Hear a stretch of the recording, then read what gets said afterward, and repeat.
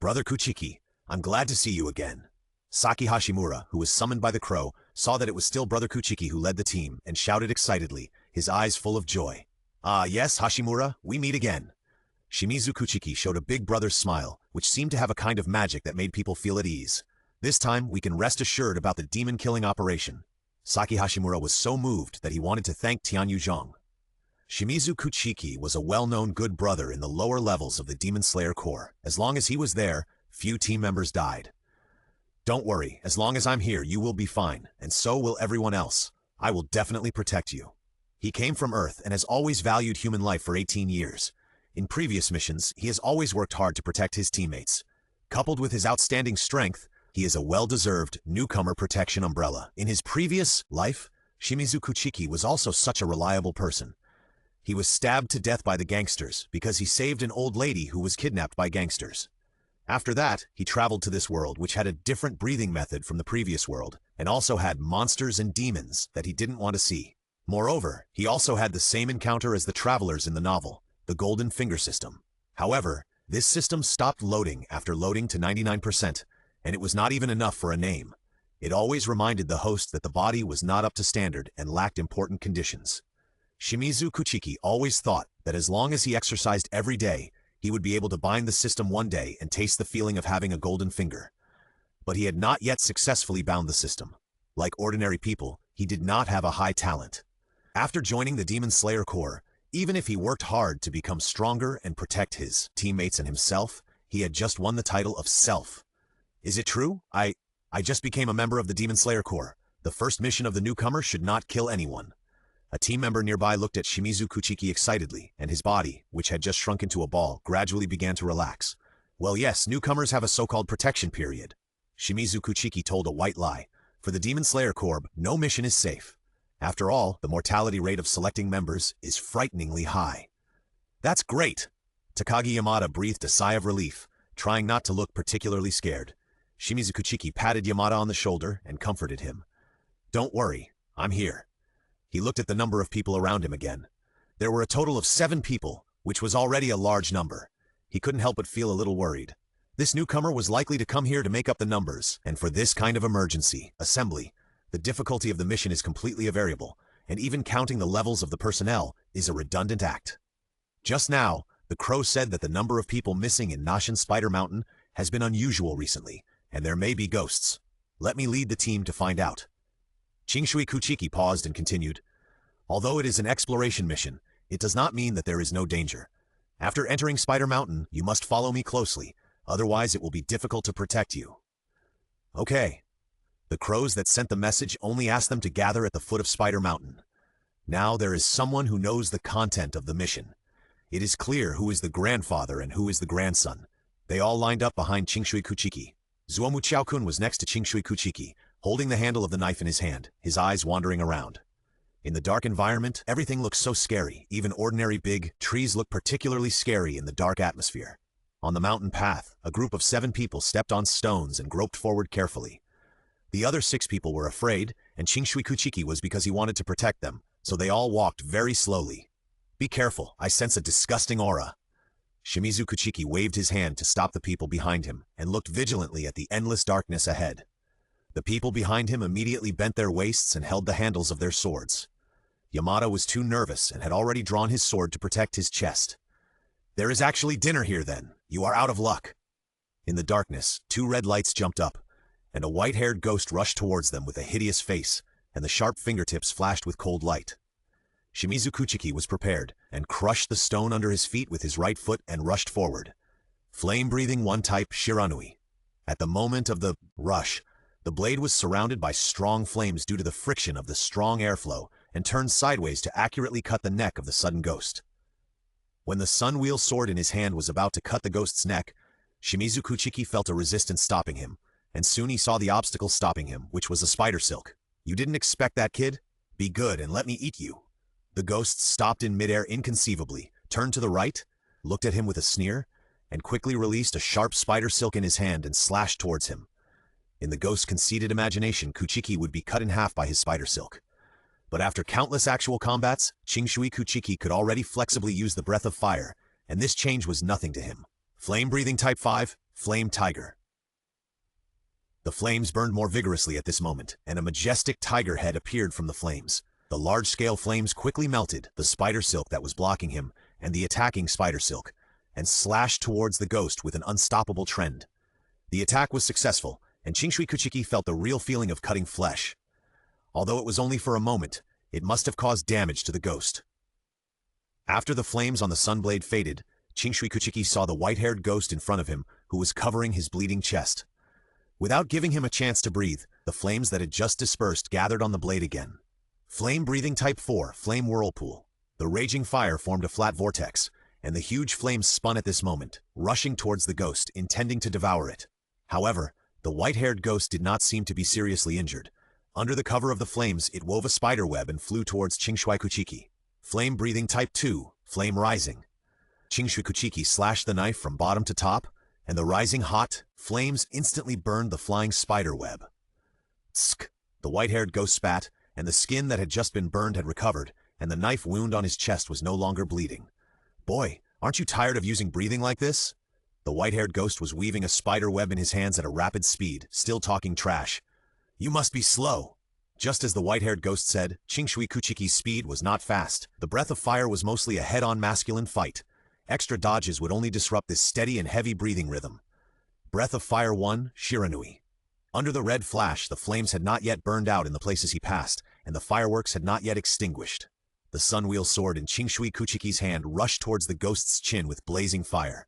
Breath of Fire 2, Flame Rising. In the upright red light, the white-haired ghost gave up the spiderweb he was still weaving, quickly tilted his head back, barely dodged the knife, exerted force with his feet, and jumped back into the air. Leaping onto a branch, the white-haired ghost sneered. Sorry, I don't want to play with you guys anymore. The longer we stay here, the less good it will do me. He didn't want to fight with them in the first place. He just wanted to escape from here. He happened to meet them and wanted to kill them as his dinner. But the leader turned out to be quite powerful. If he dragged on any longer, he would be putting the cart before the horse. Tips to avoid failure. As long as you don't write novels, you won't fail. Flame breathing type 6, Fireworks Roar. A blazing flame rushed towards the white-haired ghost standing on the branch at lightning speed. The red light reflected in his pupils, and the blooming flaming red flowers illuminated the area at this moment. The white-haired ghost didn't expect Qingshui Kuomu to have such a long-range attack. He dodged the attack with great difficulty, but his legs still suffered a certain degree of burn injury. This caused his lower body to be unstable when he landed from the branch, revealing a very fatal flaw. Breathing of Fire 1, Shiranui. The straight line of flame ignited the leaves wherever it passed, and the long flames of fallen leaves danced in the air. Before the white-haired ghost could see the appearance of the sunblade clearly, he felt his eyes burning and something sharp was pressed against his neck, which was gradually cut into it. It hurt so much, it felt like being burned by an endless flame. The white-haired ghost put his hand in front of his neck, exerted all his strength, and tried to grab it, and it actually had a tendency to stabilize. This guy's neck is really hard, it can't be cut off. When Shimizu Kuchiki saw the white-haired ghost holding his sunblade with his hand, so that he couldn't cut into it at all, he couldn't help but marvel at how hard his neck was. But he is not alone. Water-breathing form 1, Water Surface Slash. Wind-breathing form 1, Dust Whirlwind Slash. Thunder-breathing form 1, Thunderbolt Flash. When the other 6 saw that the white-haired ghost was restrained and finally no longer had to serve as a background, they all used their breathing techniques and slashed at the white-haired ghost. After each cut, a bloody mark was drawn on the white-haired ghost. The wound was light, but not large. Qingshui Kuchiki felt that the resistance was getting smaller, so he pushed the white-haired ghost against the tree next to him and used the trunk to exert force again. The Sunwheel sword gradually penetrated into the neck of the white-haired ghost. Damn it! Despicable villain! Let's fight! The white-haired ghost was pushed against the tree and roared with gritted teeth, but it didn't work. He clearly felt the penetration of the Sunwheel sword, just like the sickle of the god of death was close at hand. I haven't really experienced the taste of freedom yet. How can I die here? The white-haired ghost used the tree trunk as a fulcrum and concentrated all his strength on his hands. His hands, which had just gradually become weak, regained their strength again. The resistance increased again, and Qingshui Kuchiki clearly felt it. The sunblade was slowly pushed out again. If you want to die, die well. You ghosts who eat human flesh, what qualifications do you have to live in this world? Qingshui Kuchiki marveled at his tenacity and desire for life, but he did not have any respect for him in his heart. The strength in his hands increased again because of anger. Flame-breathing type 5, Flame Tiger. Qingshui Kuchiki panted, and sweat began to flow from his forehead, evaporating again and again to form hot mist. The flame on the sunblade in his hand turned into a fierce tiger, and the blazing flame was about to devour everything, endlessly. Go to death in peace. The long red arc crossed the neck, crossed the tree trunk, and danced in the air. The scattered sparks drew a perfect end to it. The ghost head that was blown into the air looked at its headless body in disbelief, its eyes full of unwillingness. He was actually killed by such a second-rate swordsman. I clearly have abilities that I haven't used yet. I'm still okay. I don't want to die. Why did I provoke them? I clearly want to escape from here. Then the white-headed ghost's mind was shaken by the fact that his head hit the ground, and he felt that the whole world was spinning. Finally, in a series of screen switching, his vision stopped at the starry sky. Today's starry sky is so beautiful. I seem to have never seen the starry sky like this since I became a ghost. It's so cold. Am I going to die? This is the first time I feel cold since I became a ghost. It turns out that cold feels like this. I really hate it. Why are the stars blurry? I'm going to die. I heard that when ghosts are about to die, they will see a revolving lantern, just like humans. At this moment, two blurry figures appeared in the white-haired ghost's vision. Who are these two figures? But it doesn't matter. We're all going to die, so why bother? But this still reminds me of my parents. I'm sorry. My son has disappointed you. He ate a lot of people and enjoyed eating people. People like him will definitely go to hell after he dies. I'm sorry, mother, father, I don't deserve to be your son. At this time, one of the figures approached and stroked his face. Is this warm hand from mother? I didn't expect that an evil ghost like me could see my parents again. Thank you. I'm sorry, I was wrong.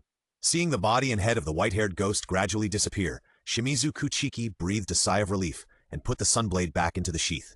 The messenger crow that had been watching nearby flew up and carefully flew over the Nada Spider Mountain.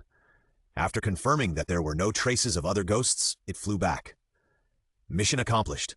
Mission accomplished. Mission accomplished. No, it's not accomplished yet.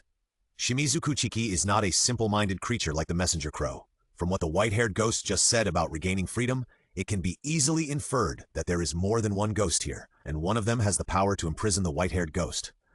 Wait. Qingshui Kuchiki shouted to the summoning crow in the sky, but the crow had already flown far away and could not hear him calling it at all. This guy flew too fast. Brother Kuchiki, the mission is completed. Let's leave here quickly.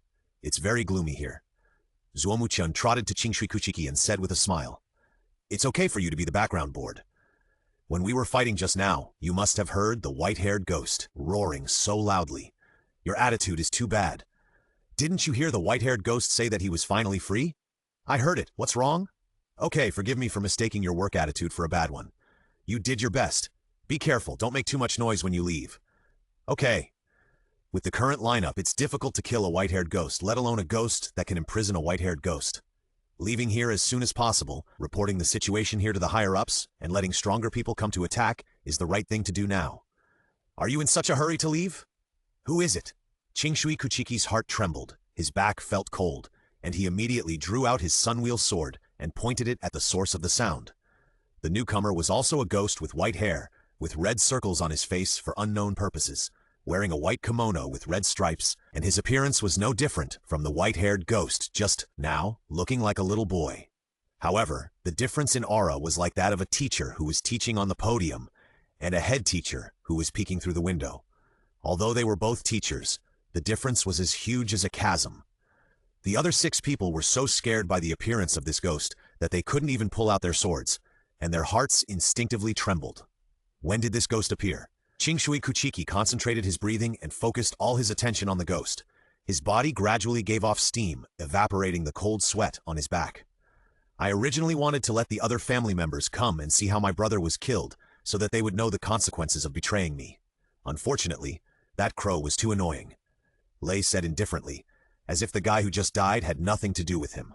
Well, my brother is dead, and you are no longer of any use to him. Go to hell. A spider web flew out of Lei's hand and rushed towards Qingshui Kuchiki. The speed was so fast that Qingshui Kuchiki, who had been focusing on him, almost didn't react. Flame-breathing type 2, Flame Rising. This time, the sunblade did not cut the spider web, and the raging fire did not burn the spider silk. It just lifted the spider web up to the sky with great difficulty. At the moment when Qingshui Kuchiki lifted the spiderweb, Lei disappeared from his sight. When he appeared the next moment, Lei's right hand had already pierced into the chest of a team member. Blood dripped down the exposed fingers behind his back. The team member whose chest was pierced looked at the hand on his chest in horror and kept comforting himself in his heart. It's all fake. It's all fake. I'm just dreaming. Just wake up. However, when Lei pulled out his palm, the intense pain shattered his fantasy. As he fell powerlessly, his life passed away in a hurry. Breathing of Fire 1 Shiranui. With the indomitable blade and the dancing flames, a straight mark was drawn on the ground. The sharp tip of the blade was bound to cut off the neck. However, the huge gap in strength made this powerful sword attack seem like child's play. Lei just blocked the attack like yawning. From the fight just now, I have seen that your strength is equal to that of my brother. Lei's white feet gently stepped on the leaves on the ground, and with a light force of his right hand, he hit Qingshui Rottenwood heavily on the tree trunk next to him. And I can kill him in seconds. Lei chuckled and lifted up his hair that was covering his left eye, revealing his trembling left eye. In his left eye, the words Xiaowu were engraved. At this moment, the world seemed to be stagnant, and the air was as heavy as if it was filled with lead. 12 demon moons. Tips to avoid failure 2. Even if you write a novel, you will find that you don't even have a chance to fail. Qingshui Kuchiki looked at the 2 words in horror, and his heart was like a huge wave. Such a terrifying existence. I actually encountered it. It really gave me, a time traveler, too much face. Qingshui Kuchiki was already in despair. With his strength, it was impossible for him to beat the 12 demon moons. So, run away. Run as far as you can. Live. You must live well.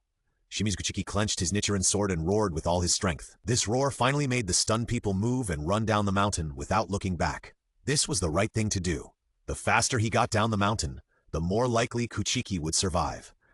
Even if he didn't survive, he couldn't let Big Brother Kuchiki die in vain. While running away, Saki Hashimura always believed that Big Brother Kuchiki would survive. They escaped. What about you? Lei looked at the 5 rubbish who escaped, licked the blood on his hands, and looked at him as if he was looking at rubbish. Stop you. As long as I stop you for 1 more second, my friends can run further. Shimizu Kuchiki adjusted his breathing and looked at Lei, trying to see where he should cut the Nichiren sword. Really? Sacrifice yourself to save others? Sparasi! The look in Lei's eyes when he looked at him suddenly stopped looking at rubbish, and seemed to have a little more tenderness.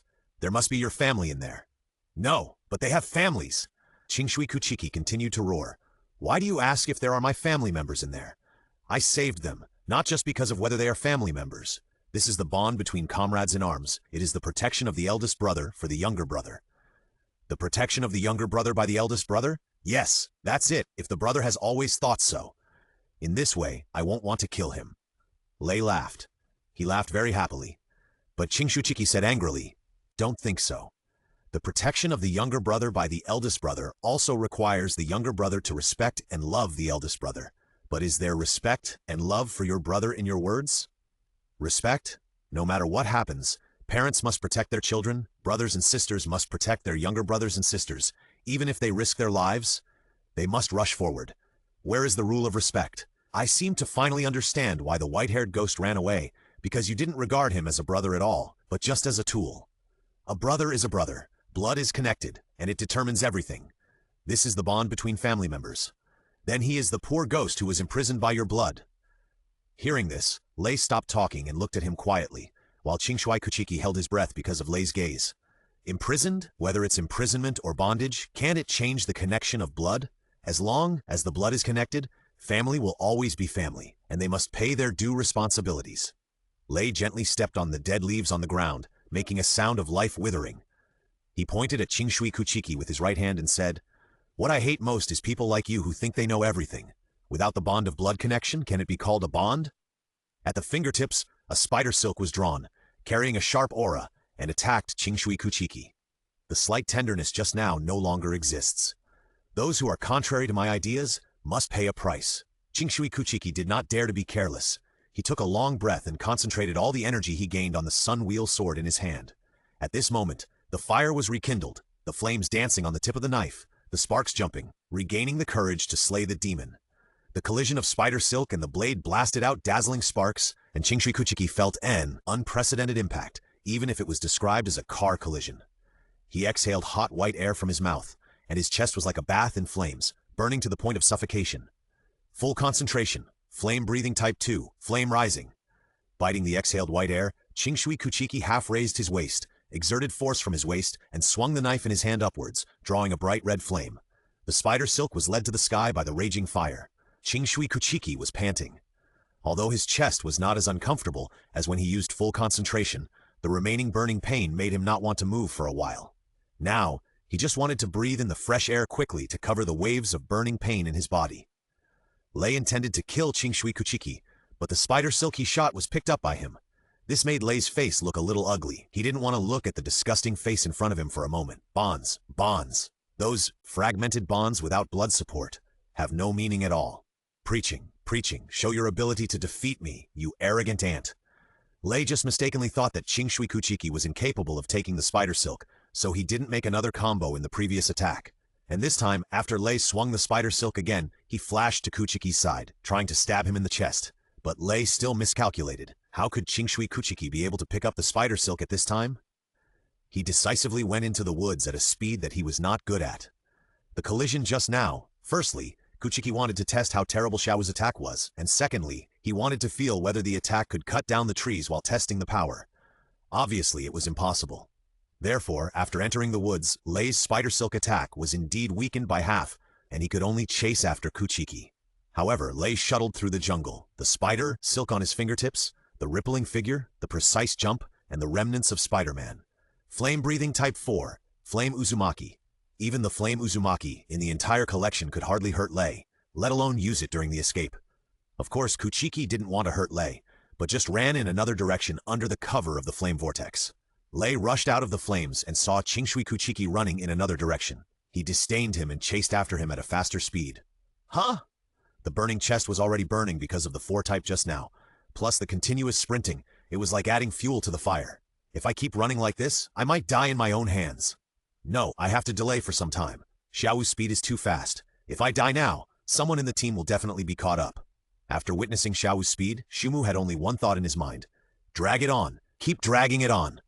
Give me more time, please. Give me some more time.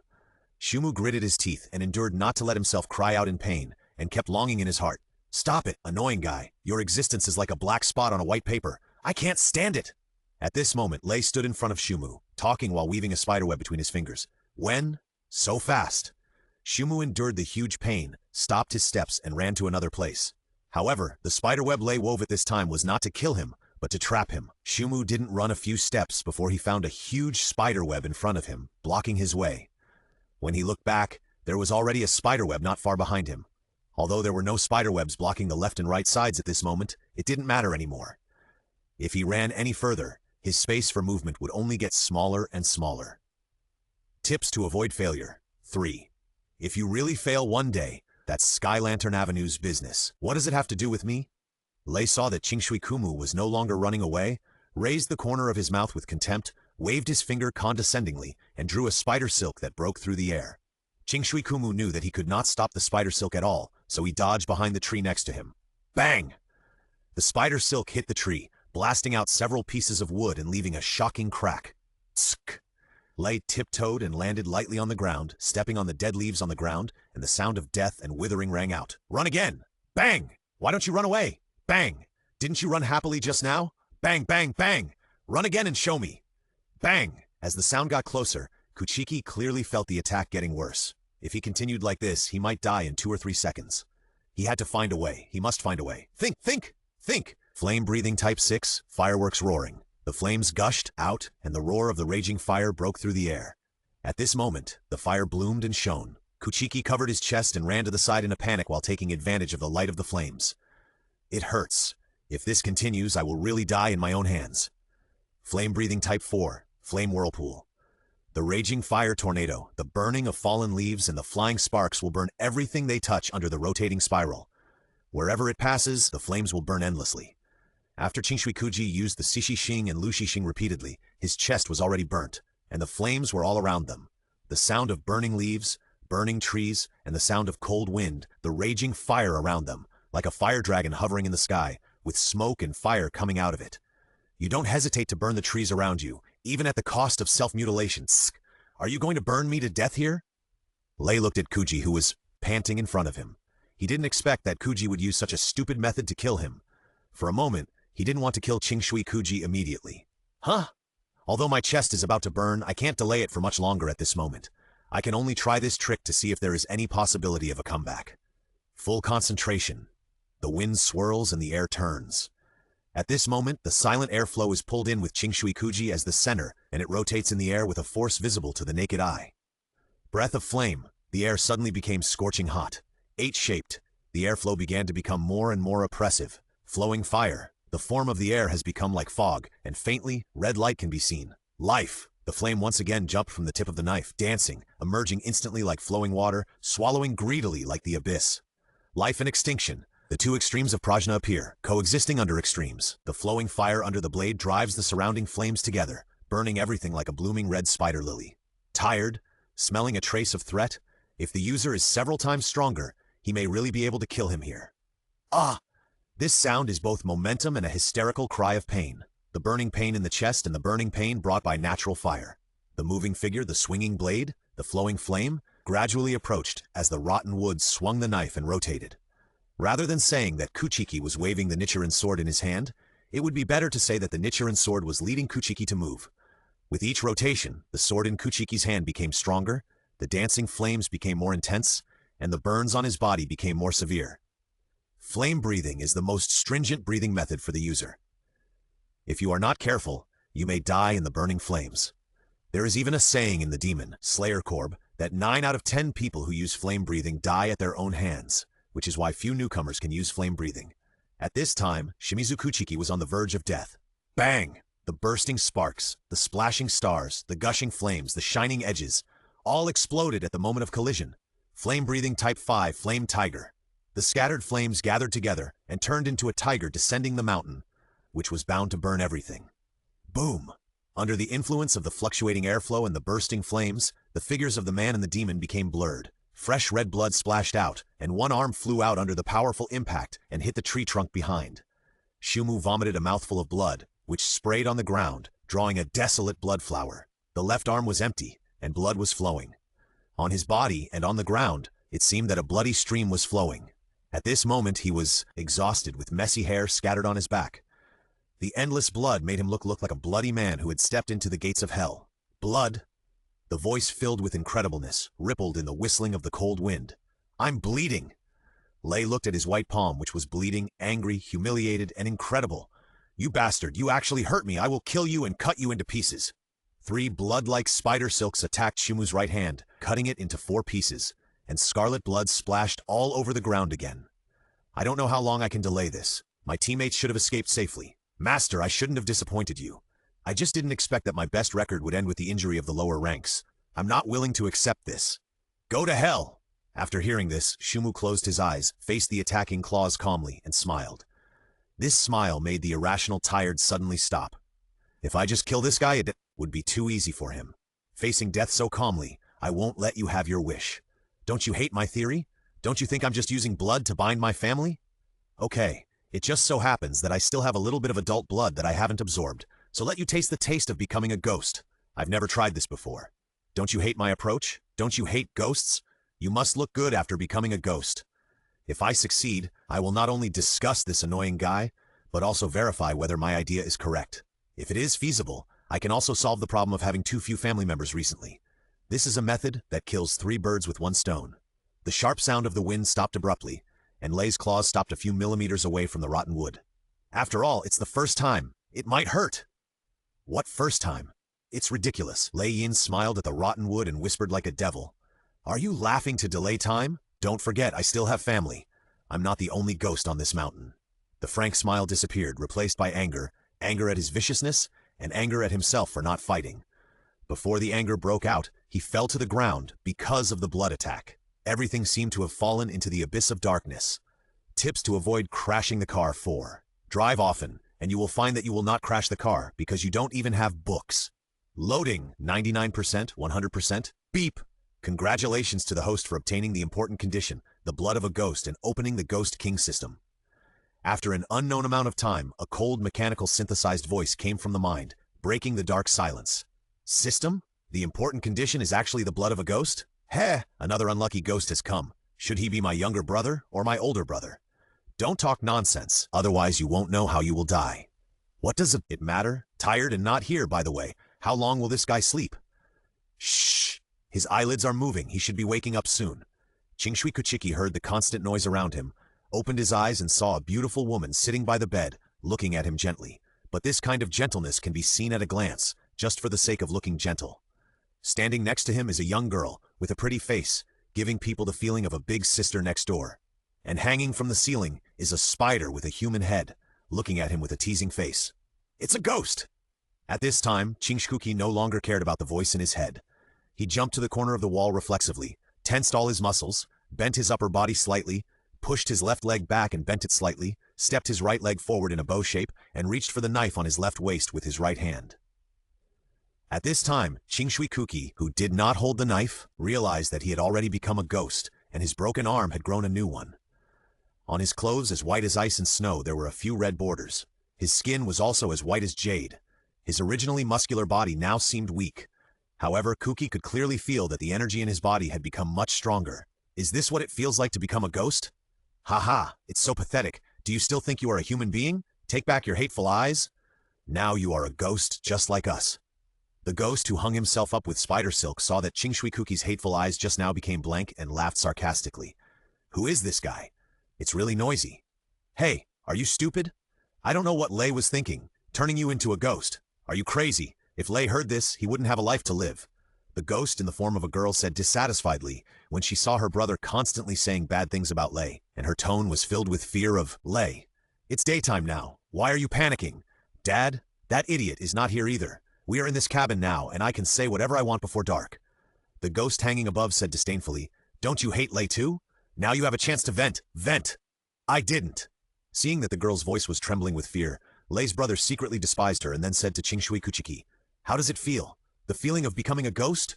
Is it very uncomfortable? All the previous beliefs have collapsed. Ahaha! Wu Dongde was really a failure, and the whole family didn't like him. Say less, Kuchiki-kun will also be our family in the future. The young woman sitting by the bed couldn't stand it anymore and wanted to interrupt his sarcasm, but this made him even worse. Family? Don't make me laugh to death. Do you really think you are our mother? He jumped down from the top and crawled towards Shimizu Kuchiki, not looking at his mother behind him, who was looking at him with eyes that hated insects. Instead, he asked Shimizu Kuchiki with an inexplicable sense of superiority. Hey, I'm asking you a question? How does it feel to become a demon? As a member of the Demon Slayer Corps, you must have killed many demons, but now you have become a demon yourself. This time, he didn't have the chance to continue to ridicule Shimizu Kuchiki, as he was pressed into the ground by Shimizu Kuchiki, who came in an instant. Blood splattered and red dotted around. The tired brother tried to prop up his body with trembling hands, but he couldn't stand up. I'm in a mess now, keep quiet. His head was pushed into the ground a little more, and there were more cracks. Letting go, Shimizu Kuchiki returned to the corner and sat quietly, although the other two demons next to him looked harmless and even beautiful. But Qingshui Kuchiki didn't think they were much better than the ghosts in the ground. At least their strength was stronger than the guy on the ground who was helpless and furious. Although the guy on the ground was annoying, everything he ridiculed was true. Now I am really unhappy. I have become the ghost that I hated so much in my life. And most importantly, it has been 18 years, a full 18 years. And it was not until today that he knew that the system binding required turning into a ghost. If I don't turn into a ghost, can I only stare at the 99% with my eyes wide open? Ding, yes. Next time you suddenly appear and talk, don't add a die. I thought there was a car behind. Okay, add a master. Yes, master. This system is really obedient. Let's get back to the point. Tell me about your current function. Okay, master. Function 1, I can summon the master's personal panel. Do you need the system to summon it now? Yes. Host Qingshui Kuchiki. Age 18, Strength 28, Normal People 10, Agility 17, Normal People 8, Vitality 32, Normal People 11, Chi 31, Normal People 1. Skills, Flame Breathing 1, Type Shiranui LV4, Flame Breathing 2 Type Flame Rising LV3 up to 9, Flame Breathing 3 Wheel Flame LV3 up to 9, Flame Breathing 4 Type Flame Whirlpool LV up to 9, Flame Breathing 5 Type Flame Tiger L4 up to 9, Flame Breathing 6 Type Fire Roar LV3 up to 9. Flame Breathing 7 Type Blazing Sun LV1 up to 6. Flame Breathing 8 Type Flowing Fire Breath LV1 up to 3. Secret Flame Breathing 9 Type Purgatory Half Enlightenment up to 3. Spinning Silk LV1 up to 9. Passive Spider Sense can sense the coming danger. Ghost King half awakened, strengthens body functions, can survive without eating human flesh, but still afraid of sunlight. Is this physical fitness enhanced after I became a ghost and half awakened the Ghost King bloodline? Yes, silk spinning and spider sense. It seems that after Xiaowu turned me into a ghost, I also gained some of his abilities. Half awakened? But I don't have to eat human flesh, which is really a blessing in disguise. Afraid of sunlight? Shumu looked at the few rays of sunlight shining through the gaps in the wooden wall, dotted on the ground. The beautiful and warm picture in the past made him instinctively fear at this time. Sure enough, ghosts are not afraid of sunlight because they have been hurt by sunlight, but the instinct of the body, the fear of sunlight engraved in their bones. Function 2. Can show part of the other party's information? Master, do you need to show it? Show it. Shumu raised his head and looked at Brother Lei, who pulled his head out of the ground. He was hiding far away at this time, looking at Qingshui Shumu with resentment, but did not dare to say anything. Brother Lei's strength, 17, agility, 12, body, 20, skills. Silk spinning LV2, poisonous spider LV4 up to 9, spotted poison phlegm LV3. Strength master, beating him is as easy as pinching a chicken. This compliment made me feel embarrassed. Is this the system's bad taste? Then Shumu looked at the two female ghosts again. Sister Lei's strength, agility, 18, body 22, skills, spider cocoon binding LV4, up to 9, strength master, killing her is as easy as picking up a knife to kill a pig. Mother Lei's strength, 20, agility, 13, body 23, skills, thread puppet LV4, up to 9. Strength master, it is difficult for master to kill her at a distance, but master can kill her with one knife if she is close. Can I know the specific content of the skills? Master, I can only know if the other party uses the skills. Nonsense, I will know it if he uses it. However, these skills, I should be able to guess them by looking at the names. Function 3. The master can obtain ghost energy coins by killing ghosts, and the number of ghost energy coins is determined by the strength of the ghost. What is the principle behind this? The master can understand it as the energy released by the ghost after death. People cannot see or feel it, but the system can convert the energy into ghost energy coins. Is it a soul? Of course not. The soul will be safely sent to the 6 reincarnations. If it is a soul, the rules of the world will erase me. Then if a ghost dies around me, but I didn't kill it, can I get ghost energy coins? Yes, but because it was not killed by the master, the ghost energy coins will be reduced by half. What is the principle behind this? If I didn't kill it, would the energy be less? No, master, because the ghost was not killed by the master.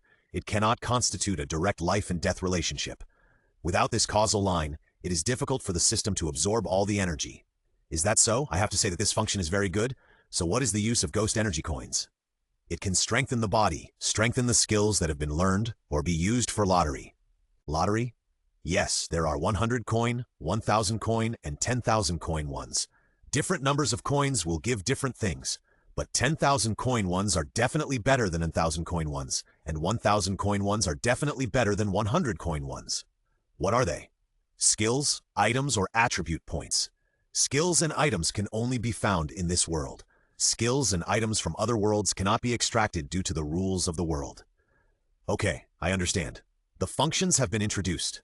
I wish the master will become stronger and stronger with the blessing of the system. Little free trick. As long as you delete the author's book after reading it, the author's collection will not increase. After listening to the system's words, Shumu lowered his head. Although the system's functions are still very powerful, it really doesn't help him in his current situation. Knowing your own panel can only help you know your own strength more clearly, and knowing other people's panels can only reduce the possibility of misjudgment. But now there is a lower-ranking soldier here. What's the use of knowing his own panel? Can he see through it? What if I know the opponent's panel? Wasn't the previous blow big enough? Another ghost energy coin, but I have to kill a ghost for me. If I touch any of the ghosts in this room, I won't survive today. The most urgent thing is escape from here. Although I have become a ghost, I am not the kind of man-eating ghost that I hate. Only by escaping can I kill all the man-eating ghosts in this world, so that people will no longer be troubled by man-eating ghosts. There are 3 in the room, plus the father just mentioned, and Xiaowu, at least 5 ghosts. To escape from here, Xiaowu must not be discovered, and as long as one ghost discovers me, Xiaowu will be attracted, and I can't escape. The brother I killed before just wanted to escape from here, and there must have been a successful precedent before. After all, he wanted to kill us in the process of escaping. Without a successful precedent, it is impossible to make such a time-wasting move. Unless he is a fool. Wait, what if he is really a fool? How is it possible? I thought about the appearance of the brother again. What should I do? The more I think about it, the more he looks like a fool. What if there is no precedent of success? If I run away rashly, I will be killed brutally if I am caught. Besides, Xiaowu was already very unhappy with me, and he turned me into a ghost just to satisfy his evil taste. Now that I think about it, the nonsensical words, "it will be painful the first time," and so on, I turned into a ghost for the purpose of experiment. He has never turned people into ghosts before, and turning me into a ghost is also to verify his conjecture that he can turn people into ghosts. Do you need to confirm it? Before Rui, did you also turn people into ghosts? When Rui's mother saw Kuchiki asking them, she wanted to improve her good impression and immediately said, "No, Kuchiki-kun." She wanted to continue talking, but was glared back by Rui's sister's cold eyes. She dared not speak anymore and stood aside at a loss, completely lacking the dignity of a mother. Although Rui's sister didn't know why Kuchiki asked this question, she was sensitive and noticed something wrong, so the scene just now happened. What a sensitive guy, but there is no need to answer anymore. It seems that my guess is correct. Xiaowu has never turned people into demons before. I am the precedent. Then my position is very awkward. I am a guy that Xiaowu hates, and I am also a successful experiment that is dispensable. Without a certainty, there is only one result of running away, that is, meeting the King of Hell. Maybe I don't have to escape alone. A team of demon slayers disappeared in Not a Spider Mountain, and the headquarters will definitely send people to investigate again. At that time, I will cooperate with the people of the demon slayers to annihilate the demons here, and I will be free again. I am really a little genius. This unrealistic idea can be rotten in my stomach. I know it is impossible with my feet. The people of the demon slayers will only kill me. Do I tell them that I don't eat people? Not to mention them, I, who am still a human, will not believe it. I can only hold the knife more firmly to cut off this nonsense-mouthed demon. Forget it. Even so, I can only escape from here when the people of the demon slayers come and cause a certain chaos. Originally, Kuchiki wanted to kill demons with the Demon Slayer Corps, but then he changed his mind and decided to forget it. Being killed by his own people, it was too frustrating for a demon to live. Kuchiki-kun, you have been in a coma for 3 days. Do you want to eat some meat to replenish your body? Lei's mother said to Kuchiki gently, and took out a bloody arm to show her kindness. It's not that she is a good demon, but in this family, her father bullies her son bullies her daughter bullies her, and Lei is the same. Whenever she is dissatisfied, she asks her father to beat her. In this family, she didn't feel the warmth that a home should have. So with the arrival of Shimizu Kuchiki, she really hoped that he could treat her better. At least don't bully her anymore. But obviously this approach is stupid. Not to mention Kuchiki, who doesn't eat people. Even other newly made demons with consciousness will not accept eating human flesh. No need, Kuchiki said with disgust, his tone as cold as the coming of winter. When Lei's mother heard this, she retracted her arm dejectedly, and her eyes, which had originally been somewhat radiant, gradually lost their luster. What a fool, this woman. Lei looked at Lei's mother speechlessly. It was because of your stupid kindness that you were always bullied. Until, now, you still maintain this kindness. How stupid. Can't you see that the man hates ghosts? He even took out. Forget it. Why get angry with her? It's better to think about how to make Lei happy at night, as long as she doesn't beat or scold me. When Shumu saw Lei's mother's desolation, his heart softened for no reason, but when he thought that she had eaten so many people that she had to use people to please him, he felt disgusted again. After this episode, the cabin fell into silence again. The sky gradually darkened, and the sunlight gradually melted, turning into cold moonlight scattered on the ground. The cold wind was biting, and the rustling sound of fallen leaves sounded. The dead leaves on the ground screamed because they were crushed. Lei came to the cabin, followed by a huge ghost. Lei ignored the 3 ghosts in the house, looked at Kuchiki, and sneered. After becoming a ghost, your body has never been stronger. This feeling must be great. Did not answer, but just sat quietly in the corner, seemingly just staring at the moonlight outside the house without a soul. System, call up the panel. Okay, master. Lei's father, strength 30. Agility, body 2. 30 skills. Body enhancement, level 5. Strength very dangerous. Lei's identity. Lower string 5. Strength 39. Agility 43. Body 49. 50 skills. Blood demon art line prison LV 6. Blood demon art. Killing eye cage LV 6. Blood demon art line rotation LV 1. Maximum 3. Extremely dangerous. Very dangerous. Extremely dangerous. Does it mean that I can beat it, but it's just very dangerous? At this time, the strength part on the panel changed. Very dangerous became unbeatable, and extremely dangerous became unbeatable, no matter how hard I tried. At the bottom of the panel, there was a bold sentence. Why did the system write danger at the beginning? Please understand, the system just doesn't want you to lose face. Don't be so shameless. I know. I'm just thinking about it. After all, the panel is there. I'm not a fool. I still have some self-awareness. Little trick for freebies too. As long as you finish reading the novel, move the progress of the novel to the beginning of the first chapter, and the author won't even get any more readings. Boring, Lei said with a frown. However, it doesn't matter anymore. As long as I know that I can turn people into ghosts, then I can turn interesting humans into my family members when I meet them in the future. Let's go into the main house. It's time for dinner. After saying that, Lei left. The tall ghost stood outside the house. When he saw Lei leaving, he followed behind him, ready to protect him at any time. Lei's brother didn't want to stay in this shabby cabin anymore. He left the cabin second, and then Lei's sister left. Lei's mother looked at Shumu, who was still sitting on the ground. She wanted to call him, but she didn't dare. Finally, she walked away timidly. Shumu knew the meaning of eating. It was a huge insult to him to let him see a group of ghosts eating meat. He was afraid that he would not be able to resist and take action if he watched for a long time. And the result of taking action was self-evident. He stood up from the ground, walked out of the cabin, and walked towards the woods. Lei, that guy walked away. Is it okay? Lei's sister saw Shumu leaving slowly, thinking that it didn't look like he was going to run away, so she asked Lei. Lei wanted to say it was okay and let him walk away. But then he thought again, it would be better to follow Shumu, such an uncertain factor, so he changed his words and said, "You stay here, I will follow him." This is not because Lei is relieved about them, but because their father is here. They can't escape even if they want to. This is also the reason why Lei made his father so strong but not smart. Lei deliberately released some of his own breath to let Shumu know that he was following him and remind him not to mess around. If he messed around, kill him at the first time. Lei firmly believed in this point, because he and Kuchiki had no feelings for each other, and Kuchiki also believed it. But what Kuchiki wanted to do at this time was not to care whether Lei followed him or not. Of course, it would be best if Lei didn't follow him. The reason why he walked slowly was that he was afraid that he would be killed by Lei if he walked too fast. In this way, the two demons walked towards the woods, one in front and one behind. On the other side, at the headquarters of the Demon Slayer Corps, Ubuyashiki Yoshiya was touching a crow as if to comfort it. "I know, child, you go back. Your master will definitely find it." Although Ubuyashiki Yoshiya had ugly scars on his face, his gentle tone and warm hands made the crow feel extremely warm even in this cold night. It twitched, and there were tears in its black eyes. After wiping the tears with its wings, it drooped its little head and flew away. After seeing the crows fly away, Ubuyashiki Yoya changed his gentleness and turned serious, shouting, "Hina! Hika! Here!" The two pale, cute girls pulled open the screen, knelt on the ground, and looked at him respectfully.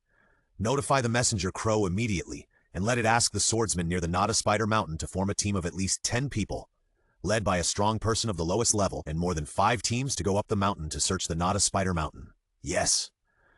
By the way, also let the messenger crow notify the nearest pillar nearby, and ask them to come to my place immediately and wait. Of course, if they are closer to the Nada Spider Mountain, let them go there directly. Yes." Hinai and Hika knew the seriousness of this task, and ran out of the house without a moment's delay to force the messenger crow. Just now, the crow of Shimizu Kuchiki flew to Ubuyashiki Yoya and cried that its master was missing. It had been looking for him for the past 3 days, wondering if the master thought it was too stupid and didn't want it anymore. At first, Ubuyashiki Yoya thought that the crow was here to show off, but when he heard it say that Kuchiki had been missing from Nanda Spider Mountain for 3 days, he immediately realized that something was wrong. Ubuyashiki Yoya knew Kuchiki. Although he was not strong and his talent was not high, he admired his gentle and considerate personality and trustworthy aura. He would not believe that Kuchiki had escaped from the Demon Slayer Corps, and did not rule out the worst possibility. Ubuyashiki Yoya asked the crow to leave, which led to his current behavior. He has been eyeing Nanda Spider Mountain for a long time. There is a high possibility that the 12 Kizuki are there, which makes him determined to completely eradicate Nanda Spider Mountain at the cost of the pillar's precious time. The scene turns to Kuchiki again. It has been more than an hour since Kuchiki left the cabin. Lei was getting impatient following him. If he hadn't seen Kuchiki finally stop, he would have thought that Kuchiki was stalling for him and doing something he couldn't imagine. Finally found it. There was a Nichiren sword stuck in the ground. It was obvious that this sword belonged to Kuchiki and was thrown on the ground by Lei 3 days ago. Kuchiki squatted down, pulled out the Nichiren sword, and concentrated his breathing. He breathed a sigh of relief when he saw the red light emanating from the sword. Sure enough, after becoming a ghost, the breathing method was still useful for the Nichiren sword. Lei frowned slightly when he saw Kuchiki pull out the Nichiren sword. What was this guy going to do with the sword? Although it was reasonable for a swordsman to retrieve the sword, this guy was now a ghost. What did he want to do with the Nichiren sword? Could it be that he was still stubborn? Lei stood on the branch and released a murderous aura. However, Kuchiki's next move made Lei puzzled again. He threw the Nichiren sword fiercely at the tree in front of him. With a sound of breaking through the air, the blade penetrated the tree trunk, and pieces of wood exploded and fell to the ground. "Let's go." Kuchiki let out a long breath and said to Lei, but he didn't care whether Lei stayed or followed him. He walked towards home, by himself, and remembered the route he had taken. He picked up the Nichiren sword to test whether he could still use it. He threw away the Nichiren sword because he had to carry the sword now. No matter how much he explained, there was only one possibility that Lei would kill him. He remembered the route he had taken so that he could take the sword away faster when he escaped. As for why he risked being suspected and came to find the sword he had lost, there were 3 reasons. First, it was difficult to use the breath of flame without a sword. Second, it was difficult to exert the full power of the breath of flame if the blade was not red. Third, the demon slayers rarely used red swords, and he might not be able to rob them in the future, and this method was stupid. When Lei saw Kuchiki throwing away the sword in his hand, he was puzzled at first. Why did this guy look for the sword for more than an hour, and then throw it away? Lei also had a guess that Shumu was trying to remember where his knife was, but it was unlikely. He couldn't beat him, even with the knife. Lei thought Shumu couldn't be unaware of this fact. Moreover, if Shumu took the knife to escape, it was even more impossible. Could he run faster with the knife? Or maybe this guy threw the knife to say goodbye to his past self as a human. It was a kind of determination and a kind of belonging to me. This possibility was not great. He looked like he hated ghosts before, so it was impossible for him to make a decision so quickly. But what was the reason? Just when Lei was puzzled, a discordant breath appeared. This night was destined to be restless. The 3rd trick for free is damned. The previous 2 methods will still increase the author's reading volume. I should use a friend's mobile phone and read it with a friend. In this way, 2 people will only increase the reading volume. There is actually a human breath, and it feels quite a lot. But no matter how many of them come, it is useless. They are as weak as ants. Just have some self-awareness and don't disturb my family. It's all you, the Demon Slayer Corps, who keep disturbing our family. Lei looked at Kuchiki coldly and hated him again. Kuchiki felt a chill on his back and shuddered. "No way, are you going to kill me now? This ghost life is too miserable." The sudden spider silk wrapped Kuchiki tightly, like a mummy, and the speed was so fast that he had no chance to struggle, even though he had been prepared. Then Lei dragged Kuchiki and ran towards home. Fortunately, he didn't kill me now, which means that Xiaowu didn't want to kill me, at least not now. After arriving at the wooden house, Lei threw Kuchiki, who was wrapped like a mummy, on the floor. Lei's mother and sister looked at Lei with surprised eyes, wondering what Kuchiki did when he went out, and was wrapped like a dumpling. "Someone from the Demon Slayer Corps is here. There are too many of them. Brother, Mom and Dad, let's go together." "Okay, Lei." Lei's mother agreed weakly, and walked out of the cabin with Lei's brother and father, and walked towards the woods, looking for the Demon Slayer Corps members who came to the mountain. "Lei, what about me?" Lei's sister looked at Lei and asked worriedly. Lei did not answer her immediately, but added a few more spider silks to Kuchiki and hung him on the ceiling with spider silks. "Watch this guy with me." "Okay." After all, it is better to rely on a pig that can climb trees than to rely on a guy who just turned from a Demon Slayer Corps member into a demon. On the other side, Lei's father first found a team of Demon Slayer Corps members whose terrifying aura suppressed the beating of their hearts. At this moment, the Demon Slayer Corps members remembered the fear of being dominated by demons. "This guy is too scary," a GUI-level member said in horror, shaking his hands and almost losing his grip on the knife. In fact, it was not just him, but several other members were also greatly shocked. Seeing that his team members had almost lost their ability to fight, the captain, who was leading the team, tightened his grip on the knife in his hand, took a deep breath, and temporarily put aside his fear in order to boost morale. Water breathing, Type 1, Water Surface Slash. With a loud name of the move, the blade splashed water. This shouting expressed his fear, and only the courage to face the strong enemy remained in his heart. Like a calm surface of water, calm but extremely heavy, the blue surface of water hid an infinite power under its beautiful appearance. Ha! Ping! In the splashing water, there was a sound of hard objects colliding. The captain looked at the scene in front of him in disbelief. The Sunwheel sword only cut into a tiny bit. Where was the infinite power promised? This infinite power is too small. The tired father grinned and laughed silently. Damn it! The captain wanted to pull out the knife, but the knife seemed to be clamped tightly by 2 huge rocks and could not be pulled out. The figure reflected in the moonlight on the ground lost its head under the blow of a punch, and the remaining shadow fell to the ground helplessly, and the red liquid splashed all over the ground, adding to the suppressed horror. How is it possible that a strong man of our level died just like that? How can we deal with such a terrible monster? The team members trembled, and some even dropped their knives and ran down the mountain. Without exception, under the unrivaled strength of Lei Baba, this team of ghost slayers had no survivors. Gaga, danger, danger, danger. The messenger crow flying in the sky didn't say a few words before it was pierced through the body by a stone and fell to the ground. The red blood was infecting the earth. On another battlefield, the captain of the team hadn't seen the figure of the ghost yet, and his body was uncontrollably slashing at the surrounding team members. "Run, run! I can't control my body, run!" the captain cried desperately. Seeing his former teammates die under his knife, this kind of pain was probably beyond the reach of being cut into pieces. However, many of the team members were controlled and swung their knives at their own people. The demon slayers were caught off guard and had no power to fight back. Despair, pain, and crying filled the forest. On the third battlefield, although the tired brother had a low level of skill, his seemingly omnipresent poisonous spiders and terrible venom made all the demon slayers lose their combat capability. The stiff demon slayers were hung in the air by spider silk and gradually transformed into spiders. The 3 teams of demon slayers were wiped out in the first sight. However, there were still several teams of demon slayers exploring in the forest, and the slaughter and being slaughtered continued. The crows flying in the sky were all crazy. Countless stones were thrown at them crazily. Many of their companions were hit and fell to the ground. Only one crow escaped. It used up all its strength, flapped its wings, and flew to the headquarters in panic. "Help, Daddy." This scene was not visible to the rotten wood, who stayed in the wooden house and was tied up like a seriously injured patient. Now he was moving his body like a maggot, up and down, turning around in the house, helpless like a child. Lei's sister stood aside, trying hard to hold back her smile, fearing that she would laugh out loud and make Lei hate her. Time passed by minute, and Lei began to get impatient. The demon slayers were like annoying flies, and they could not be killed. There were too many demon slayers tonight. Nearly 100 members had gone up the mountain, and most of them died. The remaining members began to be more and more cautious because of the exploration of their predecessors. Some of them had figured out the way of the demons. Although they still couldn't beat them, the speed of death began to slow down. The pressure from the 3 demons was getting greater and greater, especially for Lei's mother. The precise manipulation was constantly reducing her spirit. Lei's family members were also trying hard to resist all this.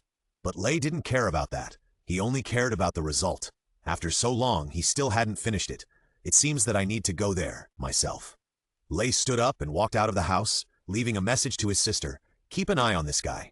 After Shumu had been learning the movements of the maggot for a long time, he didn't believe that Shumu could break free from his restraints, so he left with peace of mind. Lei's figure went farther and farther away until he could no longer be seen with the naked eye. "Ha ha!" Shumu was laughing wildly in his heart. "I have learned the movements of the maggot for so long just for this moment. By moving up and down and rubbing, I cut off 10 spider silks, and then used stupid movements to deceive the lower-ranking soldiers. At this moment, I am finally free. Break it for me. Why can't it be opened?" At the foot of the mountain, 3 guy-level team members arrived. Daily Life of a Freeloader 1. Damn, after reading this novel on my friend's phone, my friend actually fell in love with the book. I always feel like I have promoted the author for free, and I have lost a lot. Almost all my children have been killed. Ubuyashi Kiyoya sadly hugged the terrified crow in his arms and gently stroked it with his warm big hands, hoping that it would feel better. "There may really be 12 demon moons there. It seems that we really need to send you there." At this point, Ubuyashi Kiyoya's 2 daughters turned their eyes to the house and looked at the man and woman in the house. "Giyu Shinobu." "Yes," the 2 said in unison. Although they received the notice and rushed here without stopping, and only rested for a moment, their energy and spirit seemed to be in full swing. It would be great if humans and demons could live in harmony. The woman's delicate makeup was filled with sadness, which she couldn't hide even with a smile. "Tomioka, don't you think so? As long as demons still eat humans, then humans and demons can't live in harmony."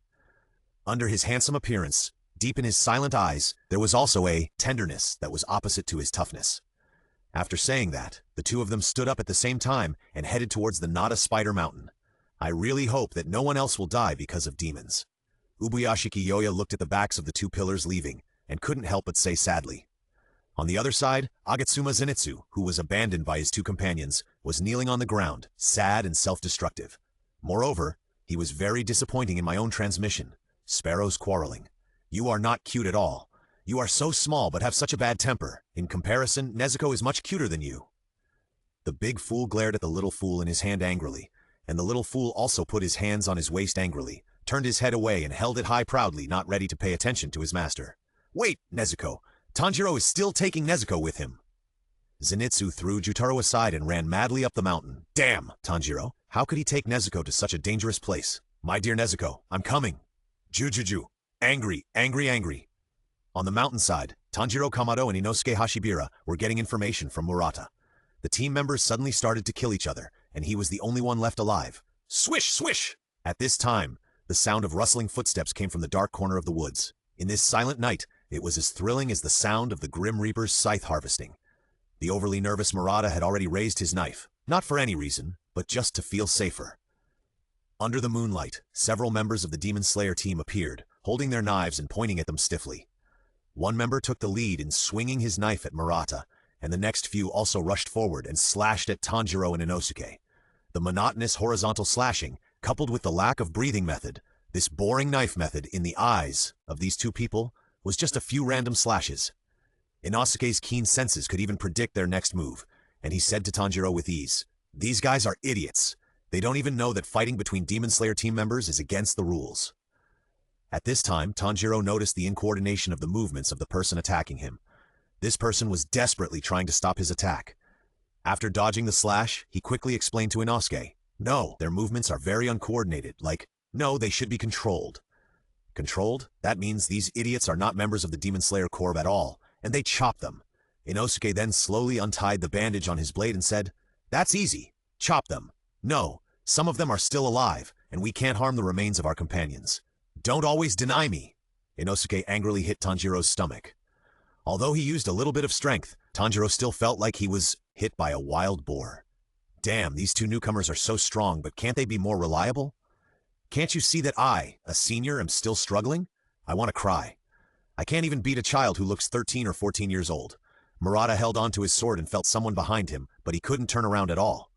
If he turned around, he would be killed by the sword in front of him. If he didn't turn around, he would be killed by the sword behind him. If he was alone, the big word death would be imprinted on his forehead like a brand. "Hey, you are so weak!"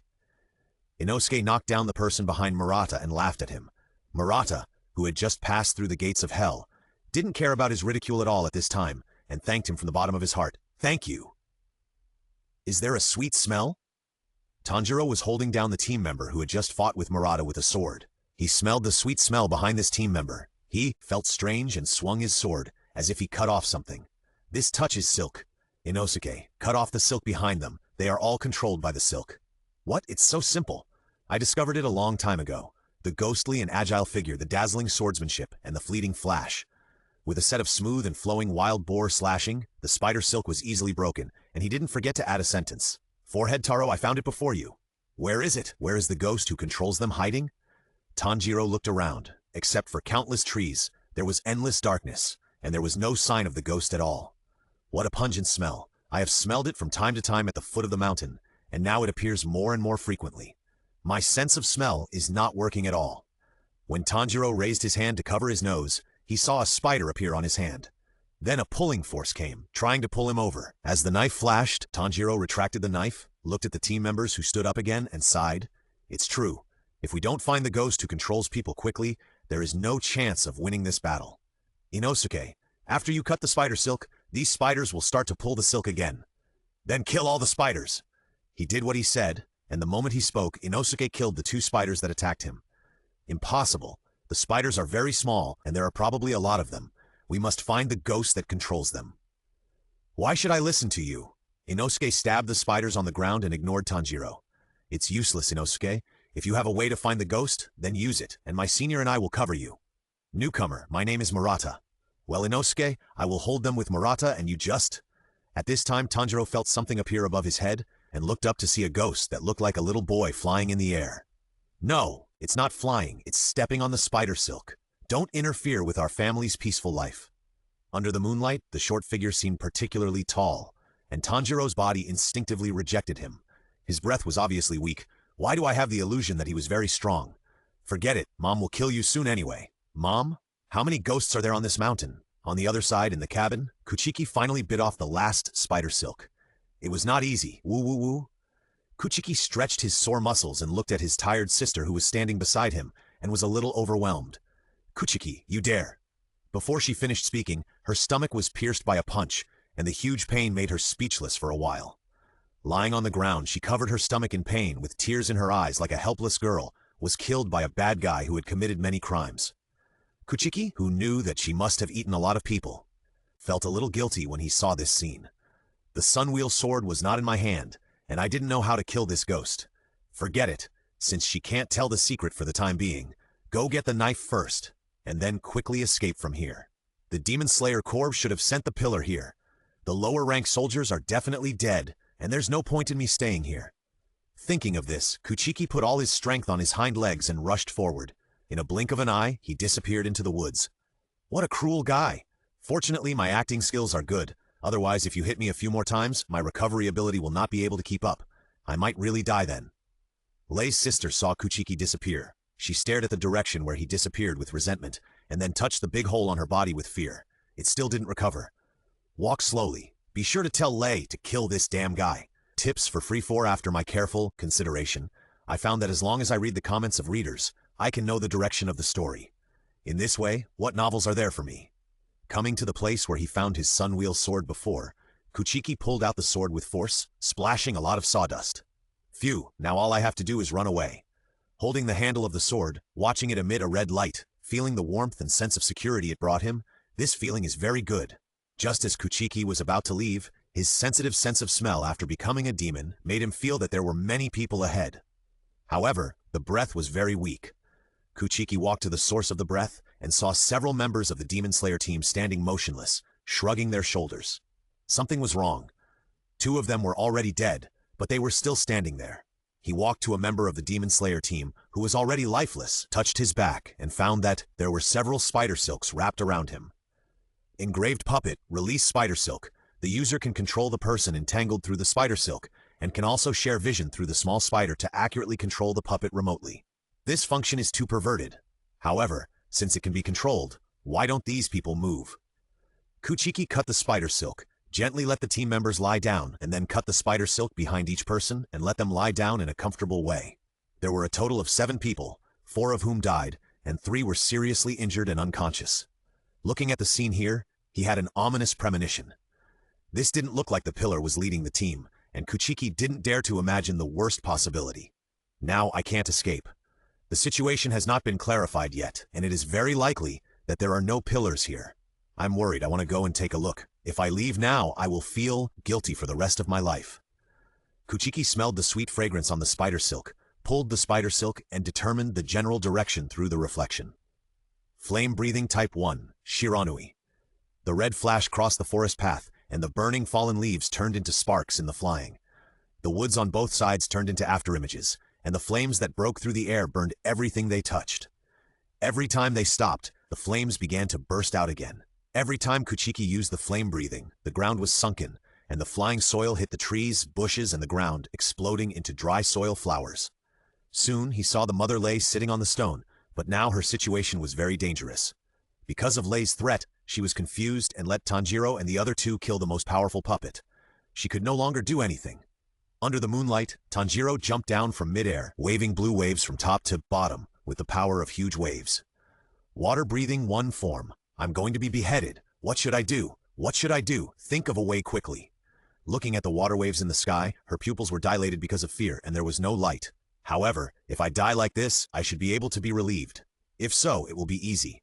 Thinking of this, tears fell from the tired mother's eyes, and she stretched out her arms to embrace this death. This is the taste of sadness. Tanjiro slightly adjusted the handle of the knife and changed his words. Form 5. The thick waves just now turned into flying rain all over the sky, and the cold moonlight seemed to turn into warm sunshine, rippling like a spring breeze. The kind rain of heaven. The blade had already cut across the neck, and the head had slipped off the body, but this warm sunshine, like a hug from her family, hugged her tightly, making her feel no cold and pain. It was so warm, just like being gently patted by raindrops. Not painful at all. Not painful at all. I didn't expect that as a ghost I could die so peacefully. This way I can be free. I heard that after a person dies they will flash through a revolving lantern, looking for warm memories. But do ghosts have that? Mother Lei looked at the person who killed her, and her eyes were full of tenderness. So gentle, when I was still a human, it seemed that someone also looked at me with such gentle eyes. Who was it? I can't remember. At this time a figure appeared and used his thick shoulders to rub her body into his arms. He said to her the warmest words she had ever heard in the world. Go to sleep. When you wake up, There will be no one in this world who is worried about ghosts. I'm sorry, Kuchiki-kun. Although I didn't turn you into a ghost, you must be in pain after becoming a ghost. I'm sorry. I'm really sorry. Gradually, Mother Lei's hands fell down weakly, and her head lay peacefully on the ground. The crystal tears sparkled, telling her past. Sure enough, ghosts can't see the revolving lantern. Using the last bit of strength, he opened his mouth. There are the 12 demon moons here. Please be careful. After hearing this, Tanjiro's body was obviously stunned, but because there was still a ghost at this time, he didn't rush forward to ask. Lei's mother's body gradually dissipated in the arms of Kuchiki, turning into beautiful light and shadow. Thank you. You're welcome. Although he had doubts, Tanjiro still answered very politely, but the knife in his hand was already tightly held, which would not affect his speed of drawing the sword at all. When she was alive, she should have been a gentle person like you, but because of the appearance of the ghost, everything changed. Why did this guy say such a thing? Moreover, there was no smell of lying. This was his innermost thought. And you should be only 13 or 14 years old. You are so young, but you have to face this cruel reality like us adults. You must be in pain too. His breath is so gentle. Why do I have the urge to throw myself into his arms and cry bitterly? He is a ghost that may drink human blood and eat human flesh. Child, tell me, is there a pillar leading the team here? He should not answer, but Kuchiki's unique reassuring breath made Tanjiro almost blurt out. No, many predecessors have passed away. What? The warm atmosphere shattered at this moment like glass hit by a stone. Is the leader stupid? There are obviously 12 demon moons here, but he didn't send the pillars here. However, Kuchiki soon calmed down. How could the leader know that there are 12 demon moons here, just because their team disappeared? System, identify the child's panel. Because Kuchiki's sensitivity to the breath of ghosts decreased after he became a ghost, he did not find that there was a ghost in the wooden box carried by Tanjiro. However, Kuchiki only mentioned the panel for identifying Tanjiro, and the system did not release Nezuko's panel. Okay, Master. Tanjiro Kamado strength 27 agility, 29 physical condition, 19 enter, 27 skills. Water breathing 1, water surface /L4, water breathing 2, water wheel of 3, water breathing 3, flowing dance L3, water breathing 4, tide beating L4. Water breathing 5, heaven's merciful rain L2, water breathing 6, twisting vortex L3, water breathing 7, shitsuku wave ripple L2. Water breathing 8, taketsubo L3, water breathing 9, water flow spray L2. Water breathing 10, life flow V1, up to 3. Fire god, Kagura, round dance, pseudo sun breathing, no level. Passive, super smell, as the name suggests, has a very strong sense of smell and can also smell the gap of the enemy's weakness. Among them, the pseudo sun breathing and super smell attracted Kuchiki's attention. Sun breathing? What kind of breathing method? I've never heard of it, but it seems to be very powerful. The gap line in the super smell that can smell the enemy's weakness is also what Kuchiki is interested in. This panel is very strong on a 13 or 14-year-old, much stronger than when Kuchiki was 13 or 14 years old, but it is still not enough to deal with the 12 demon moons. Run away quickly. The 12 demon moons here are not something you can deal with. No, I will definitely go to defeat him. Even if I will definitely die? Then I will definitely go. Looking at Tanjiro's determined eyes, Kuchiki felt like he had been taught a lesson. Maybe this is why God made me a demon instead of letting me die. It's just to wait for this moment. If I can save the remaining people here, then I will die without regrets. System, I should have obtained demon energy coins just now? Yes, Master, a total of 1,500 points. Then bless all the living people on this mountain. Tips for getting something for free 5. If you stand upside down while reading a novel, it is not normal reading. This will not increase the reading volume for the author, and may even reduce the reading volume. Kid, I can't take care of you from now on, because I have things I have to do, even if it means death. And you are still young, so try not to die. Kuchiki said this and ran to the side of the woods. Tanjiro watched Kuchiki leave. For some reason, he didn't want to classify Kuchiki as one of those demons who eat meat. Deep in his heart, he had a vague feeling that he shouldn't tell others about Kuchiki's existence. He didn't rush forward to kill Kuchiki because his sense of smell told him that Kuchiki smelled of trust. System, add all 1,500 ghost energy coins to my agility. Okay, Master. Each increase from 17 to 20 consumes 50 ghost energy coins, and each increase from 20 to 40 consumes 100 ghost energy coins. A total of 1,450 ghost energy coins are consumed, and agility, 33. The speed that was normal just now suddenly increased. It was visible to the naked eye, but now only a residual image is left. Shumu quickly adapted to the current physical fitness, because it increased agility instead of speed, so it can react quickly even if it is too fast. The only shortcoming has been made up, and now the panel looks like a whole set of shortcomings. It seems that after becoming a ghost, My sense of smell is very sensitive to human smells. As long as I feel it carefully, I can find it. When I am near humans, if there are ghosts nearby, I can detect it, because ghosts will definitely appear near humans. This is also the fastest way that Shumu can think of to find ghosts, as long as the first ghost I meet is not Lei. Every time I kill a ghost, the people on the mountain have more chances to survive, and I have more confidence to survive from Lei. As for what will happen next, Shumu is no longer prepared to consider it. He follows his heart and does his best to protect those who deserve to live. I smell it there. Flame-breathing Type 1, Shiranui. After strengthening his body, Kuchiki had unconsciously used Type 1 as a way to travel. Even if his chest was burned, it would be fine, because the injury would recover quickly. When he came to the source of the breath, he saw an open space with a dilapidated wooden house above him, and several iron chains hanging on it. There were also several spider silks around, with 7 or 8 members of the Demon Slayer hanging on them. Although their breath was very messy and weak, fortunately they were not in danger of life. How did you get here? Didn't Lei tie you up? Lei's brother came out of the dilapidated wooden house above and asked Kuchiki. Although he was a bully who was arrogant and domineering, it did not mean that such a ghost had no brains.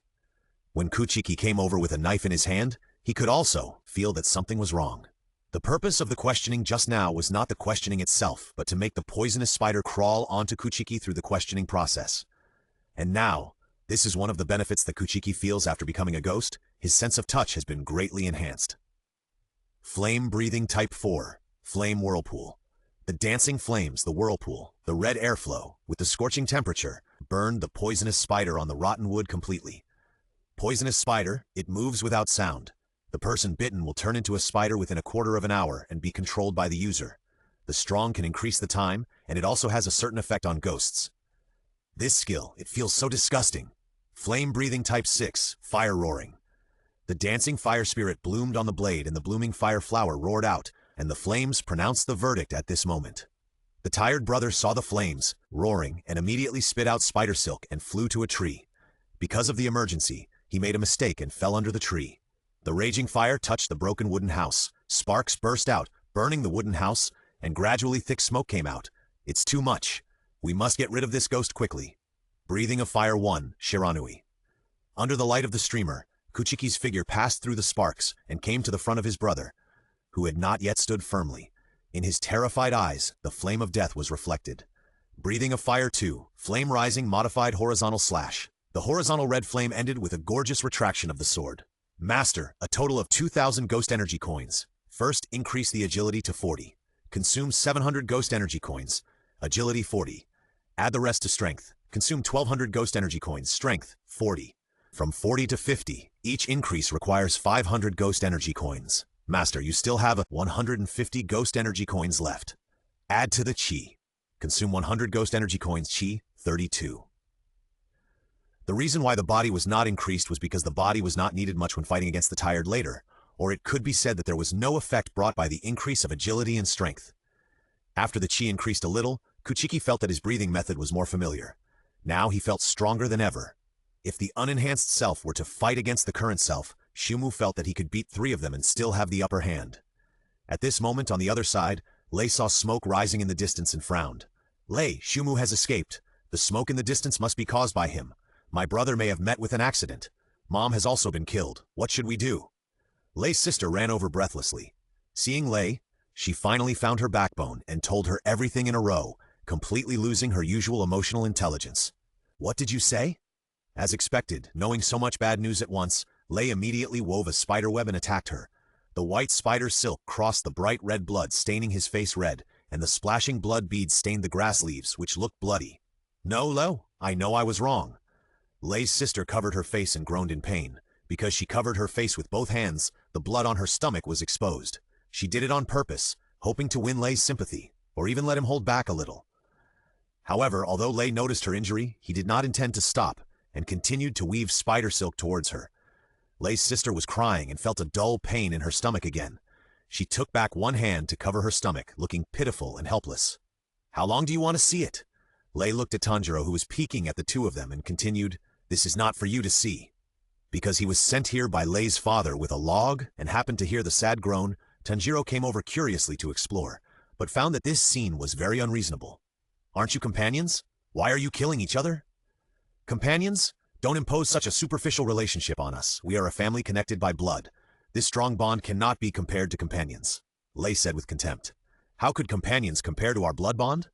After hearing these words, Tanjiro clenched his left hand into a fist, and finally mustered up the courage to say angrily, "No, whether it is family or companions, as long as there is a strong bond, they are equally valuable."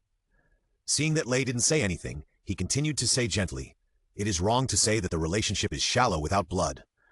Then he looked at the girl lying on the ground with gentle eyes and said sadly, "Moreover, people who are connected by a strong bond will exude the smell of trust, but from you, I can only smell the smell of fear, hatred, and disgust. This kind of thing is not called a bond at all. It is a twisted and false bond." Tips to avoid flop 5. If you update from time to time, you won't flop, because before you have time to flop, the book will end. Lei's sister was obviously stunned and looked at Tanjiro in horror. Some things are better known and there is no need to say them out loud. She had already seen Rui gritting his teeth and the invisible anger had spread. There are actually ordinary demons here, I'm so lucky. The abrupt voice appeared at this extremely inappropriate time. "It's just right to kill you, so that I can?" A spiderweb passed by, and the demon slayer Kor, who had not yet finished speaking, became minced meat on the ground. He was chopped into pieces in an instant. What happened? Looking at the tragic scene on the ground, Tanjiro exclaimed, his body trembling instinctively. This was the fear in the depths of his heart. "What did you just say?" Rui was weaving a spiderweb, and a death gaze burst out from the depths of his eyes. Tanjiro came back to his senses, held the knife, tried to hold it steadily, and pointed it at Rui. "Let me ask you, what did you just say?" This time, Lei's aura was completely different. He no longer concealed his suffocating aura, but released it completely, like an endless abyss. The strong sense of oppression made the air around him heavy, making it difficult for people to move. The surrounding environment seemed to have changed color, as red as blood. "Sorry, Inosuke, hold on. It will be fine soon. I will meet up with you after I defeat this ghost. You must hold on." "Hey, let me ask you again. What did you just say?" Tanjiro clearly felt that the sword of Damocles was hanging above his head.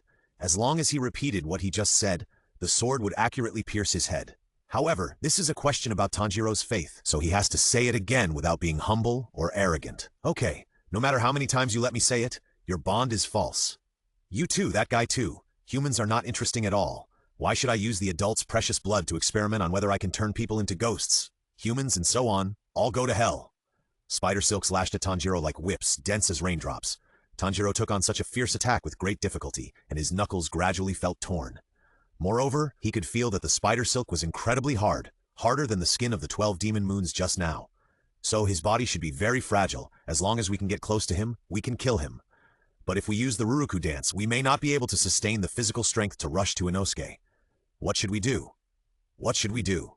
We must think of a win-win solution. Tanjiro looked at the surrounding trees.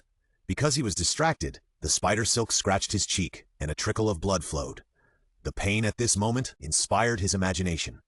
After knocking away the nearest spider silk with a knife, Tanjiro ran to the side, stepped on the tree trunk, and flicked the sun blade in his hand. Water-breathing type 9. Water-flowing spray. Blue waves splashed and swirled in the air, and the mysterious steps shuttled through the tree trunks, like waves stacked up, and it was unclear what the next move would be. Tanjiro changed his figure in the splashing foam, his eyes staring at Rui like a venomous snake, just to swing a fatal blow at the most critical moment. At this extreme speed, the agility shown by Tanjiro was no longer the value on the panel, and Rui's eyes could not catch his figure.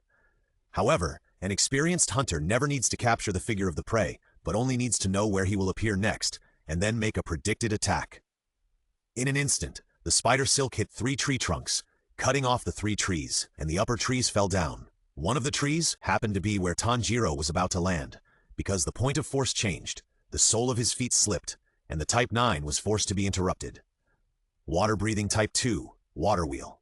The tumbling waves made Tanjiro land steadily in midair, and when he touched the ground, he used the remaining power of Type 2 to knock away the spider silk that followed. The operation was smooth, and the skill level was heartbreaking. Although he was only 13 or 14 years old, he was as experienced as a warrior who had experienced hundreds of battles. Even Lei couldn't help but applaud in his heart when he saw this operation, and added, "I'm so annoyed, are you going to die or not? The movement just now was to get closer to me? You too, and that guy too, are all dreaming of killing me. Okay, come and kill me," Lei said, lifting the hair next to his left eye, revealing the terrifying word, inside. Seeing these 2 words, Tanjiro immediately threw the question of who that guy was behind his mind. How could it be possible? I didn't expect that I had been wrong all along. The 12 Kazuki turned out to be him, a harmless ghost. Sorry, Inosuke.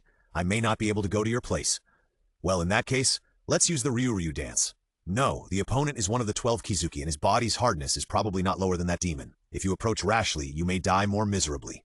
Tanjiro looked at Rui vigilantly, and he was alert, concentrating his breathing, ready to swing his sword at any time. Then let's make you despair, said. Rui swung a spider silk and attacked Tanjiro.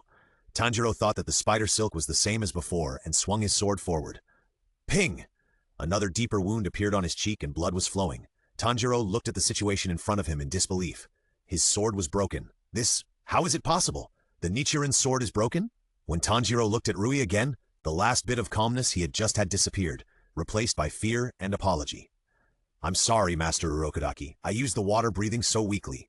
I'm sorry, Master Tetsuzuka. I broke the sword. I'm sorry, Inosuke. It looks like you'll have to face that ghost alone. I'm sorry. That ghost who is full of trust. I may not be able to live as you said.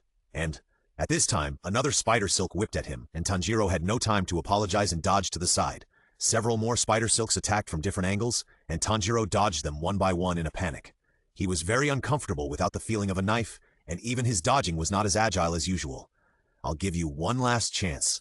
If you change your previous words, I will let you die more painfully, Lei said to him, holding the spider silk in his hand. I won't change my words. Then pay the price. Lei pulled out the spider silk that had just sunk into the soil, and accurately attacked Tanjiro's limbs. Oops, there's no way to dodge. Tanjiro didn't expect that he could be attacked like this, and without the Nichiren sword, he had no means of defense at all. Now he was no different from a lamb to be slaughtered. Crack! Blood foam splashed and the bright red spider lily bloomed like a flash.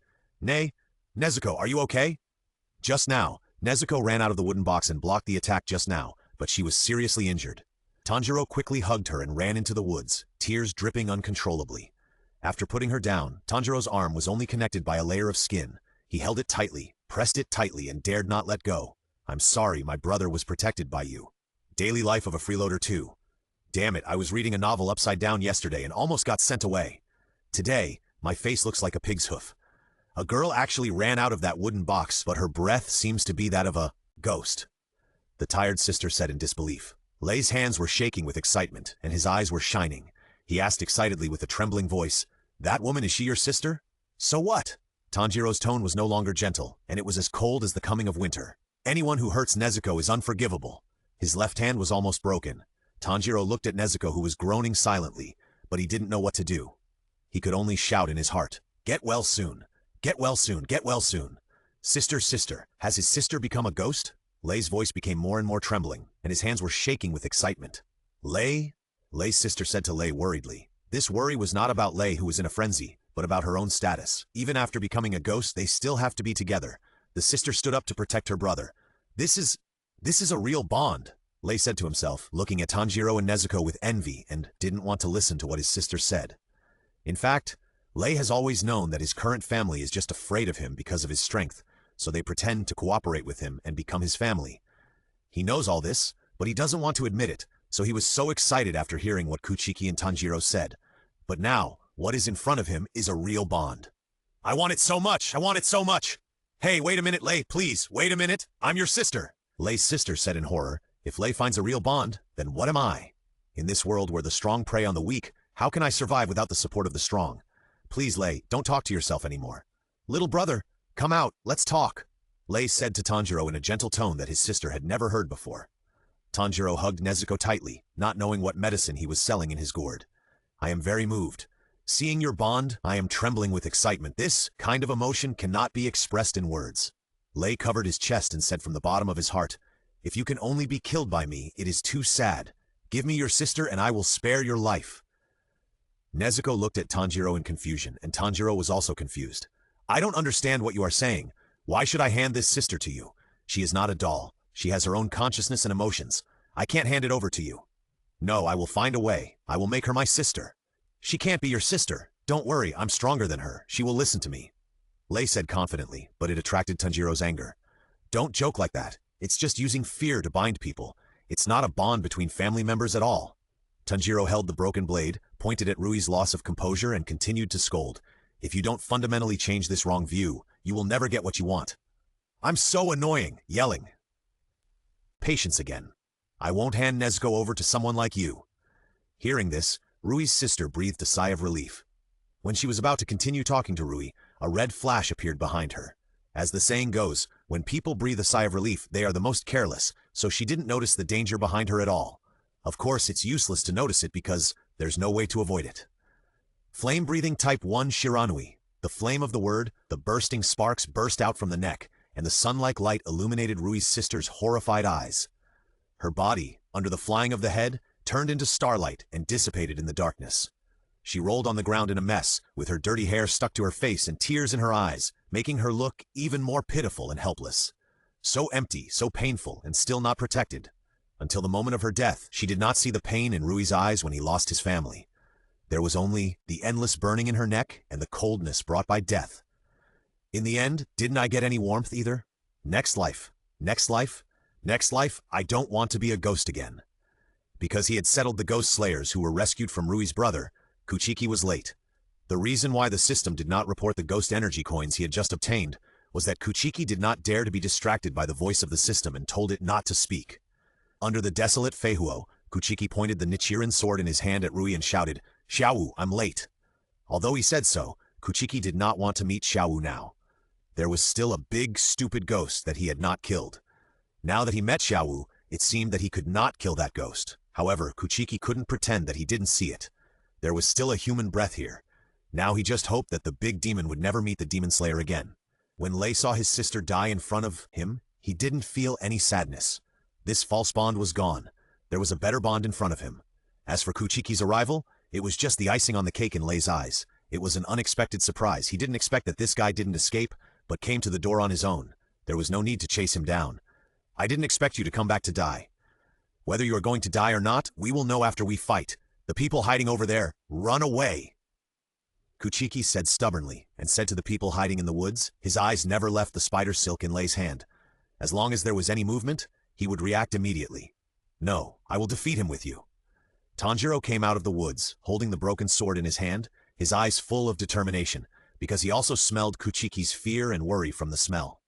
He was gentle and kind, and didn't understand why Kuchiki, a ghost, would help him. But he still chose to fight with Kuchiki.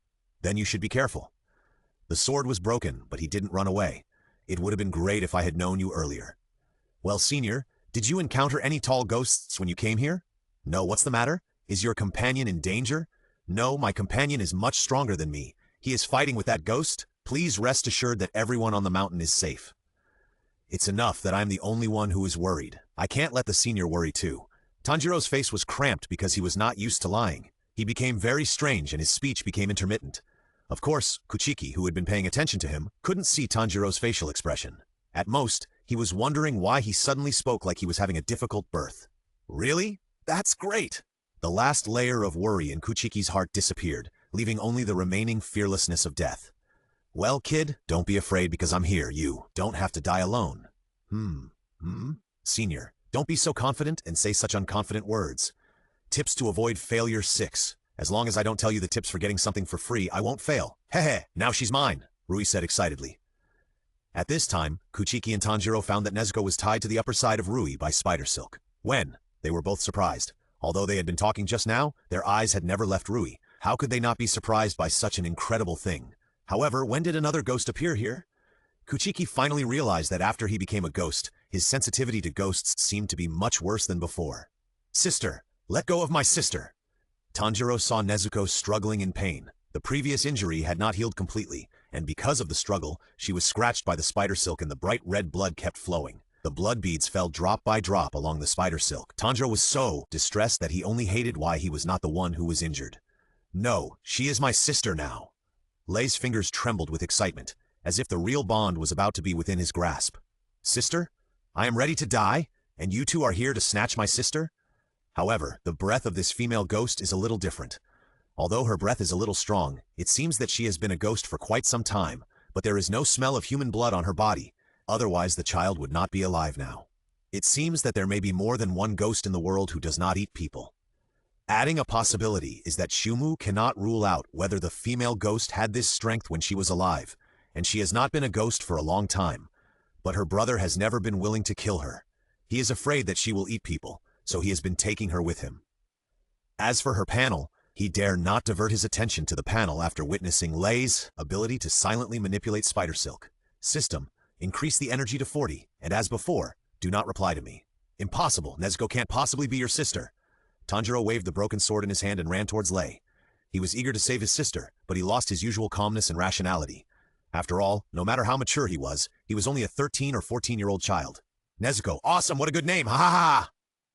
Lei swung the spider silk to attack him, not forgetting to praise the name. This time, he had no intention of teasing Tanjiro. When the spider silk approached Tanjiro with the sound of breaking through the air, he realized that this attack was not on the same level as all the previous attacks. This time, it was very strong. Just when the spider silk was about to connect with Tanjiro's eyes, the spider silk broke.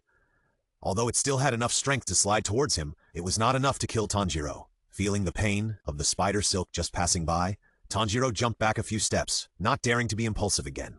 The previous attack had already made him feel the gap between the two very intuitively. Kuchiki put away his sword, turned around, stared at Rui and said to Tanjiro, "Don't be impulsive, kid. Flame breathing type 6, fire roaring." The raging flames, the scorching temperature bloomed like a flower and rushed towards Rui with a roar. Rui sent out a spider web to block the roaring flames, and the flying sparks scattered on the ground and began to spread. Once bitten by a snake, you will be afraid of the rope for 10 years. When he saw the flames were about to spread, Rui immediately used spider silk to extinguish them. This guy's strength has become much stronger, but he is still a long way from killing me. Engrave the line. The steel-like spider web attacked Kuchiki with a harder, faster, and stronger power than before. Flame-breathing type 5 Flame Tiger stepped back with his right foot and sank into the loess. He held the Sunwheel sword tightly with both hands. In an instant, a strong red airflow burst out, and the temperature around him seemed to rise. Then, the fire spirit danced from the tip of the sword to the blade, burning a ball of flame. At this time, the spider web had already arrived, and when it collided with the knife, it exploded with sparks. In the bursting sparks, the flame tiger was born from the raging fire with its domineering power. Roar! The surging flames burst out with a sharp roar. The spider web was cut by the immense power and scattered to both sides, cutting off several trees on both sides and blasting out choking yellow ash. Ha! Shumu took a step and ran towards Lei. The majestic tiger on the blade was staring at him like a king. In just a few steps, Lei didn't know how many spider silks he released, and Shumu didn't know how many spider silks he cut. Finally, he came in front of Lei and swung this kingly blow. Bang! The flame penetrated another part of the neck, and a fire mist burst out. Although Shumu's face was already 40 except for the outside, this knife slashed into Lei's neck, but it still only cut into a little bit. Probably just a small layer of skin was scratched. Bang! Lei disdainfully hit Shumu's face, and the afterimage-like fist hit his face, sinking into it like hitting plasticine. Blood splashed out all of a sudden, and he flew out like a kite with a broken string, and fell hard on the tree trunk next to him. The bridge of his nose was crooked, and a rib was broken. This punch was too strong. Fortunately, my chi was at 40. Even if the rib was broken, it didn't hurt much, and I could continue to fight. Kumu wiped the blood from his nose and felt itchy. Is this the self-healing ability of ghosts? In an instant, Lei came in front of Kumu again and kicked him in the air. Bang!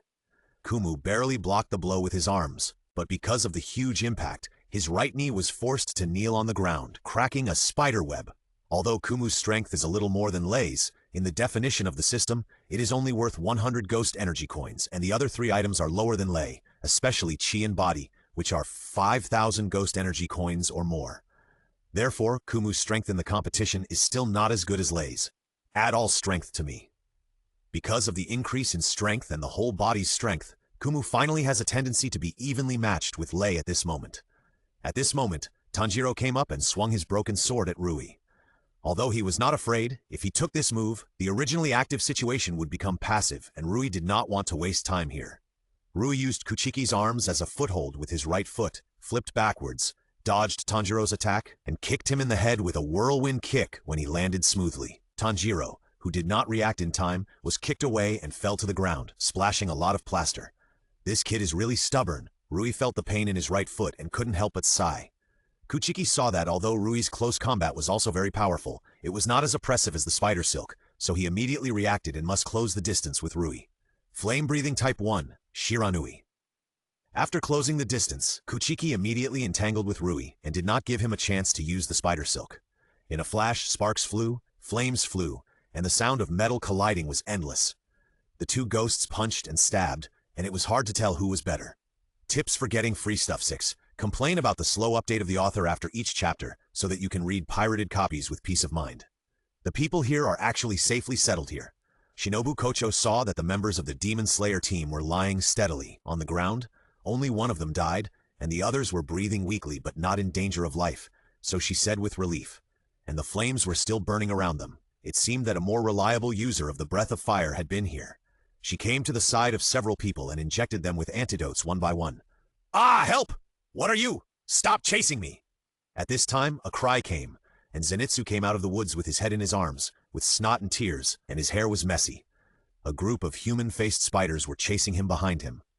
When he saw Shinobu Kocho, he ran to her immediately as if he had seen a relative, and it looked like he was about to hug her thighs and cry.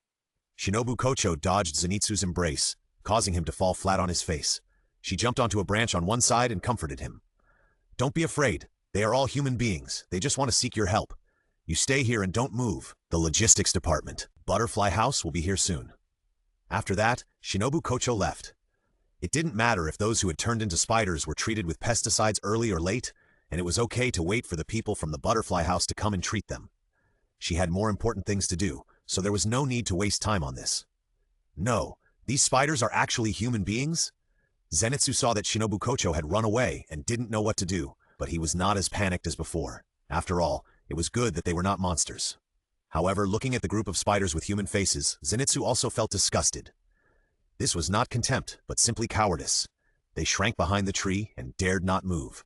After hearing what Shinobu Kocho said, the group of spiders were no longer terrified and stayed here motionless, waiting for the rescue of the logistics department. When Jutaro came, he saw his master hiding behind a tree in a cowardly manner and covered his face with his wings, not wanting to look at him. Cowardly, inferior, and weak, this master is so difficult to lead. On the other side, on Inosuke's battlefield, Rui's father used his body strengthening, not only restored his broken arm, but also became stronger. Inosuke, who was already unable to beat him, had no power to fight back in front of him, and even broke 2 knives, but he didn't know it, and still fought with Rui's father. I don't know how many ribs have fallen off, and it's all thanks to his inhuman perseverance that he has persisted until now. Ha! Rui's father pinched his head with his right hand, lifted him up, and was about to crush his skull with force, when a wave of water splashed over. Water-breathing Type 4, Tide. Like the rising tide of the sea, the blue water waves changed from Rui's father's hands to his legs and cut down. The ups and downs of the waves brought splashes of blood, and in a moment, Rui's father turned into a human stick. When he fell, Giyu slashed his knife at his neck, killing him with one blow, a set of operations as smooth and simple as flowing water. Inosuke, who also fell to the ground, saw that Giyu had killed the 12 Kizuki so easily, and shouted to Giyu with high morale, "Hey, Yin-Yang Man, I want to duel with you." As for why he was called Yin-Yang Man, it was because the colors of the 2 sides of Giyu's clothes were different, so he called him that. After hearing what Inosuke said, Giyu put the knife back into the sheath, ignored him, and prepared to turn around and leave. "Don't leave, fight with me. As long as I defeat you who defeated the 12 Kizuki, then I can prove that I am more powerful than the 12 Kizuki," Inosuke said as he was about to pick up the 2 broken swords on the ground and communicate with Giyu between men. At this moment, he was tied to a tree by Giyu with a rope. After tying him up, he ran away without looking back and left a sentence. "You don't even know how badly you've been injured. You're not worthy of fighting, and that demon is very weak. It's not the 12 demon moons at all." "Huh? Really? Is that demon very weak? Ha ha ha! I knew he was weak a long time ago." "Hey, stop! Of course I know that demon is not the 12 demon moons. Come back!" As for Kuchiki, within a few breaths he and Rui had fought for more than 10 moves. The collision of sword and fist had long become a residual image. This was not something Tanjiro could participate in at the moment. Realizing that even if he joined the battle, he would be a burden, he immediately turned around to save his sister. "Nezuko, don't be afraid. Brother is here to save you," Tanjiro shouted to Nezuko, who was struggling. It didn't matter if he attracted Rui's attention, as long as Nezuko didn't get hurt from struggling again. Sure enough, after hearing what her brother said, Nezuko calmed down and stopped struggling. "You dare," Rui shouted to Tanjiro, but the next breath of flames brushed his hair and burned a few strands of hair. Damn! Under the struggle of Kuchiki, Lei couldn't let go of his hands and feet at all, and he always felt that his strength seemed to be weaker than Kuchiki. Engrave. Lei's hands just found an opportunity to weave spider silk, and before he could finish the name of the skill, the spider web between his hands was cut off by a red flame. At the moment when the spider web was cut off, the red knife light rushed straight into his eyes again, and he gradually felt the burning pain. Seeing Lei dodging his horizontal slash in a panic, Kuchiki knew that Lei was finally starting to show his true colors. The continuous attacks made Lei, who was not good at close combat, fall into a passive position. Lei's originally steady steps gradually tended to move towards chaos. However, no matter how chaotic it was, the gap between body and energy was not something that Kuchiki, who was temporarily in the upper hand, could overcome. Every time the blade brushed against him, except for the sparks caused by the collision, no other wounds were caused. Kuchiki's physical strength gradually failed to keep up. In order to entangle Rui, he was forced to use the fast blade fighting that he was not good at, and his physical strength began to run out.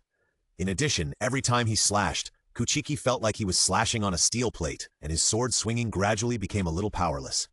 Rui also felt it, and even had time to look at Tanjiro's movements. He saw him holding a broken sword and desperately cutting the spider silk, but he couldn't cut it. I am just a weak chicken. How can I have the right to have a real bond? Only I, as one of the 12 demon moons, can do it. Rui dodged Kuchiki's attacks while entertaining Kuchiki with his fists and feet, and at the same time observed Tanjiro's embarrassing state. Engraved line. Another red flash, the spider web was cut again, but this time Rui finally laughed. Haha, you are starting to lose your strength. This time I have already said 2 words. Next time and the next time, can you stop me? Kuchiki panted, not daring to speak, because if he spoke, his temper would be disordered, and if he was disordered, he would lose. Don't talk? You don't dare to talk, right? You are already on the verge of failure. As he said that, Lei began to speed up his punches, and each punch hit Kuchiki's face accurately. The situation worsened further. Tips to avoid failure. Promote your work every 7 days, and you will find that your work is not worth watching, and no one will watch it, and you can't even fail. Tanjiro, no matter how hard he chopped, he couldn't cut the spider silk, and seeing Kuchiki in a difficult battle, he didn't know what to do. What should I do? What should I do? What should I do? After the sunblade was broken, the water surface slash could not be used at all. Now he needed to calm down, concentrate his breathing, and then use the last form of the Izuku breathing, the pickup form. Tanjiro, you can do it. Calm down, and then concentrate your breathing. But at this moment, a spider silk came, and Tanjiro barely avoided it. He saw Lei fighting with Kuchiki, and he looked at him with a sneer from time to time. See? You are so weak now that I can simply attack others with spider silk. Lei said to Kuchiki with a mocking look. The reason why the spider silk did not attack him just now was to disgust him. In addition, even if this spider silk attack hit him, it would not cause any substantial damage. It is better to disturb his mental state. Huh, Xiaowu, you underestimate me too much. You think that the attack just now is to hit me, but in my opinion, it tells me that I can continue to hold on. The spider silk did not attack me, which means that your spider silk cannot hurt me, which shows that you were very hasty when releasing the spider silk. I can still hold on. The longer I hold on, the greater the chance of my teammates surviving. Even if I fight until dawn and die with you, I will fight! Ping! Bang! Boom! The sound of metal collisions interweaves with a song of determination. In the following fight, the spider silk that Lei attacked Tanjiro slowly changed from 1 or 2 to 4 or 5, and the time interval was also shortened. Lei has begun to get used to this rhythm. The gap between the panels has become more and more obvious. Engraved line prisoner. A spider web attacked Kuchiki at lightning speed. Lei can now use skills in close combat. Flame breathing type 2, flame rising. A red flame flashed upwards, and the spider web broke into 2 halves under the flames, brushing against Kuchiki's clothes and cutting several holes, but fortunately there was no injury to the body. Killing eye cage. An all-round spider web surrounded Kuchiki. Because the distance was too close, Kuchiki's sunwheel sword was entangled in the spider web before he could launch his moves. The spider silk of killing eye cage was not as thin as steel like the engraved line prisoner, but was resilient. In addition, Kuchiki's sword was already entangled, and he could not break free under the contraction of the spider web. Engraved line prisoner. 3 spider silks attacked Kuchiki with a surging force. At this time, the engraved line prisoner was no longer in the shape of a spider web like before, but mainly in 3 directions, concentrating the spider silk in these 3 directions, becoming fast and fierce. The spider silk cut through the spider silk that had just killed Muro, and then cut Kuchiki into 4 pieces, and the splashing blood flowers groaned with grief. Water-breathing pickup form, life flow. When Rui focused all his attention on Kuchiki, Tanjiro finally used the pickup form, and the flying waves splashed up, flowing at this moment of grief. 1 turn, 2 turns, 3 turns. As Tanjiro exerted force on his waist, the number of turns increased, the speed began to accelerate, and the force gradually increased. The broken Nichiren sword grew water-blue waves. Crack! Under the flow of the water spirit, one of the spider silks that trapped Nezuko broke with a sound. It can be cut off. This method is feasible, Tanjiro said in his heart with joy. This little ghost can actually increase his strength with each twist, but one is fire and the other is water. But the final tricks are different. The Demon Slayer Corb is really nothing to be afraid of. Lei swung the spider silk and shot it at Tanjiro, but Tanjiro was able to cut the spider silk at this time. He stopped dodging and made a decisive move to cut the spider silk in two. Moreover, Tanjiro cut the spider silk that bound Nezuko from time to time. The situation seemed to be getting better, but Tanjiro was happy for that short time. There were more spider silks that trapped Nezuko, and they moved up a lot. Lei pulled the spider silk with one hand and swung the spider silk with the other hand to attack Tanjiro. Heh. Nezuko, who had calmed down, struggled again. She would not allow anything to hurt her brother. Shua! The strength of the spider silk binding increased a lot in an instant, and the blood beads scattered in the air and dripped on the ground, dyeing the ground red. The spider silk had been deeply embedded in her body. The huge pain made her faint, and the blood dyed the surrounding spider silk red. What are you humming about? I am your brother now. I think you should get some sun during the day and reflect on yourself. Lei shouted angrily. You should belong to me, so why are you humming to me? Nezuko! Damn it! The dragon head gradually formed on Tanjiro's sword almost collapsed, which made him calm down. At this time, he couldn't be swayed by emotions, otherwise it would be just what he wanted. Moreover, at this time, he had already realized that it would be useless to cut more spider silk, and he must kill Lei first. However, it's not now, and the strength is not enough. Turn again and again.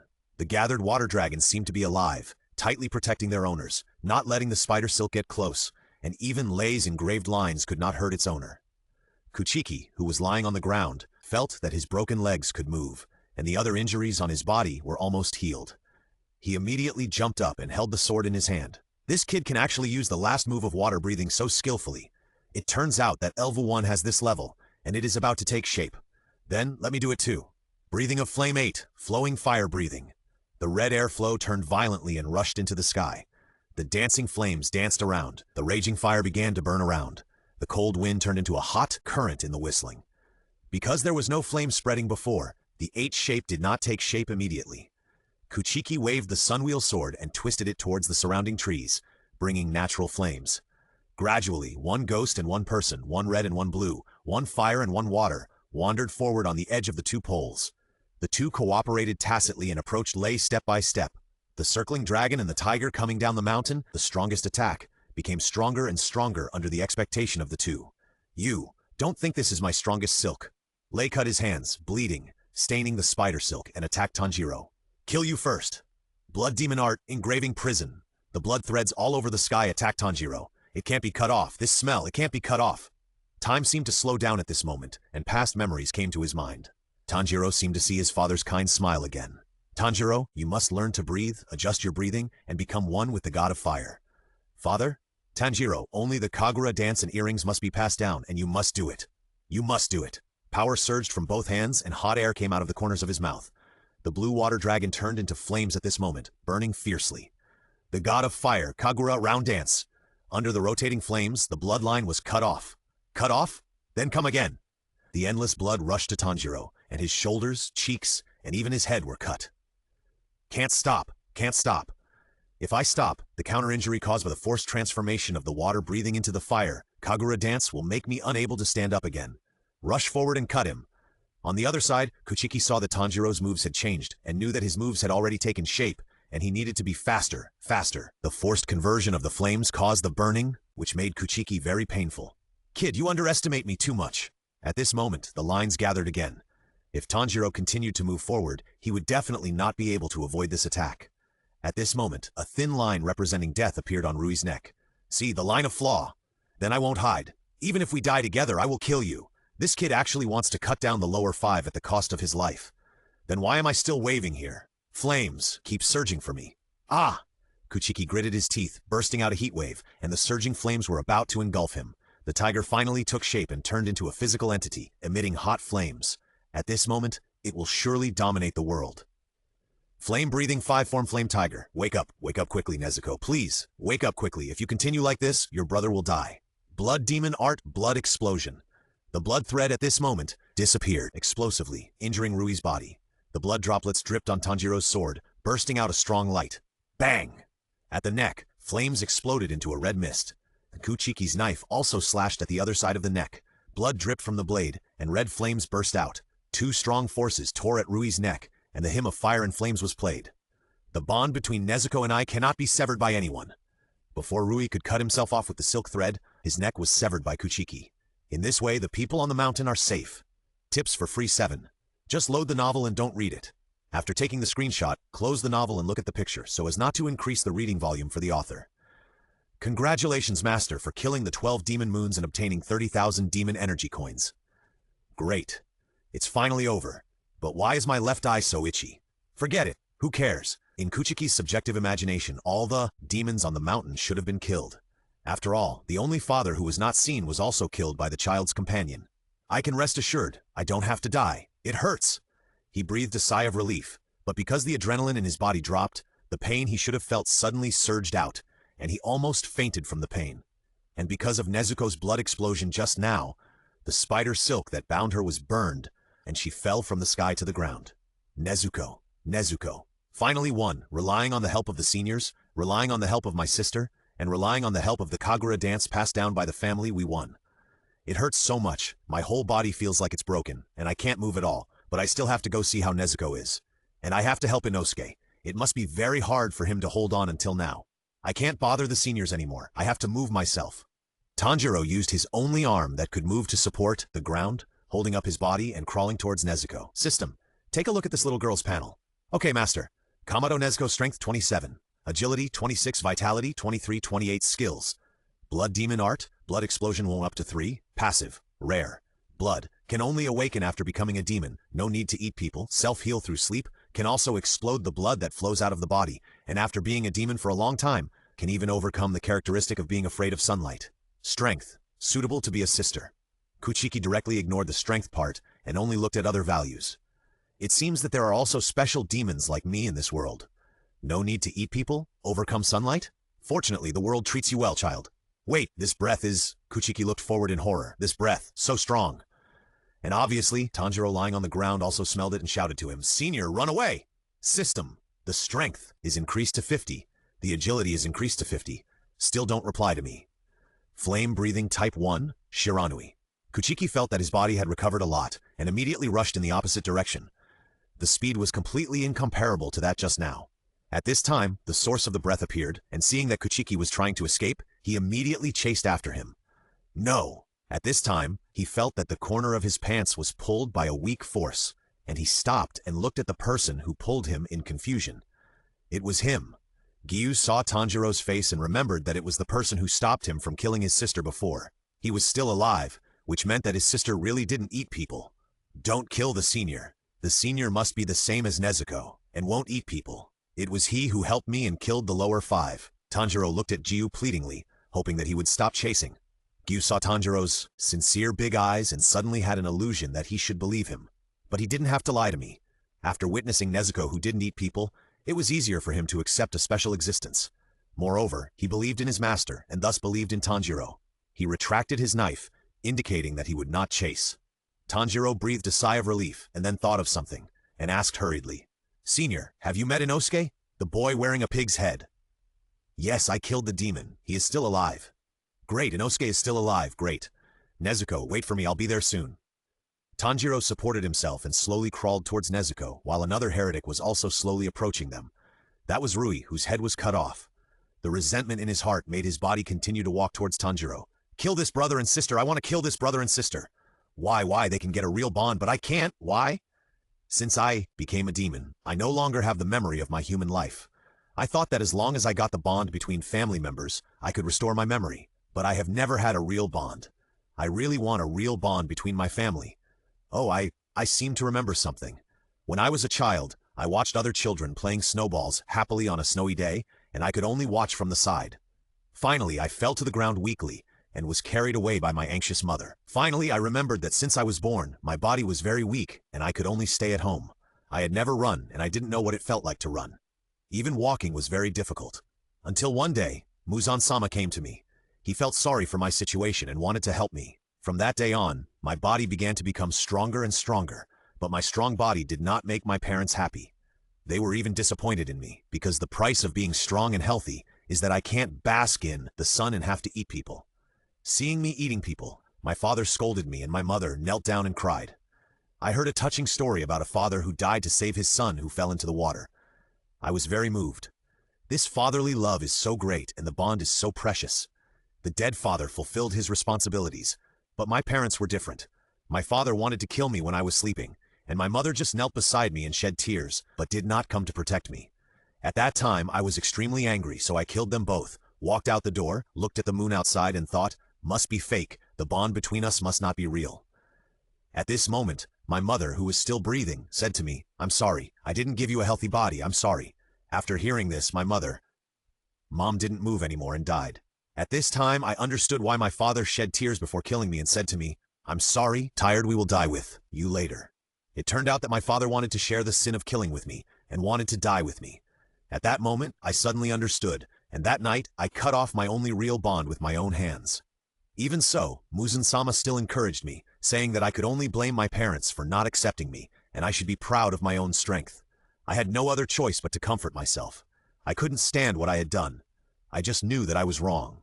Every day I was immersed in the longing for my parents and couldn't extricate myself. I formed a fake family, but it still couldn't fill the emptiness in my heart. I was the strongest person, so no one could protect me. No one could stand up for me. I gradually became stronger, but the memory of humans slowly disappeared. Gradually, I didn't know what I should do, what I was doing, and what I wanted to do. Lei's headless body approached Tanjiro step by step, but he no longer had the previous killing intent. Finally, he fell down under the gaze of Yeong, and fell next to Tanjiro, who had just hugged Nezuko. No matter what, I couldn't go back. I desperately reached out and tried to grab the bond, but I couldn't reach it. Tanjiro felt the movement and looked at Lei. He found that Lei fell powerlessly in front of him, with black smoke coming out of his body. He was about to disappear, and it was full of the taste of sadness. It was a huge pain that this small body could not bear. Gentle Tanjiro, his gentle eyes were filled with soft light, tears flowed down, and he slowly stretched out his hand, reaching out to Lei's back, paused, and finally stroked his back. The warm hand touched Lei, so warm, a hand as warm as the sun. I seem to remember everything. I want to apologize. I'm sorry, everything is my fault. Please forgive me. But I killed so many people. I will go to hell. I can't go to my parents. At this time, Lei seemed to hear something, opened his eyes, and looked at the person who spoke with tears in his eyes. This was the person he would never forget in his life. Even if it is hell, we will go together. Feeling the warm hands of his parents, Lei couldn't control his emotions and said, Dad, Mom, even if it's fake, it's so real. We will be together forever. Listening to what his parents said, Lei shed tears and felt that he had returned to his human body. Finally, he cried helplessly, finally crying helplessly like a child. Feeling the long-lost warm embrace of his parents, he kept saying, sorry, it's all my fault. Sorry. In the end, Rui's body turned into ashes, leaving only a piece of clothing. Tanjiro thought that the last feeling of satisfaction that Rui had should be when he met someone who moved him when he died. Tips for free reading. After loading the novel with wireless network, turn off the network and read the novel again, so as not to increase the reading volume for the author. Tired to death? Muzan, who was hiding in the Infinite Castle, learned that Rui was dead, but he was only surprised and not angry, because Rui was killed by a demon, and the number of the 12 demon moons did not decrease. Rui, I am very disappointed in you. I didn't expect that I would be so partial to you, and you can't even become an upper string. But how do demons kill demons? The Nichiren sword?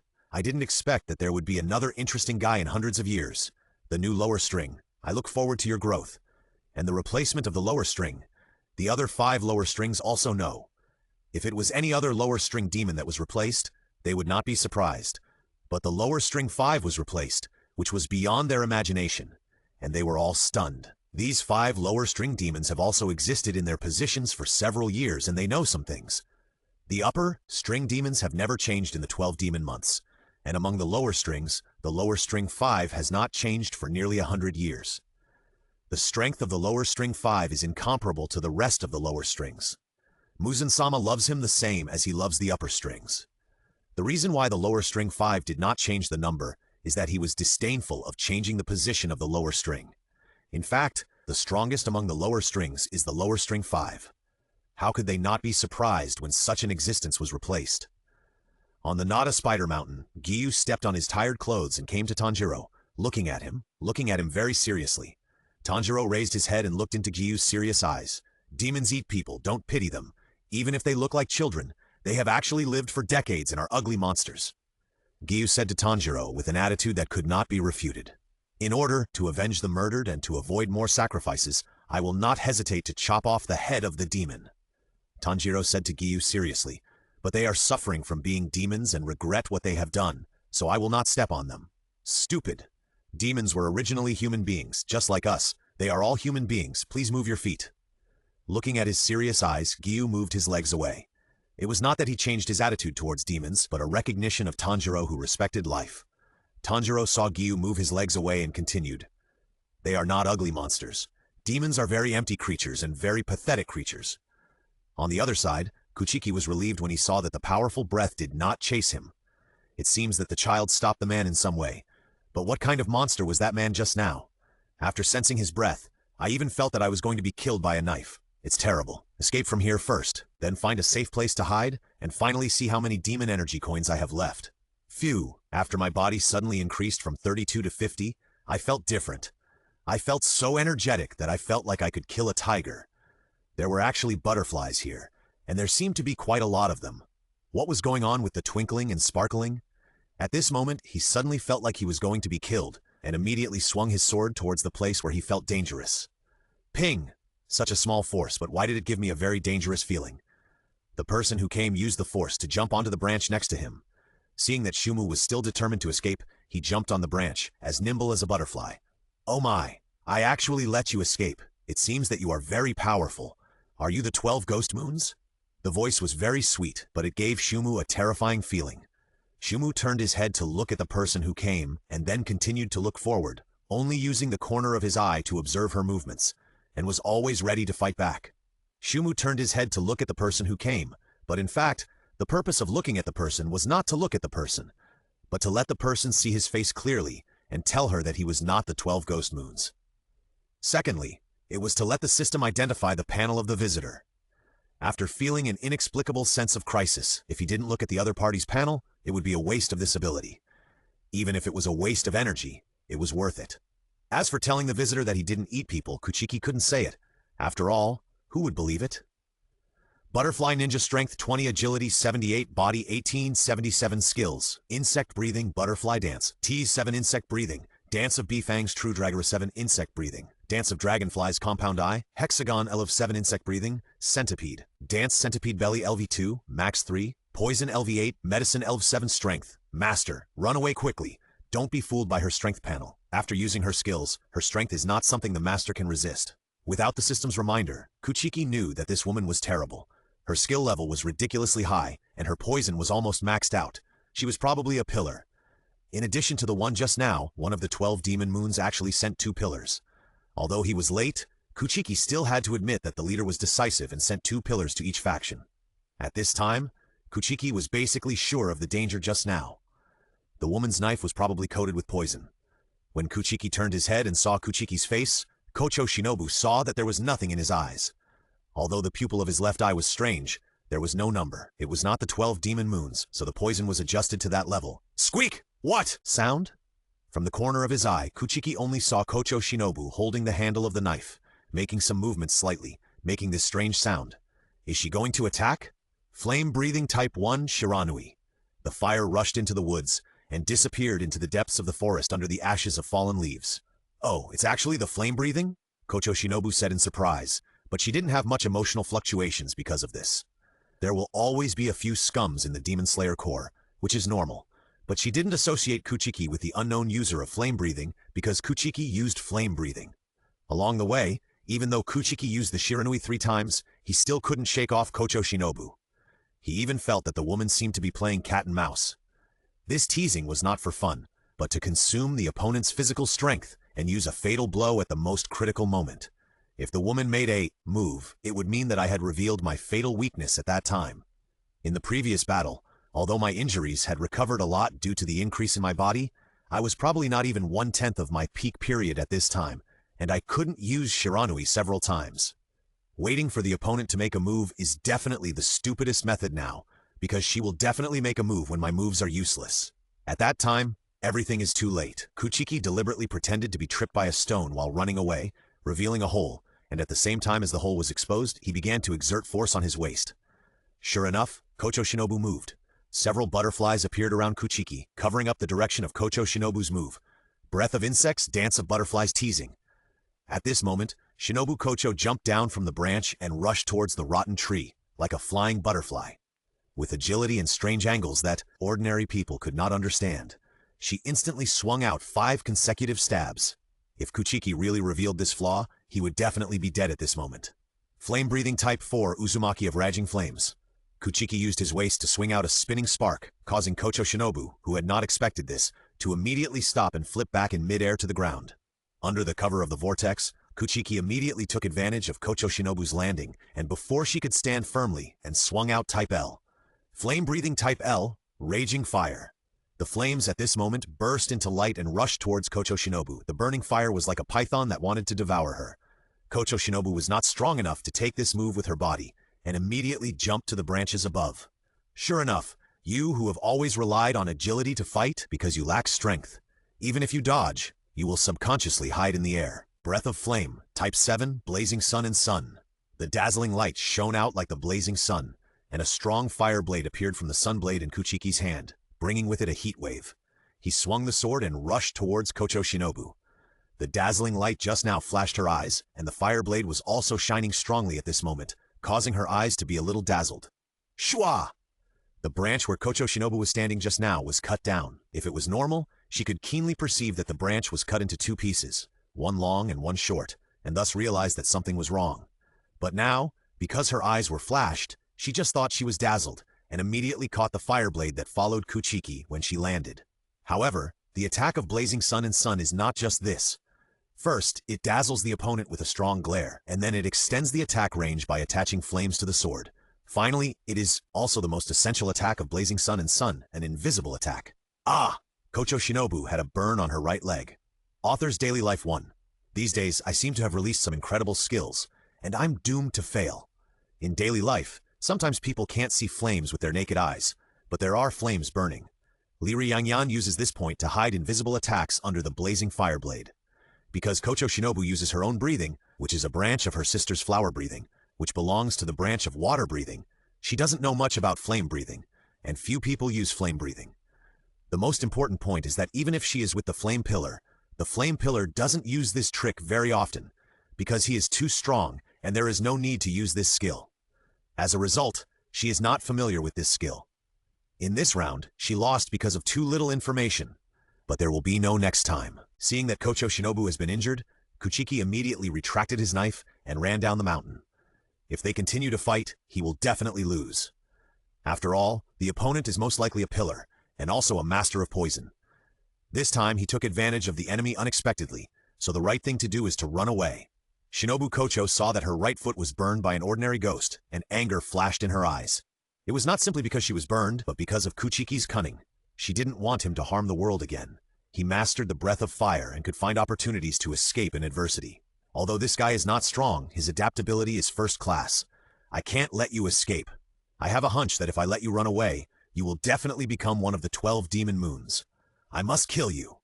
Shinobu Kocho endured the pain in her right foot and chased after Kuchiki, jumping on the branches like a flying butterfly. Kuchiki felt that the woman was chasing him again, and he was not too surprised. If it was him, he would do the same. The attack just now burned her right foot just to slow her down and give him more time to think of a way. Therefore, Kuchiki was in a very complicated mood at the moment.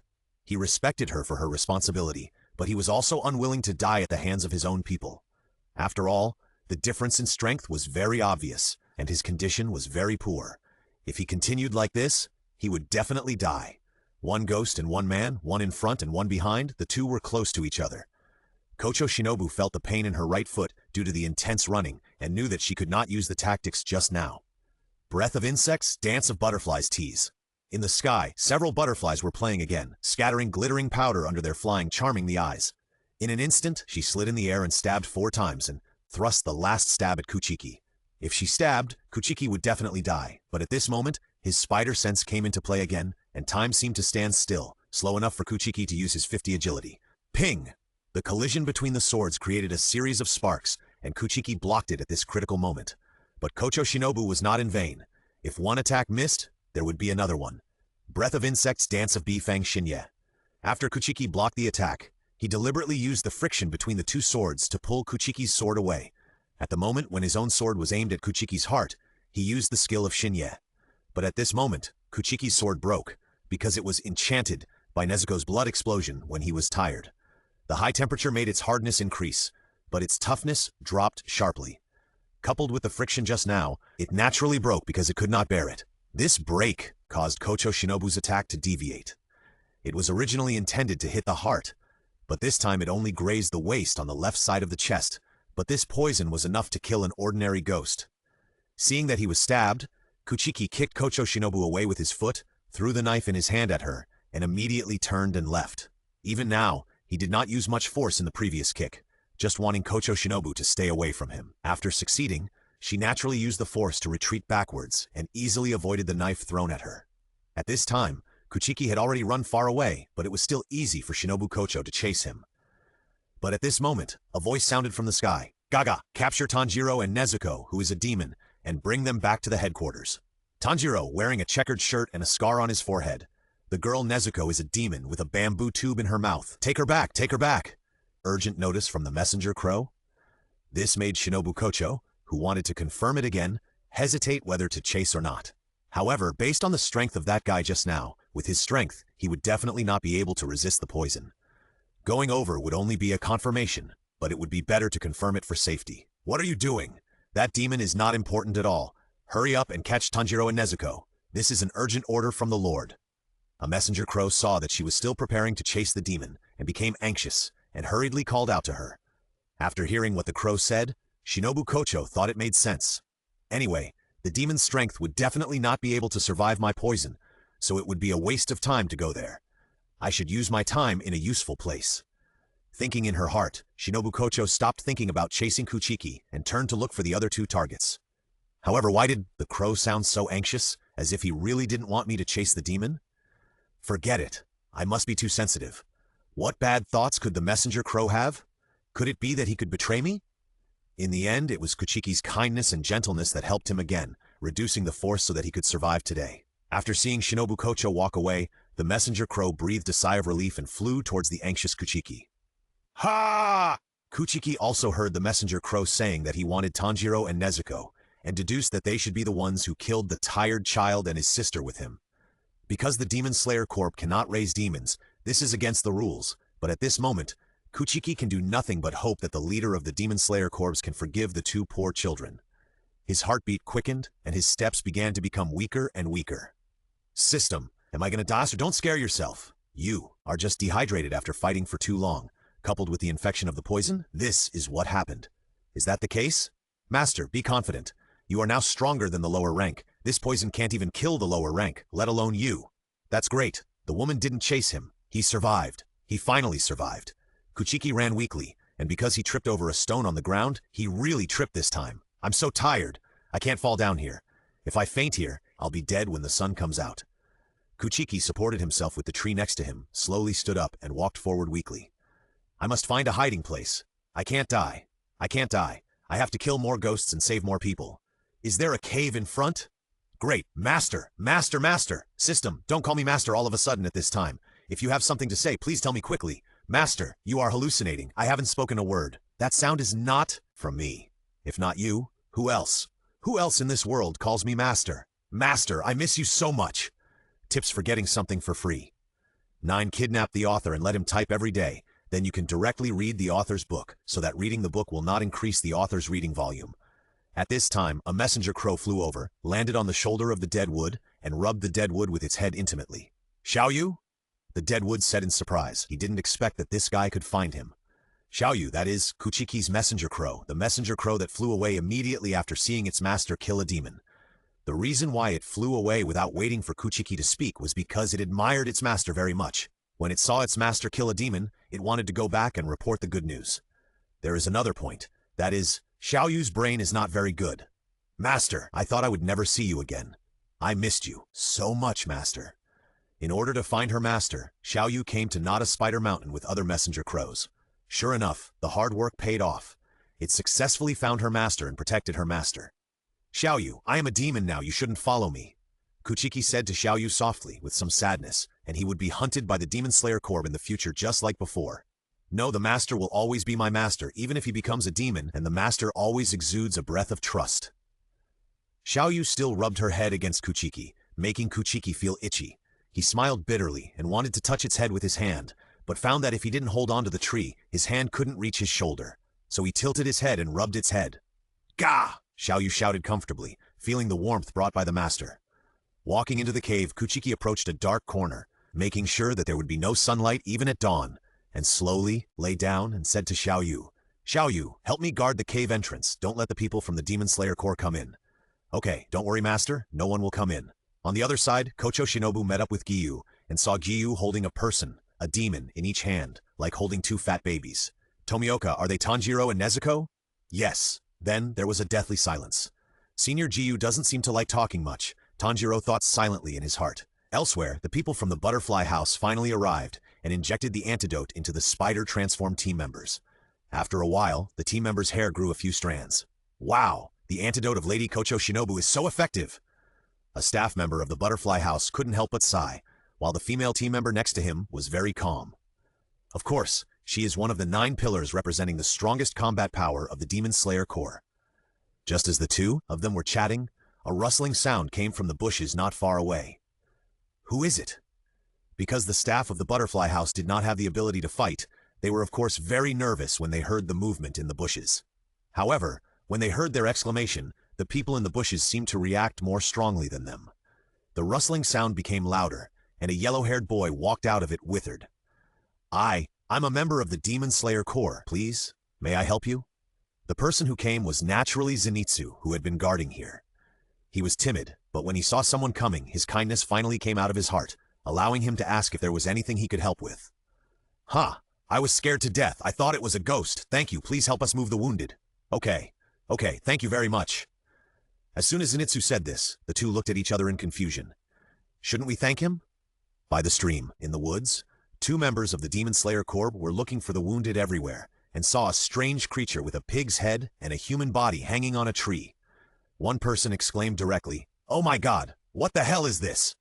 "Shh, let me go and see. His pants are only for the Demon Slayer Corps." The other person said, holding a branch in his hand and tremblingly approaching the creature, poking it with the branch, and found that it was just a headgear, and he breathed a sigh of relief. However, this guy is too handsome. Put it back on. The more I look at this guy's appearance, the more he feels sorry for himself. Thinking of this, the man put the pig head mask back on and said to the other one, "It's a human.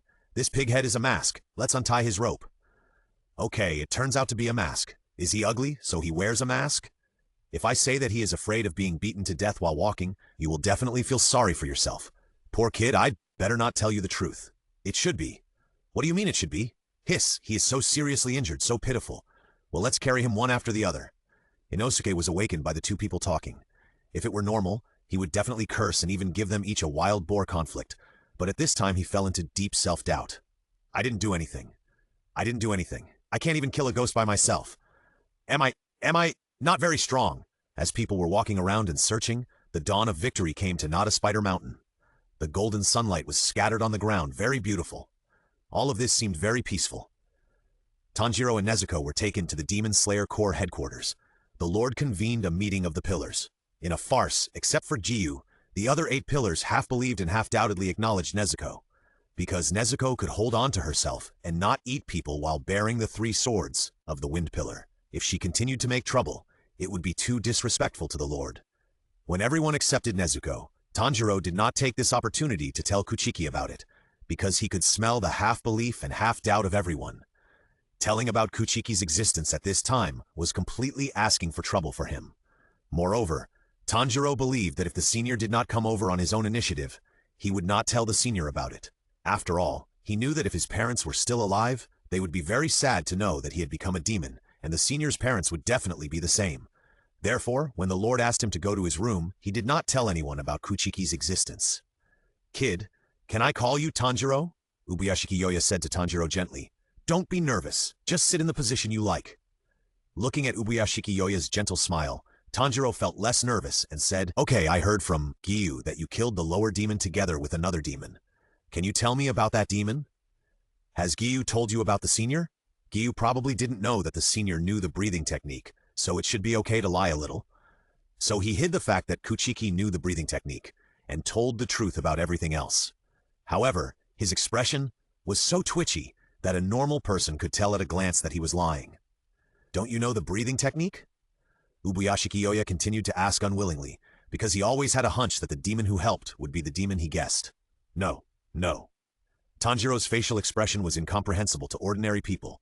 Ubuyashiki Yoya saw that there was something going on, so he took out Kuchiki's portrait, pointed at it, and asked, "Do you know this person?" Tanjiro looked at it carefully and said very normally, "No," because after Kuchiki became a demon, his whole body was changed, and he was completely different from when he was still a human. Really? Ubuyashiki Yoya sighed in disappointment and let Tanjiro go back. Kuchiki, I wish that demon was you. But this is very selfish, after all. According to your personality, it must be very painful to become a demon. Tips for free reading 10. After finishing the book, don't quit it and continue reading after the new chapter comes out. In this way, after reading the whole book, you will only increase the author's reading volume. After the meeting of the pillars, Shinobu Kocho returned to the butterfly house, and a logistics staff handed her the report in his hand. Lady Kocho, this is the death toll and personnel list of the Nada Spider Mountain. Well, I understand. You've worked hard. Kocho said gently as usual. After taking the report, she carefully read it and found that no one on it was using the breath of fire. Strange. Could it be that the people who used the breath of fire were not injured? Did any of the members who went to Nada Spider Mountain this time use the breath of fire? Using the breath of fire? There are only a few people who use the breath of fire. There should be some, but not many. The logistics staff who was asked thought about it and said this nonsense uncertainly. Seeing that the logistics staff could not give any useful information, Kocho Shinobu changed the way of asking. Did the leader use the breath of fire? No. This time he said it with certainty. After hearing this, Kocho Shinobu's smile froze and said to him, "Well, I understand. You go and get busy." "Yes." After seeing that person walk away, Kocho Shinobu frowned. The leader did not use the breath of fire, so what about the traces of the breath of fire there? At this time, she suddenly thought of the last ghost she met on Nada Spider Mountain, which seemed to use the breath of fire as well. A terrifying thought emerged from her mind. At this time, she recalled that the feeling Kuchiki gave her was very different, full of a reassuring atmosphere. No. Impossible. Wasn't the ghost who killed my sister also full of disgusting peace of mind? In this world, there are absolutely no ghosts that don't eat people. The remnants of flames there are not necessarily caused by the use of flame breathing. Or it was not the user of flame breathing who saved people, but someone else who saved people from that guy. Wasn't he seriously injured when I met him? There are many possibilities, not necessarily the one I just thought of. People always stay on their own thoughts, but this time, after the Nezuko incident, the idea that Shinobu Kocho thought was the most impossible would appear in her mind from time to time and linger. Her heart began to get more and more confused. At night, at the Nada Spider Mountain, Kuchiki opened his eyes, sat up, stretched his muscles, and found that he had almost recovered. That guy, Xiaoyu, must still be guarding outside. Go and call him. As Kuchiki was walking, the surrounding scene suddenly changed. The original dim cave turned into a floating stone slab at this time. Is this a space skill? Who is it? Surrounded by endless slabs of the same size, Kuchiki found that in front of him stood a woman in a black and red kimono, who looked very beautiful and weak. But the feeling she gave Kuchiki was terrifying, fearful and awe-inspiring. The blood and cells in his body seemed to be cheering. His legs unconsciously knelt down, and his head was very low, almost touching the slab. Kuchiki did not dare to go against his body's instinctive reaction, and he did not even dare to start the identification. He felt suffocated by the repression. This feeling, this woman, if I guessed correctly, is the source of the ghost, Muzan Kibutsuji. Sir, raise your head! The arrogant voice echoed in this empty world. Kuchiki raised his head and looked at her. At this time, he dared to breathe a little. His body trembled slightly when he raised his head. Fear was one aspect, but more importantly, all the cells in his body were calling out excitedly. Muzan Kibutsuji, a familiar yet strange existence. Everyone in the Demon Slayer Corps knows of his existence, but very few people know what he looks like. Unexpectedly, Muzan Kibutsuji is actually a woman. Why did she come to me? It can't be that I killed the lower rank of the 12 Kazuki, and she wants revenge. Your name. The voice was so cold that it seemed like it was on the top of a snowy mountain, proclaiming the arrogance of its king. Qingshui Kuchiki. It seems that she is not going to kill me. I know you. Lei told me that you slept for 3 days after absorbing my blood. Told? The lower rank came to you for only 3 days. Are the 12 Kazuki so idle? For hundreds of years, only very good swordsmen can sleep for 3 days and 3 nights after receiving my blood. I am looking forward to your performance. So I have always been confused. Obviously we all use swords. Why do we all say that we are swordsmen? As for talent, my talent is probably very poor. I slept for 3 days just because the system wants to transform my blood into the bloodline of the Demon King. After Muzan finished speaking, he saw that Kuchiki had no reaction, but just looked at him, his body still shaking, and he admired his attitude towards him. He walked up to Kuchiki, easily pierced his forehead with his finger, and said, "I admire your attitude." After speaking, Kuchiki felt a strong force rushing in, like a flood and a beast destroying his body.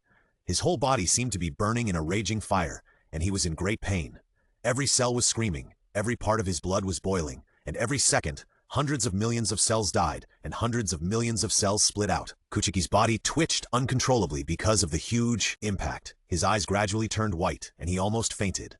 Finally, at this moment, Muzan pulled out his finger, carved the two words Xiaowu on Kuchiki's bloodshot left eye, and finally withdrew his hand with satisfaction.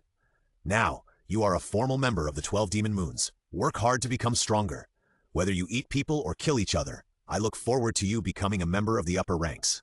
Seeing that Kuchiki gradually recovered, Muzan continued to order, "Kuchiki, you will also find the blue spider lily for me, and share it with me immediately after you find it." "Blue spider lily? Share?" Kuchiki's neck was emitting blue veins, spreading to his chin. Even speaking lightly would be unbearable, but he still endured the pain and answered Muzan, "I promise to live up to your expectations." At this time, he could only follow Muzan's words. Even though he hated Muzan very much, only by surviving could he have the opportunity to kill Muzan. As for questions, Kuchiki would not ask them. First, he was afraid that asking would make Muzan unhappy, and second, he was not prepared to help. Why ask so clearly? "Haha, Mingnu, teleport him out." "Yes."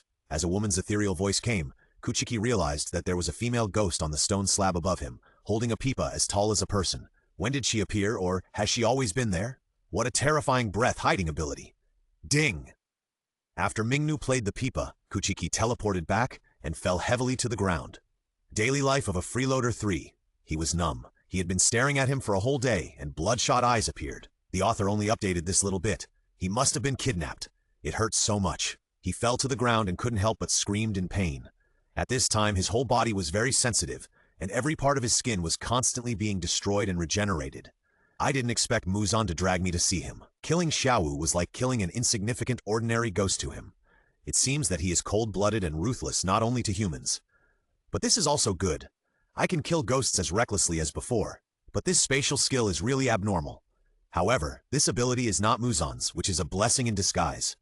However, with such a powerful skill, there should be many restrictions, or this ability can only move any demon to there, otherwise it would be too invincible, and our Demon Slayer Corps would not exist until now. No, that's not right. This ability should not be able to move any demon to there. If there is such an ability, Muzan would have trained all the demons into an army long ago, and whoever disobeys would be dragged in and killed. What's the curse binding, ruling the world? There must be a condition that I haven't discovered. What is it? Master, are you okay?" At this time, Xiaoyu flew in after hearing the noise and asked her master, worriedly, interrupting Kuchiki's train of thought. At this time, Xiaoyu who came in found that her master had the terrifying lower class engraved on his left eye. "It's okay." Kuchiki gently held Xiaoyu in his arms, stroked her feathers gently and said, "Thank you, Xiaoyu. You've been guarding her for a whole day. Go to sleep." "Yeah, who cares? My master is still the same as before." Thinking like this, Xiaoyu, who hadn't slept all day, soon fell asleep in Kuchiki's warm arms. Looking at Xiaoyu, who was sleeping soundly, Kuchiki sighed. In the future, his situation would probably be to help others kill demons again, but be hunted by his former teammates. However, if he could kill a few more demons, it would be worth it for Kuchiki, but it would be hard for Xiaoyu. After Kuchiki sighed a few times, he thought about what happened just now. What is the blue-red spider lily? Why did Muzan look for it? But no matter what the use is, if he finds it, he must not let Muzan find it. There is also sharing between demons. Unexpectedly, the guess of the upper level of the Demon Slayer Corps is correct. Kuchiki did an experiment on himself and found that this sharing is like the text message in the previous life. He can pass what he knows to another demon. Under normal circumstances, if he does not share, the other party will not know what happened to him. It can be seen that Xiaowu didn't expect to be killed by two rubbish until the last moment before his death, and he didn't share information. If Muzan knew that he killed Lei together with the Demon Slayer Corps, he would have died. However, it is not certain whether Muzan has the hacker method to directly seize my information. System. Do you have any anti-peeping skills? Master. The system is not omnipotent, but I happen to have the function you just mentioned. If someone peeks at your information, I will hide the important information. Don't worry, Master. It's fun to be naughty, right? However, he was relieved after hearing the news. After becoming a demon in the past 2 days, he felt that his nerves had not been relaxed for a long time. As soon as he relaxed, new difficulties came again. In fact, what he didn't know was that Muzan had heard his voice when he was engraving. If there was no system, he would have died long ago. So, system, what is my current panel? Master, you are receiving Muzan's blood, and the panel data is still changing. Let's see it again in 2 hours. How many ghost energy coins do I have now? Add the 2,250 ghost energy coins generated by my sister, and you still have 19,300 ghost energy coins left, Master. Well, let's do all 3 draws. 100 ghost energy coins, a girl's hairpin. At this time, a beautiful hairpin fell out of thin air in front of Kuchiki. He picked it up and looked at it carefully. His eyes almost popped out. It was indeed an ordinary hairpin. Isn't this a ripoff? This is the thing for 100 ghost energy coins? I'm a dog if I draw another 100 next time. Thinking of this, the angry Kuchiki wanted to throw the hairpin on the ground, but when he thought about it, it was only 100 ghost energy coins, so he put it back in his pocket. 1,000 ghost energy coins, an excellent sunwheel sword, unopened. At this time, a well-made sunwheel sword was inserted into the ground, shining with a cold blade light showing its sharpness. 10,000 ghost energy coins, transparent world. Passive, master the correct breathing method, predict the opponent's attack through the powerful 5 senses, discover the enemy's weaknesses, and feel that time has slowed down at critical moments. This transparent world is so powerful, it's really worth it to draw this skill with 10,000 ghost energy coins. Master, a total of 11,100 ghost energy coins are consumed, and 8,200 ghost energy coins are left. After obtaining the transparent world, Kuchiki found that his 5 senses were more than a little stronger, and he could even look inside his body. He could see that after his blood and Muzan's blood were blended, he was constantly improving himself, and every cell was calling out excitedly. He could also feel the situation outside the cave, the whistling cold wind, the flying fallen leaves, and the reptiles hidden in the grass, all of which seemed to be in front of Kuchiki's eyes. What a magical feeling! These 10,000 ghost energy coins are worth it. Time passed slowly, and Kuchiki found that his body no longer changed, and he summoned his own panel. Qingshui Kuchiki Strength, 45. Agility 43, Body 54, Chi 51, Skills, Flame Breathing 1. Type Shiranui Elv 5, Blood Demon Art Silk Elv 2, Blood Demon Art Liquid Flow Elv 2, Passive, Transparent World. Other things remain unchanged. What a strong panel. Is Blood Demon Art Silk an advanced version of Spinning Silk? Yes, Master. Blood Demon Art Liquid Flow, is this the ability brought by Muzan's blood? Raise both strength and agility to 50. Okay, Master, strength 50, agility 50. A total of 6,000 ghost energy coins are consumed and 2,200 ghost energy coins are left. I should be stronger than Lei now, right? Master, 40-60, you 40-60, of course. The evaluation depends entirely on data, and the actual result may not be this. 40-60? Or me 40-60. Why? It takes 5,000 ghost energy coins to upgrade a skill from level 5 to level 6. The level of the skill is very close to level 7, which requires 10,000 ghost energy coins, and the ultimate skill is also approaching level 2. The highest level 3 skill requires 50,000 ghost energy coins from level 1 to level 2. The system paused and continued. So even if the 4 basic values of your panel are higher than his, your skill level is too low. In summary, the data is higher, but the system does not know how it actually is. Skills? Sure enough, I was too anxious and forgot to consider the skills. Does that mean that I still can't beat Xiaowu? Sure enough, I am still too weak. My current strength is probably at the level of Xiaolu. Shumu put Xiaoyu into his pocket, leaving only its cute little head exposed, pulled out the knife on the ground, and showed it the familiar red color, bringing it warm temperature and giving it peace of mind. Under the bright moonlight, Shumu's steps were very slow, but his speed was not slow. In the woods, his reflection in the moonlight became longer and longer. Half an hour later, Shumu came to a village and approached the door of a small wooden house. Looking at this familiar place, he felt that he had returned to the scene of being beaten and scolded by his master when he was young. Unfortunately, he could never go back. Shumu solemnly kowtowed 3 times outside the house, stood up, and left immediately. He didn't dare to stay too long. Even though the master was old, he was still very sensitive to the breath of ghosts. If he stayed too long, the master might really perform a scene of killing his relatives for the sake of justice. Walking further in, he came to a larger courtyard. Shumu looked at the window with the lights turned off and listened to the 2 steady and familiar breaths inside. He couldn't calm down for a long time. He wanted to rush in and tell everything, but he knew that this behavior was very stupid. Let's not talk about whether his parents believe that there are ghosts that don't eat people in the world. Even if they do, when the people from the Demon Slayer Corps come to report the death, anyone with a discerning eye can tell whether they are truly sad. And the parents who believe that their son has become a ghost that doesn't eat people, and know that their son is not dead, How can they show real sadness? This will only arouse suspicion and then expose him. The most correct way now is to tell his parents nothing and let them think that their son died gloriously in battle. I'm sorry, I'm unfilial and can't tell you the truth. Please forgive me. In order to save more people, I have to do this.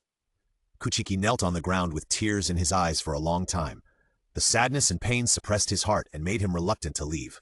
Kuchiki didn't leave until it was almost dawn. A woman happened to open the door shortly after he left and looked at the place where Kuchiki had been kneeling outside the house. I don't know why she was worried about gains and losses. What's wrong, mother of the child? Kuchiki's father came out from behind her and said with a smile. She shook her head. If she told her this strange feeling, her husband would not believe it.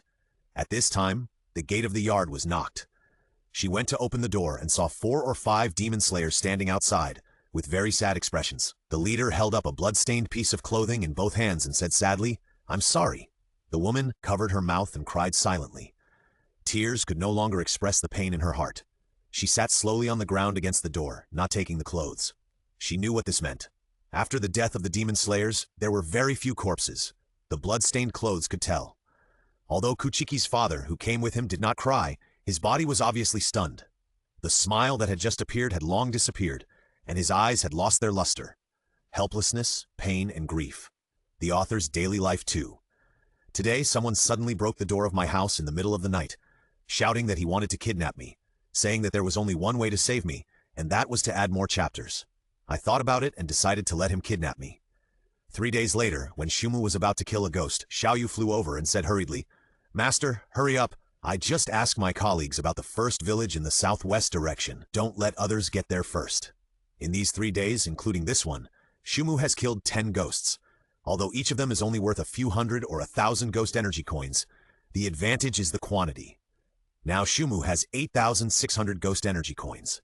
This is because Shumu's physical strength recovers quickly after he became a ghost, and the fact that he cannot move during the day does not affect the progress at all, because all ghosts do not come out during the day.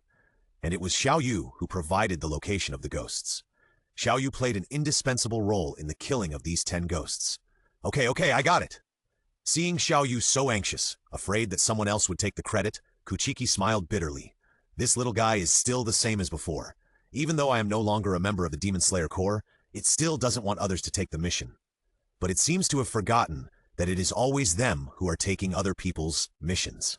Arriving at the gate of the first village in the southwest, it was as quiet as any other night, with only 3 or 2 crickets singing. Kuchiki jumped onto the eaves, running in the moonlight, shuttling across the tiles, and smelling the nearby scent. Strange, is Xiaoyu mistaken? There is no scent of ghosts here. Kuchiki stopped in confusion, looking at everything around him. Just like the peaceful and tranquil village, there was nothing unusual. Then try using the transparent world. Although the transparent world is a passive skill, the effect will be much better if you actively look for this feeling.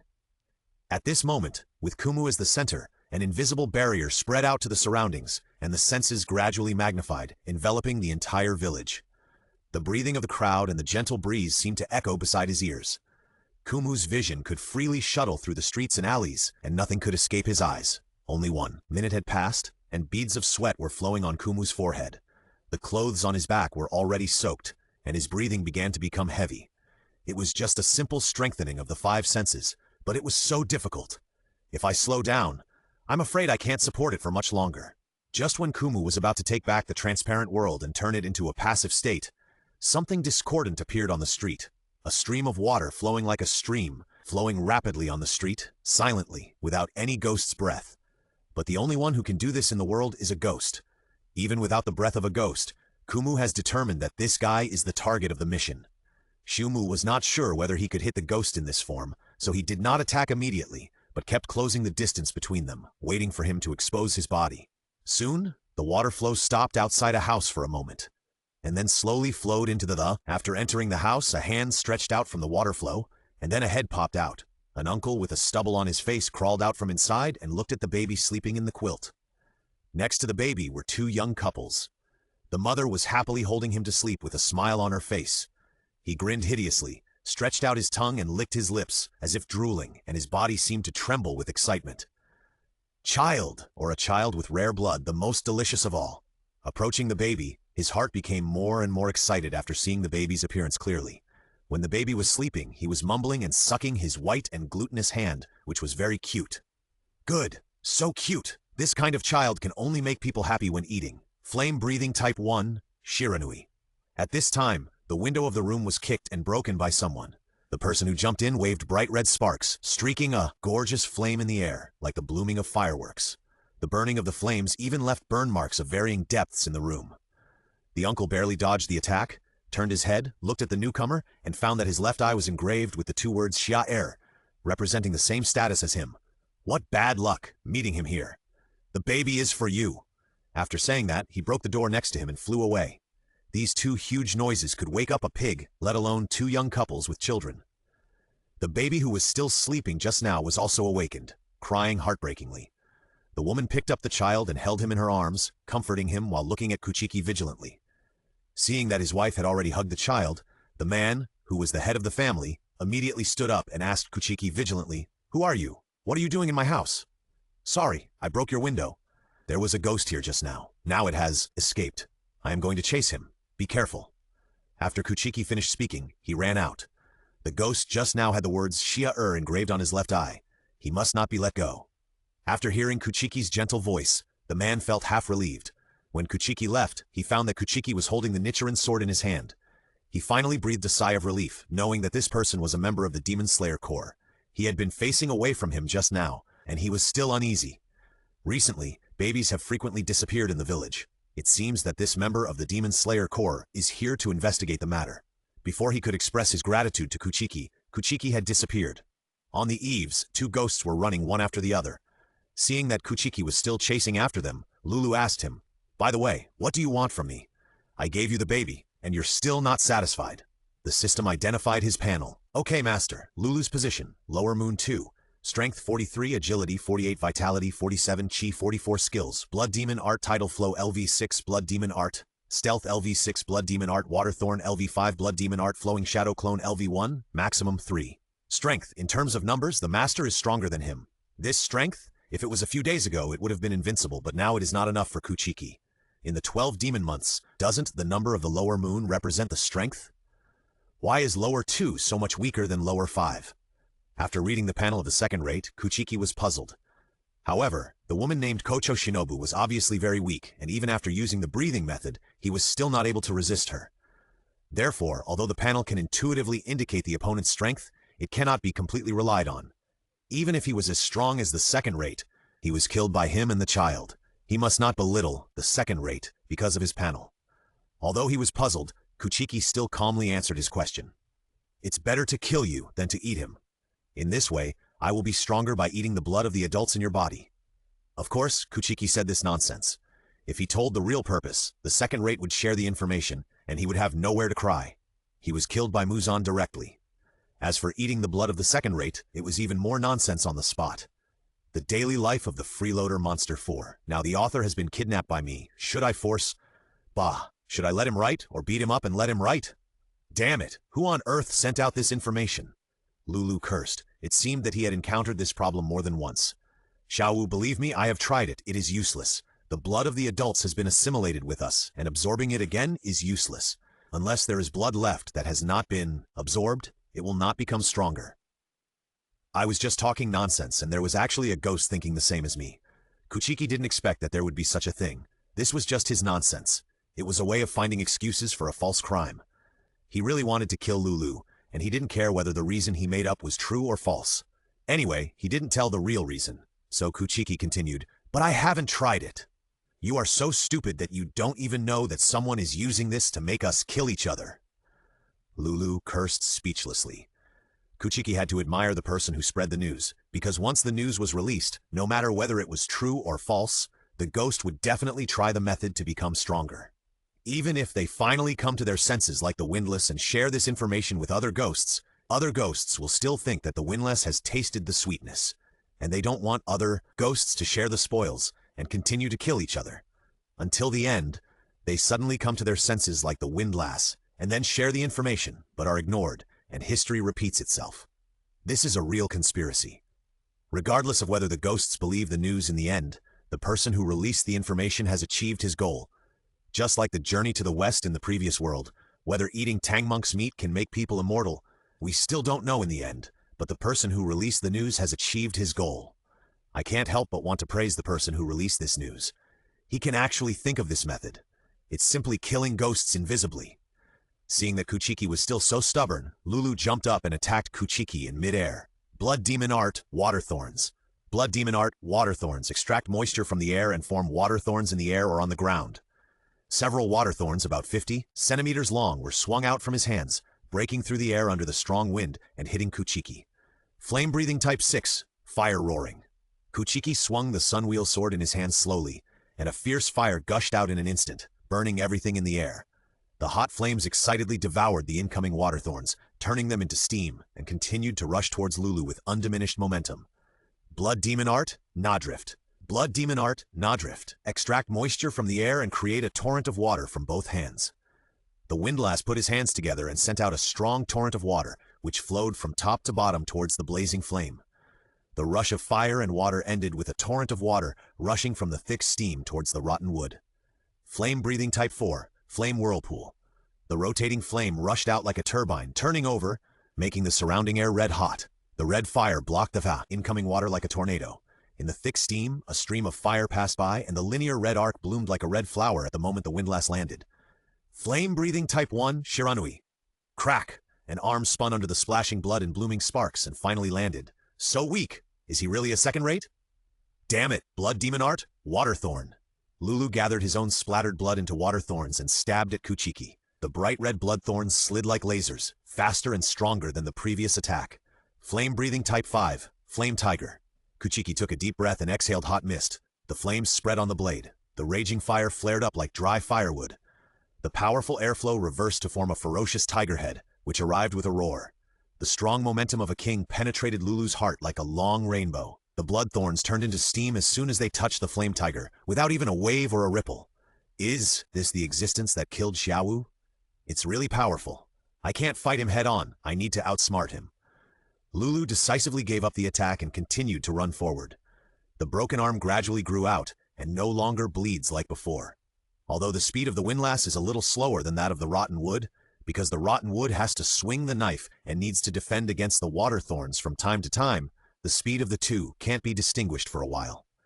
Under the night curtain, from time to time, a blazing fire will appear, lighting up an area. When he is about to run out of the village, the windlass jumps off the eaves and hides on the ground, rushing forward like a rushing water. In this form, the windlass's speed will become very fast, and he can even hide his breath while sneaking. In contrast, the windlass cannot attack during this period, and his body will become weaker than before. He didn't use this skill before because he was afraid that the rotten wood could kill him immediately in this state. However, after the fight just now, the windlass found that the rotten wood did not have any fast and strong attacks that could kill him immediately. The only fast and strong one, Shiranui, can only attack horizontally. Therefore, the current windlass can use this skill with confidence. Just as the windlass thought, Kuchiki had no way to deal with him in this form. He could only passively follow behind, and found that the windlass in this state was very fast, and he could only barely keep up. Kuchiki could not stand being passive. On the way to kill the windlass, he kept thinking about what to do. Flame-breathing type 1, Shiranui. Under the flowing fire and lightning, Kuchiki crossed the red flames and came to the windlass, and then stabbed him with the knife in his hand. But the pause during this period was enough for the windlass to escape this move. Before Kuchiki's knife stabbed him, he had already slipped away.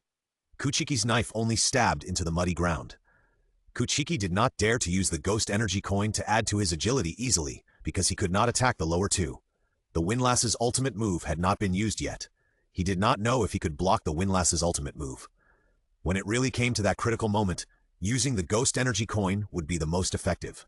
Although Kuchiki was 5 times stronger than before he met the lower ranking, he still couldn't really defeat the lower ranking, and he encountered 2 pillars in a row.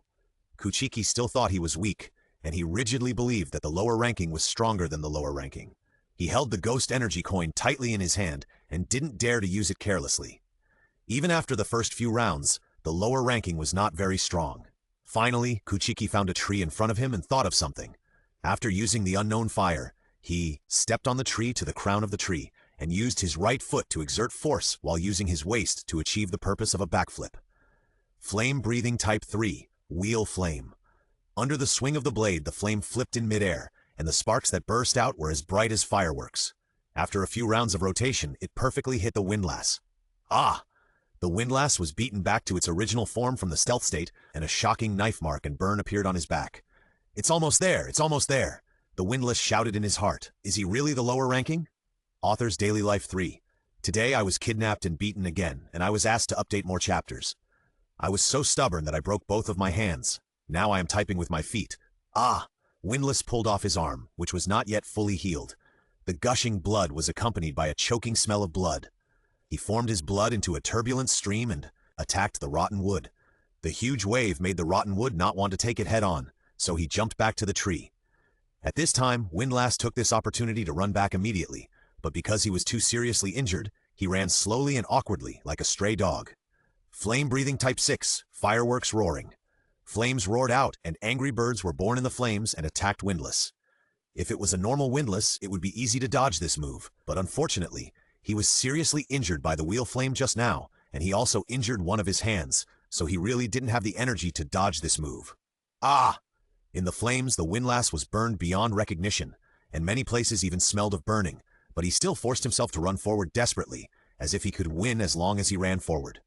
This guy, why must he run forward? Kuki had an ominous premonition. He couldn't let him go forward anymore. Kuki finally realized that something was wrong. The windlass kept running forward, must have a conspiracy. Kuki saw that there was a forest in front of him. Although he didn't know why he was going into the forest, he definitely couldn't let him go forward.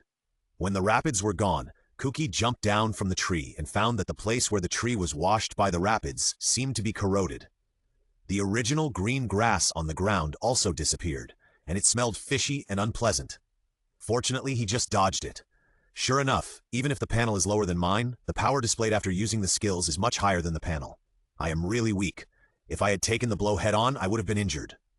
Kuchiki sheathed his sword and stared at the direction the windlass was moving. Breathing of Flame 1, Shiranui. The moment the sun blade was ejected, a stream of lightning flashed, followed by a line of blazing fire.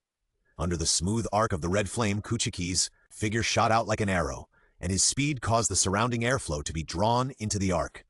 Before the flames were extinguished, a new stream of flames was ejected at the beginning of the sword being put away. After only 3 times, Kuchiki saw the figure of the windlass. Breathing of Flame 1, Shiranui. The flames under the red airflow broke through the air like stones on a slingshot. Blood Demon Art Stealth. At this critical moment, the windlass made a quick decision and transformed into a stream again, rushing forward. Kuchiki missed and rushed forward for a distance due to inertia. When he turned around, the windlass had already entered the woods. I'd better let him go into the woods. I'll continue to work hard and become stronger. Now, what awaits me may be a danger that I don't know. I don't know why. Although the panel of the windlass is weaker than mine in all aspects, after he entered the woods, my inexplicable ominous premonition became stronger and stronger. Deep in my heart, I always told myself that the second one is not simple. Could it be that his backhand is here? Breathing of Flame 1, Shiranui. In the woods, Kuchiki chased after the windlass while waving his knife. The falling leaves and the chaotic branches blocked his vision again and again. The windlass's stealth speed was fast and its breath was hidden. In the woods, it avoided Kuchiki's attack every time. At this time, a faint light appeared in front of the woods. Kuchiki came to the front and found that there was a lake tomorrow, and the windlass was standing on the lake. He seemed very confident. Kuchiki saw the arrogance on his face and thought it was not good. Xiaowu, my skills will become several times stronger in places with water. I will return all the damage you just did to me in this artificial lake. Blood Demon Art, Water Thorns. With one hand, the windlass waved the water flowing out of the lake, gathering the water into water thorns, the number and length of which were incomparable to before. Each water thorn shot out like a feather arrow, attacking like raindrops. Flame-breathing Type 4, Flame Whirlpool. Kuchiki knew that this first attack was a test, so he must not dodge it, otherwise he would waste the best opportunity to test the windlass. Red airflow rose from the ground at the feet of the dead wood, swirling and steaming, surrounding the dead wood, and then the flames seemed to be ignited in the air, turning into a raging fire, forming a wall of flames, blocking the attack. Boom! The collision of water and fire blasted out a thick hot mist. The dead wood felt the frequent and huge impact force in the wall of fire, although he didn't want to admit it. However, the intensity of this attack was really not as high as he guessed, and he could completely block it. Am I really thinking too much? This lower second is not a little weaker than the lower fifth. What was I afraid of just now? The frequent attacks like raindrops ended. The dead wood put the knife on his chest in the hot mist, took a deep breath, and exhaled the hot mist in his chest. Complete collection. Breath of flame. Type 6, roaring fire. The flames dispersed the surrounding heat mist and transformed into a bird of rage, dancing beside the rotten wood. Heat waves came one after another, as if he was in a sea of fire. Beside the bird's head, the dancing flames were like solemn eyes, which made Lulu break out in a hot sweat, as if he was facing a magma eruption, and his heart trembled. At the moment when the rotten wood swung the knife, the bird roared out, and no grass grew wherever it passed. Even if it rushed through the lake, it could still produce heat mist, which was then dispersed by the flames. Lulu saw the bird roaring towards him, and its dancing flames seemed to burn his fragile heart. He couldn't take it head on. It was absolutely impossible to catch it. Blood Demon Art Flowing Shadow Clone. Blood Demon Art Flowing Shadow Clone. Combine water into a clone. The main body can teleport a certain distance forward, backward, left and right in a straight line while splitting the clone. The clone and the main body can release skills together and have no thoughts of their own. The upper limit is 3 at level 1. The bird exploded on the windlass, melting it, and a faint mist filled the air as if it was in a fairyland. Fortunately, it escaped. Windlass panted heavily and saw that the clone he had just split was burned to ashes by the flames. He couldn't help but feel scared, and many beads of sweat oozed from his forehead. Xiaowu, let's discuss it. Just now you just treated me as a joke, and I don't remember the grudge you injuring me. Really, there is no benefit in killing me, and you can't become stronger even if you absorb my blood. Windlass begged for mercy from the dead wood, and took this time to secretly extract a part of the water flow in the lake and assimilate it, trying to split more clones in a short time. Of course, all this was done on the premise that Kuchiki rejected him. If Kuchiki promised not to kill him, he would not do anything. Given Kuchiki's terrifying strength, he hoped that Kuchiki would agree to him, so he continued to increase the reward and tempted him. If you let me go, I will give you 10% of the children I kill in the future. 20%, 30%, 30%. The meat of children is very fragrant and delicious. You must have tasted it. This is also a delaying tactic. If Kuchiki agreed to him and escaped this disaster, he would run away and never meet Kuchiki again. Even if he was caught again, it didn't matter. At that time, he would give Kuchiki a few children to eat and say something like an apology that he couldn't find you. Lulu was very sincere and even thought about the future development. He thought that Kuchiki would not refuse him again. The daily life of the freeloader Monster 5. After my in-depth adjustment, education, the author was moved to tears and promised to update more in the future, so I let him go and hide his name. At that moment, I seemed to see the light of righteousness shining on the earth. Just as the windlass looked at the deadwood with expectation, thinking that no one could resist the temptation of a child, the deadwood on the shore had become very gloomy. This ghost actually expressed his love for the flesh of children so openly. Unforgivable, unforgivable. Shire, I tell you, you, today are dead. The deadwood waved the knife in his hand, and the flames had already shown a tendency to burn out before he called out the name of the move. System, upgrade the fireworks roar to level 5. Okay, master. A total of 3,000 ghost energy coins are consumed. The remaining 5,600 ghost energy coins. Flame-breathing type 6 fireworks roar. A huge flame ignited from the heat blade in an instant, and the terrifying fire wrapped around the deadwood. In the flames that sentenced death, the bird was reborn here, and 2 balls of jumping flames followed. At this time, the 2 groups of flames became sharper, sacred and solemn, and the wings on both sides became richer, as if they were engraved with distinct feathers. Its tail also grew out, but it was like 3 flowing flames without a real shape. The flying bird reappeared like a monarch, and then flew with a more majestic momentum than before, circling over the rotten wood. The air made a whistling sound under the burning of the flames, and the strong wind whistled one after another. Finally, the flaming bird born from the flames brought a verdict on life and attacked the windlass. Blood Demon Art Flowing Shadow Clone. At this time, because of the advanced preparation of the windlass, this time the flowing shadow clone was divided into 3. 2 clones were burned by the flaming bird and turned into nothing. The hand of the last clone was also burned by the flames. This attack was stronger than before. The summoned bird even felt like it was alive. When Lulu saw that only one of the clones he had summoned was still alive, he couldn't help but feel scared and looked at Kuchiki with even more fear. Blood Demon Art Water Thorns. Lulu waved his hand and stabbed Kuchiki with water thorns again, and his clones gushed out water thorns from the lake, attacking Kuchiki like thorns.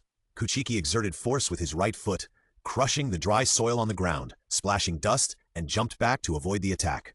Flame-breathing land type, fireworks roar. Another blazing flame turned into a flying bird and rushed towards Lulu. The two ghosts dodged each other's attacks like a turn-based system, and then released their own attacks, like a fight between you attacking and me dodging, and Kuchiki thought he couldn't walk on the water, so the only skill he could use was Fireworks Roar. Although the roar of fire was powerful, it was too single and could be easily avoided by Lulu. Moreover, it consumed a lot of Kuchiki's physical strength. At this time, he was sweating on his forehead. Of course, Lulu's situation was not optimistic either. In order to avoid Kuchiki's roar of fire, he had to use the Flow Shadow Clone every time to avoid it. In addition, he had been injured several times before, and his physical strength was much worse than Kuchiki. This kid has only used one skill all the time.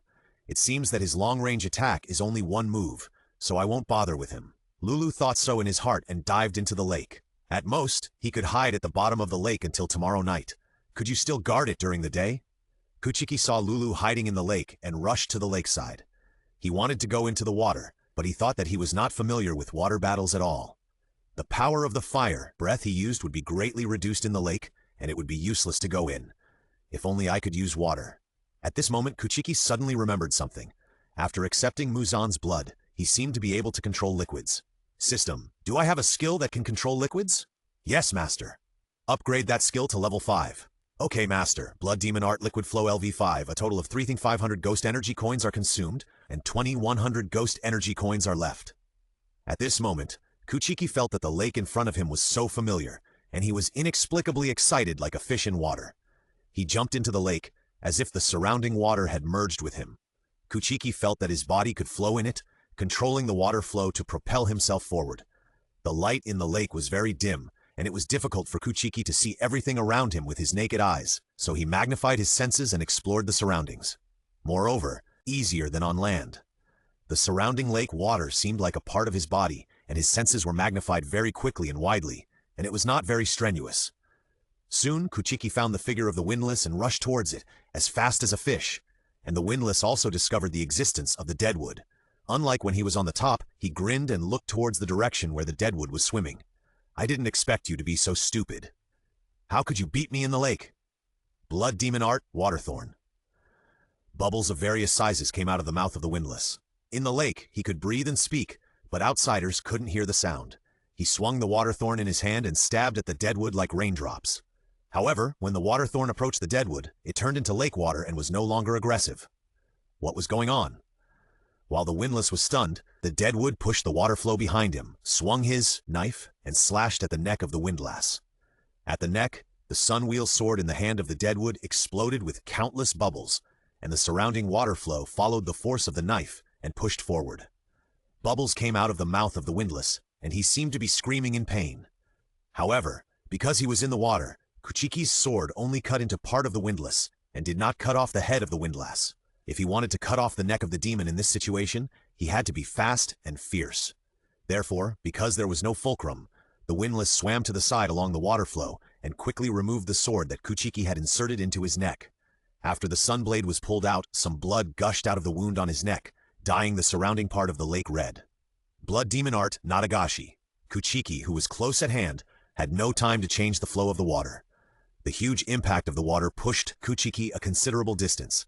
Flame-breathing Type 1, Shiranui. Although the blade was no longer attached to the flame, the speed was still the same. With a string of boiling bubbles, Kuchiki came in front of the windlass and cut it with one sword.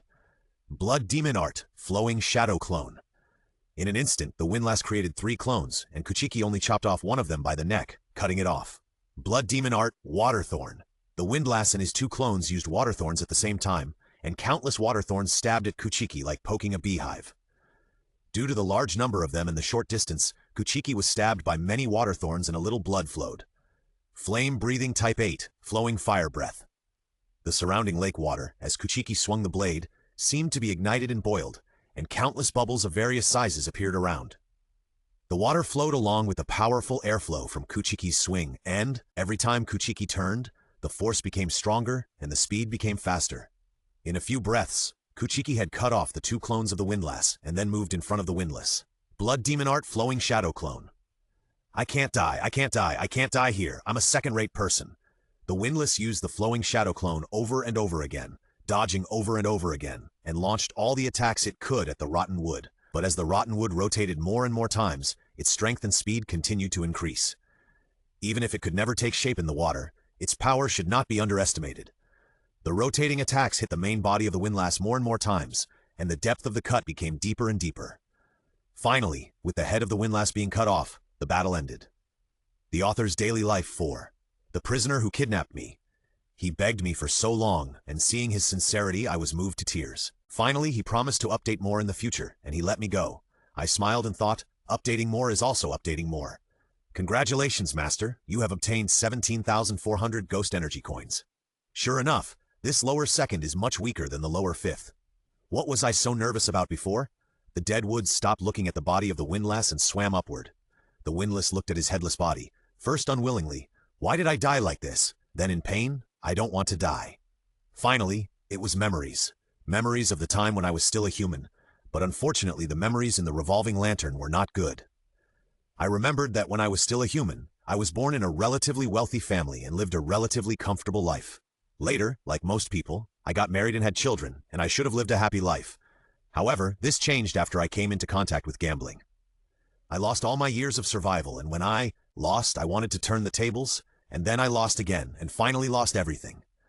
My wife finally became discouraged with me and left with the children, leaving me alone in the house that was smashed and dilapidated by the debt collectors. After that, I spent my days drinking heavily for many years, and I was confused. Finally, I wanted to jump into the river to commit suicide. When I came to the river, I found a child who fell into the water, so I went to save him. But because I had been drinking heavily for many years, my physical strength soon ran out, and I could only save the child to the shore, and then I fell into a coma. When I woke up, the child in my arms was dead. The angry villagers came over after hearing the news, thinking that I was going to jump into the river to commit suicide, and dragged me with them as a scapegoat. Now I was washed to the shore by the water. They beat me with sticks, vowing to beat me to death. I was unwilling to accept it. Why was I wrongly accused of saving people? I held on to my breath and survived the villagers' beatings. I really wanted to hear someone say that I was a great hero who saved people. But until the villagers left with the boy's body, no one said this to me. I was really unwilling to accept it. At this time, Lord Muzan came. He sympathized with my experience and gave me his blood. From then on, I began to eat people and finally gradually forgot the memory of being a human. I only knew that my death seemed to be related to children, so I began to eat children. I'm sorry that I still couldn't save you at that time, and I became a ghost that eats children. I'm sorry. At this time, the windlass seemed to see a light appear in front of his eyes, and a small body lay on the ground crying. Child, why are you crying here? The master above said that I indirectly killed the person who saved him. I can't go up, but it's so dark down there I'm so scared. The person who saved you? Yes, the hero who saved me from drowning. Then Uncle will go down with you, so you won't be scared. Thank you. I heard it. I finally heard this sentence. Thank you, thank you. Tears flowed from the eyes of the windlass. After Kuchiki came ashore, he saw Xiaoyu staying on a tree by the lake. After seeing Kuchiki, it excitedly lay on his shoulder and rubbed his chin intimately. Okay, it's almost dawn. I have to find a place to hide. The news that the lower rank was killed by Kuchiki soon reached Muzan's mind. Yes, Kuchiki, I look forward to you becoming an upper rank one day and standing in front of me. The other 4 lower rank only knew that the lower rank was dead and there was no transposition, but they didn't know who killed him. However, even if they didn't know, the 4 of them more or less guessed who it was. After all, it was too coincidental. Xia Si Ling Yuzi was first replaced by Xia Wu, and then Xiaer died. He was a little nervous and had some guesses in his mind. He sent a message to the other 3 Xiaxian. Xiaer is dead too. I always feel that he seems to be coming for us. Why don't we stay together for a few days? He was added because Ling Yuzi wanted to confirm whether the other 3 people's guesses were the same as hers. Seeing that no one was confused about the word he, she knew that the other 3 had the same guess as her, and it was the current Xia Wu who killed Xiaer. Xia San Bingye was gnawing on the hand while sending a message to the other 3 ghosts with disdain. What are you afraid of? Xia Wu's strength is just exaggerated by you. If he is really strong, why don't you change the number? Xiaer is no different from a waste without water. Is this what scares you? Waste! This sentence was not really disdainful, but was said deliberately. He knew how powerful Xia Wu was, and he also knew how strong Xiaer was without water. He said this just because he didn't want to be entangled by a coward like Ling Yuzi. Moreover, he also heard the meaning of he in her mouth, but he disdained such cleverness. Xiaolu Kamunu said yes and agreed to gather immediately. I have only been Xiaolu for 2 or 3 years. I must be careful. I still have a lot of room for improvement. I absolutely cannot die. And the next one Yeming did not speak, but just raised his head and looked at the starry sky, thinking, Xiaowu and Xier are dead. I really want to hear the sound of their painful groans when they died. What a pity. That's great, Komonue. Let's gather as soon as possible. Yeon, don't you come with us? Although Ling Yuzi said that it was great, she felt very sorry in her heart. Xiaolu's strength was not necessarily stronger than hers, so she asked Yemeng unwillingly later. If Yemeng did not agree, she would also find a way to make him agree. As for what Bingye said just now, that kind of idiot who despised the enemy, she didn't want Bingye to come. Kamai also knew why Ling Yuzi added this sentence. Although he was dissatisfied, he was not too angry. It would be better if Nightmare could join. Okay, if possible, I really want to hear the painful groan of Shan Xiaowu, or hear more voices. Great! Ling Yuzi cheered from the bottom of her heart this time. If the 3 lower strings were together, no matter how strong he was, he couldn't beat the 3 of us. After that, she told Nightmare and Kame her location and waited for the gathering tomorrow. In the cave, Bingye, who was gnawing meat, could not hear the voices of Ling Yuzi and the other 3. He knew that this woman had omitted him and conspired with the other 2. Sure enough, the 3 of them gathered together. Because of my disdainful words just now, Ling Yuzi, that stupid woman, immediately omitted me. Haha, don't we know how big our appetite is in a day? And the 3 of them gathered together. Even if we didn't meet Shan Xiaowu, we would be killed by the pillars of the Demon Slayer Corps. Only a fool would do something that could cause a bigger crisis just for the sake of an unverified possibility, or a possibility that is not a big crisis. It's just right that the 3 of you are together. The bigger the noise, the better. Regardless of whether our common guess is correct or not, just be careful and restrain yourself these days and stay out of the spotlight. Under the fierce appearance, there is a delicate mind that is different from ordinary people. Tips for getting a free copy. 11 smashed his phone after finishing the novel, so as not to increase the author's reading volume. While the lower strings were discussing, Kocho Shinobu came to the village. Recently, children in this area have disappeared too frequently, and it is suspected that there are ghosts. What she can't tolerate the most is the harming of children. After hearing the news, she rushed here immediately. Moreover, she soon smelled the strongest ghost smell, which was a yard. There was no smell of blood, so it was good that she arrived. Kocho Shinobu breathed a sigh of relief and rushed into the yard. She saw that the 2 people in the house had not slept yet, and one of the women was holding the child and coaxing him gently. Are you all right? No, I'm fine. The male host saw Shinobu Kocho's delicate face and couldn't help but stutter when he spoke. Do you know where the ghost is? Shinobu Kocho continued to ask, and the male host briefly summarized what happened tonight. Shinobu Kocho walked into the house and found traces of burns. Her heart jumped, but she still kept a smile on her face and asked the man, Did you see the appearance of the Demon Slayer? Because the door and windows were broken, the moonlight shone in, and I could barely see that he had white hair and wore white clothes. The male host recalled and answered seriously. Is there really such a coincidence in the world? However, the ghost should have been poisoned to death by me, and the one who appeared here may just be a user of the breath of fire who happened to have the same hair color and clothes. However, I didn't see the ghost die with my own eyes, so it's not certain that he really survived. Moreover, Nezuko's performance at the Tianjua meeting, plus the observations of the past few days, she is really very likely not to eat people. With her, it's not too much to have another special existence in the world. If this incident is linked to what happened on Nada Spider Mountain, then the white-haired ghost may really be a non-human being, or at least a ghost that needs to eat humans to survive, but still has not lost its humanity. Even if the possibility is small, I have to investigate it. If it is true, his special existence can definitely help our Demon Slayer Corps. We can't let the team members chase him and let him down. I also want to apologize to him for what I did before on Nada Spider Mountain. If this is true, I hope it is true. At this time, Shinobu Kocho's mind was a little confused, but she still smiled and politely said goodbye to the host and hostess of this house. The smell of ghosts in other places has almost dissipated, and only this one is still a little bit left. Her sense of smell is only a little stronger than that of ordinary people, and it is futile to chase it. What she needs now is not only evidence that can make her believe this conjecture, but also evidence that can make others believe this conjecture. I seem to have heard Tomioka say that there was another ghost who killed the lower team together with the child named Tanjiro. It seems that I need to ask the child who is full of gentleness. Thinking like this, Shinobu Kocho ran towards the Demon Slayer Corps headquarters, like a lively elf under the bright moonlight. Giyu did tell everyone about this, but everyone thought it was just another demon using the Demon Slayer Corps' trick to fight for the position of lower class. Therefore, Giyu did not say that he believed Tanjiro's words, that is, the idea that Kuchiki did not eat people, so everyone did not delve into it. Meanwhile, Kuchiki, who had found a hiding place, hugged Xiaoyu, gently touched its head and said to it gently, "Go to sleep." Kuchiki no longer needed Xiaoyu to go out and guard him. After a high-endurance flight at night, Xiaoyu fell asleep quickly. With her little head drooping, she leaned on Kuchiki's chest affectionately. "System, how many ghost energy coins do I have now?" "Master, a total of 19,500 ghost energy coins." All those skills that were not at level 5 at the highest level 9 were upgraded to level 5.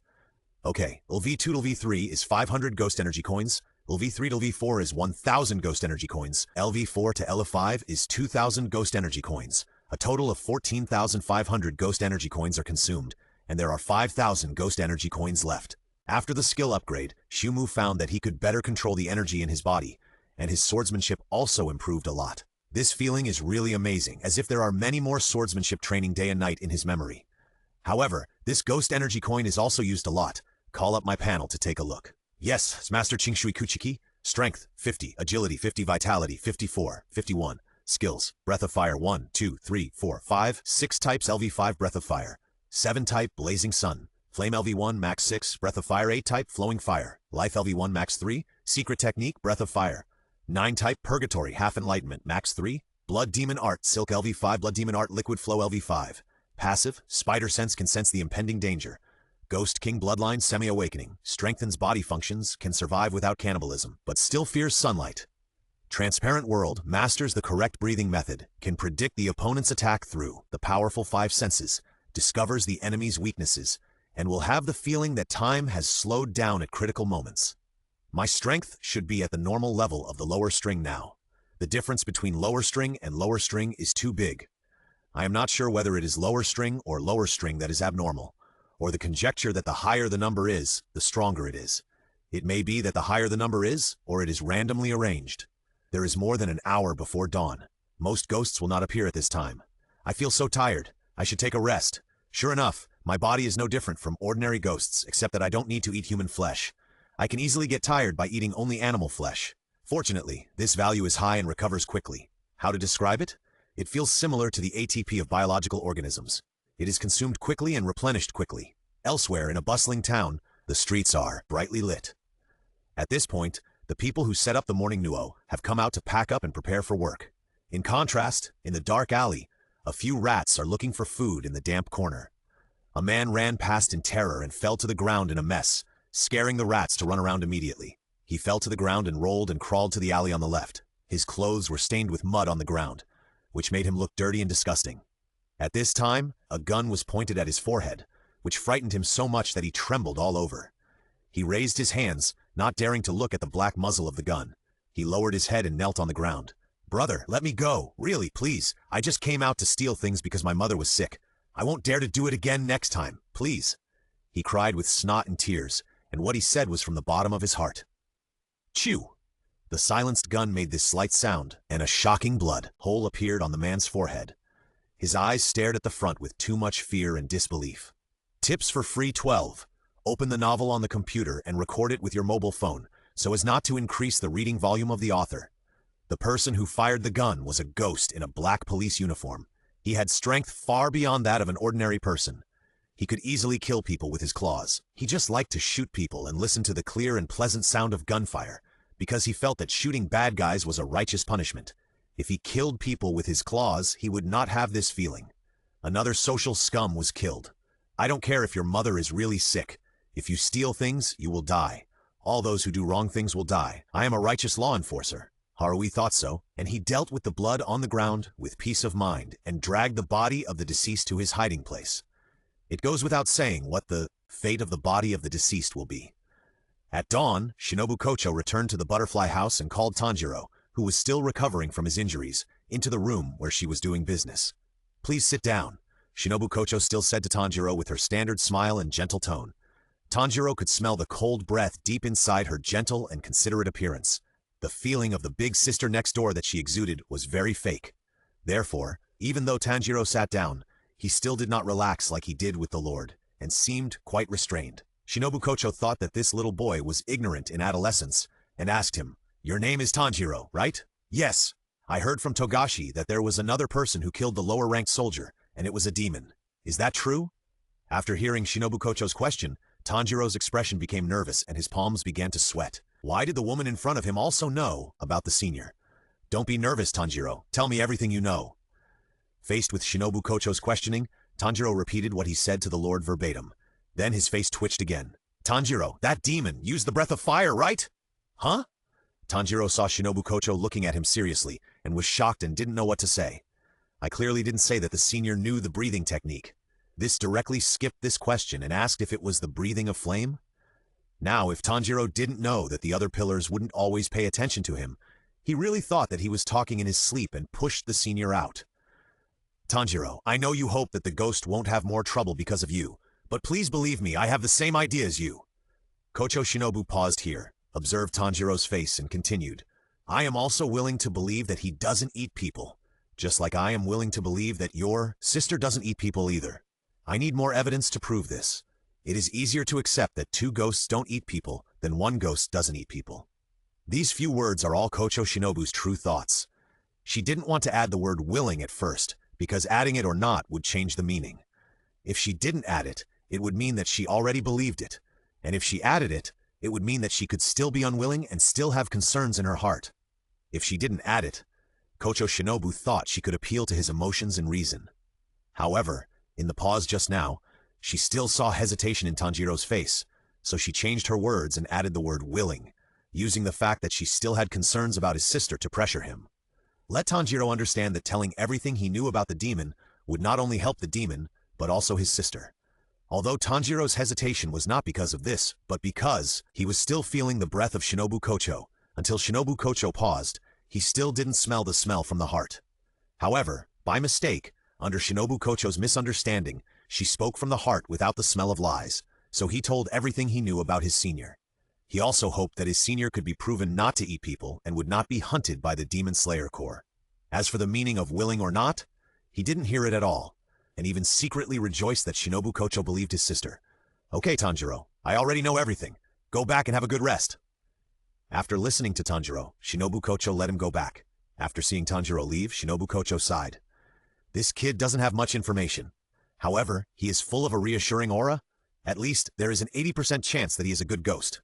I hope you are not like the ghost who killed my sister, who appears gentle and approachable on the surface, but is actually cruel and ruthless. Outside the door, Zenitsu bit his clothes viciously and cursed at Tanjiro while crying. Tanjiro, you bastard, you are in the same room with such a beautiful big sister. Inosuke was also furious next to him, breathing hot air from his two pig nostrils. Look, Inosuke is angry about this. Bastard, next time there is a beautiful big sister, you must call me. Zenitsu shook Tanjiro's shoulders wildly, crying, hating and jealous. Damn it, Kentaro, you didn't even train with me. Go back right now, and you slug, disgusting. After saying that, Inosuke punched each of them, dragged one of them with one hand and ran angrily to the training base. The two touched the bumps on their heads. It hurt.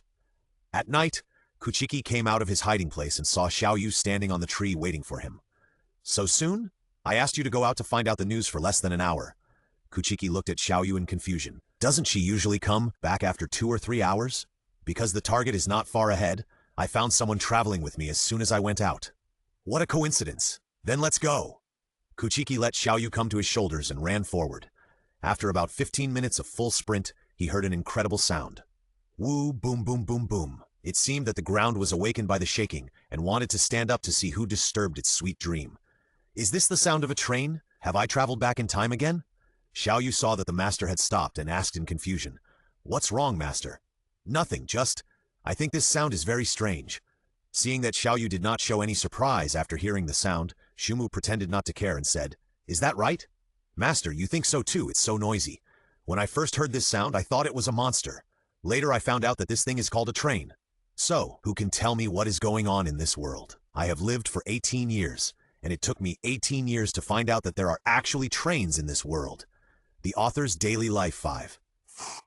Oh, I finally got a collection. That's great. I want to celebrate and add an update. 3 minutes after adding an update, why is it missing again? Are you kidding me? When he came to the source of the sound, Shumu found that there was actually a train platform here. The train that just made the sound was ready to leave. At this moment, huge steam gushed out from the top of the train. The roaring sound of the engine frightened Xiaoyu, who knew it was a train, and shivered. She shrank into the arms of the dead wood and covered her ears with her wings. It was not until the train was far away that Xiao Yu dared to come out of the arms of the dead wood. Seeing that there was no one around, she whispered to the dead wood, "It's the town here. The number of missing people has suddenly increased dramatically in recent days. No one is alive or dead. I suspect that there are powerful ghosts." "Xiao Yu, you suddenly speak so quietly. I'm a little uncomfortable." "Hush, master. The last time I spoke, people in the town heard me talking, and someone clamored to buy me. So I guess the people in the town are all surprised by the rare things." Xiao Yu nervously asked the dead wood not to speak so loudly, and then explained her understanding very seriously. The contrast brought by this cute and serious expression made the dead wood rub his head a few more times. When he came to the opposite side of the platform, the dead wood saw that the lights were bright nearby, and occasionally a car passed by. "I didn't expect that the development level of this world is also quite high. It's just that the development of this industry has just started recently and has not affected the remote countryside. However, this also caused me a lot of trouble. If I were in the village at this time, there would be few people on the road, which would not add obstacles to my search for ghosts. But now there are too many people on the street. Even if there are ghosts among them, as a ghost, I can only smell the smell from people. Can I only try my luck?" Shumu thought unwillingly that it was unrealistic to gamble on luck on this busy street. Moreover, he had a sunwheel sword tied around his waist. The people around him looked different when they saw him, so they avoided him if they could. In this case, the ghost would still pass by Shumu, unless it was a real pig. Shumu looked around and saw a small alley with dim light. He decided to look for it there. If the ghost wants to kill and eat people, it must be in a place with few people, not on this street. In the damp corner, 1 or 2 mice occasionally appeared, and when they saw someone coming, they ran away without a trace. Kuchiki searched in the alley for more than an hour, but still didn't encounter any ghosts. He only encountered a few drunks who were shouting loudly in the alley, with lofty ambitions or complaints that only they could understand. There were no ghosts. As expected, the area was too large and I couldn't touch them at all. My transparent world couldn't cover such a large area, and even magnifying my senses would be useless. "Brother, you should listen to my explanation. I saw that guy drunk and fell on the road, and I kindly helped him up. I thought that he was too drunk to remember that I helped him, so I took some of my benefits from him. So you just saw the scene." Takedo said that he was really unlucky today. He had never been discovered when he rummaged through the money of drunkards before, but today he was discovered by the police. "This is too fucked up." So he explained, while putting the wallet back awkwardly, and said, "Since the police officer doesn't like it, I'll put the money back." Chunjing looked at Takedo's disgusting face. He was caught stealing, but he had the audacity to try to explain something. It was so hateful and disgusting. "A scum like you deserves to die." Chunjing took out his gun and pointed it at Takedo's forehead. Takedo saw the black muzzle in front of him, raised his hand and stepped back with an awkward smile, saying, "Officer, this joke is not funny at all. Even if it's just a theft, I won't die." Seeing Chunjing still pressing forward, the smile on his face froze, and then he said in horror, "Officer, spare my life. I promise I will never dare to do it again." But Chunjing did not put down the gun in his hand, nor did he shoot. He just liked to see the bad guys begging for mercy from him, the righteous law enforcer, and finally the desperate expression when he knew that begging for mercy was useless. What a wonderful and fun feeling it was. "No, don't, officer. If you kill me, you will also go to jail," Takedo said half-threateningly, when he saw that begging for mercy was useless and was forced into a corner. "Go to hell, scum! Ha ha!" Chunjing just likes to see the bad guys' expressions when they are forced into a desperate situation and have no choice but to use the law to threaten him. "I am a righteous law enforcer. The law will never punish me. Everything I do is right." Breathing of Flame 1, Shiranui. Under the moonlit night, in the dim alley, a flash of fire from a falling star flashed, and the raging fire streaked across the arm, cutting off the hand holding the gun. Although he could have cut off the ghost's head just now, the ghost would not die immediately, even if its head was cut off. He was afraid that the ghost would still kill someone to take the blame after being beheaded. Phew! Fortunately, he made it in time. After becoming a ghost, his ability to sense the breath of ghosts became increasingly dull. Kuchiki retracted his knife, put it on his waist, turned around, bent his legs, and looked at Chunjing's neck, and Takedo saw that he was finally saved and fled to the side. He didn't care where the fire came from, nor did he care that the person who saved him dared to attack the police. At this time, the right thing to do was to run away quickly. Kuchiki also heard what he said just now, and knew that this guy was not a good guy. He memorized his breath and planned to kill this ghost and capture him, and send him to the police station to live for a few days. "My hand? You actually cut off my hand? I want you to die." Harui looked at the severed hand on the ground fiercely, no longer caring about the escaped villain, and rushed towards Kuchiki with his teeth bared. Flame-breathing Type 1, Shiranui. The flames slashed through and accurately cut towards his neck. Under the burst of sparks, blood splashed, but Kuchiki did not relax because the previous attack did not cut off the ghost's neck. The wind felt it, behind him. Kuchiki leaned back and stabbed the knife back fiercely. Shwa! Blood splashed, and Harui's right chest was pierced by the Sunwheel sword. Blood continued to flow and dripped on the ground. Damn it! As he said this, a void suddenly appeared behind Harui and sucked him in. This is... Kuchiki turned around and looked around. The breath of the ghost disappeared. Blood Demon Art Void Hole. Within a certain period of time, you can summon a void hole, hide inside, and come out within a certain period of time. The range and time are determined by your strength. System. What's the difference between introducing this skill and not introducing it? Suddenly, a hand appeared behind him, and its sharp claws stabbed towards Kuchiki's neck. Ping! There was a sound like a metallic collision. Chunjing's nails broke 3 times, but still did not penetrate into Kuchiki's flesh. What kind of hardness is this? Forget it, let's leave first. Chunjing merged into the cave and prepared to escape. Flame-breathing Type 2 flame rising modified down. Slash. Kuchiki turned around, bent down to the right, rotated the knife to the right, and the flame arc passed through, slashing down, cutting off Chunjing's palm before he could put it in. It's not that easy to escape. Ah! Chunjing fell into his own skills, groaning in pain.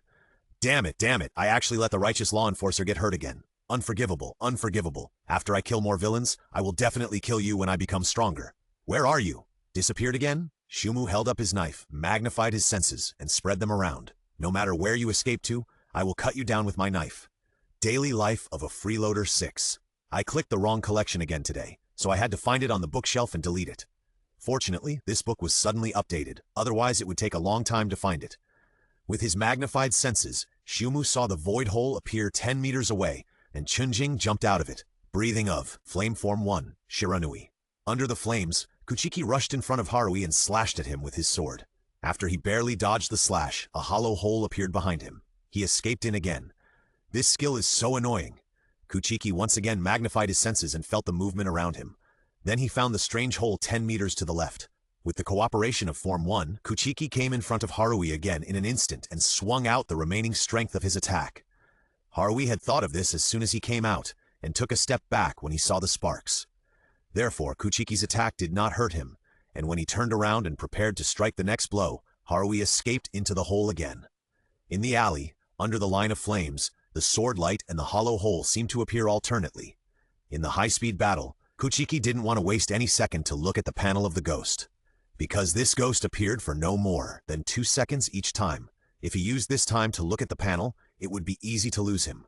And the most important point is that he only needs to understand the skills, and the panel only has the names of the skills, which is not as useful as the awkward explanation of the system. This kind of space-related skills should have many restrictions. Why can he use this skill so frequently, and he still doesn't feel tired? On Chunjing's side, he and Kuchiki are equally uncomfortable. He is obviously a righteous law enforcer, but now he is being chased and killed by the villains who help the villains. I will never forget this shame. However, how long will this guy chase me? I am a law enforcer, an executor of justice. However, my hands have finally grown, and I want you to get out of here quickly. When Chunjing came out again, the flames shot out again, and Kuchiki once again swung a precise and powerful blow, slashing at his neck. Swish! With a gunshot, a bullet shot out from the flames and rushed towards Kuchiki, with spiral ripples, rolling up a vortex of air in the air. Because Kuchiki lived in the modern world in his previous life, he knew the horror of bullets. Even now, he was still afraid of them in his soul, although this bullet could not hurt him much. When he saw the bullet coming towards him, he immediately exerted force on his waist, applied the impact force brought by the unknown fire to his waist, rotated left and right, and cut it into 2 parts with the knife during the rotation. Although the action was very gorgeous, and the reaction speed was so fast that people exclaimed, this action was so ridiculous in Chunjing's eyes. Because this action of cutting off the bullet was telling him that Kuchiki could not withstand the impact of the bullet. There is a way, which may not only make him leave, but even kill him here. When Kuchiki grabbed the ground with his feet and stabilized his body, Chunjing entered the hole of the void again. 2 seconds. The time he appeared outside was always 2 seconds. No matter how embarrassed he was by my attack, it took 2 seconds to summon the hole. After entering the hole, the time to come out varies from 1 to 3 seconds. The shortest is 1 second, and the longest is 3 seconds. This skill should only allow him to stay in there for 3 seconds.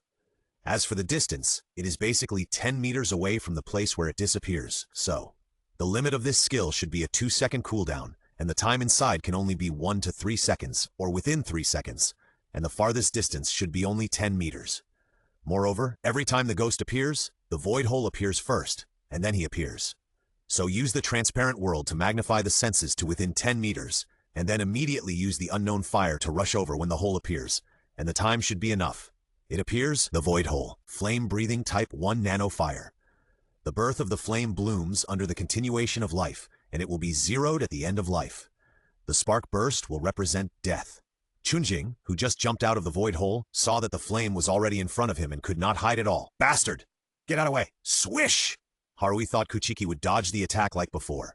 Because he had been eating people in the town, he had not encountered the demon slayer corpse and other demons, and he didn't know that demons could not be killed by guns. Unfortunately, Kuchiki did not dodge as he expected. A bloody hole appeared on his forehead, and Haruhi was beheaded under the sparks. Congratulations, Master. You have obtained 3,000 demon energy coins. Assholes, you scum of society. Why don't you all die? Haruhi's head fell to the ground.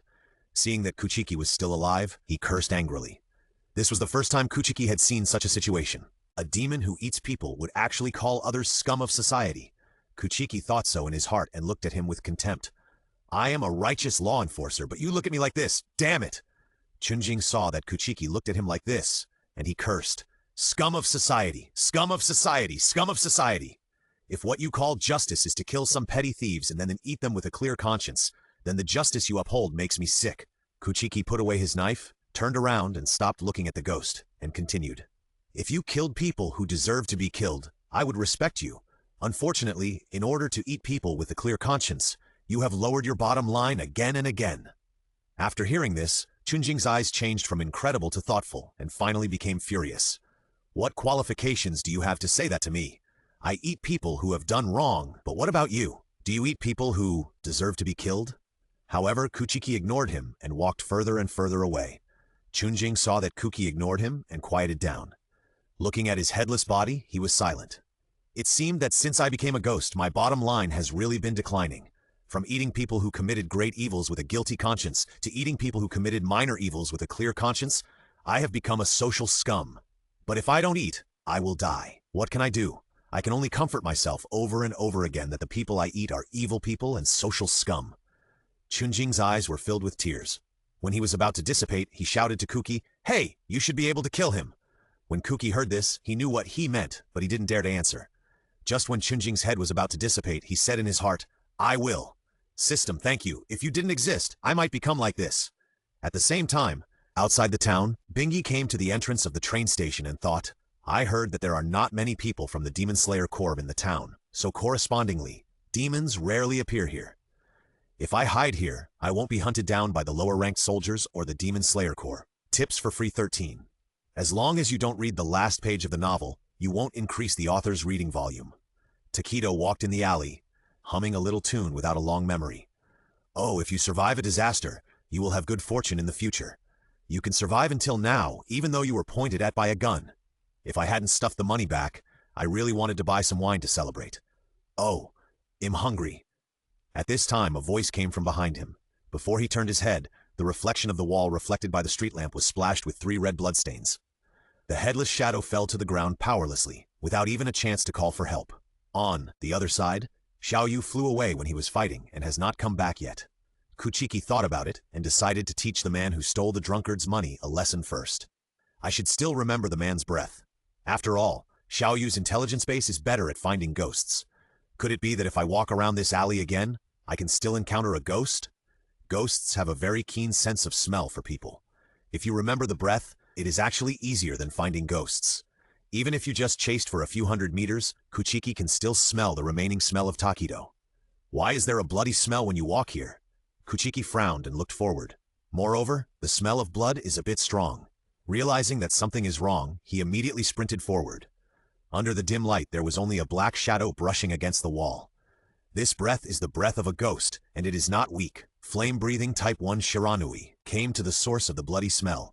Kuchiki found a ghost with its back to him, squatting on the ground, gnawing on the food in its mouth, and his shoulders twitching. Obviously, he also felt the arrival of Kuchiki, so he stopped chewing and felt Kuchiki's breath. Breathing of Flame 1, Shiranui. The moment the knife flashed, a line of flames appeared, and the scorching flames followed like a dragon. Bingye immediately jumped up and squatted on the wall. He looked at the newcomer and saw the words Xiaowu engraved on his left eye. No way, did I come here to die on purpose? I ran so far and came to the town. I thought I could escape the pursuit of Xiaowu, but I didn't expect that I would fall into the tiger's mouth. No wonder you were able to kill 2 ghost moons in a row in the dark night. It turned out that you were a fallen swordsman. Your strength in my heart has decreased a little. Originally, Bingye thought that Xiaowu could kill Yuan Xiaowu and Xier because his attack power and speed could far exceed the recovery speed of the two. But now he knows that Xiaowu just took advantage of the ghost's weakness to kill the ghost. But this did not make Bingye feel relieved. While he lowered his guess about Kuchiki's strength, he also raised his danger level by 1 level. Although it was more terrifying to kill a ghost with a blast, the error tolerance rate was still relatively high. Killing a ghost with a sunwheel sword had a relatively low error tolerance rate, and death might come in an instant. It was like an ordinary person was more afraid of an ordinary person holding a knife than an unarmed muscular man. Kuchiki also saw the words Xiasan engraved on Bingye's left eye, and his body was covered with blood that smelled fishy. So you are Xiaowu. It's too unfriendly to cut people as soon as you meet. If you want to eat people, just tell me. We are both 12 ghost months, so I will definitely give it to you. Bingye pretended to be friendly and concentrated all the energy in his body on his feet. He didn't expect Kuchiki to say anything. As long as he could immediately distance himself from Kuchiki during the gap in his speech, it would be fine. Kuchiki didn't answer him. Knowing that he was stalling for time, he used his stalling time to continue stalling for him. Why? Didn't Xier tell you about me when he shared information with you? The system called up his panel. Okay, Master. Bingye's position. Lower string 3, strength 41, speed 47. Body 42, Chi 43, skills art pulse elf 6, blood demon art cyclone engraving level 1, maximum 3. Strength much weaker than the master. Xier, the demon who loves to eat children? Bingye deliberately said this and paused here, carefully observing the changes in Kuchiki's expression. Sure enough, even if the Demon Slayer Corps fell into demons, there was still a trace of humanity left, and they were very disgusted with such a heinous thing as eating children. Moreover, your disgusted expression also revealed one thing. After becoming a demon for a long time, you will know that the flesh of children and girls is the most delicious, and you will not resist it too much. Obviously, you who are so resistant must have become a ghost not long ago. So no matter how powerful you were when you were still a human, your current body is far inferior to that of my predecessor. In fact, I despise his behavior of eating children. I have long disliked him. I will not believe a single word of the information he sends. This sentence was not from Bingye to please Kuoki, but to make him relax his vigilance. Trying to impress the other party with just words is nothing but a fool's dream. After reading the panel, Kuoki was no longer prepared to waste time. He held up the knife and rushed towards Bingye. Bingye had long guessed that there would be such a possibility. The previous mouth cannon was of no use, but time was indeed delayed. Blood Demon Art Pulse. Blood Demon Art Pulse. Control the airflow to cause damage to the enemy, or increase your own speed. When Kuoki stepped on the wall with one foot and rushed towards him, he used his hand to rush the airflow towards Kuoki, and used the reaction force to propel himself forward and backward. Because Shumu was in mid-air just now, and with the assist of the system's stupid teammates, he was a little slow to react and was hit by the pulse, falling into the opposite wall, smashing a big hole. Broken bricks splashed on his body and face, and dust was scattered all around. Shumu's whole body was embedded in the wall. Ahem? Bah system? Next time, you can tell what the skill is like at a glance, so you don't have to talk. Shumu complained, pulled himself out of the wall, simply patted the bricks on his body, and chased after Bingye. Yes, master. Bingye, on the other hand, after knocking Shumu away, retracted his legs in, mid-air, and used the airflow he just concentrated to spray forward. A huge airflow gushed out, forming a circle of ripples around him. The huge impact force made his impact speed faster, and he turned over with the force and ran towards the woods outside the town. He considered rushing to the street and using the remaining humanity of Kuchiki to threaten him with murder. But this method was too dangerous and stupid. If Kuchiki just instinctively rejected the act of eating children and had no feelings for humans, then threatening him with people would be useless. In addition, there were too many variables on the crowded streets, so it might not be in his favor. If Kuchiki had feelings for humans but was not pedantic, threatening him with people would only backfire and make the fight more fierce. In the end, the pillars of the Demon Slayer Corps arrived within an hour and killed him and Kuchiki together. Moreover, Bingye would never use this method of putting his life in the hands of others unless it was absolutely necessary. Tips for Free 14. Read the reviews before reading the book, so that you will not have the desire to read the book. Seeing that he was so fast, Kuchiki, who was chasing after Bingi, also started to use the one form.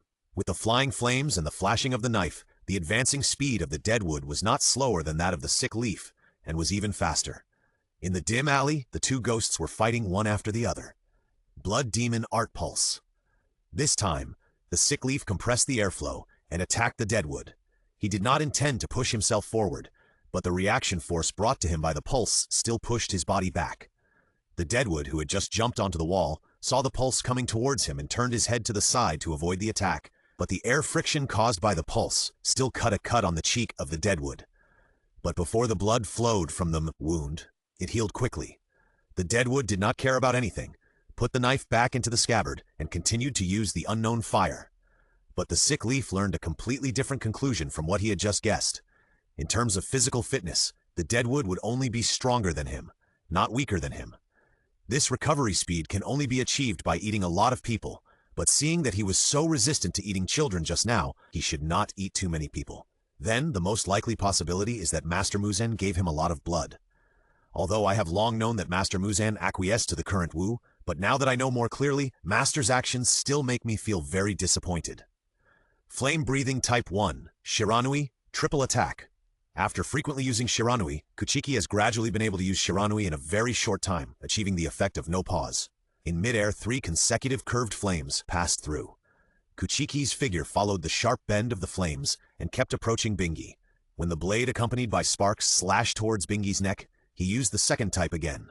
Flame Breathing Type 2, Flame Rising Modified Horizontal Slash. On the blade, the flame was dancing the dance of death. Sure enough, although your strength is very strong, you are too obsessed with swordsmanship. Every time you use the sword type, it is deadly rigid. Bingi thought so. Using the thrust brought by the pulse just released, he shifted his body downward, used the waist force to lift his legs, released the pulse with the soles of his feet, and rushed to the ground. Seeing that Bingi was dodging downwards, Kuchiki used the remaining power of the second form to spin in the air and jump onto the edge of the wall because of the pulse wave released from his feet. Flame Breathing Form 3, Wheel Flame. Then, Kuchiki stepped on the edge of the wall with his right leg, turned into a fiery wheel shape, and slashed at Bingi on the ground. As soon as Bingi's hands supported the ground, he quickly twisted his waist, swung his legs, and jumped to the side, passing by Kuchiki's sword fire. Standing firmly on his feet, Bingi saw that Kuchiki had already set up the sword style. Because he had just supported the ground with his hands, he was injured by the concrete, so he could only kick out his right whip kick to hit Kuchiki's head. All the movements were as fast and natural as flowing water. Seeing that Kuchiki raised his sword to block the attack, Bingi raised the corner of his mouth. The essence of this attack was the second attack, Blood Demon Art Pulse. A strong airflow rushed towards Kuchiki, bombarding his head like a wave. Bang! Before the deadwood could react, he was blasted into the wall next to him, but it was still only the wall that was damaged, and a lot of brick chips were splashed. Bingi no longer wanted to fight, and continued to rush out of the town. In his plan, he could get rid of the deadwood through the intricate branches after reaching the woods. Although this guy's strength was similar to Xiaer, or even a little weaker, he used his blood ghost art flexibly, making it impossible for people to cut him. Deadwood came out from the damaged part of the wall, and saw Bingi running away again, and felt that he was powerless. Think of a way, and can't let him escape like this. Streetlights, walls, airflow. Every time he used the pulse, his body would unconsciously lean back, so he didn't overcome the reaction force of the pulse, or he always used this trick to advance, and even when he used it for attack, he never paid attention to the recoil. While thinking, the deadwood chased Bingi, and his pulse had a flaw. Too high an impact would make him unable to break after using it. Then, Kuchiki clenched the Nichiren blade in his hand and ran towards the street lamp next to him. He stepped on it with both feet and rushed up. When he was about to reach the top, he jumped onto the lamp. Flame Breathing Type 6, Fire Roaring. After the use of airflow by the sick leaf, Kuchiki was inspired to a certain extent. He did not condense the flame of Type 6 into one, but dispersed it like airflow, turning it into fire mist, covering the sick leaf in front. Under normal circumstances, Kuchiki could not see clearly when the sick leaf started to use the pulse in this dim alley, but under this fire mist, as long as the sick leaf used the pulse, he could see it clearly. Sure enough, the pulse line appeared under the fire mist. Kuchiki looked at the flame and saw a stream of air passing through it, driving the flame to flow. Flame Breathing Type 1, Shiranui. Kuchiki stared at this moment, drew his sword in the flowing fire and rushed towards the sick leaf, with endless sparks spreading on the blade. Under the fire mist, Bingjay's body was parallel to the ground. Seeing Kuchiki jumping down from the street lamp, he was about to cut him off from the back of his neck with the Sunwheel sword. Is this the purpose of your Lu type? Using the flow of flames, observe the surge of airflow, and finally lock my position and the moment of using the pulse. Sure enough, from these few seconds, you found the flaws of my blood demon art. But unfortunately, I also found the flaws of your 1 type, and they are more serious than mine. Blood demon art pulse. Bingjay swung his right hand forward, which had just recovered, and blasted out a pulse, causing his body to retreat rapidly backwards. The collision of 2 powerful airflows broke his right hand. However, he successfully dodged the attack, and under the impact of the 2 impulses, he stood up in midair, stretched out his left hand, and pointed at Kuchiki's head. Bang! The pulse hit Kuchiki like a bullet, and cut through the surrounding airflow. Oops, Shiranui didn't advance far enough, and I can't control my body at all now. Bang! The pulse did not penetrate the head of Kuchiki, but it also blasted him far away, rubbing against the ground for a short distance before stopping. Bingjay covered his broken right hand and continued to flee. This battle was completely unfair. I couldn't kill Xiaowu, but Xiaowu could kill me at will. I fell into his trap again. I only considered the defects of his pulse, and forgot that my own Shiranui had the same defects as his pulse. Kuchiki stood up and touched the place where he was injured. Fortunately, it just barely hit the skull and did not penetrate. Otherwise, he might really lie here for a while. Seeing that Bingjay had not wanted to fight and ran away again, he hurriedly chased Bingjay. Soon, they both ran out of the alley and ran towards the woods outside the alley. Tips for free 15. After reading the novel, knock yourself unconscious. After waking up, you will be so groggy that you can't remember what you did. This will subjectively not increase the reading volume of the author. In the woods, Blighted Leaf and Rotten Wood shuttled back and forth among the intricate branches. In this woods, it was difficult for the lower-ranked Shiranui to perform. The speed was a little slower, but his speed was not slow, and my pulse effect was only slightly better than his Shiranui, so the distance could not be pulled. I miscalculated. I thought I could get rid of him in the woods, but I didn't expect that he had a face that couldn't run fast, but he ran quite fast. Flame-breathing type 3, Wheel Flame. At this time, Rotten Wood jumped down from the tree trunk, flipping out a wheel-like flame, and the sparks burned people's skin. Blood Demon Art Pulse. The knife and Blighted Leaf's body passed by each other again, and the flames exploded on the ground, and finally scattered in the air with sparks. Ha! System. Increase the agility by 5 points. Rotten Wood is using 5,000 ghost energy coins now, because Blighted Leaf's performance has not been very strong for such a long time, but he can use the pulse very skillfully, and basically will not capsize in the gutter. Adding it to agility is the most beneficial to the current battle, and there are still 3,000 ghost energy coins left. It is because Kuchiki is still a little afraid of Bingjay's special move that has not been used so far, and he keeps 3,000 ghost energy coins for emergency use. After all, when he killed Lei, it was also because of Nezuko's bloodburst that killed Lei. At that time, his panel was far inferior to Lei, and it was all thanks to Nezuko's bloodburst and Tanjiro's fire god Kagura. Therefore, as a trump card, the special move is very useful. Before the enemy shows his trump card, everything should be done with caution. Okay, Master. Agility 55. After adding 5 points to agility, Kuchiki's speed has increased a lot. He shuttles on the tree trunks, as flexible as a monkey in the forest, and as fast as Spider-Man in the city.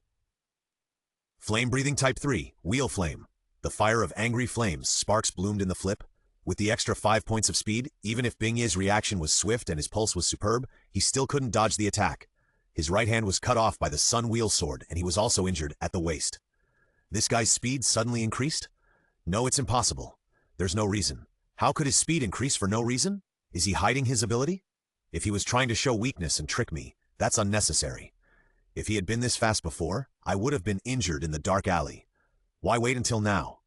Bingjay was puzzled. After all, no matter how hard he thought, he couldn't imagine that Shumu had a system and his speed had just increased. While he was surprised at how fast Shumu's speed increased, Shumu's next move had already arrived. Breathing of Flame Type 2, Rising Flame. The flames barely brushed past Bingjay's right shoulder again, and the scorching fire burned the skin on his right shoulder. At the moment when the sunblade was fixed above, a piece of his right shoulder was scorched.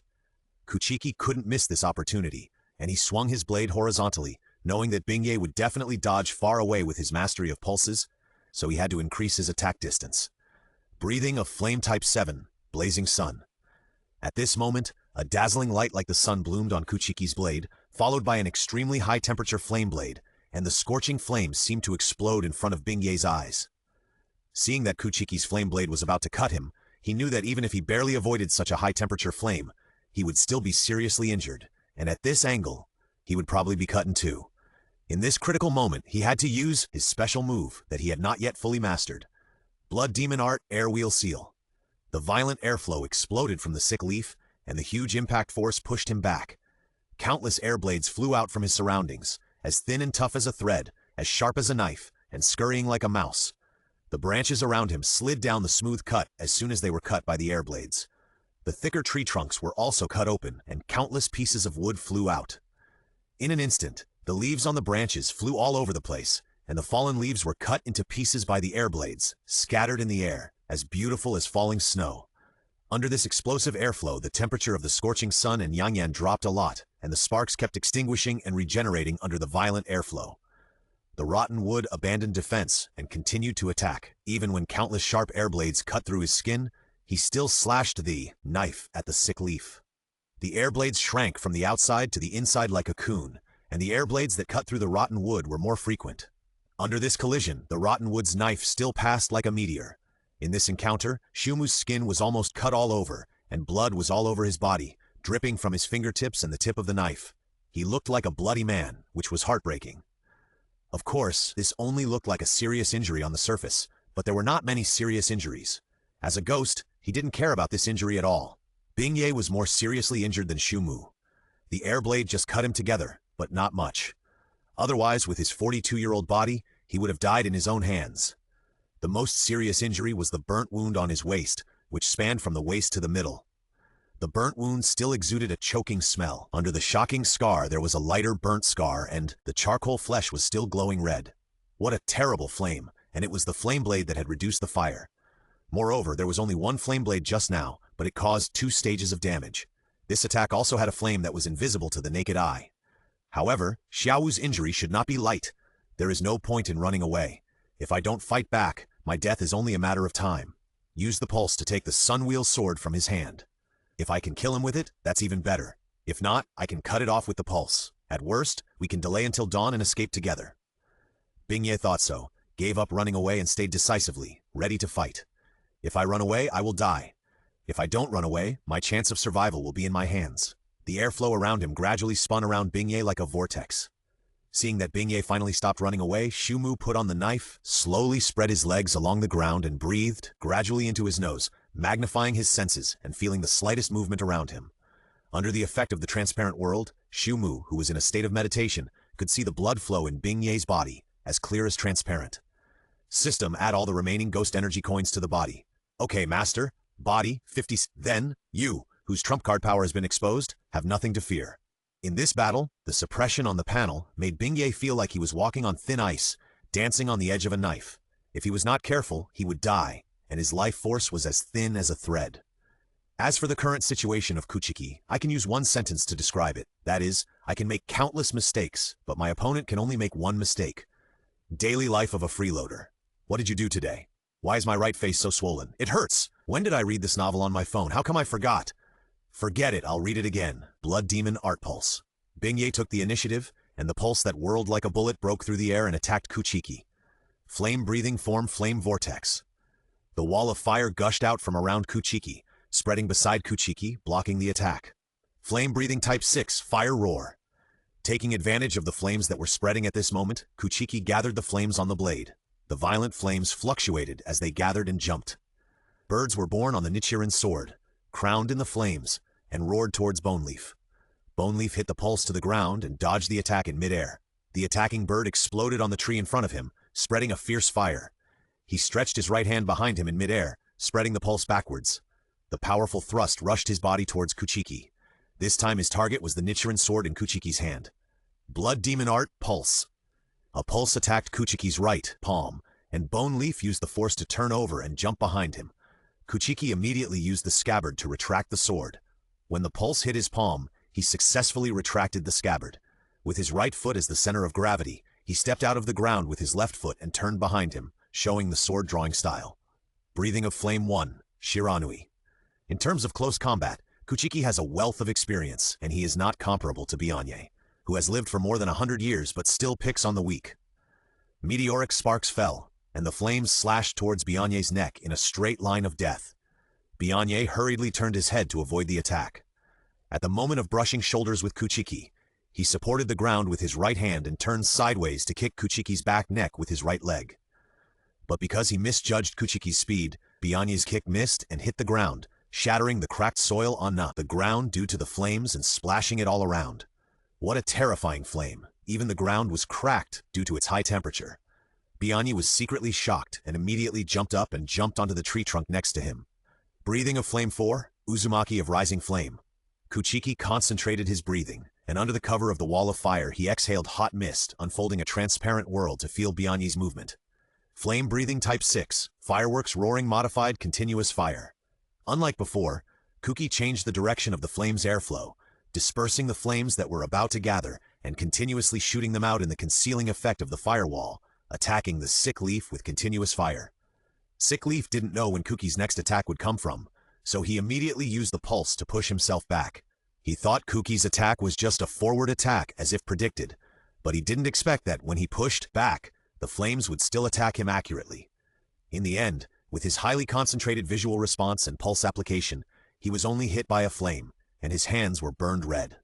The surrounding trees were already burning vigorously under the fire attack of Kuki, like countless hands stretched out from the underworld, frantically trying to grab something around, and the raging fire became more and more intense with the help of the trees. The burning flame illuminated the back of the Sick Leaf. From the perspective of the dead wood, the Sick Leaf seemed to fall into the sea of fire. Can this guy see my actions from the flames? Seeing that the dead wood's attack finally stopped, the Sick Leaf looked at him vigilantly and exclaimed to himself in surprise. He used to be obsessed with moves, but now he can actually change the form of the flame. Sure enough, people with good eyesight and understanding will do things faster. Because the Sick Leaf was talking to himself, the dead wood did not hear what he said clearly, but this did not mean that he would stay in place and try to listen to what he said. Flame Breathing 7th Type, Fiery Sun Flame. The flames burst out with a scorching light, and the flame blades surged out, attacking the Sick Leaf like a laser.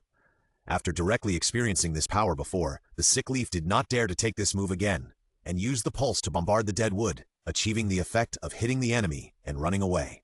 However, the purpose of using this skill by the dead wood was not to hurt the Sick Leaf. After being bombarded by his pulse, he immediately cut down the surrounding trees. The scorching flames on the blade cut through the tree trunk and spread to the trunk, burning stubbornly. Flame Breathing Type 6, Fire Roaring.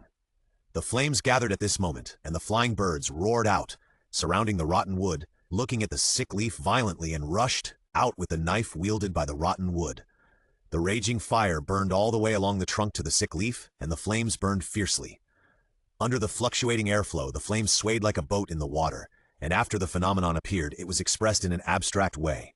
Thick smoke was lingering, confusing people's eyes. Sick Leaf, from the moment you decided to fight me head-on, you were already a checkmate. Flame Breathing Type 8, Flowing Fire Breathing.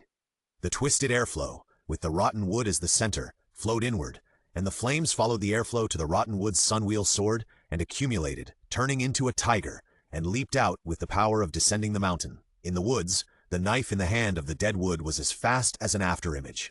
In the twisting line of flames, the surrounding flames gathered on the tip of the knife and attacked the Sick Leaf in rotation.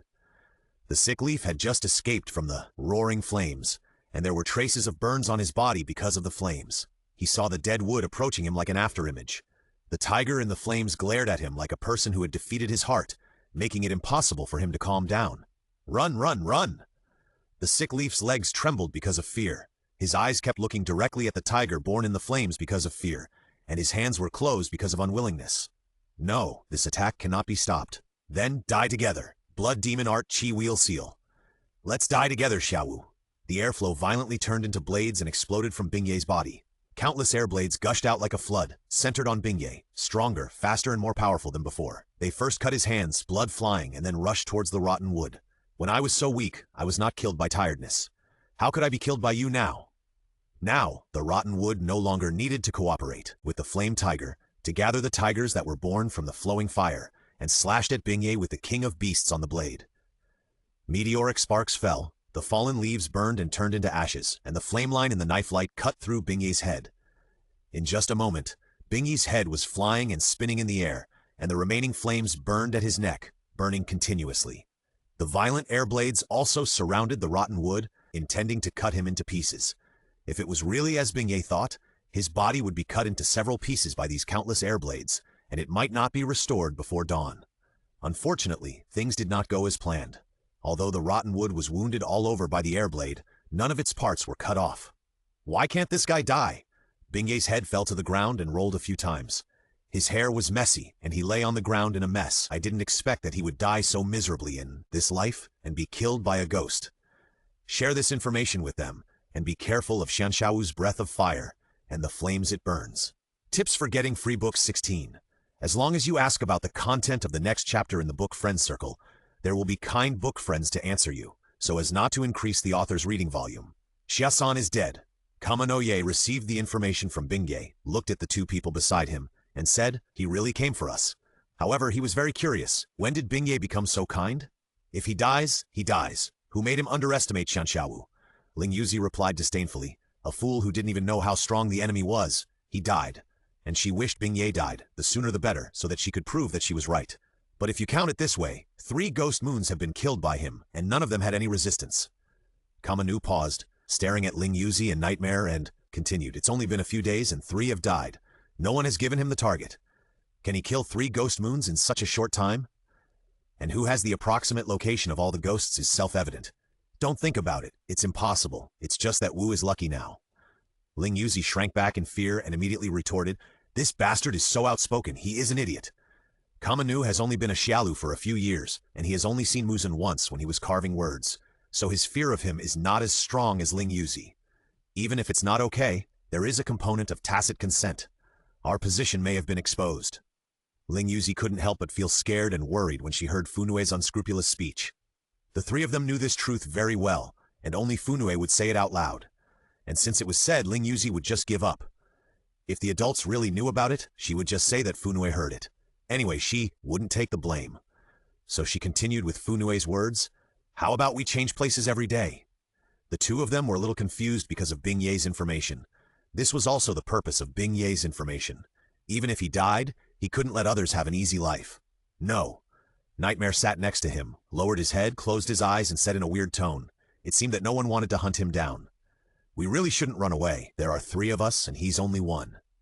Kamahu agreed with Nightmare and continued to give his reasons. If we run away, firstly, our morale will be weakened, and we will be psychologically afraid of the lower rank.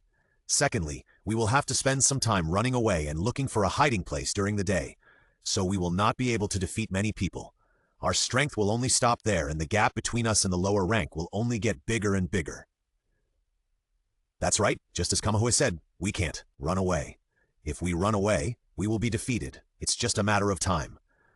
Ling Yuzi looked at Kamahui and Nightmare beside her and felt relieved. She said firmly, then we won't run away. But we all have big appetites. What if we attract the Demon Slayer Corps?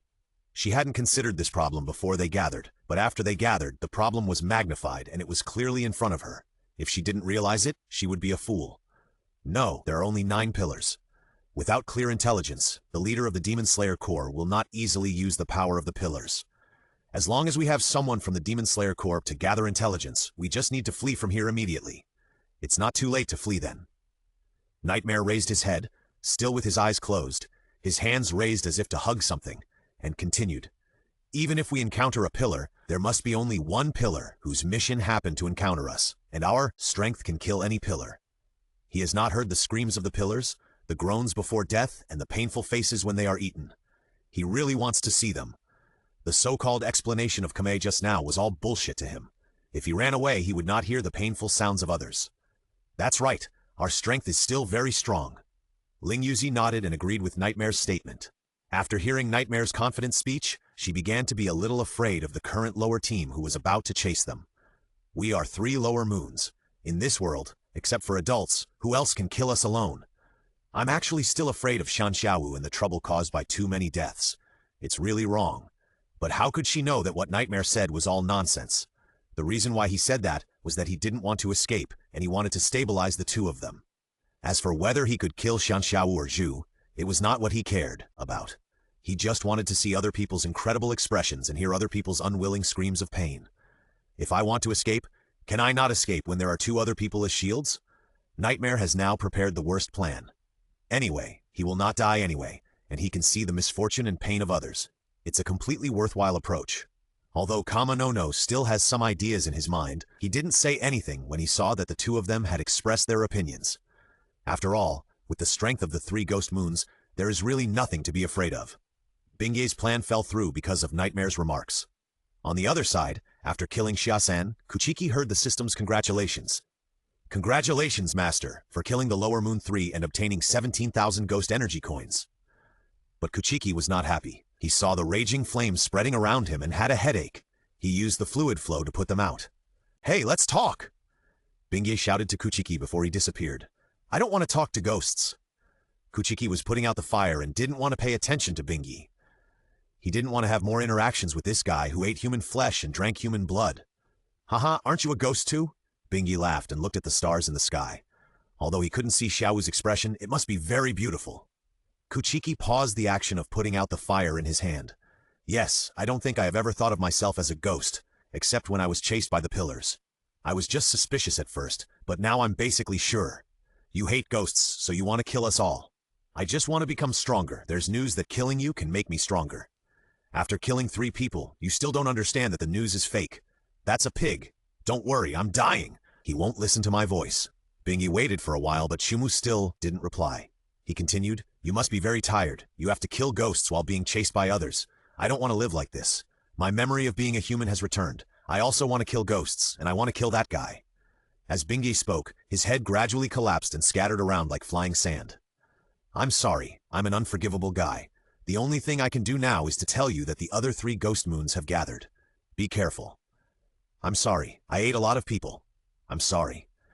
Bingei's body turned into flying sand with a flowing wind and disappeared without a trace, leaving only a piece of clothing swaying in the wind. After putting out the fire, the rotten wood turned around and looked at the place where the sick leaf disappeared. It seemed that I had forgotten that ghosts were once human beings and needed to be comforted. Walking to the sick leaf's clothes, the rotten wood touched it and said, "Thank you." There was a sound. Tips for getting free stuff 17. Download the novel, photocopy it, and bind it into a book. In this way, no matter how you turn it, it will not increase the author's reading volume. Cough, cough, cough. A middle-aged man coughed up blood and looked at the messy clinic around him. This was disrupted by the angry villagers, and his injuries were also caused by the villagers. I also wanted to save that child. I also wanted to save him. I didn't mean to kill him, but my sincerity was exchanged for the villagers' misunderstanding and beating. I hate it. I saved so many people, but because I couldn't save one person, I was beaten like this. Cough. Takahashi coughed up some blood again. Looking at the blood on the ground, he smiled helplessly and miserably. I am going to die. I didn't expect to be killed by the person I treated before. I am so unwilling. I heard your unwillingness and anger. I can fulfill this wish for you. At this time, a handsome man in a black suit came over. He exuded a bewitching aura. It seemed that every word and sentence he said was inducing others. However, while inducing, he also had a godlike attitude which made people admire him. Really, can you? Takahashi couldn't swallow this breath. He wanted revenge. Of course, with this hatred, fulfill your wish. In the dark night, a devil's deal was completed.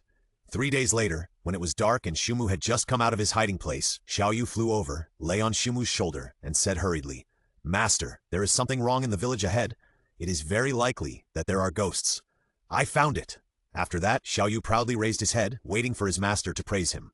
Sure enough, Shumu gently touched his head and smiled. Well, you are great. Xiaoyu rubbed Shumu's hand comfortably, looking very enjoyable. In these 3 days, plus the previous 17,000 ghost energy coins, Shumu has saved 19,200 ghost energy coins. It's not that he wants to save them, but there is no need to use them at all. Along the way, Xiaoyu nestled comfortably in Shumu's arms, sniffing the warm breath. Arriving at the village gate, Shumu saw that many places in the village were still lit, and many people were still gathering on the road. He thought to himself, oh no, the Xiaowu on my left eye can't be hidden.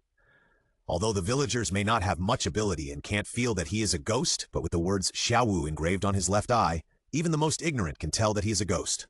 Shumu touched his hair, and remembered that Lei seemed to use his hair to cover his left eye. Although the idea was good, Lei's hair was like a hedgehog to cover his eyes. My hair, Shumu could only lift some of his hair to the front to barely cover his left eye. Be careful in front of the villagers.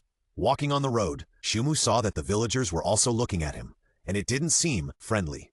Xiaoyu also felt the strangeness of the villagers and shrank in Shumu's arms and didn't dare to stick her head out.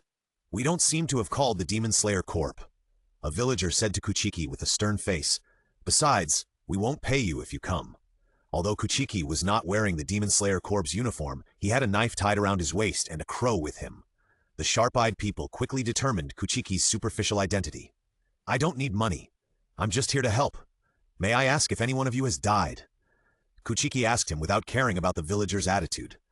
The reason why he didn't ask him if there were any ghosts, but only asked if anyone died, was because basically if the villagers had seen man-eating ghosts, they wouldn't be alive now, so it would be useless to ask. As a result, after hearing what Kuchiki said, the surrounding villagers' unfriendly attitude deepened and gradually approached unhappy. "No one has died here, and we don't need your help. You can leave. We don't welcome you." The villager who had just spoken to him continued to yell at him, and the surrounding villagers also glared at him, trying to make Kuchiki retreat. Kuchiki no longer paid attention to them. There was no need to think too much about the weirdness here. When he was a member of the Demon Slayer Corps, he had never encountered such a situation. Even if there were no ghosts, the nearby villagers would not be so rude. After walking around, Shumu did not find any signs of ghosts. Instead, the villagers did not welcome him very much. They coughed in groups of 3 or 2 and did not look very good. Why did these people not return to the house at night? Why did they all look sick? Shumu walked around and had these 2 doubts, but these doubts had nothing to do with ghosts. No matter how you look at it, it seems that the village's own business has nothing to do with ghosts.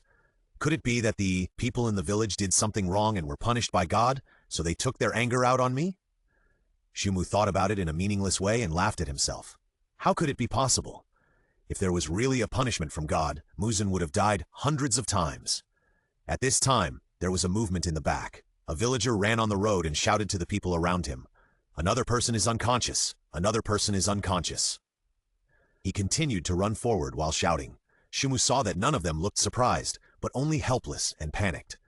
It seemed that this situation had happened more than once. When will this day end? What a sin! Listening to the sighs of the people around him, Shumu ran in the direction where the man came from, and soon came to the gate of a courtyard. 7 or 8 villagers were standing at the gate. Seeing Shumu coming, they sighed. Although their attitude was still not very good, they did not stop him from entering. He walked into the door and saw a young woman crying with her face covered. She knelt on the ground and shed tears helplessly. A man stood aside, also in great pain and helpless. "What's wrong?" Shumu asked the 2 of them. Seeing that the young woman was still crying with her face covered, the man just glanced at him and said nothing more. At this time, the door opened and a doctor came out, shook his head, and said helplessly, "It's the same as before. There is nothing wrong with the body, but he is just unconscious." As he said that, he looked at Shumu, saw that he had a knife tied around his waist and a crow in his arms that kept poking its head out. He sighed and left. Shumu saw a child lying in the house and asked them, "Can I see the child?" "Go. We don't need you here. Don't get involved anymore." The male owner said to Shumu sadly and waved his hand, meaning to drive him away. In desperation, Shumu had to leave, and began to wonder, is there really a ghost in this place? Although the people in this village have encountered difficulties, Shumu sympathizes with them very much, but he has his own expertise, and the troubles here are not something he can solve, and even if he stays here, it will not be of any help. Now, even if he wants to help them, he can only choose to leave. He needs to use this time where he can help. However, just as he was walking on the way out, the words of an old man caught his attention. "It's your own fault! It's your own fault!" Tips for free reading 18. After opening the novel, use a mirror to look at the novel in the mirror, so as not to increase the reading volume of the author. It's your own fault? It won't really be punished by God.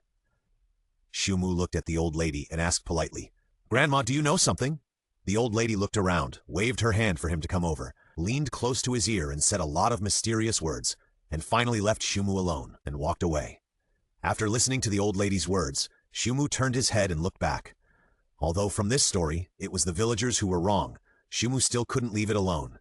From the symptoms of the child just now, this revenge was a bit too much. As for the punishment from heaven, it was just Shumu's own joke. He would not believe it. Most likely, the doctor had been doing good deeds for many years and didn't let him die under the beating. After that, he should have prepared some poison to retaliate against the villagers. This can also explain why the villagers treated him badly. As the saying goes, family disgrace should not be made public. They didn't want Shumu to find out about this. According to this reasoning, the probability of there being a ghost here is indeed small. But if the reasoning is correct, All we need to do is find the doctor, and then Shumu can still help. In Shumu's knowledge base, there is only one place that can poison the villagers on such a large scale: water. And the only place where the poison will not be diluted is well water. So now we can just go find the well water. Shumu didn't ask the villagers where the well water is, because asking would definitely make the nervous villagers drive him away.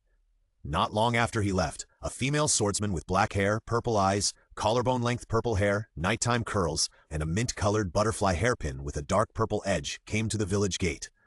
She was wearing the standard Demon Slayer uniform and a butterfly wing patterned haori on the outside, wrapping herself tightly, but still couldn't hide her exquisite figure. She was asked to come here because she received a notice that a strange disease had occurred in this village. It's so strange. Why are the lights still on so late? Shinobu Kocho tilted her cute head, muttered to herself strangely, and walked to the road. When she came to the gate of a courtyard, she saw a lot of people gathered at the gate, and her delicate face wrinkled with an ugly expression because there was a breath of ghosts around. But she didn't smell any blood. Shinobu Kocho walked into the yard in confusion. Seeing a bunch of people crowded in the yard, she said, "Excuse me, what happened?" The villagers noticed her arrival. When several men saw her delicate and beautiful face, they gasped and blushed for some reason. Didn't you say we didn't invite you? Why did we send one away and another one came?" Another one came? Shinobu Kocho felt uneasy and asked the villager who was talking, "What did the person who came before look like? Isn't he with you? The one with white hair and white clothes?" A villager said while gesturing, "It must be said that women with good looks are treated differently." "Okay, thank you, I see. Then can you please move aside? I want to go in and see what's going on." Shinobu Kocho said to the villagers politely and gently. Her face was full of smiles, as if she was approachable. But she always exuded an aura that kept people away from her, so that everyone dared not have any improper thoughts. Although she wanted to go out and look for Kuchiki, she still couldn't ignore the situation here. But the villagers hesitated, not knowing whether to let her in. "I received a notice that a strange disease has occurred in this village. If there is a patient in the house, please let me in to take a look. I am a doctor, and I am not interested in other things." Seeing that the villagers still had concerns, Shinobu Kocho deliberately said this, knowing that things were not as simple as they seemed. She first expressed her purpose, then her identity, and finally her attitude, pushing everything to her advantage. The villagers heard her say this, especially the last sentence, and thought that it was okay to let her in. If what she said was true and could cure the village's strange disease, it would be great. So they made way for Shinobu Kocho to enter the house. After entering the house, Shinobu Kocho saw a little boy lying on the bed, unconscious, and saw the couple in the house with sad faces, and the woman still had tears on her face. Seeing that she came in without saying hello and she was from another village, the male owner looked a little ugly and shouted at her, "What are you doing here? Get out!" Although I promised my sister that I would always keep smiling, this does not prevent me from punishing people. Kocho, Shinobu said gently, her face still filled with an approachable smile, but she slowly pulled out the Nichiren sword from her palm and pointed it at the man. At this time, the smile on Kocho Shinobu's face was so creepy in the eyes of this man. "Don't blame me for being rude next time." She put back the sword, making a crisp and pleasant sound of the sword returning to the scabbard. Kocho Shinobu is of course not so stingy at ordinary times. She just wants to solve the problem here quickly so that she can find the special ghost. And now the simplest and quickest way is to scare the male owner so that he will shut up and not disturb her. Sure enough, the male owner of this house immediately shut up and looked at her in horror. If she hadn't been wearing the Demon Slayer Corps' uniform, he would have wanted to run away with his wife and children. Kochi Shinobu walked to the bedside and gently touched the forehead of the little boy lying on the bed. There was no fever. He rolled his eyes again. There was nothing abnormal. His pulse beat very slowly and strongly, just like normal sleep. If it was in normal times, Kochi Shinobu would just think that the child was sleeping, but in this situation, she had to frown her lovely eyebrows. There was no sign of anything going on here. Kochi Shinobu looked around. Whether it was the other two people in the room, or the villagers outside the room, some of them coughed from time to time, and they seemed to be sick. This disease has 2 stages. She guessed so, walked to the hostess of the house and whispered softly, "Can I take your pulse?" "Yes, yes." The woman did not dare to resist, and obediently stretched out her hand to let Kochi Shinobu take her pulse. The breath at this stage would be very messy. The 2 stages were 2 completely different states. It would be really difficult to solve the problem without finding the source of the disease. Shinobu Kocho couldn't understand why there was such a strange disease in the world. The first stage didn't look serious, but the breath in the body was a mess. The second stage even appeared to be comatose, but the breath in the body was no different from that of a normal person. So many people have this disease, it seems that there is something wrong with the water source. What kind of water do you usually drink? Shinobu Kocho asked everyone, but none of the men answered. Some were afraid, some were puzzled, and some showed signs of enlightenment, but no one wanted to answer her. Only the hostess of this house was afraid of such an atmosphere and said weakly, "It's the well water outside the village." And she also told Shinobu Kocho the specific location of the well water. "Thank you." After saying that, Shinobu Kocho left. Tips for getting free stuff, 19. As long as you do other things while reading the novel, the system will judge that you are doing other things so that the author will not increase the reading volume. After searching for a long time in the village, Kuchiki still couldn't find the well, and Xiaoyu was dizzy. "Master, what are you doing here? I feel dizzy." Xiaoyu tilted her cute little head and asked Shumu, making Shumu feel embarrassed. "Xiaoyu, can you smell the smell of ghosts now?" "If you want to, you can definitely smell it, but our sense of smell is very sensitive, and we can smell smells from far away or smells that have remained for a long time. So generally we won't say it when we smell the smell of ghosts, because the range is too large and it will cause unnecessary trouble to the masters." Xiaoyu sniffed the air around her again, moved her fluffy head, and said, "There is indeed the smell of ghosts in this village, but I'm not sure when it started."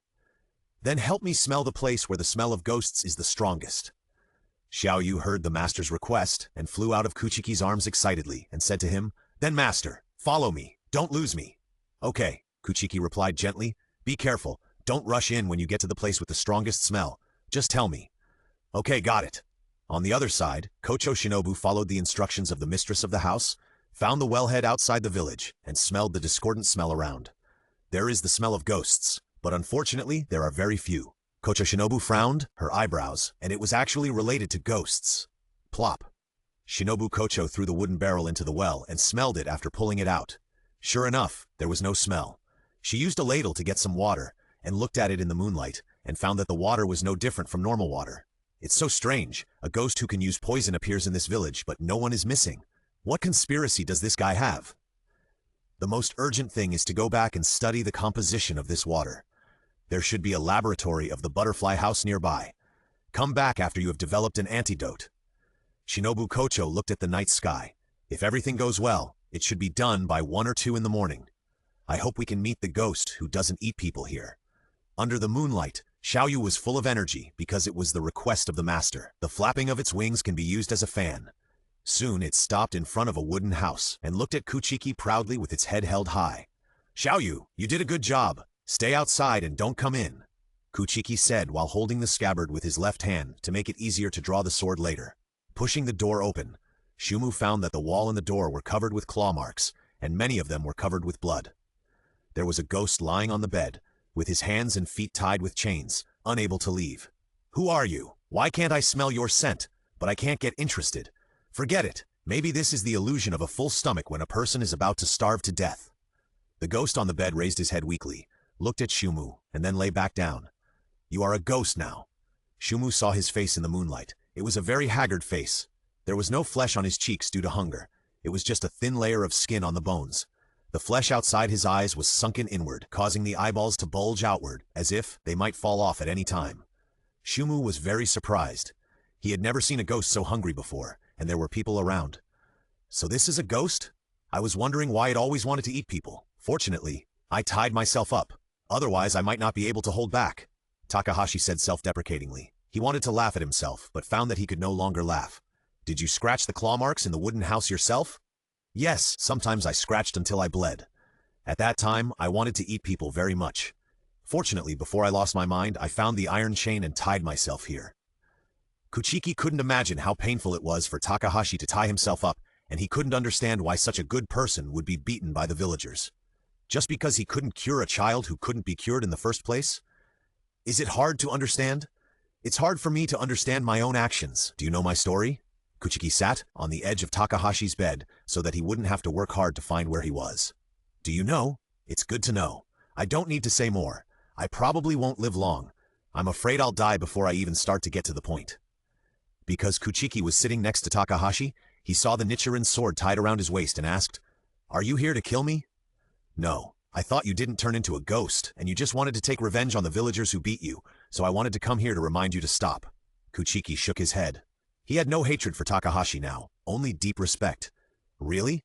I thought they asked you to kill me. Actually, I never meant to harm them.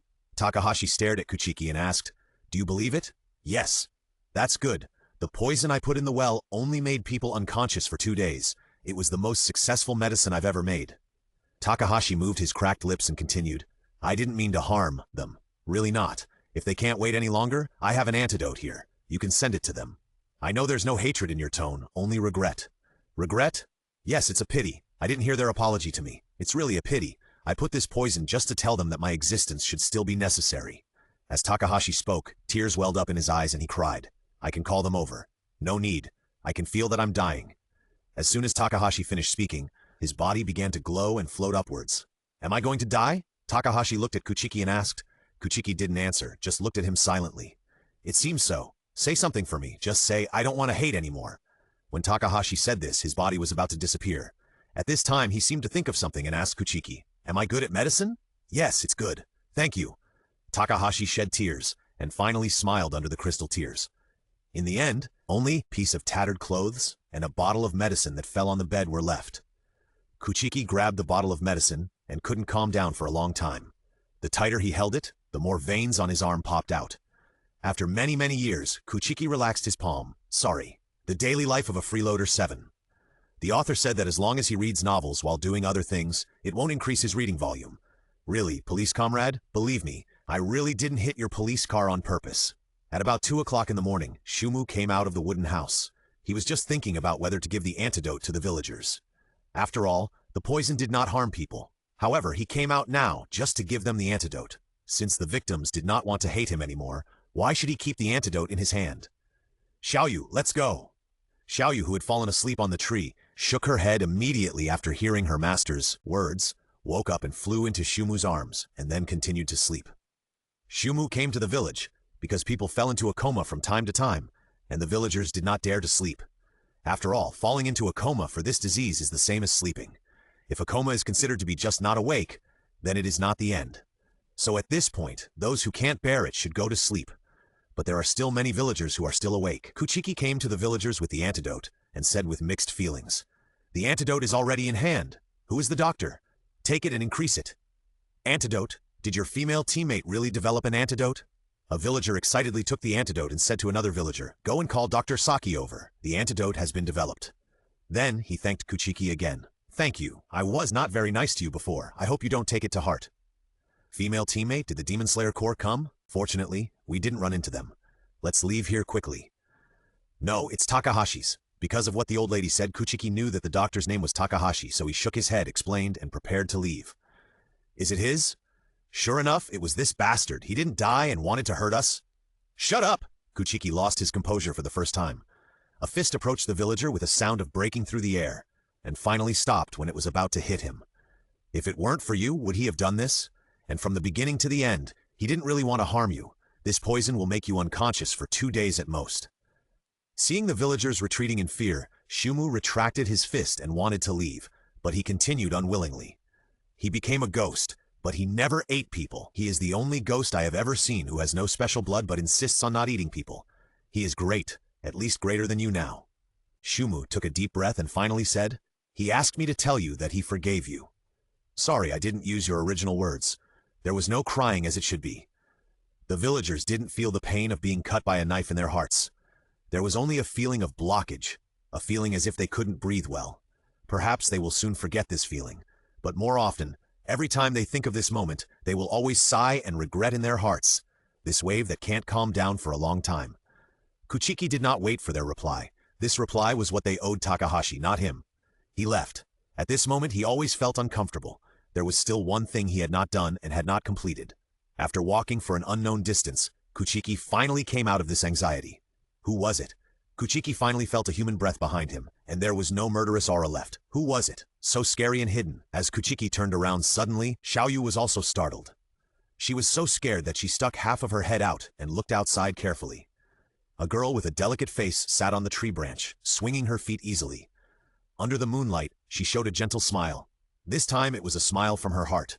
But in Kuchiki's eyes, her smile was like the excited smile of a hunter who had been guarding the prey for 3 days and 3 nights, and finally appeared in front of her. It was as scary as the smile of the god of death. At this moment, Kuchiki bent his waist, holding the handle of the knife with his hand, and put his strength on his legs. As long as she moved, he could react immediately. "Don't be nervous. I've been observing you since you gave the antidote to the villagers," Shinobu Kocho said as she jumped down from the branch to show that she had no ill intentions. After she had researched the antidote, she immediately came here to give it to the villagers. But she found that Kuchiki had already found the antidote, so she followed him all the way. "I wanted to ask you some questions, but from your performance just now, I seem to see the shadow of my sister in you. So, like the boy who killed the lower class with you, I believe that you will not eat people." "The boy who killed the lower class with me? Tanjiro? Has he been put in a small dark room by the Demon Slayer Corps and tortured? So he told the Demon Slayer Corps about my existence? Was Nezuko also executed? No, it shouldn't be possible. Her attitude doesn't seem like it, and I don't want to believe it. Don't worry, Tanjiro has never told anyone else about your existence. It was only after I asked him that he told them about your existence. He originally wanted to hide the fact that you knew the breathing method, but unfortunately that child can't lie at all." Shinobu Kocho thought that Kuchiki was afraid that his existence would be exposed, so she explained. She didn't tell anyone that Tanjiro had also told Tomioka about this.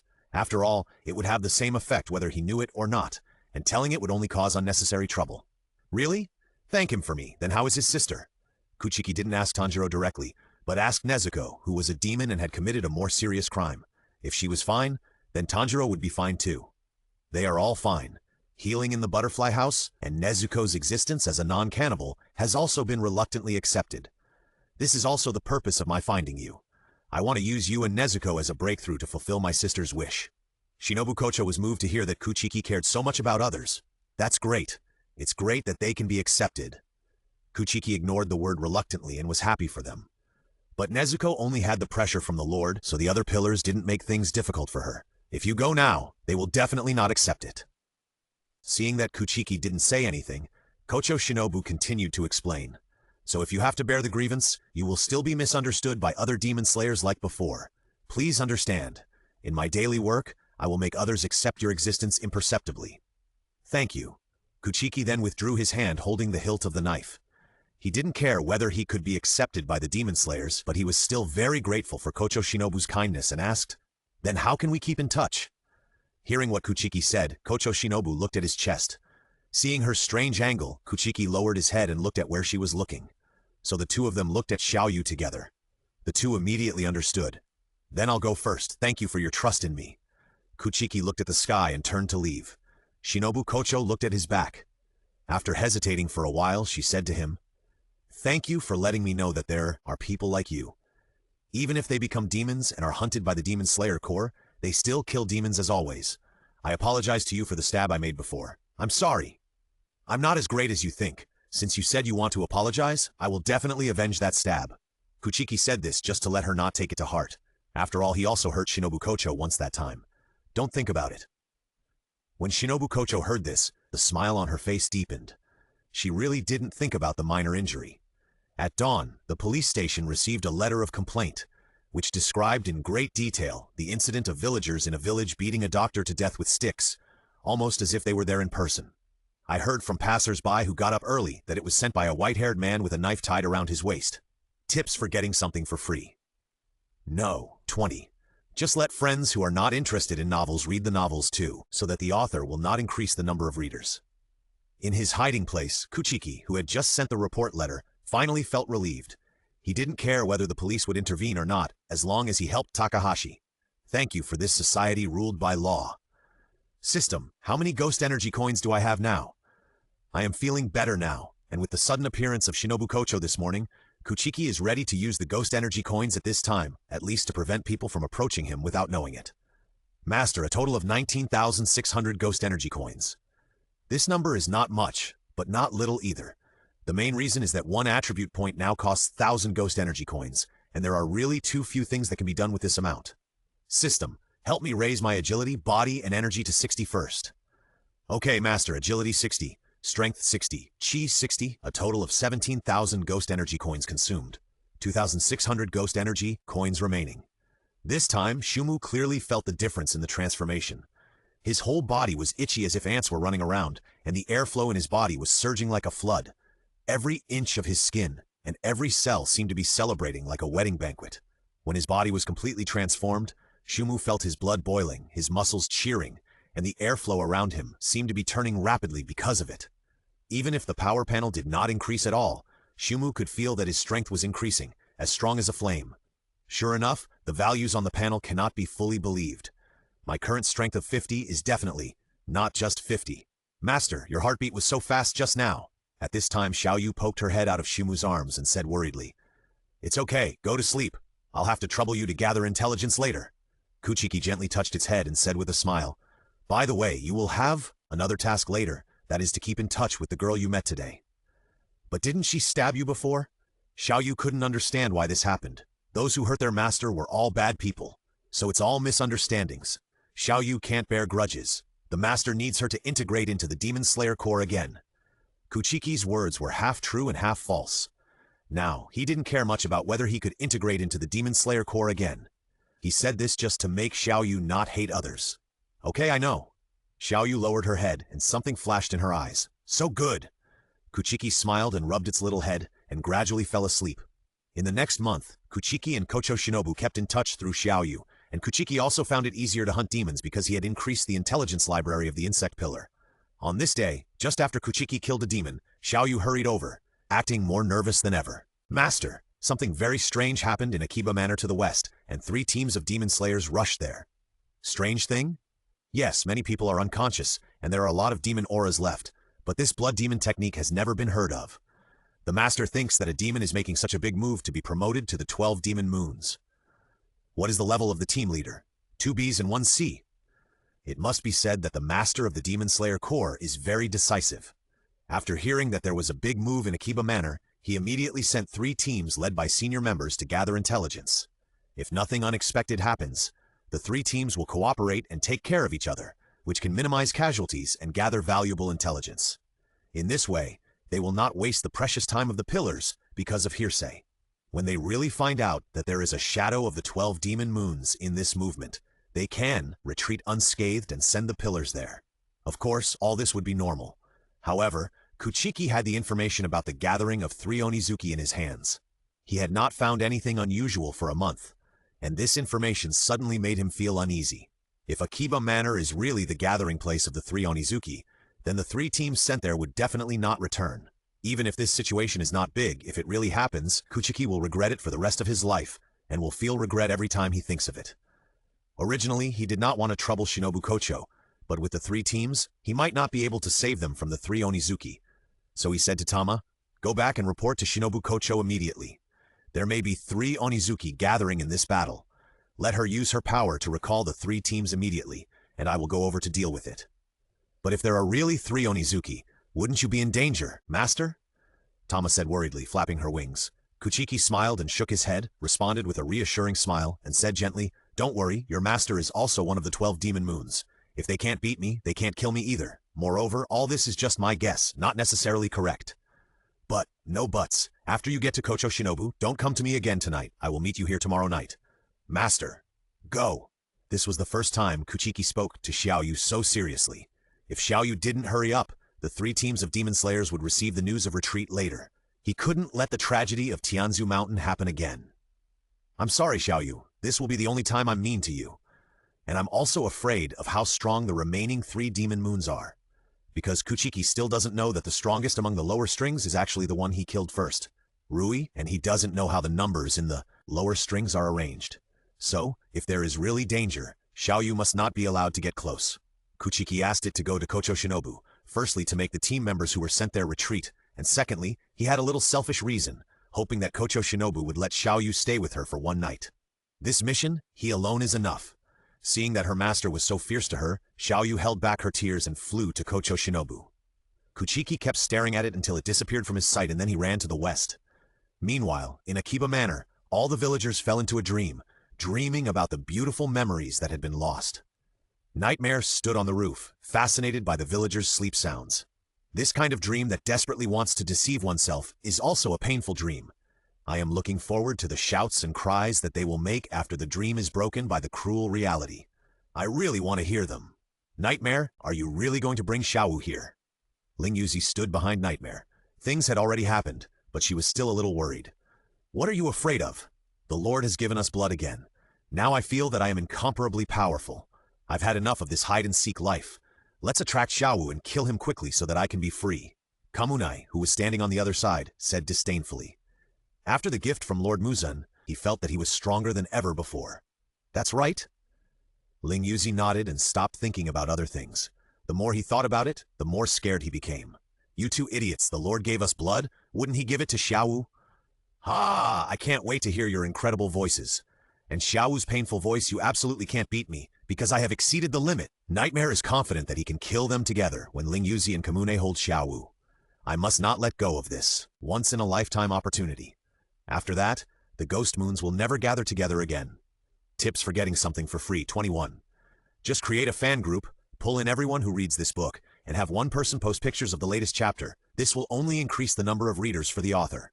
"Brother Baiyu, this village feels so dead," a team member said to the leader, because he was also a veteran, but he was a little confused.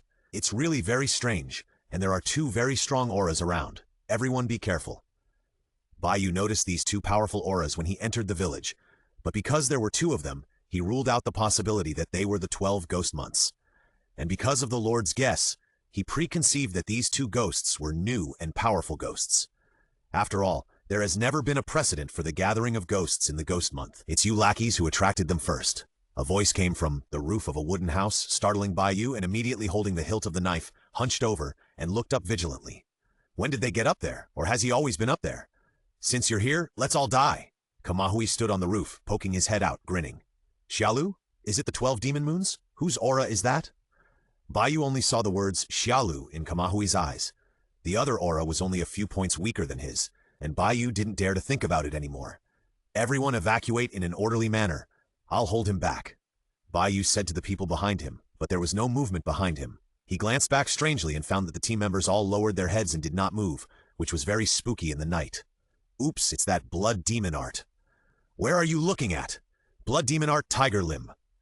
Baiyu felt a strong wind coming from the sky, and immediately reacted, and several wind waves were struck around him. Wind-breathing fourth form rise to the sand and dust. 5 gusts of wind as sharp as blades shot upward from the knife in Baiyu's hand, breaking through the air and attacking Kamahue.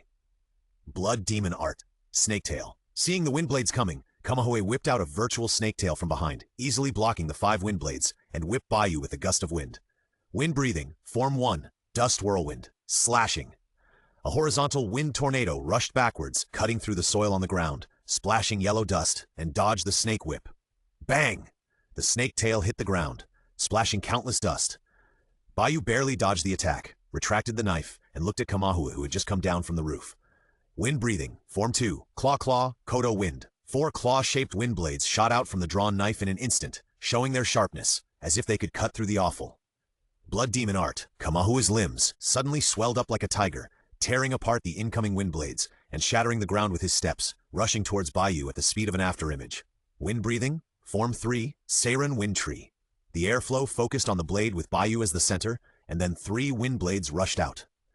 Blood demon art, snake tail. While charging, Kamahui pulled out his snake whip to slap away the wind blades, and then hit Baiyu, although he immediately raised his sword to block when the snake tail was about to hit Nora. He was still shocked by the heavy blow, and his tiger's mouth cracked. His body seemed to be hit by a heavy hammer, and every part of it vibrated like a bell blown by the wind. Crack!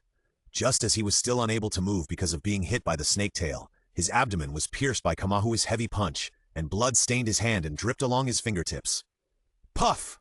Baiyu felt his throat itchy, as if something was about to pour, overflowing from his lips, and then continuously flowing out like a water valve opened and staining the ground. You are so weak. Are all the leaders of the Demon Slayer Corps people like you? After Kamahue released the tiger limb, the swollen right hand returned to normal. The big hole in Baiyu's abdomen was not blocked by anything, and the blood kept flowing. He fell to the ground powerlessly. Yemeng, are you going to keep these guys or give them to me? Because of the sudden increase in strength, Kamahue became a little high profile, and the previous cautiousness gradually disappeared into history. Kill them. We are only waiting for the lower ranks. Don't keep these Demon Slayer Corps, so as not to leak the news. Nightmare sat on the roof and said calmly. Hearing this, Kamahue came to the side of the Demon Slayer Corps with a grim smile, and a splash of blood splashed on the wall. On the other side, Kuchiki ran on the road, so fast that it turned into a residual image under the moonlight. How many ghost energy coins do I have now? Master, that's exactly 30,000 ghost energy coins. Help me to raise my strength to 60, and help me to raise my 2 blood demon arts to level 6, and raise the 4 and 5 forms of breath of flame to level 6. Because of Shiranui's frequent use, Kuchiki automatically reached level 6 3 days ago, so this time I will raise the other 2 practical forms to level 6. And after a month of hunting demons, he found that his 2 blood demon arts were very easy to use, and he could change the killing moves at will according to his imagination, which was very different from Breath of Flame. It's good to use them to assist Breath of Flame. Okay, Master. Strength, 60, Blood Demon Art Silk LV6, Blood Demon Art Liquid Flow LV6, Breath of Flame Type 4 Vortex of Floating Flame LV6, Breath of Flame Type 5 Flame Tiger LV6. A total of 30,000 ghost coins were consumed, and 10,000 ghost energy coins are required to upgrade the skill from level 6 to level 7. Got it. Because his physique was originally 60, and now his strength has been upgraded to 60, Kuchiki didn't feel any changes. But in terms of swordsmanship, Kuchiki has a lot more memories of thousands of times of tempering, and his skills are more sophisticated. When he was about to reach the village, Kuchiki saw 2 teams of ghost slayers waiting 100 meters outside the village. He quickly hid aside, and seeing that they were talking about something, he magnified his senses and tried to gather intelligence. Baiyu has been in there for so long. Why is there no movement? The B-level swordsman Mu Shamong asked the other team leader with a solemn expression. Baiyu is the same as him. Both are B-level swordsmen. Even if they encountered a waning moon, there should be no movement. It's been 15 minutes and Baiyu hasn't moved. We can't wait any longer. Let's go back. This mission is beyond our expectations. Iwashiga Shang also had a solemn expression. Although he was a C-class swordsman, he had rich experience, and the 2 B-class swordsmen who led the team this time still trusted him more. But Baiyu? Kinoshita Mang asked unwillingly. Mang, he is the user of Breathing of the Wind. He has been in there for 15 minutes and there is no movement. You should know very well what happened inside. We will die if we go in. Shang replied seriously. Now all we can do is go back and report immediately and let Zhu come to solve this problem. Even if Kinoshita Mang was unwilling, he had to agree. Behind the 2 of them, there were 2 teams of demon slayers, and he absolutely could not be willful. Seeing that Mang agreed, Shang immediately said to everyone, "Retreat." After hearing their conversation, Kuchiki was both relieved and sighed. He was relieved because they would not go in, and he sighed because someone went in. The one called Baiyu. I hope you are not dead. Tips for getting something for free. Number 22. As long as you write your own novels, you will not increase the number of readers for other authors. Xiaoyu, why are you here? Is the information not enough again? Kocho Shinobu, who was developing medicine in the butterfly house, saw Xiaoyu flying over and asked curiously. Xiaoyu looked at Kocho Shinobu dejectedly. She wanted to lower her head for comfort, but she still said the important things first. The master said that there may be 3 Kazuki gathered in Akiba Manor and asked you to use the power of the pillar to notify the people sent to come back. When Shinobu Kocho heard this, she couldn't believe it. After all, it was very difficult for the pillars to encounter the 12 Kazuki. This time, 3 of them appeared at once, which was unheard of. But she didn't waste time asking whether this was true or not. She immediately let her messenger crow fly to notify. Suddenly, she thought of something and asked Xiaoyu, "Where is your master?" Xiaoyu really wanted to say that her master went to fight the 3 Kazuki alone, but she was afraid that Shinobu Kocho would run over to help after hearing it. If the master knew that she went because of her, the master would definitely blame her. However, if she didn't say it, she felt that it would be very dangerous for the master to fight the 3 Kazuki alone. Xiaoyu hesitated for a long time and didn't say anything. Seeing that Xiaoyu didn't speak, Shinobu Kocho roughly guessed something, because her sister was such a person when she was alive. "Xiaoyu, stay here and don't move." After Shinobu Kocho finished speaking, she took the Nichiren sword and ran towards Akihabara. After all, she didn't think Kuchichiki could fight the 3 moons alone. "Master, you can't blame me for this. I didn't say anything. She guessed it herself." "It's none of my business. It's none of my business," Xiaoyu said in her heart while covering her eyes with her wings. As long as she didn't see Shinobu Kocho leaving, she didn't leave because of herself. "Master, you must abide by the agreement." At Akihabara, Kuchiki walked around the Demon Slayer team and walked into the village. The faint smell of blood that was originally in the air became stronger. It seems that the one called Baiyu is in danger. Walking on the road, Kuchiki could smell 2 breaths of ghosts around him. Because these 2 breaths were so strong, just like a high-efficiency light bulb in the dark night, it was hard not to notice. And these 2 breaths came from the place where the smell of blood was the strongest. Even if Kuchiki couldn't bear to imagine it, The cruel fact had already appeared in his mind. Oh, the real master is finally here. Kamainue stopped what he was saying when he saw Kuchiki coming. What looked in the direction where Kuchiki was coming and grinned. Xiaowu, I finally waited for you. Waiting for me for a long time? When Kuchiki approached and saw the miserable situation around him, he couldn't help feeling sad and then angry at Kamainu. The system identified his panel. Okay, Master, Kamainue status, Lower Moonland. Strength, 47. Agility, 42. Body, 53. 51. Skills, Blood Demon Jutsu, Tiger Limb, LV7. Blood Demon Jutsu, Snake Tail, LV5. Blood Demon Jutsu, Karamnu Explosion, LV1, maximum 3. Strength, average. Is his special move close to level 2? Master, it's still far away. Then this panel should be lower than Xiaowu. Even if his tiger limbs are as high as level 7, it is not a threat. With my current strength, it is only a matter of time to kill him. What about the other breath? Shumu felt 2 breaths, but only saw him, which was a bit strange. And according to Bing Yi, weren't there 3 ghost moons gathering?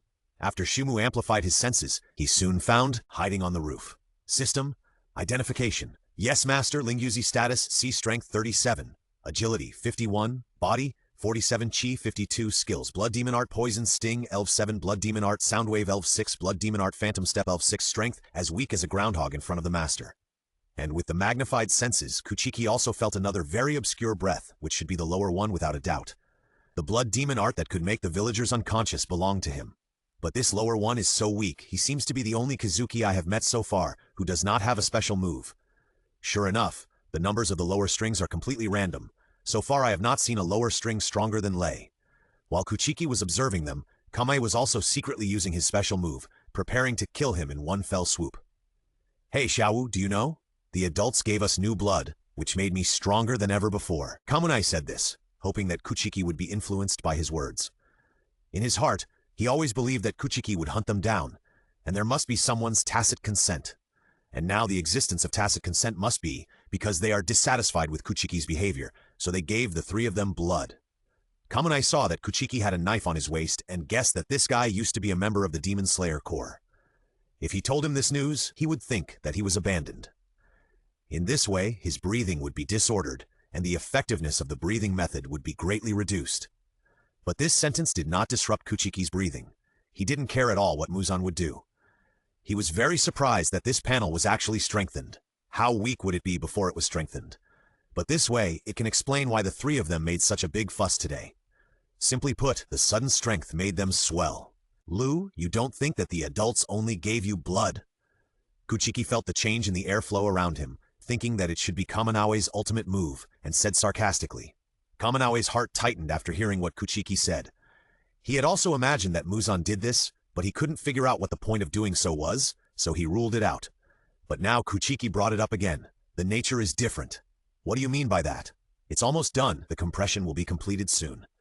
Literally, the reason why the Master also gave you blood is to expose your coordinates to me. Impossible. The Master has control over the movements of all the ghosts in his hands. Why would he go through so much trouble to tell you our coordinates? Kamahui shouted angrily. Soldier, do you take me for a fool? You actually found such a low-level excuse. Everyone knows that the adults have the coordinates of all the ghosts. Muzan has the coordinates of all the ghosts? Such important information. The Demon Slayer Corps doesn't even know? I, a soldier, don't even know. No matter what he said is true or false, at least Muzan must have revealed this news to the Kazuki. What is it for? Is it to let the Kazuki know that he has the coordinates of all the ghosts, so that they will pay more attention? Just like the ancient emperors, they would inadvertently reveal their means of grasping the movements of all ministers. However, thank you very much for telling me such an important thing. Really? Kamoa, do you want me to tell you more about your information? Hearing this, Kamoa's pupils shrank into a dot in shock, and the airflow surrounding the rotten wood began to become chaotic. How do you know my name? No, what nonsense am I talking about? Kamahue realized that he had asked a question that couldn't be any stupider, and this also highlighted his panic, the daily life of a freeloader 8. After binding the author's novel and reading it 3 times, I suddenly realized that I could use all the money I earned from binding. His heart was in turmoil. When Kuchiki heard Kamahue ask this kind of question, he immediately knew that he was in turmoil. The airflow around me really began to fluctuate. Kuchiki was not going to waste any more time. Even if it was a countdown, Kamahue should be done soon. Blood Demon Art, explosion! The airflow finally became violent, rushing towards Kuchiki from all directions like a torrent, and a wind wall seemed to form around it, squeezing Kuchiki away. Then my goal was also achieved. When the airflow squeezed towards Kuchiki, the spider silk he had previously micro-manipulated to buy time had already approached Ling Yuzi. Blood Demon Art Silk. As the skill name appeared, the released spider silk became extremely tough, and it wrapped around Ling Yuzi, who had no time to react like a python, and then was pulled towards where Kuki was standing, under the pull of Kuki. What? When did this spider silk pass over? Kamunu wanted to stop attacking, not because he was afraid of hurting her, but because he was not sure if this fatal move could hurt Kuki, but it would definitely hurt Ling Yuzi. If this attack did not cause much damage to Kuki, but he would lose the combat power of Ling Yuzi, and he would hurt himself without hurting the enemy. This was something Kamunu was unwilling to accept. But the cauldron explosion had already taken shape, and the airflow became chaotic because of his previous loss of composure, so he could not stop it now. Bang! Under the huge roar, dust rose up, and violent air currents flew in a disorderly manner. Chi and blood splattered, and the surrounding ground was stained with a red color, like broken petals scattered on the ground, desolate and rampant. Kuchiki used Ling Yuzi with his left hand to block most of the attacks. Only his back was blown into a bloody mess, but there was no internal injury. It just looked very serious. For a ghost, this can only be regarded as a minor injury, and Ling Yuzi's body was as alive as a bloodman, and blood flowed down from his fingertips. This power is acceptable. Kuchiki drew out the Sunwheel sword, and without hesitation, he immediately slashed at Ling Yuzi's neck. But because of the fluctuation of Kamanui's breath just now, the power of the cauldron explosion was not fully exerted. In addition, this attack broke the spider silk that bound her, and she still had some strength to avoid the blow at this time. Blood Demon Art Phantom Step. Before Kuchiki's knife came down, she used the Blood Demon technique first, transformed into a phantom, as if she had split into 7 or 8 clones, and retreated to the side, barely avoiding the attack. Kuchiki, whose attack missed, moved his left hand in surprise. I clearly caught her just now. The phantom created by this skill is real, not an afterimage that was created too quickly. Ling Yuzi, who used the phantom step to avoid the attack, dodged to a place 7 or 8 steps away from Kuchiki, but still felt uneasy. He jumped onto the roof next to him and looked at Kuchiki cautiously. It's so uncomfortable. Puff! The explosion of the cauldron just now injured her internal organs, and coupled with the use of the phantom step immediately afterwards, her internal organs were involved. She could no longer bear it. And she bent down and spit out bloody red blood. It hurt so much. There were crystal tears in Ling Yuzi's eyes, which slowly flowed down her cheeks. After becoming Guiyue, she had never been injured so badly. Damn, this woman is so weak. She is crying over such a small injury, and she won't die. As expected, I was right. This move will be useless to you. Kamanue turned his head away in disgust, no longer observing Ling Yuzi's condition, and looked at the wound on Kuchiki's body. As expected, Xiao did not lie to me, and the adults did give him blood. Otherwise, he would not have recovered so quickly. He saw that the wounds on Kuchiki's body had scabbed over, and his mind was blaming the adults in his heart. He couldn't understand why the adults did this. What was the benefit? It couldn't be just for fun. Unable to figure it out, Kamahue was ready to stop thinking about it and attacked Kuchiki first. Blood Demon Art, Tiger Limbs. Kamahue's hands swelled into tiger paws, and his legs strengthened into tiger legs. He rushed towards Kuchiki like a gust of wind, and the wind from his fists made a sound of breaking through the air due to the intense friction. Flame-breathing Form 5, Flame Tiger. Flames burned out, and the tiger roared in the blazing fire, and with a flash of a knife as fast as lightning, it struck Kamahue. Ping! Sparks burst out when Kamahue's palms connected with the blades, and the flame tiger gathered into a blazing flame at the moment of collision, burning his palms. Under Kuchiki's force, Kamahue's legs sank into the mud, splashing dirt, and his palms were burned by the flames and smelled burnt. Blood Demon Art, Snake Tail. A snake tail stretched out from behind Kamuni and swiftly struck the rotten wood. The virtual image contained a violent airflow. Blood Demon Art, Liquid Flow. When Kuchiki saw the snake's tail coming, he transformed the moisture in the air into a hard water wall to block the attack. When the snake's tail collided with the water wall, the splashing water was eye-catching, splashing on Kuchiki's flames, turning into steam and dispersing in the air. And because Kamahue had just used part of his strength on the snake's tail, his already weak situation was further aggravated. His hands were gradually pressed back, and the blade gradually approached his neck. Kamahue didn't dare to take this move again, and kicked Kuchiki fiercely with his right foot, bringing an explosive airflow to his lower abdomen, and took advantage of the momentum to turn his waist and press down the sun blade with his hand again. However, after Kamahue kicked Kuchiki's lower abdomen, it seemed that he had kicked something extremely hard and couldn't hurt him at all. Damn, this guy's body is so hard! Kamahue reluctantly used the force to retreat, but as he did so, Kuchiki, because he had no resistance, drew out flames, and the air around him turned red and swirled around him. Flame-breathing Type 4, Vortex of Rising Flame. Staring at Kamahue's retreat, Kuchiki swung the sunblade in his hand, and the burning flames rushed straight to Kamahue's neck under the twisting blade light. The burning fire seemed to rise from hell, pulling and trying to engulf him. Damn it! When will you two help? Blood Demon Art Snake Tail. Kamamauchi was still floating in the air and couldn't take Kuchiki's attack at all. He could only summon the snake's tail to support his body and raised his head at this moment, trying to avoid the attack. But this was the last turn of Kuchiki's Sijishing, and it was very simple to change his moves. If Kuchiki was alone, Kamauchi could have killed him. But just when Kuchiki was about to change his moves to Shiranui, his spider sense told him that he was in danger. If the spider sense worked, it would be the line of life and death. Kuchiki didn't dare to be careless and immediately retracted his strength into his legs and stopped abruptly. And at the moment of stopping, he surrounded his body with a wall of water, ready to defend against this fatal blow. Blood Demon Art Liquid Flow. However, there was no attack as Kuchiki had anticipated, and the water wall was still flowing without any strange fluctuations. After Kuchiki summoned the water wall, Kamuni fell back to the ground, stood firmly on his feet, wiped the cold sweat from his fright, and looked at the densely packed eyes around him. Fortunately, he still had a nightmare, otherwise he would have really died here. Ling Yuzi, don't cry if you're not dead. Come and help. Tips for getting something for free. Number 23. Just wear VR glasses to read novels, so that you won't increase the number of readers for the author, because everything in it is fake, the novel is fake, and the added number of readers is even more fake. There was no attack, my spider sense can't be wrong. Shumu was a little confused inside the water wall. He magnified his senses and looked outside, and found that the ground and walls outside were covered with many eyes. One by one, with flesh and blood staring at his water wall, his spine felt cold after looking at it for a long time. Moreover, when Shumu opened the transparent world, he instinctively rejected these eyeballs and didn't look at the line of sight that the pupils of these eyeballs were facing. It seems that the danger just now was these things. System, identify his panel. Okay, Master. Nightmare status. Lower string 1 strength 32 agility 7 body 63 ki 64 skills. Blood Demon Art Force Sleep Hypnotic Whisperer 2 up to 3. Blood Demon Art Force Sleep I Love 1 up to 3. Strength Master, never look into his eyes or listen to what he says. Such a strong lower 1. His special moves are the most I have ever seen, and there is one that is 2 levels. Kuchiki thought with fear, these eyes outside should be his special moves. It seems that the villagers in the village are sleeping because of his handiwork. Can't look that person in the eye? Flame-breathing Type 6 Flame Roaring. The surrounding fires rose up, burning high, spreading to the water wall next to it, turning into steam, and dispersing in all directions. Then, under the blazing flames, the pure fire spirits on the blade formed balls of fire, shooting at the surrounding eyeballs under the scattered steam. But he did not attack the eyeballs on the wall of the house, because there were still sleeping villagers in the house.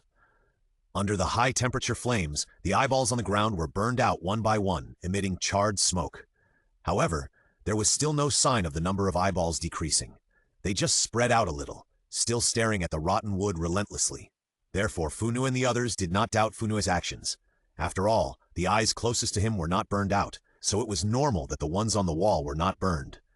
Funue saw that the number of eyes on the ground did not decrease, and they were even more scattered. It would be useless to attack them further, so he stopped the knife in his hand and looked at Funue in front of him. He must kill one first. Although Ling Yuzi is weak, he can dodge with the illusion step, and Nightmare has the forced coma of Xian, so it should be difficult for me to get close to him. So, now we must kill Funue quickly to see how many ghost energy coins we can get. However, there are villagers all around, and we cannot use the flowing fire breathing. The method of a quick battle is also powerless. Breathing of Fire 1, Shiranui. The flame shot out in a straight line, the blade pointed at Kamahue and attacked him. The sharp fire burned the surrounding air, whistling to kill him. Blood Demon Art, Tiger Legs. When the blade and the flames were about to attack Kamahue, he immediately used the tiger legs to block, trying to block Kuchiki's attack. Seeing Kuchiki attacking Kamahue, the surrounding eyes immediately gathered behind Kamahue, staring at Kuchiki with a straight line of sight.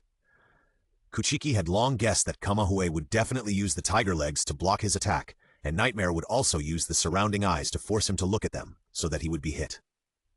Breathing of Fire 2, Flame Rising, Modified Downward Slash. Because Kuchiki had been constantly overcoming his own shortcomings in Shiranui during this month, he could now change his moves in this situation. When the sunblade was about to cut towards Kamahue's tiger limb, Kuchiki immediately twisted the blade upwards and deflected his block.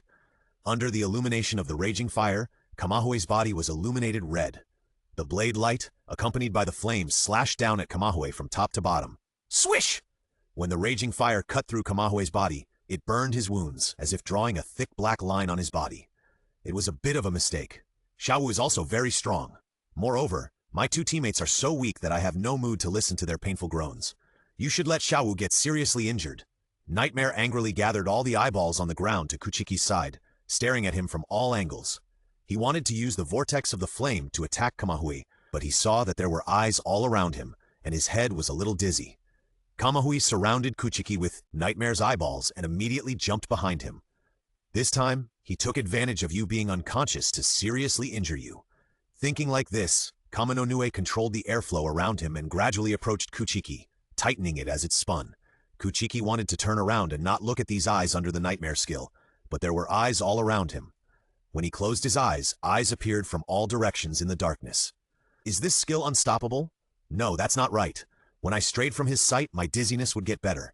Then, when I was stared at by another pair of eyes, I would get dizzy again. There was a gap in between, which showed that this skill was flawed. Kuchiki calmed down, magnified his senses, and looked away from the Nightmare's eyes. Sure enough, his head was no longer dizzy. It worked. Flame-breathing Type 5, Flame Tiger. He put the knife behind him and swung it fiercely. The tiger head, burning like a blazing fire, stared angrily at the front. The knife light cut off the surrounding eyeballs first, and then burned everything around with the flame tiger, leaving only charred ashes. Blood demon art. Cauldron explosion. At this time, the cauldron explosion of the cauldron took shape, compressed and exploded towards the rotten wood. The manic airflow hit him like a heavy hammer, and the violent airflow was like a pot exploding, tightly holding him under the rotating airflow. Boom! The violent airflow soared under the roar, and the airflow violently abused the surroundings at the moment of explosion. The scattered dust rushed up to the sky, forming a small mushroom cloud, covering the surroundings, and the scattered bombardment was like thick ink dripping on white paper, quickly spreading to the surroundings. The tiles on the surrounding roofs were blown away by the airflow, fell to the ground, and shattered into pieces. The window paper was also broken by the flying airflow and blew into the house, scraping the people inside from the bed to the ground. One of the villagers fell off the bed and injured his head. The huge pain outside woke him up, but he was nervous and fell asleep happily because he looked directly into the eyes of Nightmare. Because part of Nightmare's body was attached to the ground, it was not affected by the airflow, and Ling Yuzi hugged the roof beam tightly to barely prevent himself from being blown away. As there was no support point around, Kamahue could only summon his tiger limbs and slam his feet into the ground, sinking deeply into it. He put his hands in front of his chest to block the remaining impact. Too scary? Too scary. My ultimate move, so strong. Xiao, this time, if you don't die, you will be seriously injured. Flame-breathing Type 1, Shiranui. Under the flowing sparks, the flames burst out as the blade slashed towards Kamahue's neck, and a column of fire shot out. Kamahue's legs sank into the ground, and he didn't expect that Kuchiki could still have the energy to use breathing after taking his strongest attack, so he had no time to dodge. Blood splattered, and Kamahue's head spun in the air, staring at Kuchiki unwillingly. No, it's impossible. You were hit by such a strong attack from me. Why do you still have this energy left? I have only been a member of the 12 Demon Moons for a few years. I still have a lot of room for improvement. Why do I have to die here? Xiaowu, I hate you!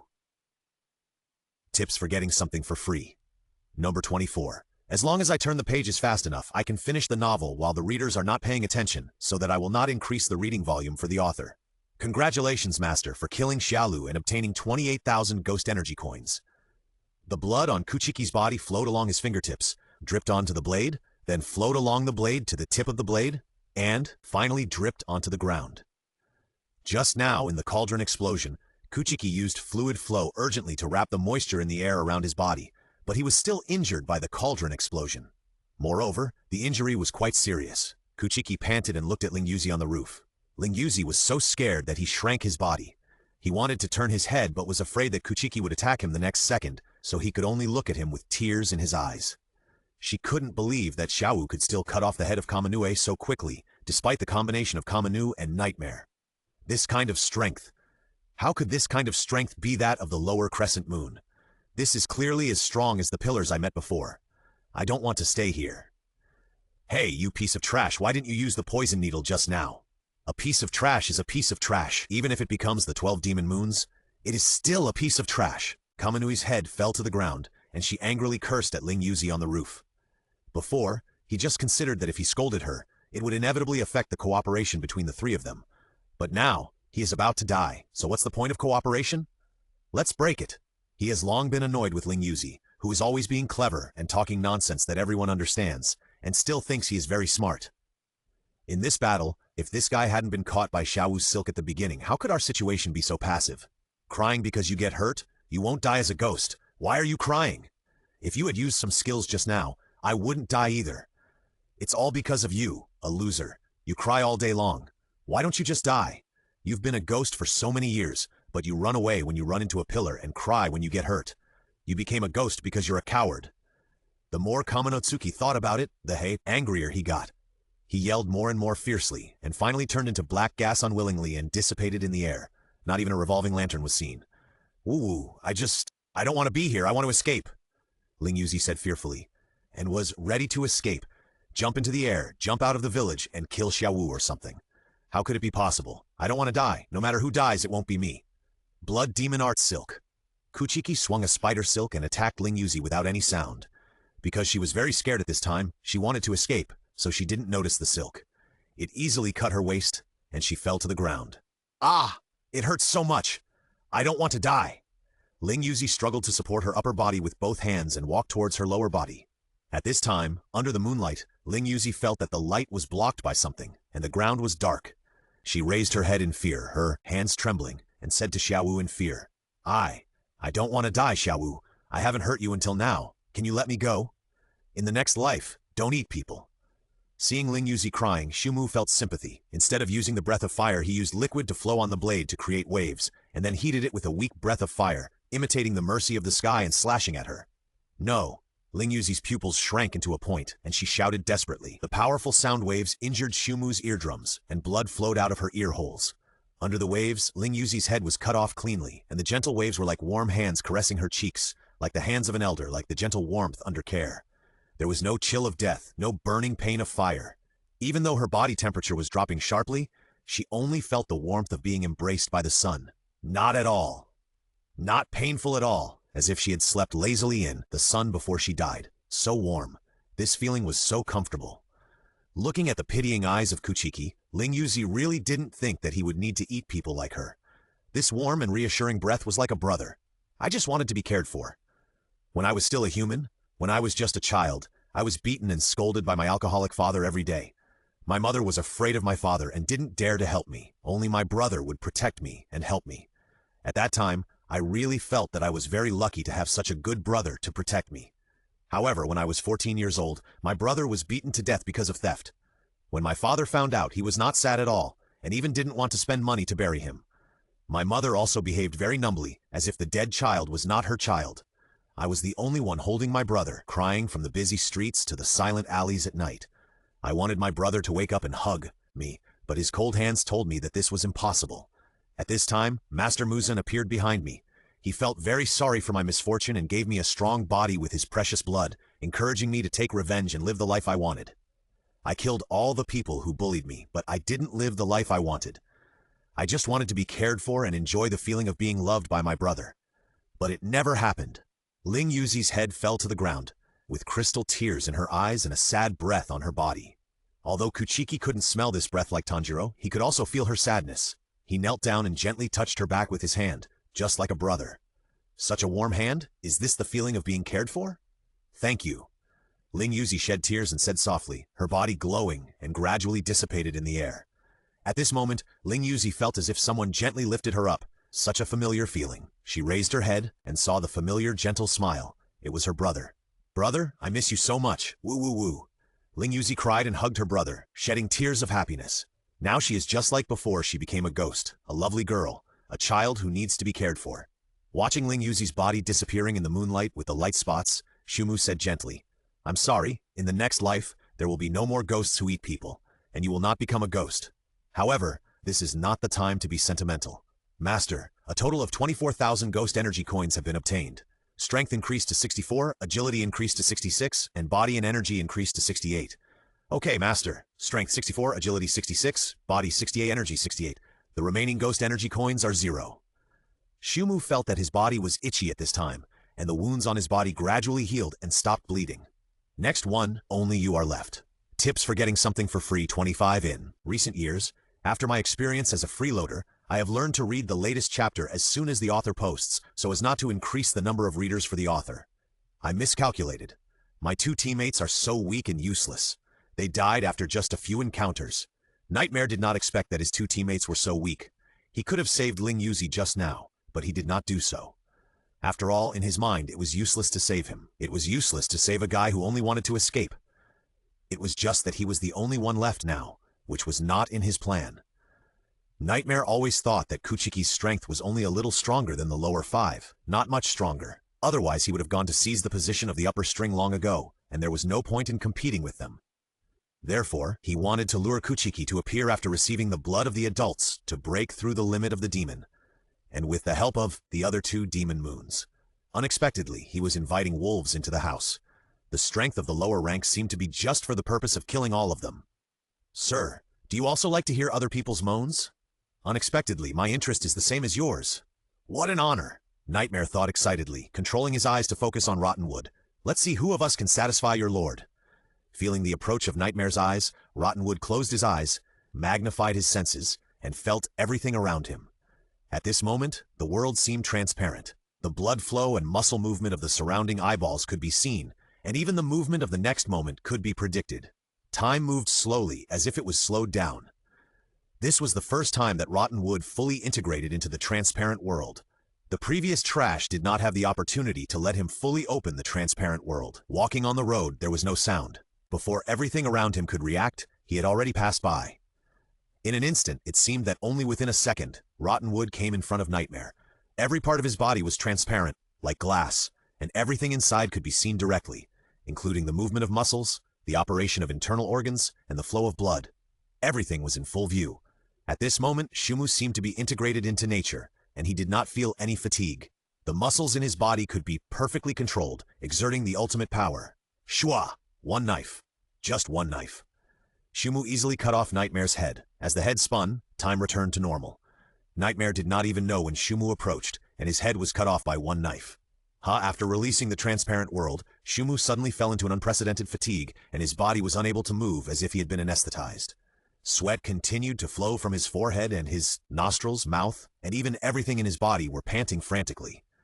Fortunately, I cut off Nightmare's head. Otherwise, in my current state, I really couldn't do anything. In the future, unless it is an emergency, I must never use this fully open transparent world indiscriminately. Sitting on the roof, Shumu felt his frantically beating heart, twitching muscles, weak blood flow, and felt scared. However, the severed head of Nightmare did not turn into ashes, but disappeared on the roof as if it had melted. Nightmare's body appeared at the other end of the village, wiping the cold sweat on his forehead with his hand.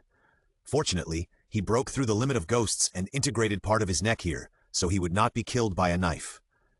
Although he was very perverted and liked to see others in pain, and he usually felt that he loved to hear groans more than his own life. However, when death came, he was afraid. He did not face it calmly, and now he successfully escaped. He was very glad that he still had a backup plan. Run away. Nightmare was frightened by Shumu's strength just now, and he didn't dare to look back at all, and fled out of the village. Because Shumu was too tired, he didn't notice that the system didn't report how many ghost energy coins he had obtained. He lay on the roof and looked at the moon in the sky. Suddenly, the moon in the sky turned into a delicate face, smiling at him. Because Kuchiki's forehead was covered with sweat, he was lying on the roof with messy hair, which just blocked his left eye. So Shinobu Kocho didn't see the word Xiao on his left eye. Shimizu-kun, are you okay? Shinobu Kocho leaned over and asked with concern. Her smile in the moonlight was so healing that Kuchiki blushed and said, "Well, it's okay. It's just, can you go over there for a moment? You're blocking my view of the moon." Shinobu Kocho was already very beautiful, and from this angle, her delicate face became even more foul. "Well, you're still in the mood to joke? Where's the 3 demon moons?" Shinobu Kocho turned around and looked around. Although it was a question, it had a tone of accusation. I thought I would see Kuchiki struggling under the 3 demon moons, and I was worried about his safety on the way. But when I arrived, I only saw Kuchiki lying alone exhausted. If there really was a 3 demon moons, how could this scene be possible? Kuchiki raised his hand and touched the hair that covered his left eye, and said thankfully, "The information was wrong. There was a ghost with hypnotic power who wanted to become one of the 12 demon moons. Kuchiki didn't want to expose his true strength and his status as a low-ranking soldier. It wasn't because he didn't trust Shinobu Kocho, but it was very troublesome to explain these two things, and it might cause unnecessary suspicion. After all, in the world of ghosts, these two things are all related to cannibalism. Why are you here? Xiaoyu was worried about you, and I saw that. Thank you, Shinobu Kocho. Their relationship was not yet at the point of calling each other by name, but Kuchiki always felt that it was too awkward to just call her Kocho, so he called her by her full name. By some strange coincidence, Kuchiki was the only one who called her by her full name. On the other side, Nightmare, who was on the run, was suddenly summoned to a space. It was empty all around, with only endless void and pieces of floating floor. Nightmare knew this place. It was here that he had received blood from an adult not long ago. He knelt on the ground in fear, not daring to look up. Nightmare, I'm very disappointed in you. You actually ran away in such a mess. Muzan looked down at Nightmare from above. Although he said this, there was no disappointment in his tone. He looked down at him like a god. Hearing the adults say this, Nightmare knew that all explanations were in vain, and he could only take a gamble.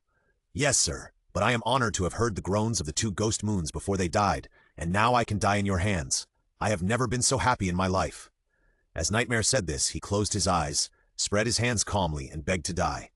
Muzan looked at Nightmare, trying to understand his inner thoughts, and suddenly became interested in him. What a perverted guy. Don't do it again next time. I admire your perversion. Seeing that Muzan had no other reaction, Mingnu plucked the strings of the pipa and teleported Nightmare away again. After seeing Nightmare being teleported away, Wuzan sat on the chair behind him, picked up a glass of red wine, crossed his legs, took a sip of wine, and said to himself, Kuchiki, why are your coordinates beginning to appear and disappear? Tips for getting free stuff 26. After reading the novel, changing a mobile phone will not increase the reading volume for the author. During the day, Mong and Sheying returned to Chuai Manor, and looking at the scene in front of them, they couldn't help but clench their fists. Last night, when they were escaping, the crow sent by Lord Kocho Ninja flew to tell them that there were suspected 3 ghost moons in Chuai Manor. Now they came here to collect the bodies, but the scene in front of them, like eating half of a meal, almost made the two lose their minds. Sheying, are we very weak? In return, there was only endless silence. On the other side, Shumu hid in the cave and asked the system, System, how many ghost energy coins do I have now? 0. What? Why 0? Didn't I have no use for the ghost energy coins of Xiao 1? Shumu was surprised and said it directly, no longer asking the system in his heart. Master, Xiao 1 is not dead. Not dead? Impossible. I clearly cut off his head. That feeling can't be wrong. But the system can't lie to me. It won't do any good to it. Can it be said that he won't die if he is beheaded? System, after I strengthen to a certain level, will I not die if my head is cut off by the Sunwheel Sword? Yes, but that needs to be strengthened to more than 90, or there are other special reasons. Special reasons? What is special about Xiao 1?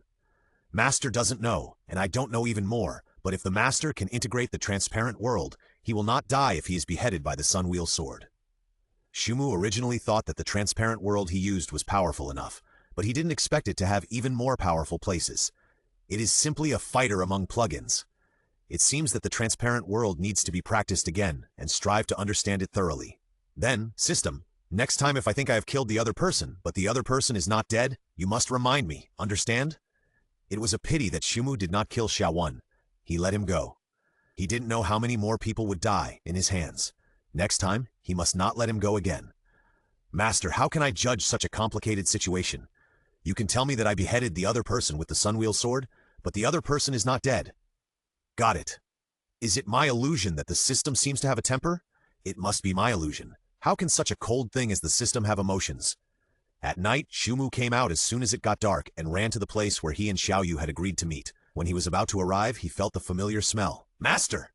Xiaoyu had already smelled the smell of Shumu and flew over from a long distance. When he saw Shumu, he excitedly pounced on his face and rubbed his cheek with his head, almost rubbing off a feather. Wow, Master, I'm so worried, Xiaoyu said, trying to squeeze out a few tears. Ha ha ha, Xiaoyu, if you say you were worried about me last night, I would believe you, but now, wipe the crumbs off your mouth. Kuchiki picked up Xiaoyu, touched its head and teased. Originally, Xiaoyu was really worried about the safety of its master last night, but Kocho Shinobu told it that its master was fine after returning home and fed it a lot of delicious snacks, and it felt relieved all of a sudden. Kocho Shinobu took good care of Xiaoyu all day today. If it wasn't for the darkening sky, it would have almost forgotten to look for its master, and it was so hurried that it even forgot to wipe the bread off its mouth. In addition, it smelled the master's scent before it flew to the agreed place, so it was even less worried. Xiaoyu heard what the master said and quickly wiped the crumbs off her mouth and explained awkwardly, "This doesn't show that I'm worried about the master. I came here before the meal was finished." Okay, I got it. Kuchiki said this and stuffed Xiaoyu back into his arms. In the arms of the master, Xiaoyu rubbed Kuchiki's chest muscles unwillingly. It was so hard, but Sister Shinobu's was more comfortable. It couldn't help but swear in its heart, "I must not let other crows get away with it. I want Sister Shinobu to be my mistress." More than a month later, the master of the Demon Slayer Corps received a new intelligence that something strange happened on a train, and it was suspected that the 12 demon moons appeared.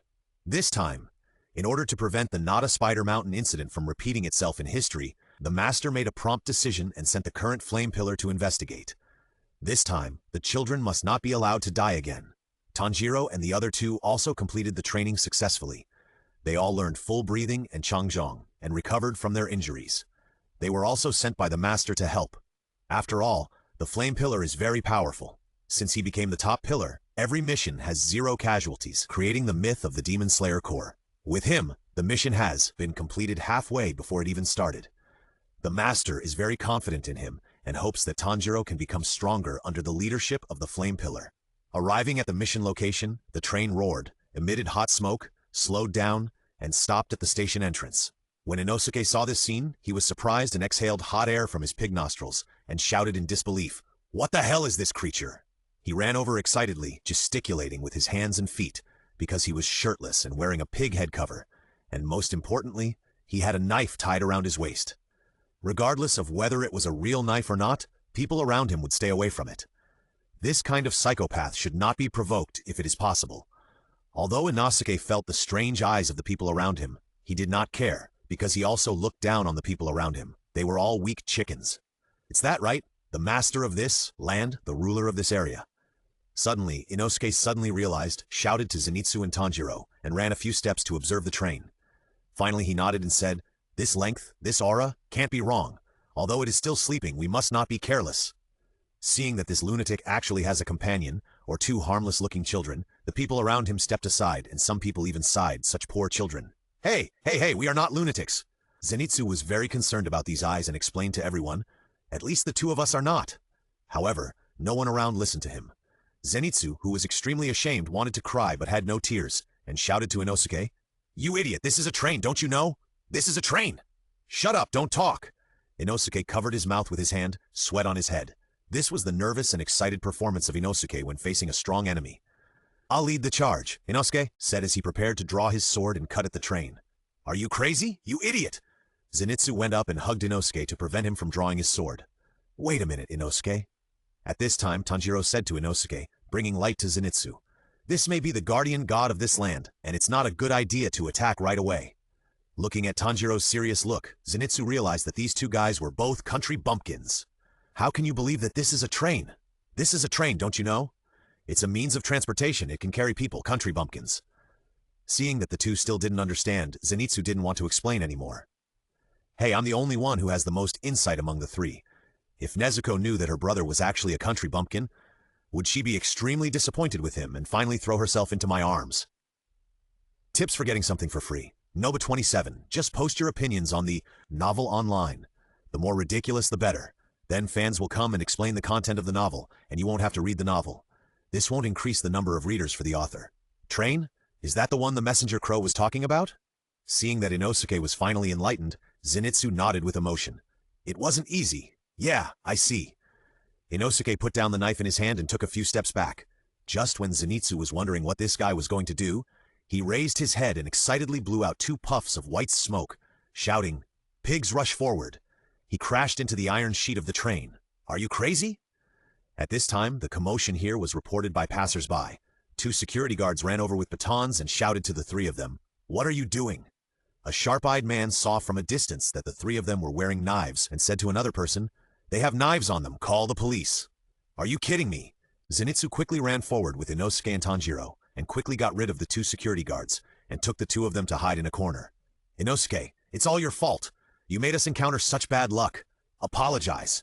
Zenitsu shouted angrily to Inosuke, but Inosuke just put his hands on his waist, raised his head very proudly, and didn't want to look at him. Tanjiro was very puzzled and asked Zenitsu, "Why do we run when we see the police?" Because our Demon Slayer Corp is an organization not recognized by the government, we cannot carry knives everywhere. People in the city don't believe in the existence of ghosts. Our Demon Slayer Corp is only famous in the countryside. Zenitsu said helplessly. After all, ghosts rarely do evil in the city, or in other words, who would care about a stranger missing in this cold wall except the police? We are obviously working so hard, Tanjiro said a little disappointed. Everyone is obviously working so hard, but they are not recognized by the government. They must be very sad. There is no way. In short, let's hide the knives behind us. Zenitsu said helplessly. When Inosuke heard what Zenitsu said, he immediately inserted the double swords hanging on his waist into his belt and proudly showed off to the two people. How is it? It's so simple. This uncle is really smart. You can see it completely. Why don't you put on your clothes? At this time, the roar of the train sounded and the three people immediately ran to the train. On the other side, Xiaoyu was getting information from her companions and excitedly reported to Shumu. Master, this is big information. 12 ghost moons are suspected to appear on the train in the southwest direction. 12 ghost moons? Could it be a nightmare? Yes, Xiaoyu, I know. System, how many ghost energy coins do I have now? Master, a total of 45,700 ghost energy coins. After more than a month of hunting, Shumu can be said to have a sufficient inventory. System, help me upgrade the 4 basic panels to 70, and then upgrade all the skills with a maximum of 9 levels to 6. Okay, Master. Strength 70, Agility 70, Body, Chi 70, Flame Breathing Type 2, 3 and Vasif, Elf 6, Type Them is upgraded to level 2 due to Resonance. A total of 43,000 ghost energy coins are consumed, and 2,700 ghost energy coins are left.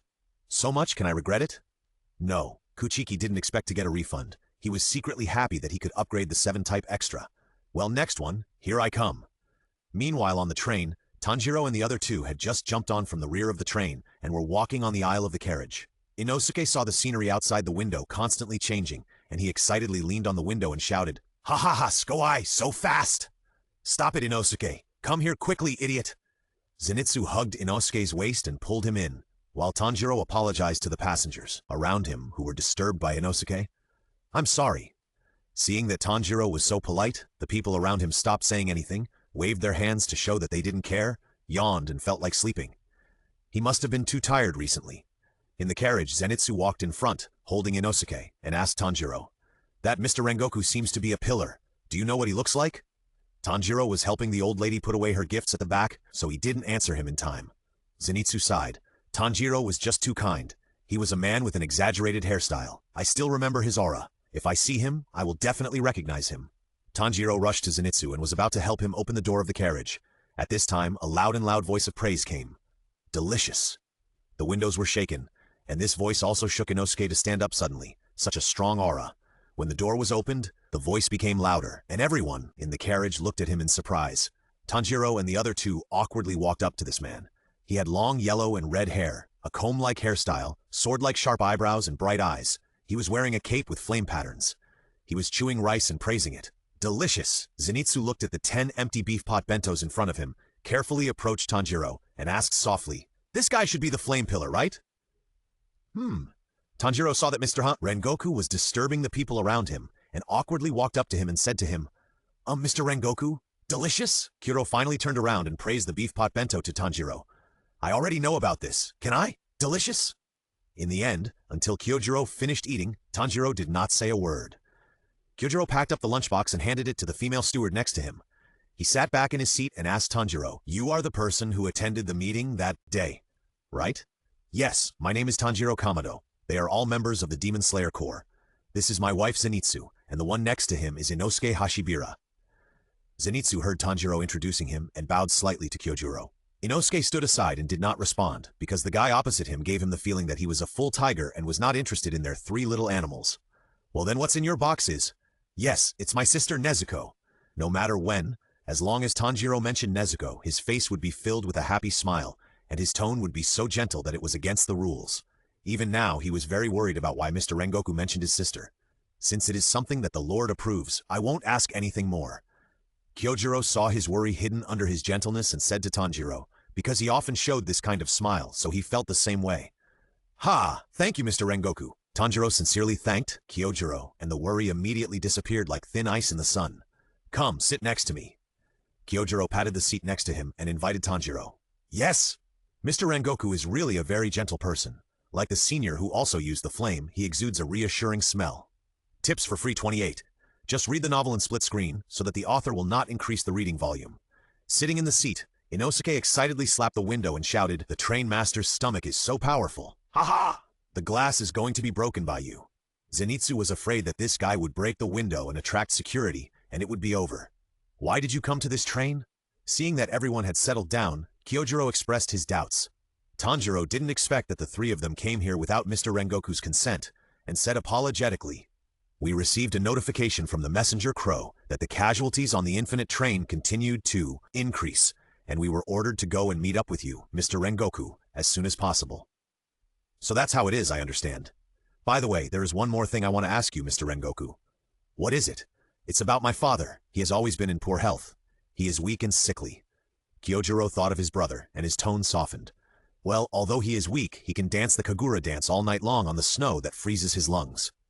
"That's a blessing." Kyojiro was happy that Tanjiro's father could dance all night long. "So..." Tanjiro pinched his pants, wrinkling them, and finally made up his mind to tell the inherited dance of his family. "The Fire God Kagura round dance, in the edge of life and death. I remembered the Kagura dance I saw when I was a child. If you know anything, Mr. Rengoku, I hope you can tell me." Because Mr. Rengoku is the flame pillar, he may know something about this dance related to fire, so Tanjiro chose to ask him about it. Unlike the original work, Kocho Shinobu didn't have much intersection with Tanjiro because she was attracted by Kuchiki, so all of this was his own personal idea. Tanjiro is very nervous now. Kyojiro has not checked any information, and when he was asked this question, he didn't know anything at all, so he could only tell the truth. "It's a pity that I don't know. This is the first time I've heard of the Kagura of Fire. It's fortunate that your father's Kagura dance can be used in actual combat." He didn't have much interaction with Tanjiro, so he didn't want to go into it any further. "In that case, let's end this topic here." "Sorry, can you please continue?" Tanjiro was a little unwilling. If even the Flame Pillar didn't know, then who else in the world could know about the Kagura of Fire? "Well, if you can become my stepson, I will take good care of you." Hearing what Mr. Rengoku said, the simple Tanjiro didn't hear the hidden meaning in his words, and hurriedly asked anxiously, "Please wait a minute. Where are you looking when you talk?" He originally wanted to ask if he could talk to me seriously, but this was too rude, so he changed his words. Zenitsu, who was standing next to him, also thought that Mr. Rengoku was very strange. He had only met Tanjiro for the second time, but he actually asked him to be his stepson. The history of the breathing of fire is very long. Among those who use the breathing of fire and water, there must be one person who becomes a pillar in every generation. So, young Kamado, become my stepson. "Mr. Rengoku, my name is Kamado." "Ha ha ha, what color is your sword?" "Black." "That's really bad. If it's black, I don't know which breathing you should master, so you should practice with me." Is there any connection between these two? But Tanjiro didn't dare to ask for fear of disturbing Mr. Rengoku's elegance. In fact, Kyojiro had already changed his words, because swordsmen who used black swords have not been outstanding over the years, and he didn't want to see Tanjiro's painful expression, because he tried to become stronger, but couldn't become stronger after becoming his stepson. At this time, Zenitsu opened the window, because he was afraid that Inosuke would break it. The cold wind outside blew, making Kyojiro suddenly realize that now was not the time to chat. "Let me tell you about the mission first. There is a ghost on this train. 40 passengers have been missing before, so the Lord sent me here." "What? Not a place to kill ghosts on the train, but there is a ghost on the train? Are you kidding me? I want to get off." Zenitsu originally thought he could take a nap on the train, but he didn't expect that there was a ghost on the train. His hair stood on end, and fear came out from the depths of his heart and greeted him. Seeing the yellow-haired boy so excited, Kyojiro didn't say that the ghost might be the information of the 12 demon moons. When Tanjiro heard that nearly 40 people were missing, he knew the meaning of missing, and he couldn't help but feel sad. It would be great if all the ghosts in the world were like Nezuko or the seniors. "Muzan, I will definitely kill you with my own hands." As for Inosuke, he leaned out of the window and felt the biting cold wind blowing in his face. "I really want to race with the train to see who runs faster, but unfortunately I am now. As expected, I have to train myself every day, and I can't fall behind for a moment." At this time, a man in a black uniform was checking tickets. The people in the carriage no longer paid attention to these strange people, and gradually fell asleep. Tanjiro was a little surprised by the man's behavior, and asked Kyojiro, "What is he doing?" "The conductor is going to check the tickets and make a hole in the ticket as a mark." "I see." While waiting for the conductor to come, Tanjiro took the initiative to hand him the ticket, not wanting to trouble him too much. Seeing Tanjiro's healing big eyes and a gentle aura, the conductor didn't want to make a hole in his ticket, but thinking of his dead wife and children, he made up his mind to make a hole. After punching holes in the tickets of the four of them, the conductor's heart settled down. He began to feel guilty and said to Tanjiro, "Thank you." This way he would feel better, that's all, and that's all he wanted. Not long after the four people were checked, they soon fell asleep like other passengers. Outside the carriage, the train was rumbling, the cold wind was blowing, and the roar was heard for a long time under the moonlight. Before Shumu saw the train, he had already heard its sound. In the woods, he spit out silk with his hands and swayed it between the branches. This would make it faster and easier to travel. When he came to the train track, Shumu saw from a distance that the front of the train was emitting thick smoke and heading towards him. Blood Ghost Technique Silk. When the train came closer, Shumu spit out silk with his hands, grabbed the place where the thick smoke was coming out, and flew to the carriage. "Xiaoyu, don't stick your head out, shrink a little more inside." Oh, Xiaoyu, who was about to stick her head out to see the scenery, had to shrink back and hide well after hearing what her master said. The smell here, yes, is the lower one, but why is there his smell on the whole train? Shumu can basically amplify his senses always open now, but the range is a bit small. If the range is large, it will be unbearable after a long time, but at least he will not be unable to feel the breath of ghosts like before. "Miss, why are your intelligence always so accurate?" At this time, Nightmare grew out of the carriage like a piece of meat and asked Shumu in confusion. "This is puzzling to me." Tips for getting something for free. Number 29. After reading the novel, add a sentence at the end that you have successfully gotten something for free. In this way, even the King of Heaven will admit that you got something for free. What do you mean by that? Shumu's heart jumped and he asked Nightmare. Nightmare smiled sinisterly and did not answer immediately. Instead, he just looked at him, hoping to scare him so that he would confess. But Shumu immediately understood Nightmare's intention. At this time, there are two conventional methods. The first is to look at the other party in the same way, to make the other party panic. The second is to throw out the follow-up topic you want to bring up, and let the opponent follow his train of thought. But Shumu didn't want to use any of them, because no matter whether he used the first or the second method, he would inevitably fall into the other party's second purpose, which was to delay time. This is a train, with many people inside. Kuchiki doesn't want to waste time with Nightmare. The sooner he gets rid of him, the better. He should strike first, no matter what questions he has. Who says he should answer them when asked? Breathing of Flame 1. Shiranui. Under the splashing sparks, the flowing fire and lightning, in the gorgeous flame line, the blood burns at the moment of bursting, and the fire mist gushes at the moment of the head flying. Nightmare calmly let Kuchiki cut off his head, and the head fell on the carriage while spinning. His eyes did not show any ripples, and although the headless body fell down weakly, it did not emit the breath of death. Xiaowu, I have only met you twice, and both times you found me after I made a big noise. The head of Nightmare was lying on the carriage, grinning at Kuchiki, and continued. And you appeared half a step behind the Demon Slayer Corps both times, which is too coincidental. On the battlefield, the same happens twice. Only a fool would verify it for the third time. At this time, 3 Nightmare appeared, on the carriage, doing the same action, and surrounded Kuchiki with the same mocking tone and said, Why do you want to hunt demons? You are obviously not going to become stronger, but you are trying your best to kill us. What will these elements, breathing techniques, swordsman, and Demon Slayer Corb, add together? Flame breathing type 4, flood of flame. The flooding flames, the twisting sword light, and the swirling fire burst out in an instant. Kuchiki wielded the sunwheel sword and accurately cut through their necks. Blood splashed and stained the carriage, dyeing it into a bright color. Nightmare has already said this much, and it is useless for Kuchiki to say more now. He can only kill him as soon as possible. You are actually a traitor, right? You are a member of the Demon Slayer Corps. No, that's not right, you are not. You are now in a situation where you eat people just like us, but you disdain to be with us, but the Demon Slayer Corps is unwilling to accept you. Nightmare's 3 heads said this together, and finally laughed wildly. Ha ha ha, it's so sad, it's really too sad. You turned into a demon and still helped the Demon Slayer Corps. Xiao, don't pretend, show your anger. Ha, this guy has guessed most of it right. The only thing I am afraid of now is whether he will tell this guess to Muzan. Why don't you say anything? I'm right, right? It doesn't matter. As long as you join hands with me now and kill the pillars below, I won't tell the adults about this. This sentence revealed 2 pieces of information. The first is that there are pillars here. Even if you kill me, you can't escape the pursuit of the pillars. It's better to kill the pillars first. There is absolutely no benefit in killing me now. The second is to tell the lower-ranking officer that I cannot pursue your trouble. In fact, this is to lure Kuchiki into making a mistake. Nightmare said so much because he had no evidence. If there was, evidence, he would not waste time talking to the lower-ranking officer and would report directly to the adults. If Kuchiki was frightened by Nightmare's words just now and agreed to kill the pillar with him, it would be an indirect admission of his guess. In the end, even if this guess is right or wrong, it is no longer important. He will also be killed by the suspicious adults. This simple sentence actually hides murderous intent and has risen to a semi-open conspiracy. Even if the lower-ranking officer realizes the trap in this sentence, he will not kill him because there is a pillar here. In Nightmare's heart, no matter what the lower-ranking officer chooses, he will not choose to kill him now. And the reality is indeed so. After hearing Nightmare's words, Kuchiki knew that there was a pillar-level strongman in the train. After temporarily magnifying his senses, he found that the one with the strongest breath was now hit by Nightmare's skill. And there are 3 other demon slayers, one of whom he knows. If Nightmare is killed, the pillar will inevitably wake up and he may die at that time.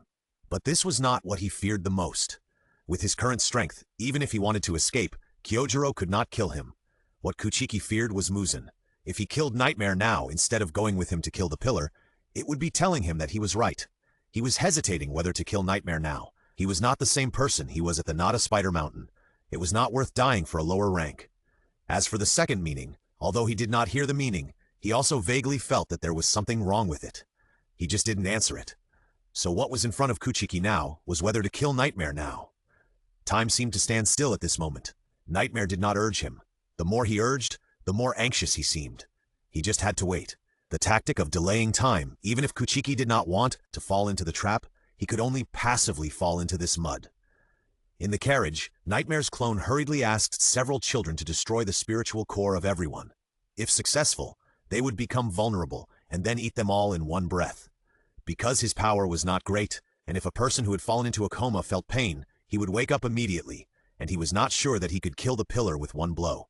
Therefore, he resorted to this desperate measure. His original plan was like this, but now that the variable of the lower class appeared, he suddenly felt that it was also a good thing to keep the pillar now.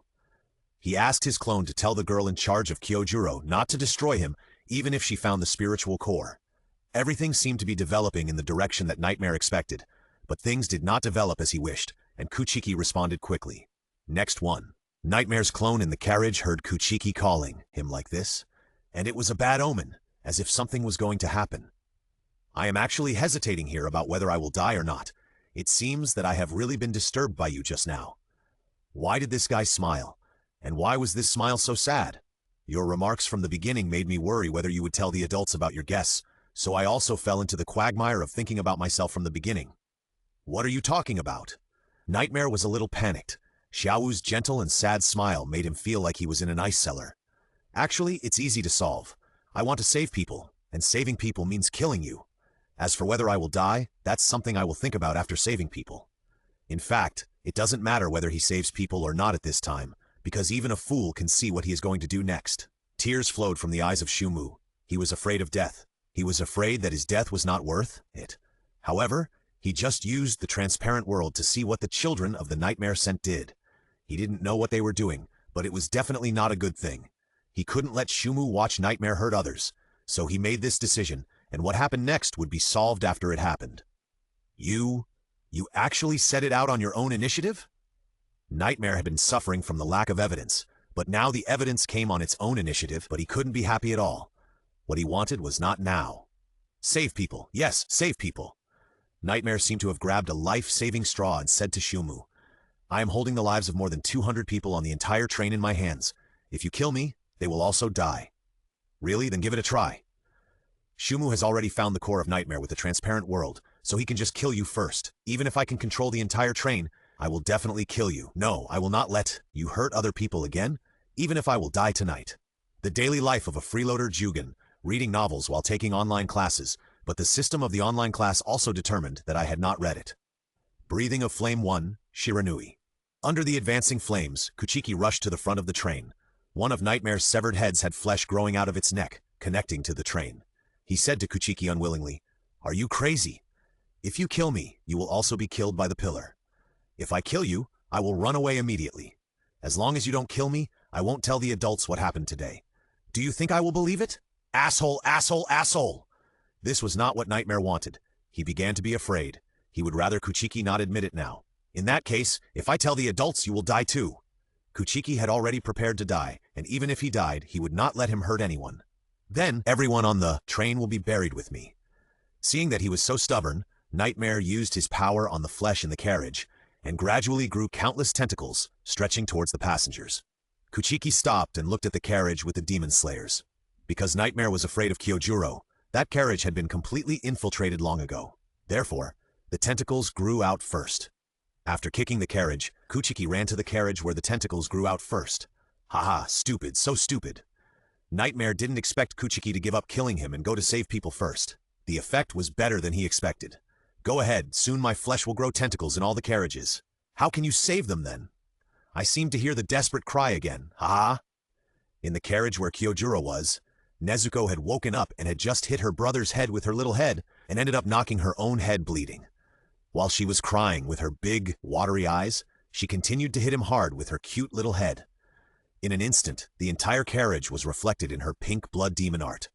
Tanjiro in the dream immediately realized that his sister was injured and prepared to find a way to get out of the dream. Little sister, do you still remember me?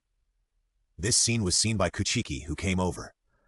Although he didn't know the specific effect of this effect, he could still vaguely feel that this ability could wake up people who were hit by the nightmare skill.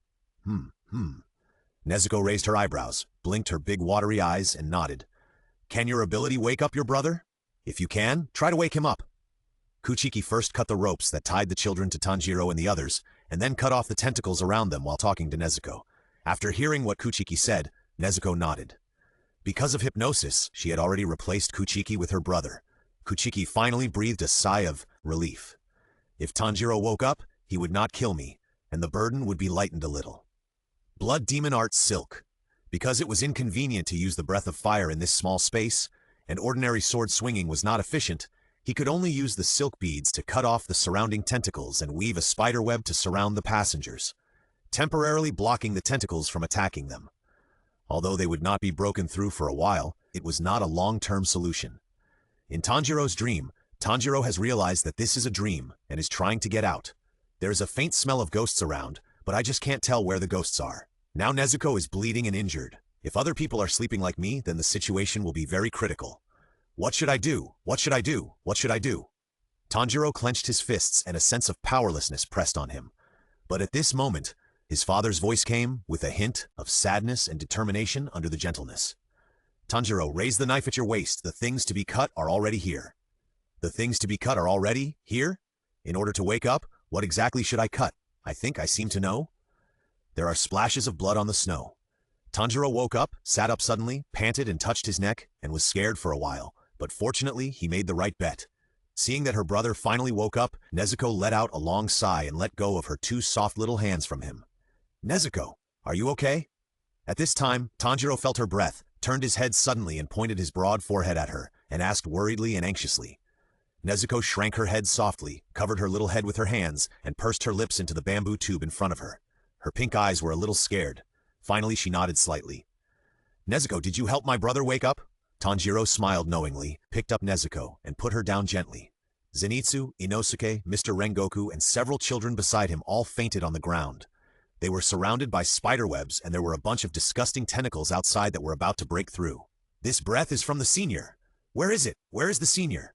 Nezuko, is it the senior? Where is the senior? Seeing her brother so anxious, Nezuko immediately pointed to the carriage in front. Nezuko, I need to ask you something now. Although I don't know what the situation is, please don't wake up Mr. Rengoku and protect the people here. Tanjiro patted Nezuko's shoulders and warned her seriously. Yes, Nezuko nodded. Although she didn't know why her brother didn't let her wake up Mr. Rengoku, she agreed unconditionally out of trust in her brother.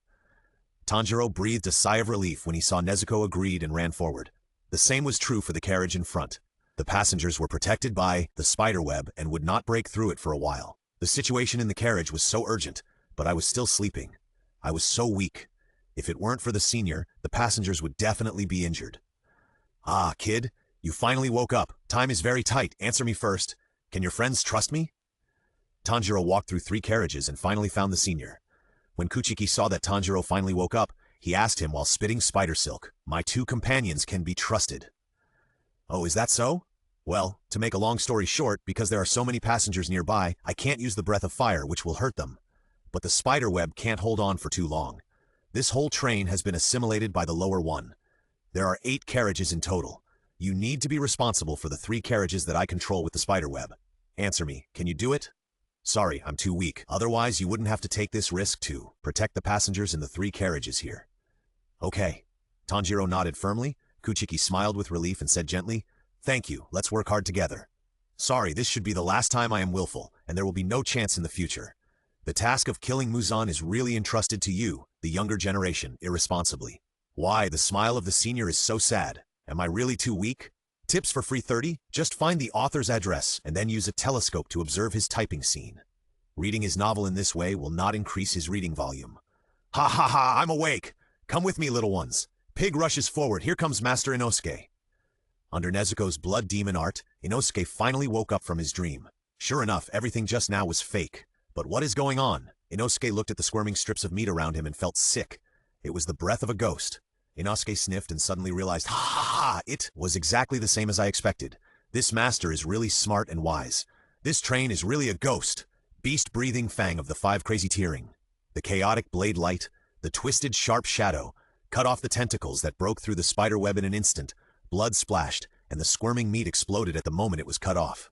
Inosuke's figure floated like the wind, and every knife cleverly avoided the passengers and cut off the tentacles. No matter if it's this guy or that guy, I will save him.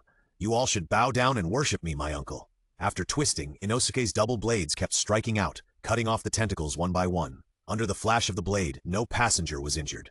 Master Inosuke, the flat-mouthed man, is here. It's Inosuke. Tanjiro heard his unique laughter from a long distance and shouted to Kuchiki in front of him, "Senior, one of my companions has woken up." "I know, be careful." Wove a spiderweb in the carriage in front of him, trying to entangle those tentacles. But because of the deepening control of the nightmare, the tentacles around him became more and more difficult to entangle, and spider silk alone could not resist them. If I can completely control the flames of the breath of fire, these tentacles will be completely vulnerable. Blood demon art silk. Kuchiki put his hand on the wall of the carriage in frustration, and countless spider silks spread out from his palms, entangling the tentacles on the carriage, forming a dense spider web in the entire carriage. "It's useless, Junior. Without the breathing method, you can't stop me at all." Nightmare at the front of the train laughed secretly and continued to exert his strength to break through the spider web of Kuchiki. This fragile can't break through? Even if it can't be broken now, it's just a matter of time. Nightmare thought so. This trick works. Watching Nightmare trying hard to break through his spiderweb, but like a prisoner caught in a net, he can't do anything even if he struggles. This effect is better than simply protecting the passengers. However, it can only spread to 3 carriages. Although the remaining 2 carriages can be spread, they can no longer completely block the tentacles. The remaining 3 carriages cannot be covered by the spiderweb, and now Kuchiki needs to keep the spiderweb, otherwise he will be freed by Nightmare's tentacles. There are a total of 8 carriages, 3 of which I have. Tanjiro has 3 with my help, and the pig-headed boy has 2. Now the situation is under control. But this means that we can't attack Nightmare, and human strength is limited. Even if we can do it without making mistakes now, it's hard to say what will happen over time. The system identifies the current panels of the 4 of them. Okay, Master.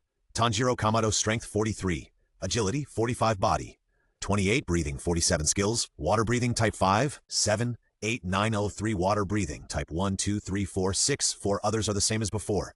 Strength, a teammate who won't be a big drag, Inoue Hashibira support 45, agility, 46 body, 31 breathing, 43 skills, breathing of the beast 1, 2, 3, 4, 5, 6, 7, 8, 9, pickup. Fanglove 3, passive, super touch, different from the ordinary people's sense of touch, can sense the shaking of the air. Strength, same as above.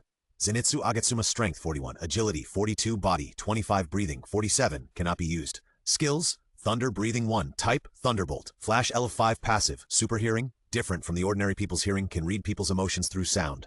Strength, it is very unreliable when sober. Nezuko's strength 30 nullity, 43 body, 41 chi, 41 others are the same as before. Strength, don't consider accepting her as your sister? After looking at it roughly, Jimu grasped a point. What does it mean to be sober and not reliable? Master, it means, at this time, Nezuko finally woke Shizuko up, Suzui under the cover of Inosuke. After waking up, Suzui saw that the surroundings were full of terrible tentacles, so she fell off her seat. What is this? Nezuko, what's going on? Zenny held the handle on the seat and asked Nezuko in horror. Slug, it's so disgusting. Inosuke just cried when he saw Z wake up and said angrily, "Die the ghost with me." However, Shani shrank even more inside. I knew I wanted to kill them, but my legs were weak and my hands were weak, so I couldn't help at all. Damn, sure enough, I can only rely on me here. The sword light was like a shadow, as free as the wind and was as sharp as the wind. After waking up Zenitsu, Nezuko followed her brother's instructions and did not wake up Kyojuro, but ran to her brother. After Nezuko came over, Tanjiro finally had a chance to breathe with her help. Nezuko, that's great, thank you. Be careful and don't get attacked by the, ghost. Kid, can your yellow-haired companion take care of 2 carriages by himself?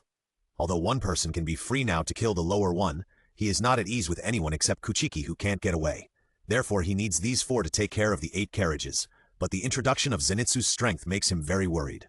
Senior, although Zenitsu is cowardly, he is still very strong, so... Tanjiro listened to Kuchiki's words and judged that the senior must have a way to kill the ghost, but he was restrained to protect the passengers. That's why he wanted Zenitsu to be in charge of 2 carriages, so that he could go and kill the demons. The gentle Tanjiro wanted to defend Zenitsu, but the safety of the passengers was involved, so he could only say this. Inosuke and I can be in charge of 6 carriages, and my sister can be in charge of 2 carriages. Senior, you can go and kill the demons without worry. In order to protect the passengers, Tanjiro had to let his sister take the risk of being in charge of 2 carriages. No, you end. Kuchiki wanted to continue, but the pillar got rid of the dream with his own strength. The tiger woke up. Kyojuro stood up from his seat, and the terrifying breath tore the air around him. Feeling the air being torn apart, Inosuke retreated like a beast. While I was taking a nap, it turned out like this. The airflow spread out at Kyojuro's feet, swirled, and formed a vortex around him. With the change of his steps, the air gradually became hot. I didn't expect it, I really didn't expect it. As his emotions changed, the airflow he pulled was dyed red. I am really useless as a pillar. Not only am I protected by my juniors, but also by 2 ghosts. If there is a hole here, I really want to get in. The moment Kyojuro drew his sword, the air turned into flames under the strong friction, and it emanated from the blade. The surrounding tentacles were burned by the flames and retreated one after another. Breath of flame. The flames roared in it. Type 1. The flames summoned the flame dragon under the light of the flowing shadow. I don't know fire. The red flames instantly rubbed the surrounding tentacles like a dragon. The flowing fire sword flashed down and cleverly avoided the passengers to kill them. In a moment, the tentacles of the 5 carriages were burned and extinguished. The sudden flames illuminated the surrounding woods as if dyeing them red. Nightmare at the front of the train felt a strong pain. Is this the power of the pillar? The huge flame impact made the whole train shake, and it shook violently, shaking Tanjiro and others to the ground. Such a strong power. Is this the strength of Mr. Purgatory? While Tanjiro was amazed at Kyojuro's strength, Kuchiki was also amazed at his means of controlling fire. The power he had just exerted, Kuchiki could also do it now. He was amazed that Kyojuro could still not hurt the passengers under such power. He was afraid that if he didn't take care of them, Kyojuro could kill the tentacles on the 8 carriages in a breath. Can I trust you? Daily life of the police officer. Because residents reported that someone was wandering around the community with a telescope, we caught him after squatting all night. As a result, this guy actually said that he was just trying to get the author's novel for free. Haha, this is even funnier than the joke I heard that he used a telescope just to look at the stars. Can I trust you? Nightmare was annihilated by the flames and could not regenerate for a while, so Kyojuro asked Kuchiki. In fact, when he asked this question, Kyojuro already had the answer in his heart. Because the spiderwebs around him could tell who was behind it, he just wanted Kuchiki to say it himself. After all, it would be much easier the second time after the first time. Okay, Kuchiki didn't expect Kyojuro to trust him, so he nodded. Okay, then I'll be in charge of 5 carriages. Kamado and Mouthboy will be in charge of 3 carriages, and you, I'll be in charge of killing the next one. Kyojuro saw Kuchiki continue his words, nodded in agreement, turned around, and left behind his back covered with a cloak with flames. The air around him became turbulent because of the heat gushing from his body. The system identified his panel. Yes, Master. Rengoku Kyojuro's Strength 81, Agility 74, Body 57, Energy 83, Skills Flame Breathing. Type 1, Shiranui LV8, Flame Breathe. Type 2, Flame Rising LV7, Flame Breathing. Type 3, Wheel, Flame LV7, Flame Breathing. Type 4, Uzumaki of Rising Flames LV8, Flame Breathing. Type 5, Flame Tiger LV8, Flame Breathing. Type 6, Roaring Fire LV7, Flame Breathing. 7, Blazing Sun Yang Yan LV3 Max 6, Flame Breathing. Type 8, Flowing Fire Life LV2 Max 2, Secret Flame Breathing. Type 9, Purgatory LV2 Max 2. Strength, sword skills that have been tempered, 1,000 times close to the supreme realm. Well, such a powerful strength, and Kocho Shinobu is completely on a different level. The responsibility of killing Muzan lies on them, so I have less worries. Ha ha ha, Zenjiro, I'll be in charge of 2 carriages. Inosuke didn't realize that his name was called wrong. After he finished speaking to Tanjiro, he raised his double blades and chopped at the tentacles that gradually grew around him. But Tanjiro's reaction was abnormally slow. Why did the aura of the seniors seem like a warrior facing death, with sadness and determination? Well, please be careful. Kuchiki let go of his hands. The spider webs in the car quickly rotted because he was not maintaining them, but the tentacles that broke through were quickly cut off, so he ran to the front of the car with confidence. Opening the car door, Kuchiki jumped up, holding the knife, emitting scorching flames, opening the transparent world and transparent state, and rushed to the core of the nightmare. The front of the car was wrapped by the squirming meatball. When Kuchiki came, it immediately split into countless hands and attacked him. Flame-breathing form, flame vortex. The flames exploded with highlights, and in the twisting fire blades, the fireworks bloomed and burned everything that attacked. Ah! The flesh on the front of the train was burned to ashes by the flames. The huge pain made Nightmare scream out in pain, and the sound spread throughout the train. "Sergeant, let's make a deal." Nightmare's voice was always sarcastic no matter what time it was. With his head with a strip of flesh attached to it, facing the wood, it was even more disgusting. "I haven't told you yet, sir. If you help me stop them now, I can forget about these things. What do you think?" Nightmare still felt that he had a chance to turn the tables. As long as the wood helped him, he was confident that he could win this battle with more than 200 lives at stake. However, when he came here, the wood had already decided everything. Flame-breathing Type 5 Flame Tiger. Sparks jumped out of the tip of the knife, spreading to the blade, and swept out a raging fire. The surging flame showed the power of a tiger, and it pounced on the iron plate covering Nightmare's neck like a king from the heavy chop of the wood. The iron plate exploded, breaking into several pieces, splashing around, revealing the bones of the neck inside. The flames then rose, bursting into scorching sparks. The rising red flames pushed the sunblade to cut, and finally, under the endless power, the raging fire accompanied by the sword light cut off the head of Nightmare. "Ah!"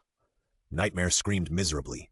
The flesh walls on the 8 carriages grew countless flesh-colored tentacles because of the loss of control of the main body, and attacked the passengers frantically, wanting them to die with him.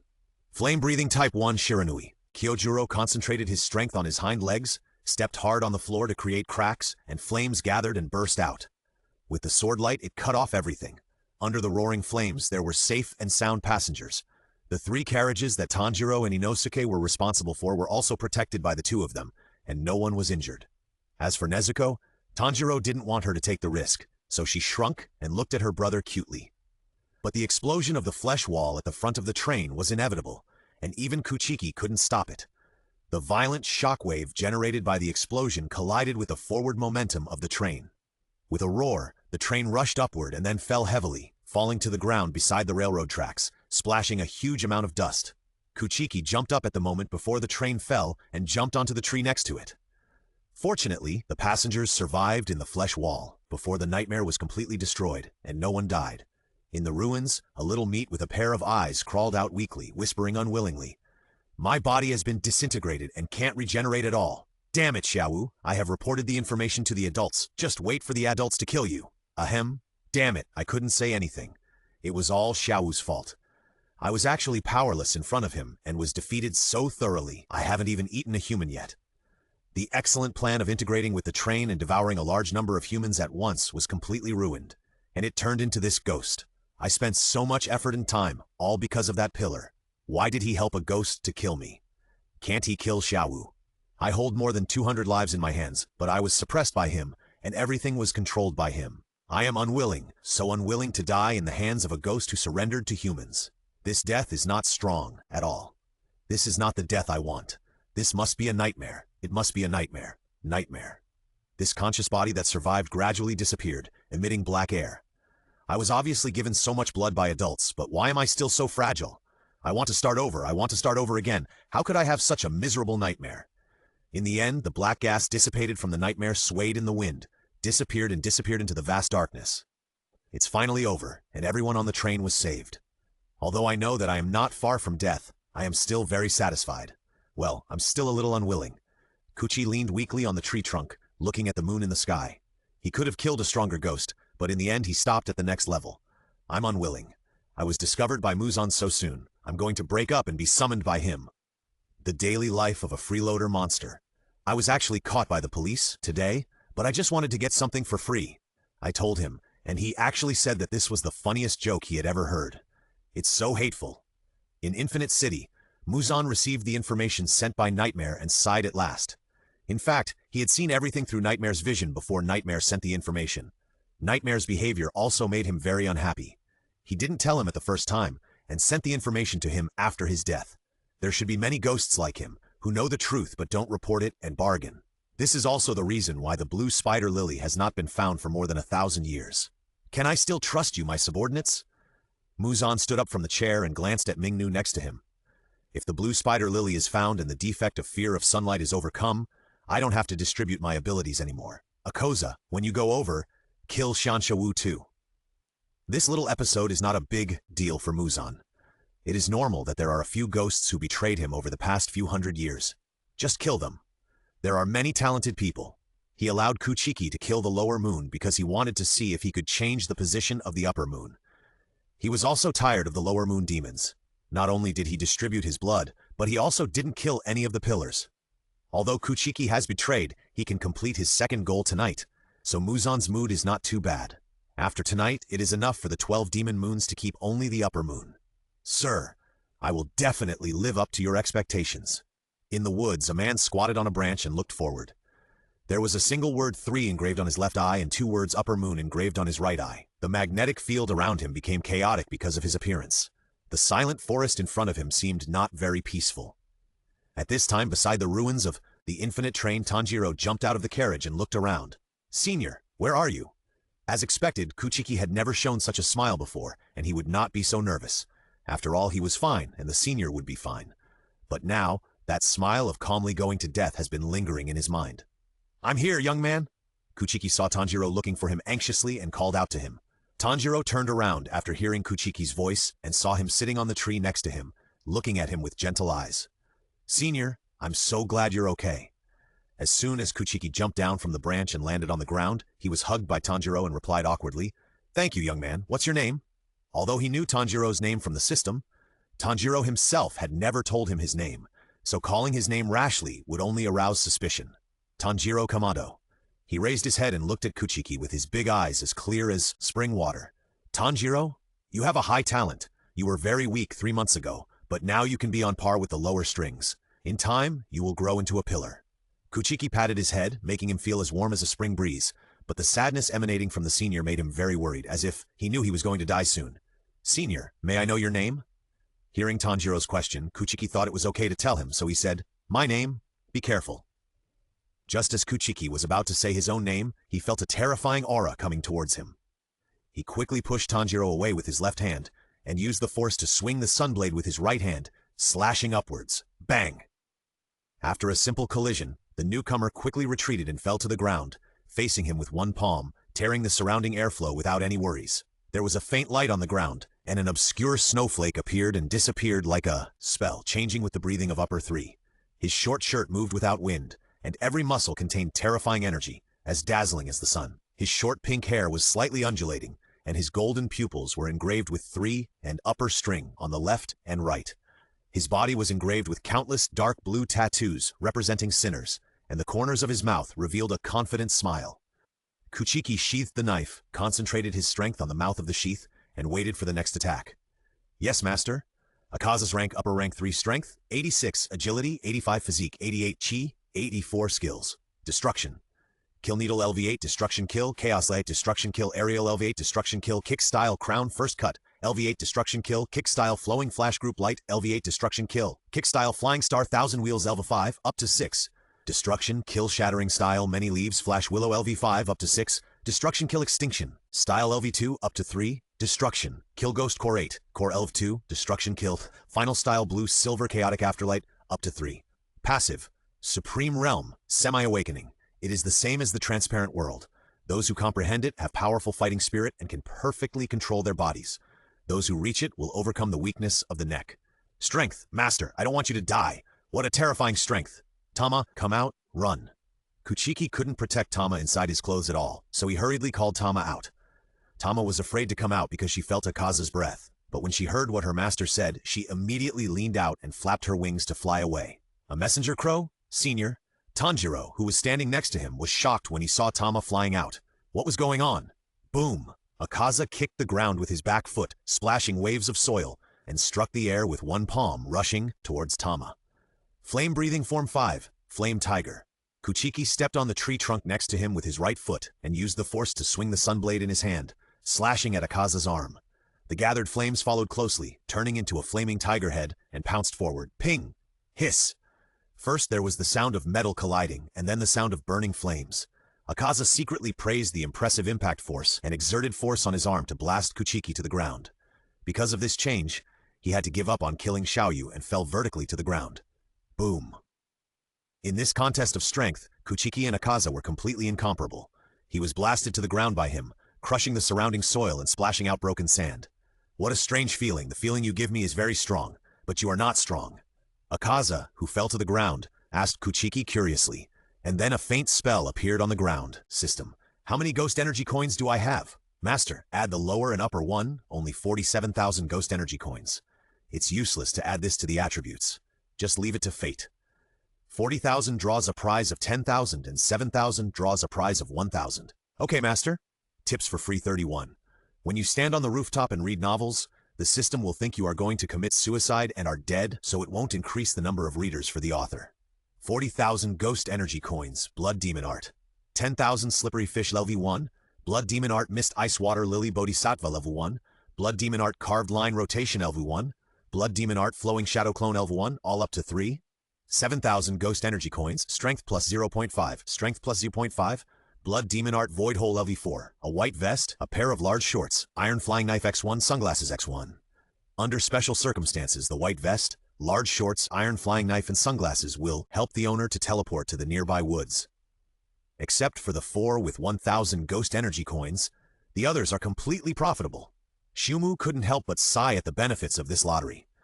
Only the uncontrollable is its disadvantage, and the others are all advantages. Moreover, the 4 big moves drawn in the 40,000 Ghost Energy Coins lottery are more or less related to Shumu's own Blood Demon Art, and indirectly strengthen it a little.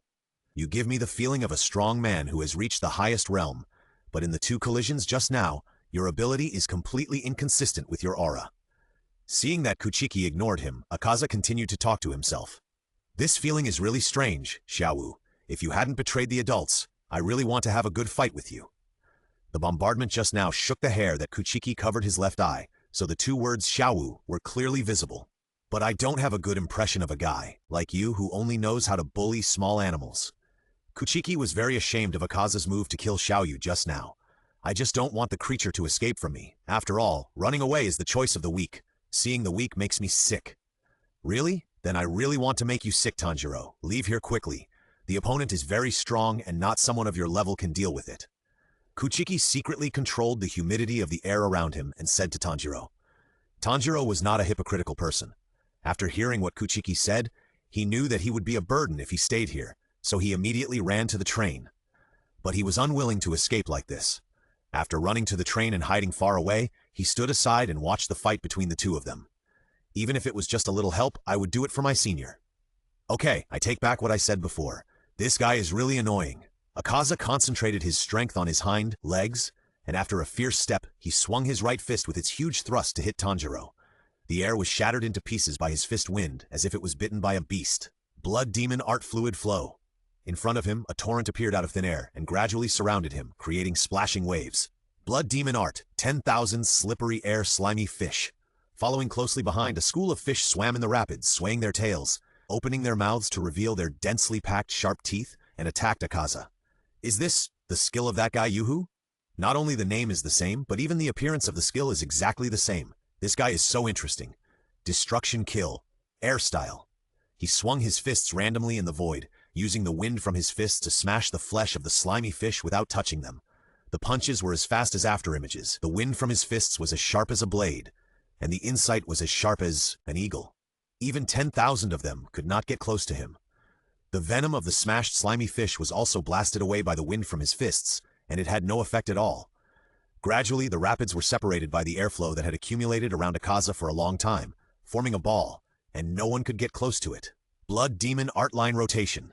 Spider silks were woven out from the palm of the rotten wood, rotating rapidly, gradually rotating faster and faster, weaving more and more, and attacking Akaza from all directions without blind spots. The rotating spider silks were cut in the air, making a sound of breaking through the air, thin and tough like steel wire, advancing forward indiscriminately, bombarding the surrounding dust, splashing countless dust. Destruction Killfoot style flowing flash group light. Seeing the spider silk approaching, and gradually fighting against the airflow he had formed, Akaza raised one foot and kicked forward, quickly and violently, exploding like a flash of light. The spider silk in his skills was just like the spider silk in nature, and it was vulnerable in front of Akaza. Destruction Kill Chaos style. After kicking the spider silks around him, Akaza immediately put his feet down, standing in a horse stance, and attacked forward with both hands at super high speed, bombarding the rotten wood like a pile driver. Facing the violent airflow coming from the air, Kuchiki raised his sword, concentrated his breath on the blade, and summoned a water wall to block the attack. However, the water wall could not withstand even one blow and collapsed in the fist wind. The splashing water did not spread too far and was blasted into the air by the next attack. After barely withstanding 3 or 4 punches, Kuchiki's sword began to be unstable. The palm of his hand was splitting, and the blade began to tremble due to the disorder of his breathing. Breath of Flame, Form 3, Wheel, Flame. Kyojuro, who came from the train, jumped out, and a scorching flame gushed out from the tip of the sword. It spread to the blade during the rotation. Behind the sharp blade light was a raging fire that burned everything. Rotating at a high speed like a wheel, Kyojuro easily cut off one of Akaza's hands. Before the blood splashed out, it was burned by the raging fire and turned into steam, which quickly disappeared without a trace under the high temperature. Kyojuro landed smoothly after flipping, holding the knife and looking at Akaza. The strong demonic energy had already rushed towards him in the carriage, and now it was even stronger. What a fast knife! Akaza looked at the broken arm and exclaimed in admiration. A new arm grew in a flash. What a fast regeneration ability! When facing his breath directly, the sense of oppression was so strong. This is the upper rank. 2 strong air currents in the air were colliding and tearing, all of which were promoting the results of their hard work. Are you okay? Kyojuro still faced Akaza, staring at the other's hands, but everyone present knew who he was talking to. It's okay. Kuchiki eased the shock caused by the impact just now, shook his head and stared at Akaza closely, not daring to be careless. I can't understand, when did the Demon Slayer Corps protect demons? Akaza faced the two alone, still full of confidence, and asked Kyojuro slowly. Even if he becomes a ghost, it won't change his strong heart of protecting the weak, so my helping him has nothing to do with whether he is a ghost or not. But your whole body exudes endless chills and oppression, which all show that you are full of evil. Although it's the first time we meet, I feel extremely disgusted when I see you. Really? I only hate the weak. I feel sick when I see those useless humans, so protecting the weak is not what a strong person does at all. Tips for free? Turn off the lights and read novels in a dark corner so that the system can't see you and won't increase the reading volume for the author. It seems that you and I have completely different values of things. Kyojuro heard Akaza say and understood why he didn't like him from the beginning. Then let's fight, destroy the killing needle, and start the technique. This time, the technique under Akaza's feet finally showed its full appearance, emitting a soft light blue light. The 12-pointed snowflake pattern was like a compass needle, sensing the fighting spirit in the opponent's body. Akaza reflected the blue light in the brilliance of the technique. I will do my best to show my respect for you. Boom! Under the impact of the airflow, Akaza hit Kyojuro with one palm, accompanied by a sound of breaking through the air. Under the intense friction of the air, the palm wind actually had a red burning feeling. Kyojuro slashed with a knife when the palm wind approached. The collision between the knife and the palm exploded with sparks, and the airwaves splashed up bursts of dust, one layer after another, bombarding the surroundings. In the flowing fire, the collision between the knife and the fist made a metallic collision, and the figures of the two changed to the extreme, turning into afterimages and lightning. Tanjiro, who was watching from the train, could hardly even catch the silhouettes of the two. This cruel reality had to tell him that even if he stayed here and watched from afar, he was not qualified. Blood Demon Art-Flowing Shadow Clone.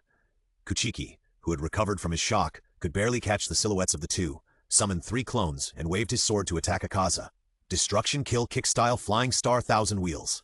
Seeing Kuchiki's clones approaching, Akaza used both hands to temporarily blast Kyojuro away, and then kicked with a turbulent flow like a meteor wandering in the sky. The bright starlight was dazzling, and the rushing kick was as fast as lightning. The strong wind it created could directly hit the clones summoned by Kuchiki and smash them. Before Kuchiki's clones could cause any damage to Akaza, they were destroyed by his kick, and his move was not even halfway through, and then he attacked Kyojuro next to him. The arcs that streaked like meteors filled Kyojuro's vision, and the powerful force could cut through the air. Flame Breathing Form 5, Flame Tiger. Feeling the power of Akaza's kick, Kyojuro swung this tiger-like fierce slash, and the Flame King Tiger awakened from the flames pounced on Akaza, with sharp and burning fangs that were determined to tear everything from the opponent. The blazing flames made the air fluctuate, and the airflow rose with the flames. Under Akaza's meteor kick, Kyojiro's slash could still accurately capture his traces in the blurred starlight, and cut off this dazzling attack like lightning, forcing Akaza to stop. Under this bombardment, the two once again raised a huge dust, which was scattered in the air. The two of them, one leg and one knife, were deadlocked. This time, because Akaza had tensed his muscles, Kyojiro's sword could only cut into a small piece, and the huge fire burning outside could not burn him at all. Blood Demon Art, Silk. Kuchiki originally wanted to use the 10,000 slippery air-slimming fish during the confrontation between the two, but the sliming fish would splash out venom after being smashed. Although it was a powerful backup, it seemed a bit cumbersome at this time. Therefore, fearing that the venom would hurt Kyojiro, Kuchiki could only swing his most powerful spider silk and attack Akaza, and at the moment of attack, he swung the Sunwheel sword in his hand and immediately slashed at him. Flame Breathing Type, Flourishing Flame Whirlpool. The surging flames burned on the twisting blade, drawing a red arc and rotating a swell of fire. Akaza used his hand to knock away the attacking spider silk, and the strength of his feet weakened a little and was suppressed a little by Kyojiro's sword. Because of Kuchiki's approach, he had to retract the force on his feet and give up defense, allowing Kyojiro to cut deeper into his wound. At the moment of retracting the force, he punched Kyojiro's head. Kyojiro didn't expect Akaza to give up defense on his feet and attack directly, so he couldn't dodge for a while. The strong fist wind dispersed the airflow, creating layers of ripples. Bang! The encounter was like an explosion, and the violent airflow blasted the two people far away. Kuchiki fell in front of Kyojiro, who held him up firmly, with blood on his face. Just now, in order to block Akaza's attack, Kuchiki changed his slash in midair and placed himself horizontally in front of Kyojiro's head, and his face was hit and sunken. The huge impact pushed him away again, so he became what he is now. Man, are you okay? Kyojiro asked worriedly when he saw that Kuchiki's face was so badly injured. I didn't expect that as a pillar. I would have to let others suffer such serious injuries to protect me. I am so useless. Of course he will be fine. As a demon, this is just a minor injury. Akaza retracted his hand and focused his energy on the leg injury. The deeper wound healed instantly. Then I will give you a wonderful proposal. Do you want to join us and become a demon? After all, the one next to you betrayed us and can only be killed. Otherwise, he can also be. Akaza could feel Kyojiro's powerful strength in the previous few rounds. This kind of fighting spirit that has been tempered by thousands of hammers is magnificent and magnificent, like a lighthouse in the middle of the night, dazzling. And the sword skills that have been honed day after day and year after year have become even more sharp after being honed day and night. Wherever they go, they are extremely sharp, and they feel painful from a distance. This is almost reaching the supreme realm, completely different from Kuchiki's aura. This is truly powerful. Akaza was reluctant to let Kyojiro die like this, so he extended this olive branch to Kyojiro. Seeing that Kuchiki's injury had not healed yet, Kyojiro also wanted to delay, and said to Akaza, I refuse. You are a pillar, right? In the fight just now, you are very strong, just like me, like a perfectly polished gem, dazzling. Akaza said while proudly expanding his chest. Kyojiro still did not say much, even though he wanted to delay time. I am the flame pillar among the 9 pillars, Rengoku Kyojiro. My name is Akaza, Kyojiro. Let me tell you why you are still one step away from reaching the highest realm. Akaza pointed at Kyojiro and said, because you are human, because you will grow old, because you will die, become a ghost, Kyojiro. Akaza invited again sincerely, spreading his palms to express his inner joy. Then, whether it is 100 years or 200 years, you can continue to train and become stronger. How about it? Because Kuchiki was beside him, Kyojiro did not say his truest thoughts, which would hurt Kuchiki's heart, and just refused. Allow me to refuse. Tips for free 33. Just read the novel while committing suicide, so that the author will not increase the reading volume, because the system has determined that you cannot be rescued. Allow me to refuse. It is precisely because humans grow old and die one day, but it is precisely because of this that they will become more united and help each other. The so-called strength is not just a word to describe the body. Hearing what Kyojiro said, Akaza laughed contemptuously. The weak will always be the weak. Even if they unite and help each other, they can't become stronger. Kyojiro, I finally understand why you haven't reached the highest realm yet. Akaza retracted his palm and continued. Not only because you are still a human, but also because of your stupid values. You are held back by the weak, and your body is constrained, so you haven't made further progress. Give up on them and join us. Only the strong can make the strong stronger. Akaza's patience has reached its limit, The soles of his feet are glowing with a spell that may be deployed at any time. You can say it as many times as you want. Your values are completely inconsistent with mine. No matter how many reasons you give me, I will never join you. Kyojuro saw that Kuchiki's injury had almost recovered. He didn't want to talk to him anymore, and had already said something to the death. In that case, then go and die. Akaza felt Kyojuro's attitude and said with regret, but his hands were merciless. Destruction kill aerial style. He threw several punches so fast that even the afterimage could not be seen clearly. The strong airflow turned into a fist shape in the trajectory of the attack and attacked Kuchiki and Kyojuro. The moment Kuchiki recovered from his injury, he immediately put up his sword. When the attack came, he and Kyojuro cooperated to block the attack. The ones that could not be blocked were also resisted by Kuchiki alone. Because even if these attacks hit Kuchiki, they would not cause too much damage. After all, they can be recovered. Kyojuro also realized this. Even if he was reluctant, he quickly accepted this move and let Kuchiki resist these injuries. Akaza saw that the offensive did not work and attacked Kuchiki at a close distance and first hit you until you can't recover from your injuries. Destruction killing, chaos style. He blasted out at the head of Kuchiki with all his strength. It seemed as if all the afterimages had turned into entities at such a high speed. The strong wind from his fists blasted flesh and blood, splashing all around. Flame breathing type 2, flame rising. At the rising point, flames were raging, burning the surrounding air. The sword in Kyojuro's hands slashed across Akaza's hands. Because he deliberately did not defend himself, his hands were easily cut off. At the moment when his hands were cut off, Kyojuro's flame sword rose. Akaza touched the ground with one foot and kicked Kyojuro with the other foot, sending him flying. Kuchiki became a headless body under the attack just now, and his hands became increasingly powerless, even though he was still holding the sword. Destruction kill kick style flowing flash group light. Akaza moved his toes and continued to kick Kuchiki, shining like cold starlight, like a meteor streaking through the night sky. Under this flashing and exploding kick, countless holes appeared in Kuchiki's body, and he finally fell to the ground. Blood dyed the earth red, and also dyed Akaza's body red. Senior! Tanjiro couldn't help shouting and wanted to rush forward. Don't come over, Tanjiro. This is not something you can interfere with. Kyojuro, who was blown away by Akaza, was also very reluctant to see him kill Kuchiki like this, but reason told him not to be impulsive, especially not to let others follow suit. Asshole! Tanjiro stopped moving forward and shouted unwillingly. At this moment, he hated his own powerlessness so much. Flame-breathing type 4, Uzumaki of floating flames. Kyojuro twisted the knife in his hand, and with the whistling flames, he slashed towards Akaza's neck. In the rotating vortex of fire, there was a sharp knife light. Seeing this surging flame, Akaza stopped his attack and concentrated his strength on the broken arm. After growing an arm, he took this magnificent blow. Come to think of it, among the pillars I have killed so far, there is no flame pillar, and no one has ever nodded to accept my invitation. Because he killed Kuchiki like that, Akaza was confident that he would not recover for a while, so he chatted with Kyojuro in a relaxed manner. This was a display of strength. Akaza had no pressure at all against Kyojuro, so he could enjoy the joy of talking. But Kyojuro couldn't do that. If he talked, his chi would be chaotic, and after his chi was chaotic, he couldn't hold the knife with full strength, so he absolutely couldn't talk. As he exerted force once more, Akaza retreated, bypassed Kyojuro's sight, and struck at his waist. As he turned around, Kyojuro immediately swung his sword to block Akaza's fist, blasting out a burst of sparks. Why do you say that? Akaza moved his fist closer, confronting Kyojuro, and took advantage of the situation to ask him. As both of us are pursuing the highest realm of martial arts, I really can't understand it. It is obvious that only those who are chosen can become ghosts. Why don't you agree? Akaza threw another fist, blasting at Kyojuro's head. Flame-breathing type 2, flame rising. Because he couldn't push Akaza's fist away, Kyojuro could only risk rubbing against his fist and slashing the sunblade upwards. Flowing flames, rising heat waves, flying sparks, and blood flying between the flowing shadows of the sword.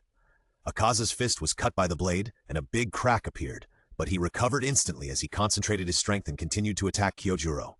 He hit the sword that Kyojuro held, and a strong spark blasted out. It is so sad that I cannot tolerate seeing a person with perfect talents aging in desolation. As he said that, he punched again, and sparks flew out.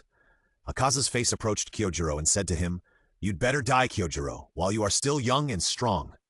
Destruction killing ran style. In this crazy attack, Kyojuro had to hold the sword and retreat while blocking, and the sparks fell to the ground and splashed a little spark. Destruction killing empty style. Seeing Kyojuro retreat, Akaza immediately changed his moves and transformed his strength into Fist Wind 2, blast his body. Without Kuchiki's protection, even Kyojuro's superb swordsmanship could not completely block the attack, and his body was hit several times at first. Flame-breathing type 4, Flame Uzumaki. But after taking these few hits, Kyojuro came up with a countermeasure, waving a flame in a full shape, turning it into a wall of fire, perfectly blocking the remaining attacks. Seeing that Kyojuro could actually take his fast attack so perfectly, Akaza became more and more excited and attacked faster and faster. This can't go on. This distance is completely in a passive state. Flame-breathing type 1, Shiranui. Under the red airflow, Kyojuro's Nichiren sword summoned a red dragon of flowing fire which gushed towards Akaza. The scorching flames made the airflow in the air fold and bend. In a moment, Kyojuro approached Akaza and slashed at him.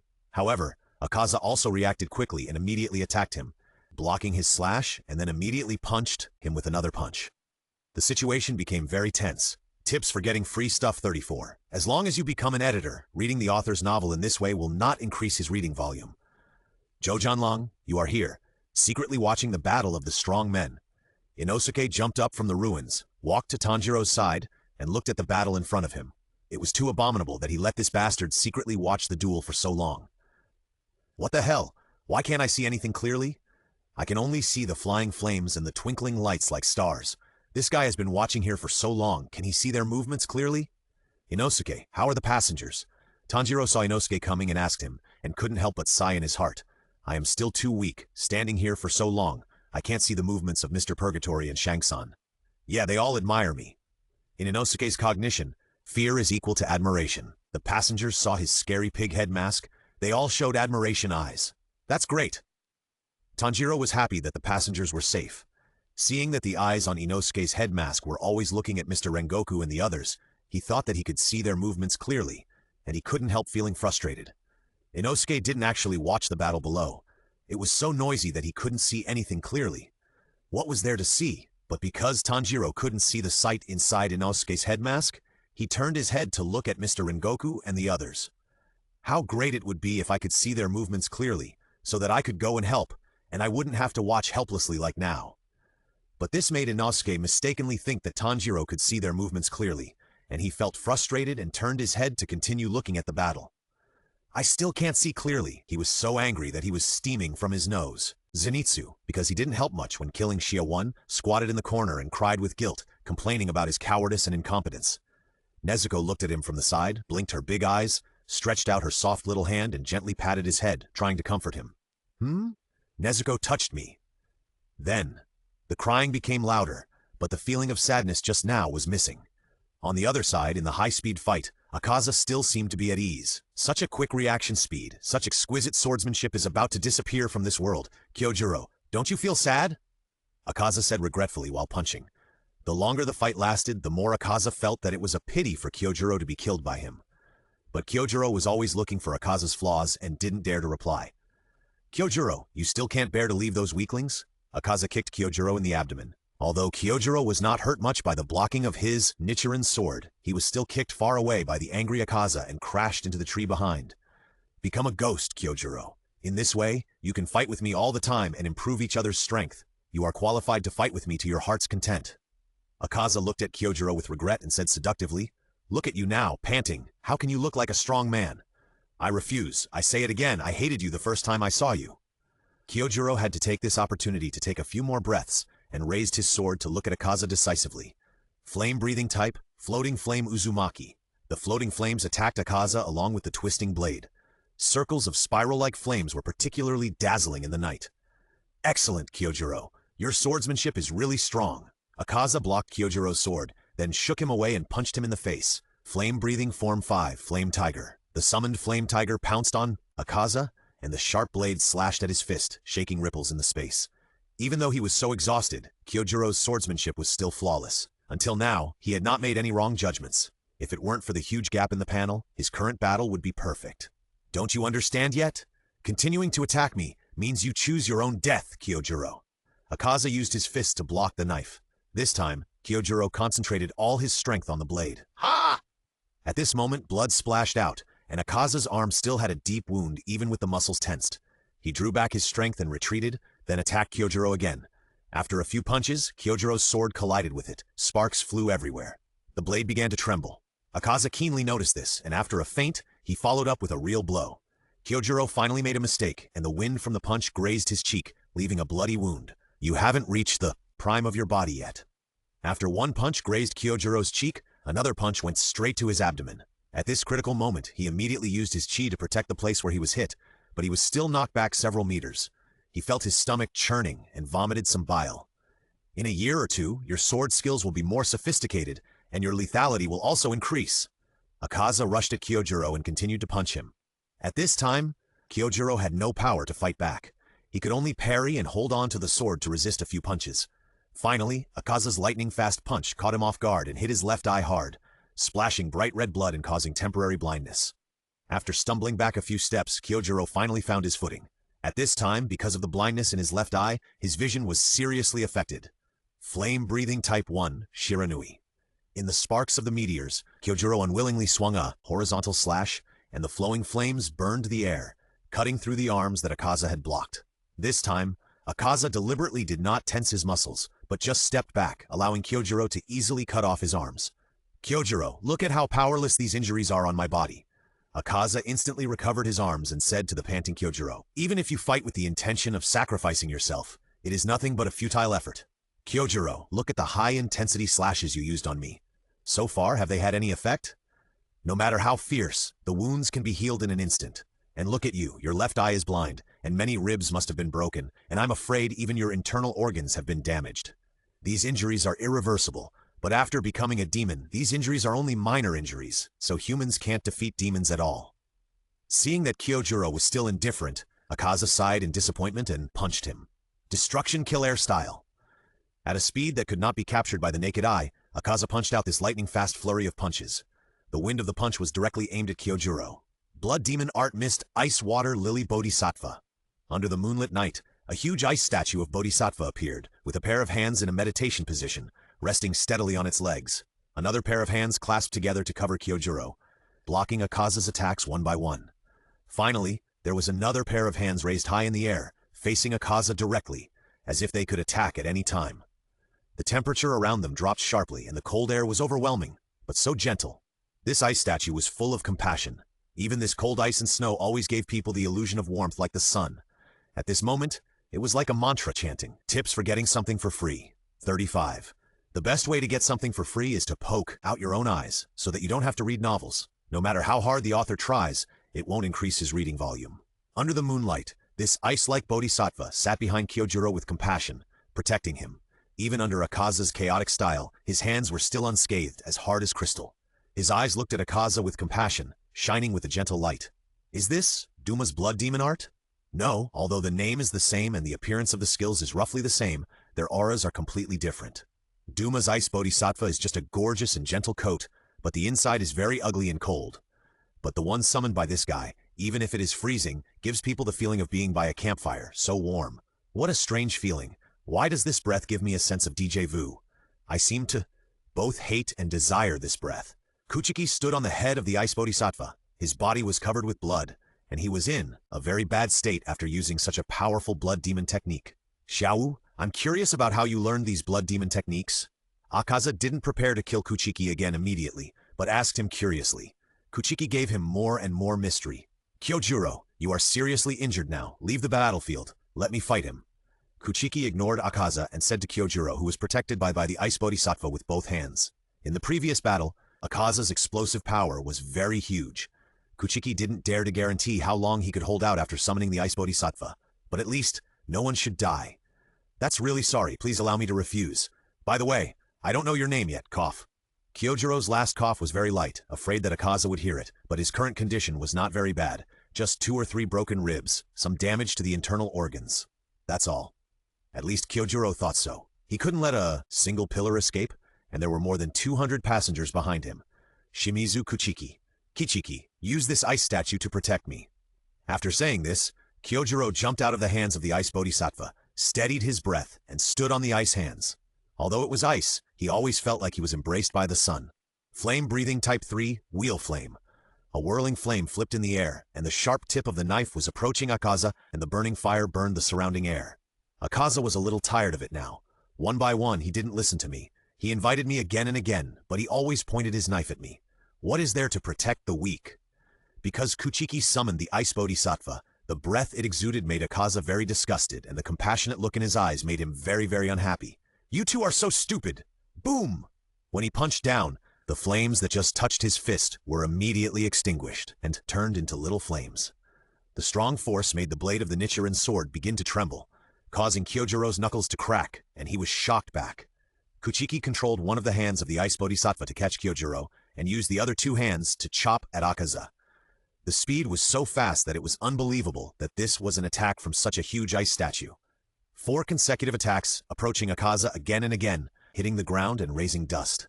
After dodging 4 times in a row, Akaza hit the fist force in the void during the last dodge and attacked Kuchiki, who was standing on the Bodhisattva. Blood Demon Jutsu, empty style. Blood Demon Jutsu, fluid flow. A torrent of water was swung out from Kuchiki's hand, and after resisting a fist force, it exploded into waves and splashed around. Freeze.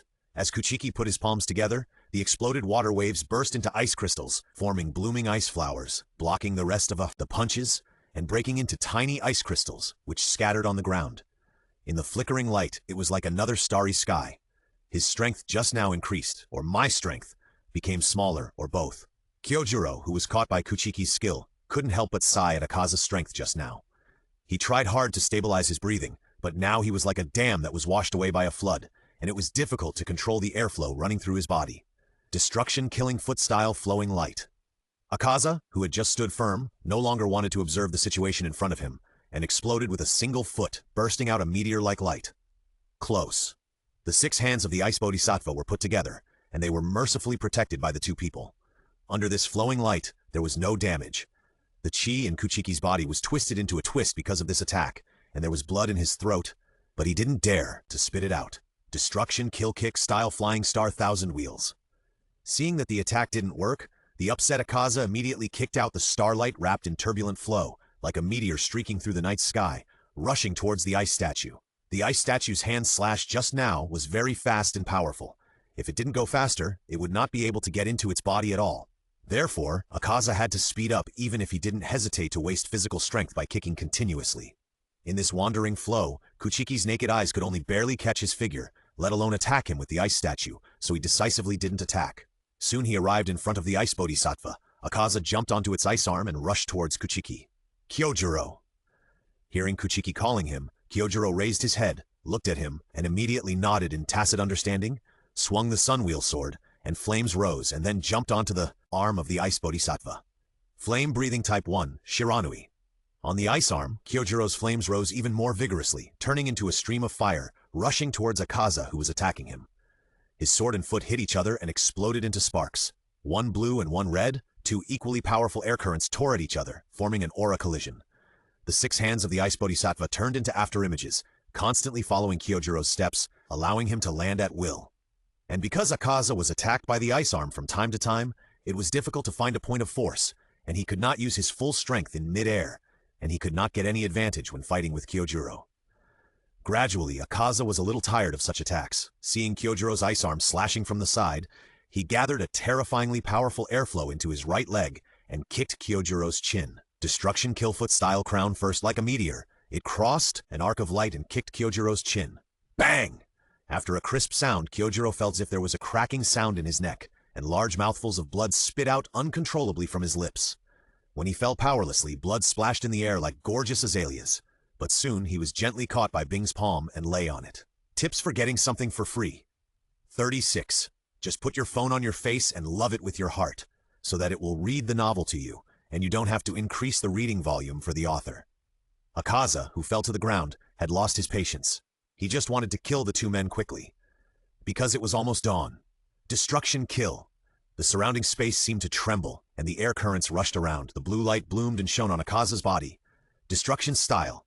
A stream of light streaked across the night sky like a meteor, and Akaza's fist shot out a brilliant light, unleashing a devastating blow on the Ice Bodhisattva. Damn it. Kuchiki hurriedly placed Kyojiro on the ground steadily, while controlling the other 5 ice arms to block the blow. Under the collision of wind and waves, the first ice arm quickly broke into a crack, and then as time passed, the ice arms began to break like leaf veins.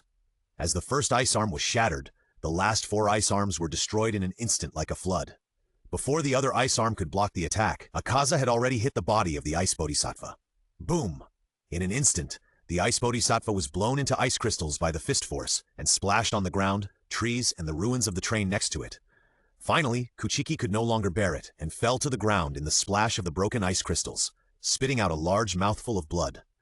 Blood stained the ground, like a painting of gorgeous red flowers, but time did not allow him to continue spitting blood here. Akaza saw that Kuchiki was coughing up blood and seized this opportunity to punch him in the head. A huge wave of dust blasted out and sand flew everywhere. Even though Kuchiki barely avoided the blow, his cheek was scratched by the wind from the fist and a hole was made. Bang! Under Akaza's sidekick, Kuchiki once again had no chance to react and was kicked far away. His feet scraped the mud and left a deep mark on the ground. Blood Demon Jutsu, empty style. Akaza gathered his strength in his fist, turned it into fist power, and punched Kuchiki. Ha! After barely blocking the blow with the sunblade, Kuchiki felt that his palms seemed to be cracking, and the blade was also groaning and shaking in pain. However, empty style was far more than just this one blow, and immediately threw several more punches, which was obviously not something Kuchiki could block. After resisting 4 or 5 blows, the strength of the fist was enough to hit Kuchiki's body, denting his clothes and damaging his internal organs. Blood Demon Technique. Akaza didn't finish shouting the name of his skill. The compass under his feet keenly sensed the powerful fighting spirit behind him. Before the burning flames crossed his neck, he lowered his head in advance and dodged the blow. After dodging the blow, he grabbed Kyojuro's waist with both hands. Flame-breathing Type 1 Shiranui. Kyojuro, who stood up from the side, slashed through the blow, but because his left eye was blind and his vision became narrow, he didn't notice the action in time and was caught by him. When he grabbed Kyojuro's waist, Akaza immediately hugged his back tightly and threw him to the ground. Kyojuro's head was hit hard on the ground, shaking his head and his ears buzzing. After releasing his hands, Akaza quickly punched Kyojuro's head. Blood Demon Art, Fluid Flow, Freeze. At the critical moment, a torrent of water rushed in, froze when the fists collided, and shattered into ice crystals under the bombardment. But with this buffer, Kyojuro was able to stand up from the ground and swing his sword to repel Akaza. The two guys are cooperating more and more tacitly. If they are given a few more years to grow, they may really be able to kill me here. Akaza looked at Kyojuro, who was panting, and Kuchiki, who was too injured to recover. It's a pity that your choice has left you with no future. Similarly, Kyojuro was also observing him, feeling a little desperate. Is this the horror of the upper string? Under the joint attack of Kuchiki and me, he was not hurt at all. I can only fight. Kyojuro raised his sword, moved his left foot slightly to the right, and gradually leaned forward. He swung the sword to the left side of his body, took a deep breath, and concentrated his strength on his chest. In a breath, Kyojuro felt his chest burning like a flame, and as painful as scorching. The air around him turned red and became scorching hot. The twisting air, waves rose like a whirlwind and surrounded Kyojuro. Finally, they turned into red flames and wrapped around Kyojuro's body, burning fiercely, just like his heart, surging. Kyojuro, you? Akaza could feel with his fighting spirit that this move also caused great damage to Kyojuro's own body. He couldn't understand why Kyojuro was still so stubborn even at this point. I will fulfill my duties. No one here will die. It is necessary to damage his body on a large scale in an instant. Breathing of Flame Secret. The surrounding flames gushed out, and the red waves washed the surrounding airflow and swept everything around. The huge aura made the air hot, and the space seemed to tremble and tear and burst out with surging flames like a tiger. Burn the soul and surpass the limits of the self. The blood was boiling, burning, and spreading throughout the body. Every cell in the body was gushing with flames, ready to burn everything. 9-type Purgatory. His feet crushed the ground, blasting out a raging fire, gushing out a flame column, rising and spinning, like a vortex of raging flames, exploding like magma, and erupting with amazing scorching flames. The moment the sword was swung out, the huge flames turned into endless red dragons, roaring and attacking Akaza, blasting away everything in its path, and then burning everything to ashes. Great, this is really great. Ha ha ha! This sword skill that is close to perfection is really amazing and dazzling in this night sky. Destruction killing, annihilation style. Akaza also blasted out a dazzling blue light, blasting away the surrounding soil, splashing dust waves, causing the airflow to run wild and shaking the space. One blue and one red, two huge and strong waves collided together, blasting out a destructive aurora, washing everything around, shaking the surrounding magnetic field, forming a magnificent wall of fire enveloping the two people. Ha! This is the battle I long for, Kyojuro. I didn't expect you to be so badly injured, yet still be able to use such a powerful force. This time, Akaza didn't make a sound, because he knew very well at this moment that if he was careless, he might die. Ah! Kyojuro shouted, not only shouting out the pain in his chest, but also shouting out his determination. He swung his sword and slashed at Akaza again, splitting his fist and then winding to Akaza's neck. But under Akaza's resistance, he could only slash to the lower abdomen, then twist the handle of the sword and slash upwards, bursting out a scorching flame.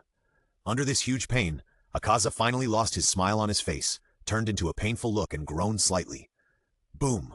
As the Hiruzen sword completed the upward slash, the huge momentum spun out a tornado of flames and rushed straight into the sky.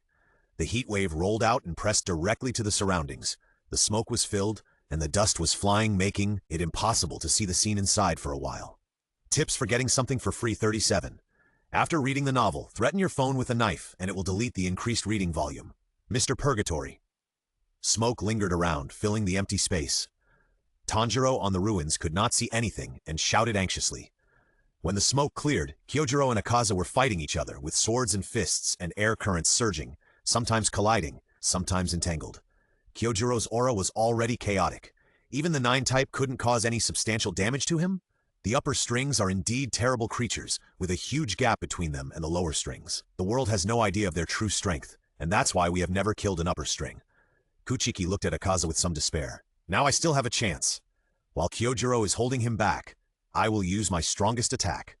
Even if it still doesn't work later, I will try. Thinking of this, Kuchiki, who was standing at the back, raised his sword, emptied his body, magnified his senses, released all his energy, and merged with nature. His hands seemed to be able to grasp the airflow, and everything around him became transparent, and he could see everything clearly. The flow of wind, the trajectory of light, and even the blood circulation and internal organs of all living things. At this moment, Kuchiki had the illusion of becoming the supreme being, as if he was the master here. In this state, he walked towards Akaza. On Kyojuro's side, the red airflow rose again like a whirlwind and turned into flames. He held the sword tightly with both hands, concentrated his energy on the blade, and whistled out burning sparks. Kyojuro, it's useless. The 9 forms you just used have already made the already uncontrolled airflow in your body even more chaotic. Even if you try harder now, you can't exert your full strength. After Akaza finished speaking, he was ready to punch Kyojuro in the abdomen, but at this moment, he felt that his neck was cut in half in an instant, and it was still going deeper. When did he come over? Why didn't my compass needle react? Akaza first twisted his head and barely clamped the knife, then quickly retracted the hand that was about to attack Kyojuro, and grabbed the knife in Kuchiki's hand to prevent it from going deeper.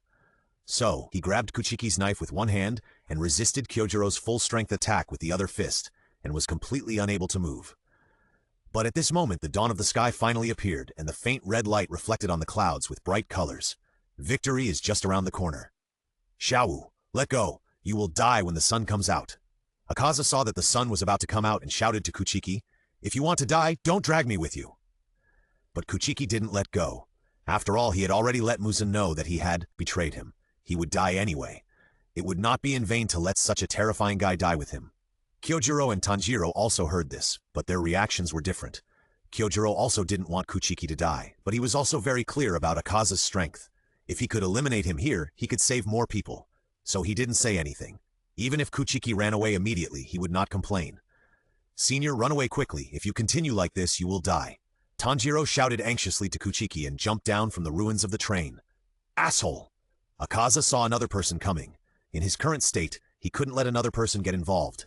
"I will remember this fight." He twisted his fist that was fighting against Kyojuro downward, deliberately letting Kyojuro cut off his hand. At the same time, he exerted force on his neck, and with the other hand that was holding Kuchiki's red sword, he broke it. At this moment, I broke away from the fight between the two and ran into the woods. I will immediately escape to a dark place where the sun can't reach. Red sword? Broken? Kuchiki threw down the hilt and looked at Akaza's back. "No, I can't let you escape. Blood demon art, hole of the void. This time, it's the best time to kill you. I absolutely can't let you escape." In the space, a void-like black hole appeared, sucking Kuchiki in and then disappeared, but in an instant, it appeared in front of Akaza. "Asshole, get out of here." With one punch, Kuchiki, who had just come out of the hole of the void, was blasted away, flying backwards and hitting a tree. When passing by the rotten wood, Akaza punched his face again and smashed the tree trunk through his head. Blood splattered and stained the tree trunk. At least the task of killing you was completed. Tanjiro, who arrived late, spit out fire mist, concentrated his strength on the tip of the knife, and stabbed Akaza fiercely. The blade burst into flames in midair, bursting with strong airflow, and suddenly stabbed into Akaza's heart. Well, this is a big trouble.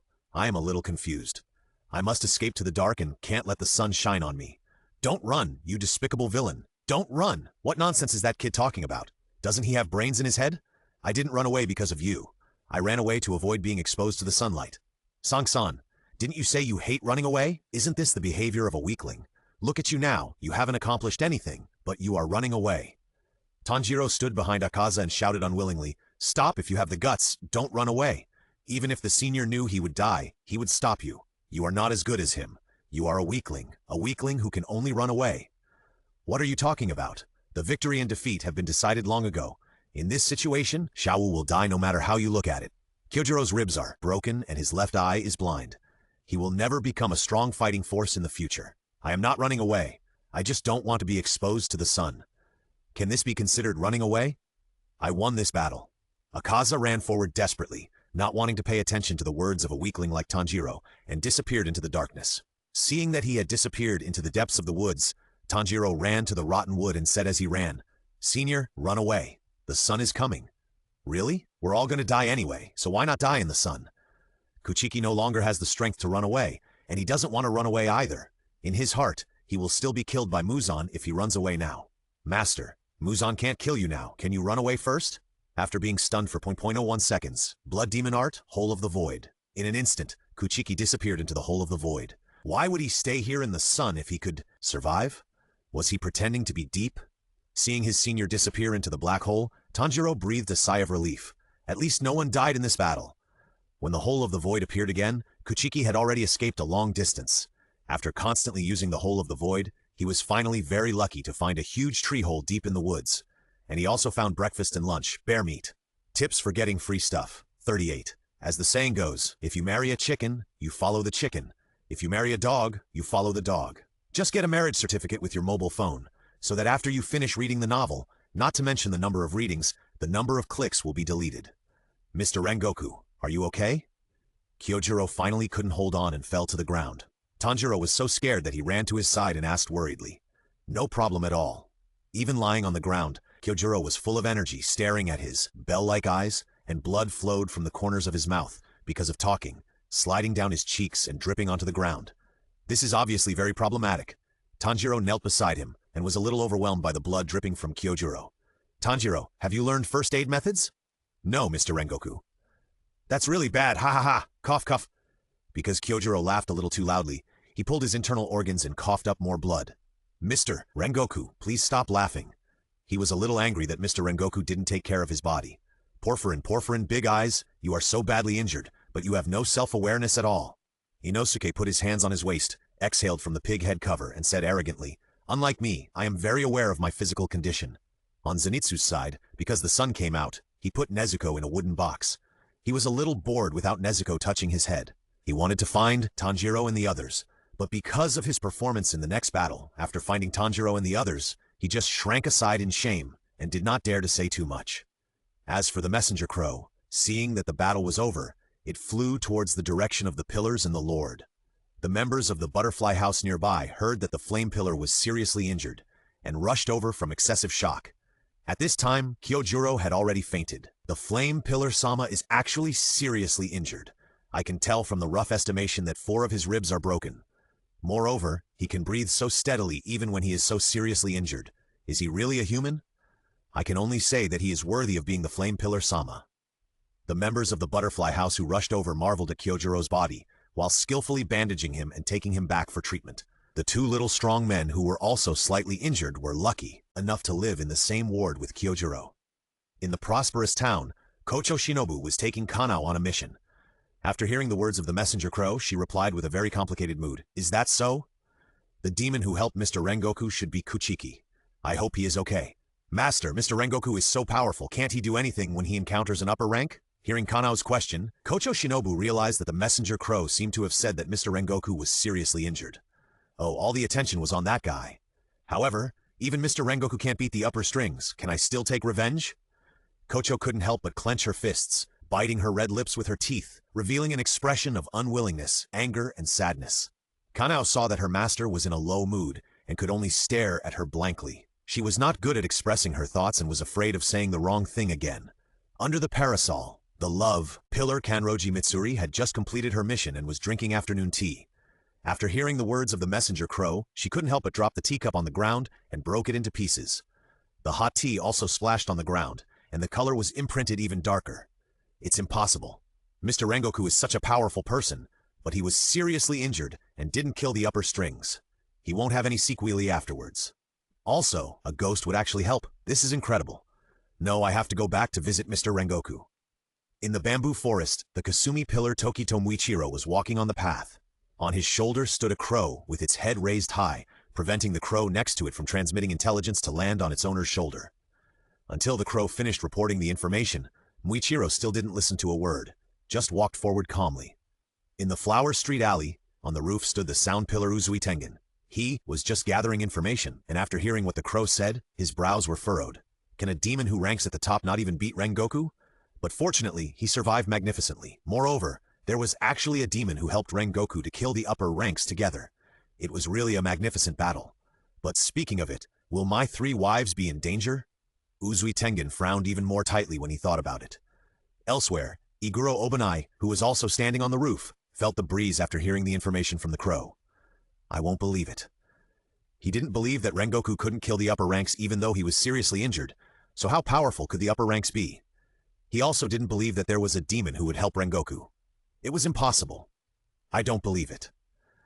On the training ground, rock pillar Hirumi Jome sat on a log.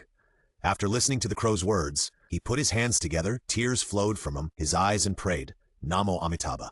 May Mr. Rengoku recover soon and not have any root of disease. None of the 9 pillars of our Demon Slayer Corps can be missing. Moreover, will there be another demon who helps humans? Will he eat people? Will this be the beginning of Muzan's rebellion? Fuzugawa Genmiya, who was standing behind him, was also shocked and speechless. How strong are the upper strings? Outside his house, wind pillar? Fuzugawa Sanea looked at the fallen bamboo and wood on the ground. After listening carefully to the information from the crow, he said, I just want to know, how is Rengoku now? Those hateful demons, I swear I will kill them all. As for the demons who helped Rengoku, in his eyes, they were just a joke and he didn't take them seriously at all.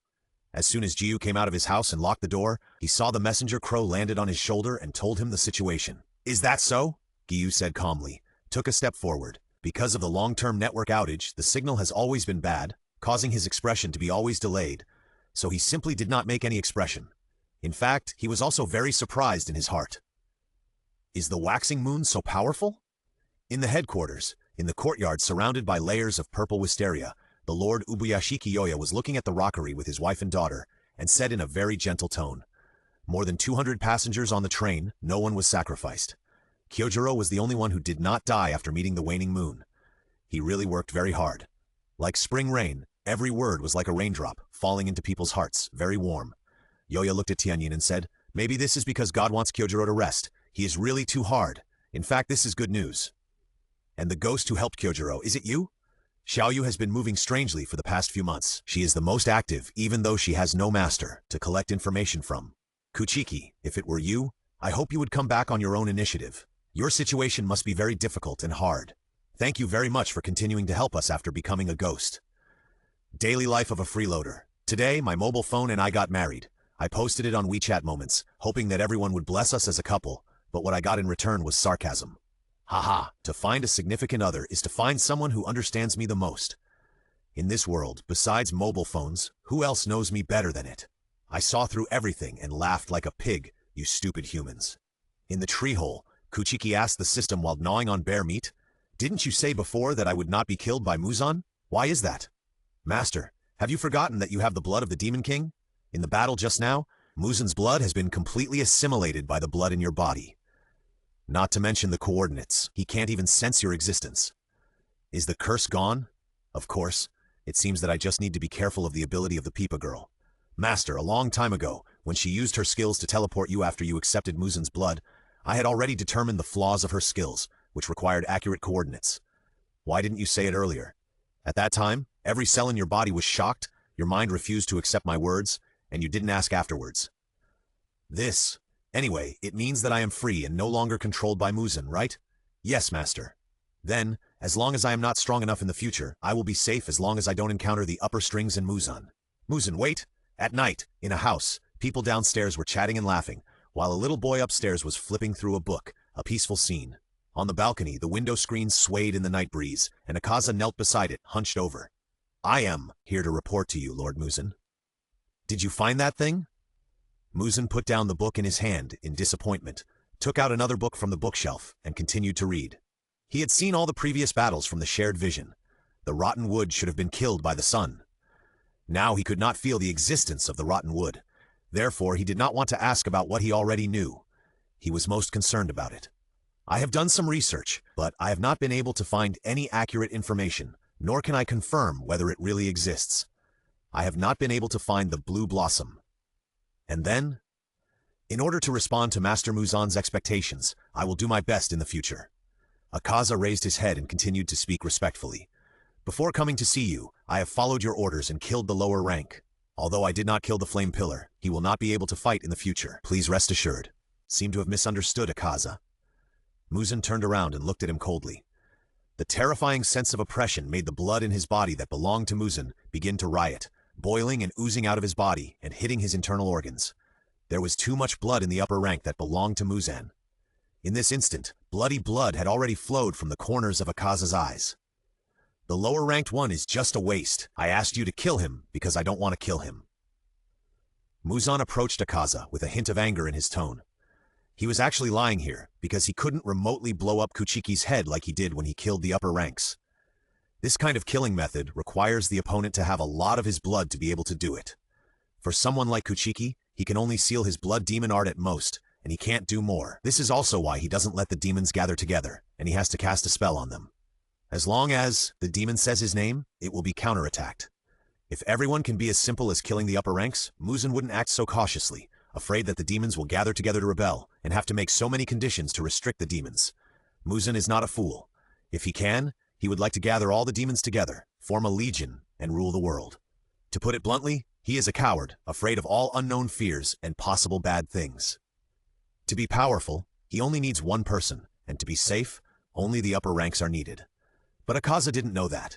He knew very well that he would die in a moment of Muzan's thought, so he instinctively believed that Muzan could do it, and he really didn't bother to kill the lower rank with his own hands.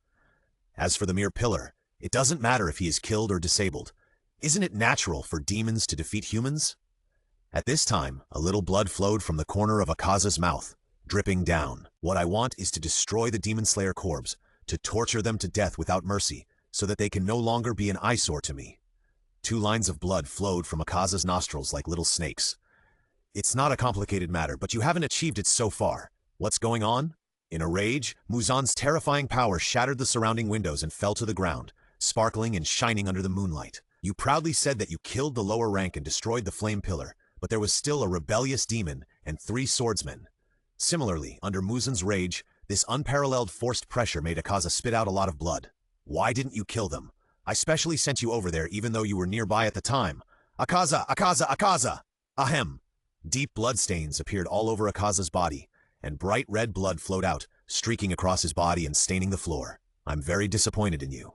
Finally, Muzan calmed down, speaking calmly as if he was talking to an insignificant person. I didn't expect that you would be hit by a swordsman who is not even a pillar. The upper string 3 has also begun to fall. Muzan put the torn book back on the bookshelf. At this time, he could no longer read any book.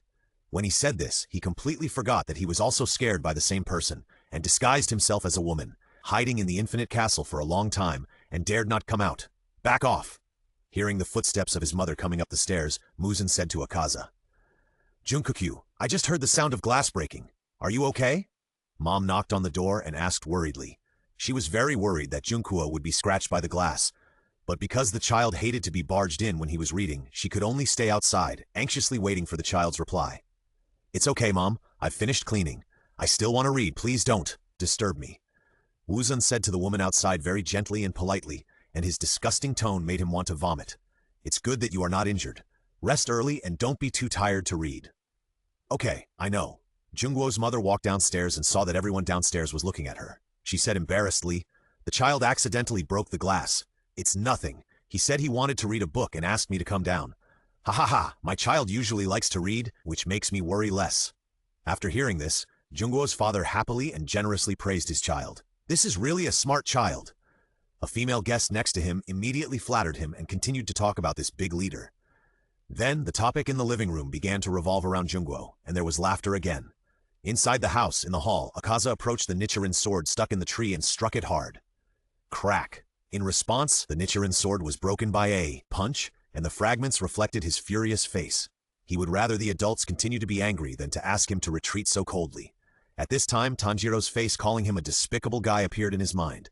"I will remember your face, kid. Next time I see it, I will smash your head." I don't know how to avoid failure. As long as you write novels carefully, you will find that the results of your hard work are far inferior to those routine works. In this way, you will be discouraged and the book will be sent to the palace before it fails. At the same time, in the butterfly house, although Kyojuro was seriously injured, he soon woke up from his coma and did not look very weak. "Tanjiro, did you use the fire god Kagura against Upper 3? Kyojuro, who woke up, remembered Tanjiro's last attack on Akaza. The flames that burst out of the blade were different from the flame-breathing and were closer to the flames of the sun. "Yes. When you used the fire god Kagura, it was stronger than when you used the water-breathing. Do you feel this way?" Kyojuro originally wanted to ask Tanjiro why there was such a big difference in strength after using the fire god Kagura. He was able to hit Upper 3 with one sword. Even if it was because Akaza was eager to escape, it was still an amazing achievement. But when Tanjiro saw that Mr. Rengoku also said this, he obviously misunderstood his meaning and said ashamedly, "Yes, I feel sorry for not using the water breathing to the extreme to master Urokodaki." Kyojuro didn't expect Tanjiro's ability to understand so well, but this proved the other party's gentleness. He couldn't help laughing, and his evaluation of Tanjiro in his heart was even higher. "Mr. Rengoku, you are seriously injured now, so you can't laugh too loudly." "I know what's going on, Tanjiro. What are the flaws when you use the fire god Kagura?" If there were no flaws, Tanjiro wouldn't have used it at the critical moment, so Kyojuro wanted to understand its flaws. "Because I'm too weak. After using the fire god Kagura, I will become very exhausted." Kyojuro nodded. It seems that the fire god Kagura itself has no flaws, but Tanjiro is too weak. If it can be used correctly, he will definitely become a powerful swordsman. So Kyojuro formally invited him. "Your practice is still not enough. Now I formally invite you to be my stepson and learn the breath of fire from me." "But my talent is very poor. It took me 2 years to learn the breath of water. Is it too late to learn the breath of fire now?" "I'm not asking you to learn the sword style of the breath of fire, but to learn the breathing method of the breath of fire. It should be easier to use the fire god Kagura." "Really?" Tanjiro was a little excited. Every time he used the water breathing, he felt that he was too ashamed of Master Urokodaki. He didn't have the same feeling of being handy as the fire god Kagura. Of course. Kyojuro didn't say that if he followed him to learn the breath of fire, he would slowly forget how to use the water breathing. "Okay, Mr. Rengoku, what is a stepson?" Tanjiro opened his big watery eyes and asked Mr. Rengoku seriously. When asked by Tanjiro, Kyojuro was a little surprised that someone in the Demon Slayer Corps didn't know what a stepson was, but he didn't show it and said, "After I officially retire, you will inherit the position of the Flame Pillar." "Mr. Rengoku, isn't this too sudden?" He couldn't believe that Mr. Rengoku trusted him so much, and he didn't dare to accept his trust. After all, he thought he had failed Master Urokodaki's expectations. "Ha ha ha, Tanjiro, I believe in you. You will definitely become a powerful swordsman." Then I will definitely work hard to practice and live up to Mr. Rengoku's expectations." Tanjiro was very happy that he was trusted by Mr. Rengoku, and "I will definitely not live up to your expectations." "I'm sorry, Master Urokodaki, I can't improve the water breathing you taught me anymore. Tanjiro, I hope you can barely fill my position within a year, and the mission of the Demon Slayer Corps cannot be delayed for a moment." "Huh. Kijiro, you can actually fight with such a strong man? I'm not jealous of him for comparing strength." Then, because of jealousy, the air in Inosuke's pig head was overflowing, and smoke was everywhere. "Pig-headed boy, although I can't teach you, I can introduce someone to teach you. He is a user of wind breathing." Kyojuro saw that Inosuke was so angry that he was fuming, and felt that such a talented person should not be buried. No, Big Eyes, are you serious? Is he strong?" Inosuke stood up from the bed excitedly and pointed at Kyojuro. "In his eyes, strength is equal to strength. As long as you are strong, you are the strongest." "Inosuke, you can't be so rude to Mr. Rengoku. You are injured and can't move around," Tanjiro said dissatisfiedly while lying on the bed. "Moreover, if the injury worsens, it will trouble others. This behavior is too hateful." "Of course, he is very strong." Kyojuro nodded seriously, widened his eyes, and looked at Inosuke. "Ha ha, great Kishiro, I will surpass you." Inosuke pointed a finger at Tanjiro and another finger at his head and said proudly, "I will become the strongest." In stark contrast to the commotion in the ward, Zenitsu was not injured, so he was not in the ward.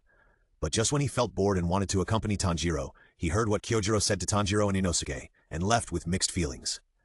Crouching in the corner, he wanted to cry, but hated the way he cried. And then, he cried again. "I behaved so badly on the train. I must have been hated. I also want to help others, but I'm afraid I hate my cowardly appearance." Grandpa, what should I do? Kyojiro just felt Zenitsu's presence, but because of his performance on the train, he mistakenly believed that Zenitsu would not be able to achieve great things, so he didn't say much. Sometimes, although it is cruel to let a weak person realize his own strength, it is not necessarily a bad thing. It is better than sacrificing himself. At the same time, in a village there was a family. The male owner secretly ran out in the middle of the night without telling the female owner, and came to the place where he had agreed to meet with the woman and started an affair. After the incident, the man was still not satisfied. He hugged the woman he was having an affair with and said, "Let's sleep together tonight." "No, my husband will be suspicious." The woman pretended to be reserved, but she was actually happy to do it. Her performance was very obvious, and the man noticed it immediately. He said dissatisfiedly, "What are you afraid of? Your husband is unshakable after he falls asleep. Little baby, just obey me." "Ah!" The woman screamed in horror, huddled in the corner of the bed, covering her face with the quilt. The man thought she was shy and laughed at her. "You're always like this, and you're still screaming like this." "No, there's someone behind you." "You, don't scare me." The man was frightened by her words, and slowly turned his head but found nothing and said angrily, "There's nothing. Come out and see for yourself." When the woman heard what the man said, she covered her head with the quilt and slowly poked her head out. She found that there was indeed no one in front of her. She breathed a sigh of relief, but was still very scared, and hugged the man tightly and would not let go. "Maybe I saw it wrong. I was scared to death just now." "Did you see me just now?" Before the two of them recovered from their shock, a spray of liquid appeared on the wall in the shadow cast by the candle, splashing all around. "I still don't know if I will fail in this trick. Just follow the crowd and write routine articles. You will find that even routine articles of Temiao can't compare with others. I will be discouraged and stop writing from now on. This way, I won't fail in this way." In the evening of the next day, Kuchiki's sword was broken by Akaza, so he could only knock out a passing demon slayer, carry him to Kazuki and let him lie flat, and take the sword from him. Sure enough, it was blue. Using a blue sword with a breath of flame seems to have the smallest power among all swords, but it should be no problem to use it when slashing the neck of a demon. The one who told Kuchiki where the demon slayers were was naturally the ultimate insider, Tama. It was very easy for her intelligence base to find the movements of one or two members. As for this accomplice, he was standing on the branch and yawning. Seeing him like this, Kuchiki couldn't bear it and said, "Tama, come to my arms and sleep for a while. You didn't sleep for a whole day because you were looking for me." But master, don't you have to kill demons?" Tama shook her head tiredly and asked her master. After that battle, in order to find Kuchiki, she didn't sleep at all during the day, and now she is really sleepy. "It's okay, you sleep for a while, the master will find a way." With this, Kuchiki took Tama off the branch and put it in his arms without waiting for Tama to nod. Seeing her master do this, Tama stopped talking and lay comfortably inside, her little head moving before falling asleep. Seeing Tama fall asleep quickly, Kuchiki raised his head and looked around. "I remember there seems to be a village nearby. Let's go there to see if there are any ghosts." At this time he had used his own blood to erase the words on his left eye and changed his face shape based on the original one. It's not for being handsome, it's purely because he's timid and doesn't dare to be recognized by other ghosts. When he came to the lot entrance of the village, Shumu smelled the smell of burning paper money from a distance. When he approached, he saw a woman squatting outside a house, burning paper money. The rising heat wave blew the ashes of the burnt paper into the sky, circling and finally disappeared in the air, blending into the night. Next to her was a black and white photo, who looked only a few years older than her. Judging from her sad expression, the person who died was most likely her husband. It felt so strange. Why was she the only one burning paper money here? Did her husband die a long time ago? But her expression and the traces of tears on her face didn't look like she was burning paper money for the second year. Out of respect, Shumu didn't stay too long and walked forward. After all, it might be because they were very affectionate and hadn't recovered for a year or two. Walking to the front, outside a courtyard, there was an iron basin in the corner, with a lot of ashes from burnt paper in it, and paper money had just been burned. What a coincidence, both families burned paper money and they were not very far apart. The man who was about to go in saw someone passing by, glanced at Shumu, and finally walked into the door sadly. Shumu always felt something was strange, but he couldn't tell why. After all, these things were not common, but it was not a rare thing. But Shumu always felt something was wrong. But when he saw the man's eyes, he finally found out why it was wrong. Because in the eyes of the two of them, under the sadness, there was an inexplicable sadness and disgust. They were so similar, as if the dead died in the same way. On the other side, another pair of fearless dogs and couples were having an affair. "Aren't you afraid?" The two people who died so tragically last night died because of having an affair. What are you afraid of? Didn't you come here too? At this moment, there was another figure behind them. There was a smell of blood, and it was very strong. Kuchiki, who was walking on the road, smelled the strong smell and immediately jumped onto the roof next to him. Following the flow of the smell, he ran towards the source. They are all bad guys, all bad guys, all bad guys, all bitches. I let you have an affair. Ha ha ha! Rushing to the source of the smell, the ground was flowing with bloody red blood, and the air was filled with a strong stench. A female ghost was tearing the corpse beside her frantically, shouting, crying, and laughing. Tears flowed from her eyes, passing across her cheeks, dripping on the ground, falling on the blood, and splashing blood. Who are you? Sensing the appearance of Kuchiki, the female ghost turned around suddenly, her hair disheveled, her clothes stained with blood, and drops of blood falling from her fingertips. The same bloody eyes, in this night, did look a bit like the female ghosts in the old ghost movies. Because he had completely assimilated Muzen's blood, Kuchiki did not exude the breath of a ghost, but it was not the breath of a human either. The female ghost looked at him with fear. Blood demon art, silk. A spider web shot out from Kuchiki's hand, trapping her in it. No matter how hard she struggled, she couldn't get free. You'll be free soon. Approaching the front of the female ghost, he gripped the knife tightly and swung it down. Flames ignited on the blade, sparks burst out, but the blue blade was covered with white mist, as if it was touched by water. The spider web was cut in half by the knife, but there was no blood splashing as Kuchiki expected. She actually dodged it? Kuchiki was a little surprised. Although the previous attack was very casual, it shouldn't be something that a ghost like this could dodge, not to mention that there was a spider web trapping her. Are you a member of the Demon Slayer Corps? I kill those who deserve to be killed. How can such a scum have the right to live in the world? The female ghost stood behind Kuchiki and shouted angrily. The system identified her panel. Okay, master. Rongyawahui strength 23, agility 24, body 21, chi 18 skills, blood demon art mirror illusion LV3, blood demon art infiltration LV2 strength, weak and helpless. So that's how it is. No wonder you can escape from my spider web. Regarding Huahui's remarks, in the past 3 months, Kumu has encountered several of them. He always feels that he has killed bad people and can eat with peace of mind. Little do they know that if they really kill people, according to their theory, there will be no one alive in the world. And from her shouting just now, it can be judged that she killed the person who had an affair.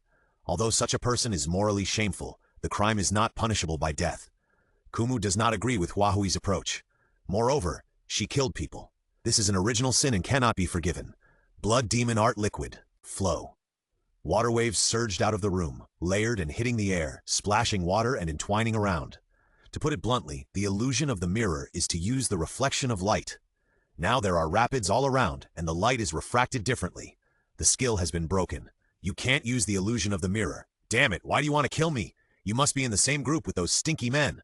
I will kill you.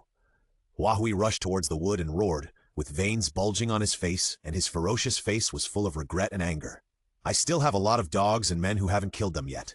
I don't want to die here. I don't want to. Under the waves burst out from the blade and the warm water flows down, blooming bright red flowers. Congratulations, Master, you have won 2,200 ghost energy coins. Why, I didn't do anything wrong. Why did you kill me? Are the people of the Demon Slayer Corps so blind? Can these people still be called human beings? What you killed are just so-called heretics with different body structures from you. But have you killed the real ghosts? They are covered in human skin, but they do things that evil ghosts do. Do you notice it? I still don't know what the tricks are to avoid failure. Just send red envelopes to the fan group every day and please the fans. In this way, before the failure, you can realize that writing novels will only lose money, and then stop writing and never write novels again. Why? Why didn't you notice it? Demon Slayer Corb, are you really killing demons? When I was still a human, I thought I was very happy. I also helped others. At least I was not a bad person. But my husband wanted to poison me for another woman. If the adults hadn't come and turned me into a ghost before the poison took effect, I wouldn't be alive now. At that time, the adults asked me if I wanted to kill him, looking at my husband kneeling on the ground and begging for mercy, saying that he was wrong. I forgave him, after all. I loved him so much before. However, after letting him go, he found the Demon Slayer corpse and said that I was a man-eating ghost and chased me overnight. If the adults hadn't been by my side and knocked out the Demon Slayer corpse who came, I would have died that night. Looking at the man kneeling on the ground begging for mercy again, I found that I was indeed dead. That night, my body was poisoned to death, and this night, my heart was killed. I killed him mercilessly. That was my first time killing someone. After that, I vowed to always kill all the dogs and men. Such evil people are not ghosts. They wear human skin, mingle among the crowd, and cover up their ugly hearts, trying to use a human identity to conceal the behavior of evil spirits. They are scarier than ghosts. Watching Huahui's head fall to the ground, tears sparkled, crystal clear and dripping continuously, reflecting the moonlight on the ground. I don't know whether it is tears or water. Although he did not agree with her behavior, Shimu did not leave indifferently. After stopping the flow of liquid, he stood quietly by the side. In his eyes, she was also a pitiful person. If she had not been abandoned and hurt by a man when she was a human, she would not have killed such people after becoming a ghost. And Shimu finally understood why the two people he saw in the village before had disgust in their eyes. After all, they had an affair and died together. Even if they loved each other in life, they couldn't help but hate each other in their hearts. But because the other party was already dead, there was no way to hate each other, so he had that complicated expression. And the death was not worthy of being seen by others, so he didn't do funeral ceremonies. So, what's the good of having an affair? You can't even do funeral ceremonies after you die. Finally, Huahui's head scattered into starlight and disappeared into the air. Boy, I've only been gone for a few days and you killed the new age ghost I worked so hard to cultivate? A neutral and majestic voice suddenly came from behind Kuchiki. Before that, there was no sound. Who was it? When? Lanjing-style starlight. Before Kuchiki could turn his head, a six-pointed star with a blue glow appeared behind him. Blood Demon Art Liquid Flow Ice Seal. Under the sudden appearance of the starlight, a dazzling light exploded in the room, and a powerful laser was blasted out. Swinging out the rapids, Kuchiki barely blocked the attack under the ice, but was also blasted out of the window by the powerful laser and fell to the ground. Blood Demon Art Liquid Flow. When Kuchiki was about to fall to the ground, he blocked the water flow in front of him, and with the help of its buffering effect, he supported himself on the ground and turned around, looking at the person in the room. He was wearing a mask on his face, so his true face could not be seen, and the aura he exuded was neither human nor ghost. But the energy contained in his body is like a high-energy light bulb illuminating the dark night. The aura displayed beside him constantly tears the surrounding airflow, showing his own domain, but it also allows the airflow to entangle around him, like the stars in the sky, attracting everything that wants to get close to him, and ruthlessly separating everything, constantly rotating. The system identifies his panel. Okay, Master. Lang Strength, 78. Agility, 81. Body, 84. Chi, 82. Skills. Lanjing Style Mirrors Multifaceted LV7. Lanjing Style Star Wheel LV8. Lanjing Style Starlight LV8. Lanjing Style Celestial Body Late. Lanjing Style Repulsion Celestial Body 8. Lanjing Style Flying Star Flowing Wheel LV2, up to 3. Lanjing Styles Flashing Core Absolute Live V2, up to 3. Lang Style Shattering Star Explosion 1, up to 3. Passive Star Field. Like a star, it can pull objects inside and outside the field. Strength. Very powerful. This strength is close to the upper string. Moreover, the body and skill names he showed are very likely to be ghosts. But why is there no ghost breath on him? Your breath is not human nor ghost, and you also exude a reassuring breath. But my eyesight is not good enough to see that the ghost you killed is a good person? Lanxing said this, and a star array with a blue glow appeared under his feet. In the middle is a large light circle, and 5 smaller light circles spread around it, slowly rotating around the middle light circle. I'm sorry. Although the person she killed was not of good character and had an affair, his crime was not punishable by death. And judging from her appearance, she has fallen into the devil's sign. I don't think she is a good person. As Shimu spoke, he gathered the liquid in the air around him, and the surroundings gradually became moist as he spoke. Murder? Lanxing realized that Huahui had actually killed someone. While I was away, he actually started killing people. Didn't I say that only bad people can be killed? No, that's not right. I guess I didn't express it clearly. After all, in her heart, bad people are those who have an affair. After all, she was hurt so deeply. Now he has a headache. He did something wrong, and it was a big thing of killing people indiscriminately. How many people did she kill? I know, it should be 4. You got rid of Muzan's control, right? What a strange feeling. The airflow in your body is as pure as starlight. You must have become a ghost recently. How can you get rid of that curse? Lanxing changed the subject, not wanting to embarrass himself too much. After all, he just said Huahui was a good person, so he said his doubts first. And he felt the abnormality around him, waved one hand forward, and starlight burst out from his palm, forming a spell. Spell appeared like ripples, connected together, bursting out a strong blue light. Lanjing Style Repulsion Celestial Body. As Lanxing said the name of the move lightly, everything around him, whether it was airflow or magnetic field, stopped working at this moment. And after the moment of stopping, it was the moment when the flood destroyed the dam, and the starlight emerged like a bright star, and the huge thrust seemed to be released suddenly in the squeeze. The strong shockwave made the rotten wood rub against the soil on the ground and passed several meters away. The attack just now made all the liquid he had gathered dissipate. Don't play tricks in front of me. Tell me, are you a ghost who just turned into a ghost recently? Why can you get rid of Muzan's control? Who is this guy? Why does he know so much inside information? You are also a ghost, right? I did turn into a ghost recently. Kuchiki didn't dare to answer too much first, and asked cautiously. He was afraid of causing the other party's displeasure, so he answered an irrelevant question first. After all, it was too simple to know that he was not a human. His aura was completely different from that of a human. The key point of the other party's question was the second half of the sentence. Kuchiki answered a question first just because he didn't want the other party to think that he was not sincere. And it was just an irrelevant question. He thought it wouldn't make the other party unhappy. As for Lanxing and the aura on him, Kuchiki inexplicably felt that he was a good person, and he couldn't hate him either. But this still made Lanxing unhappy. After all, Kuchiki had just killed his men. He just didn't plan to delve into the matter because of Kuchiki's aura and his men who really deserved to die, and just gave him a little lesson. Now Kuchiki asked him again, which made this strong man very unhappy. It seems that you are a little disobedient. First, you killed my men without knowing the truth, and then you took advantage of the situation to try to trick me. It seems that I need to teach you a lesson. When I was reading the novel of Bai Zhaoguai's Daily 12, I saw a reader said that threatening not to charge the phone would work. I hurried to try it.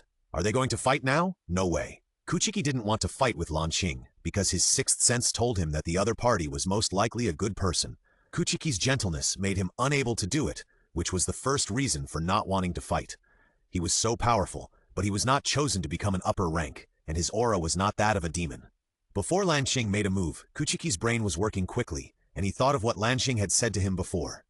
Have you also gotten rid of Muzan's control? Yes, that's right. In fact, Lanxing has already told me his identity with this sentence. I was too shocked by the other party's strength just now, and I was busy noticing his movements.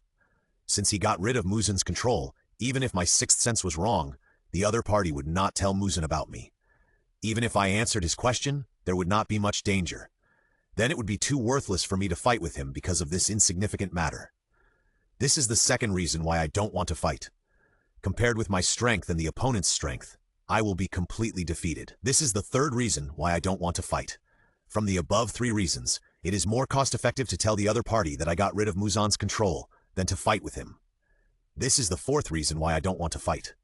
Therefore, before the star array completely appeared in Lanxing's palm, Kuchiki admitted his weakness and said, I did get rid of Muzan's control, but I don't know how it happened. Oh, you said you didn't know how you got rid of Muzan's control? Lanxing put down his hand, looking a little happy, and said to Kuchiki. Kuchiki nodded and replied, Yes! Ha ha ha! That's great, Muzan. I didn't expect that you would have this day. Lanxing covered his mask, trying not to let it fall off because of laughing too loudly. The bet was right. The other party would not tell Muzan that I got rid of him. And the other party has a grudge against Muzan. Now I just need to confirm whether my feeling is correct. Does the senior have any grudge against Muzan? Boy, don't ask about things you shouldn't know.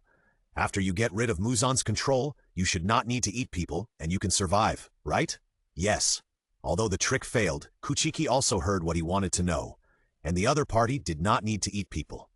As for whether the other party ate people before getting rid of him, Kuchiki instinctively refused to think about this question, because this is a question that he can know without asking. But, at the same time of refusing, he was actually thinking about this question.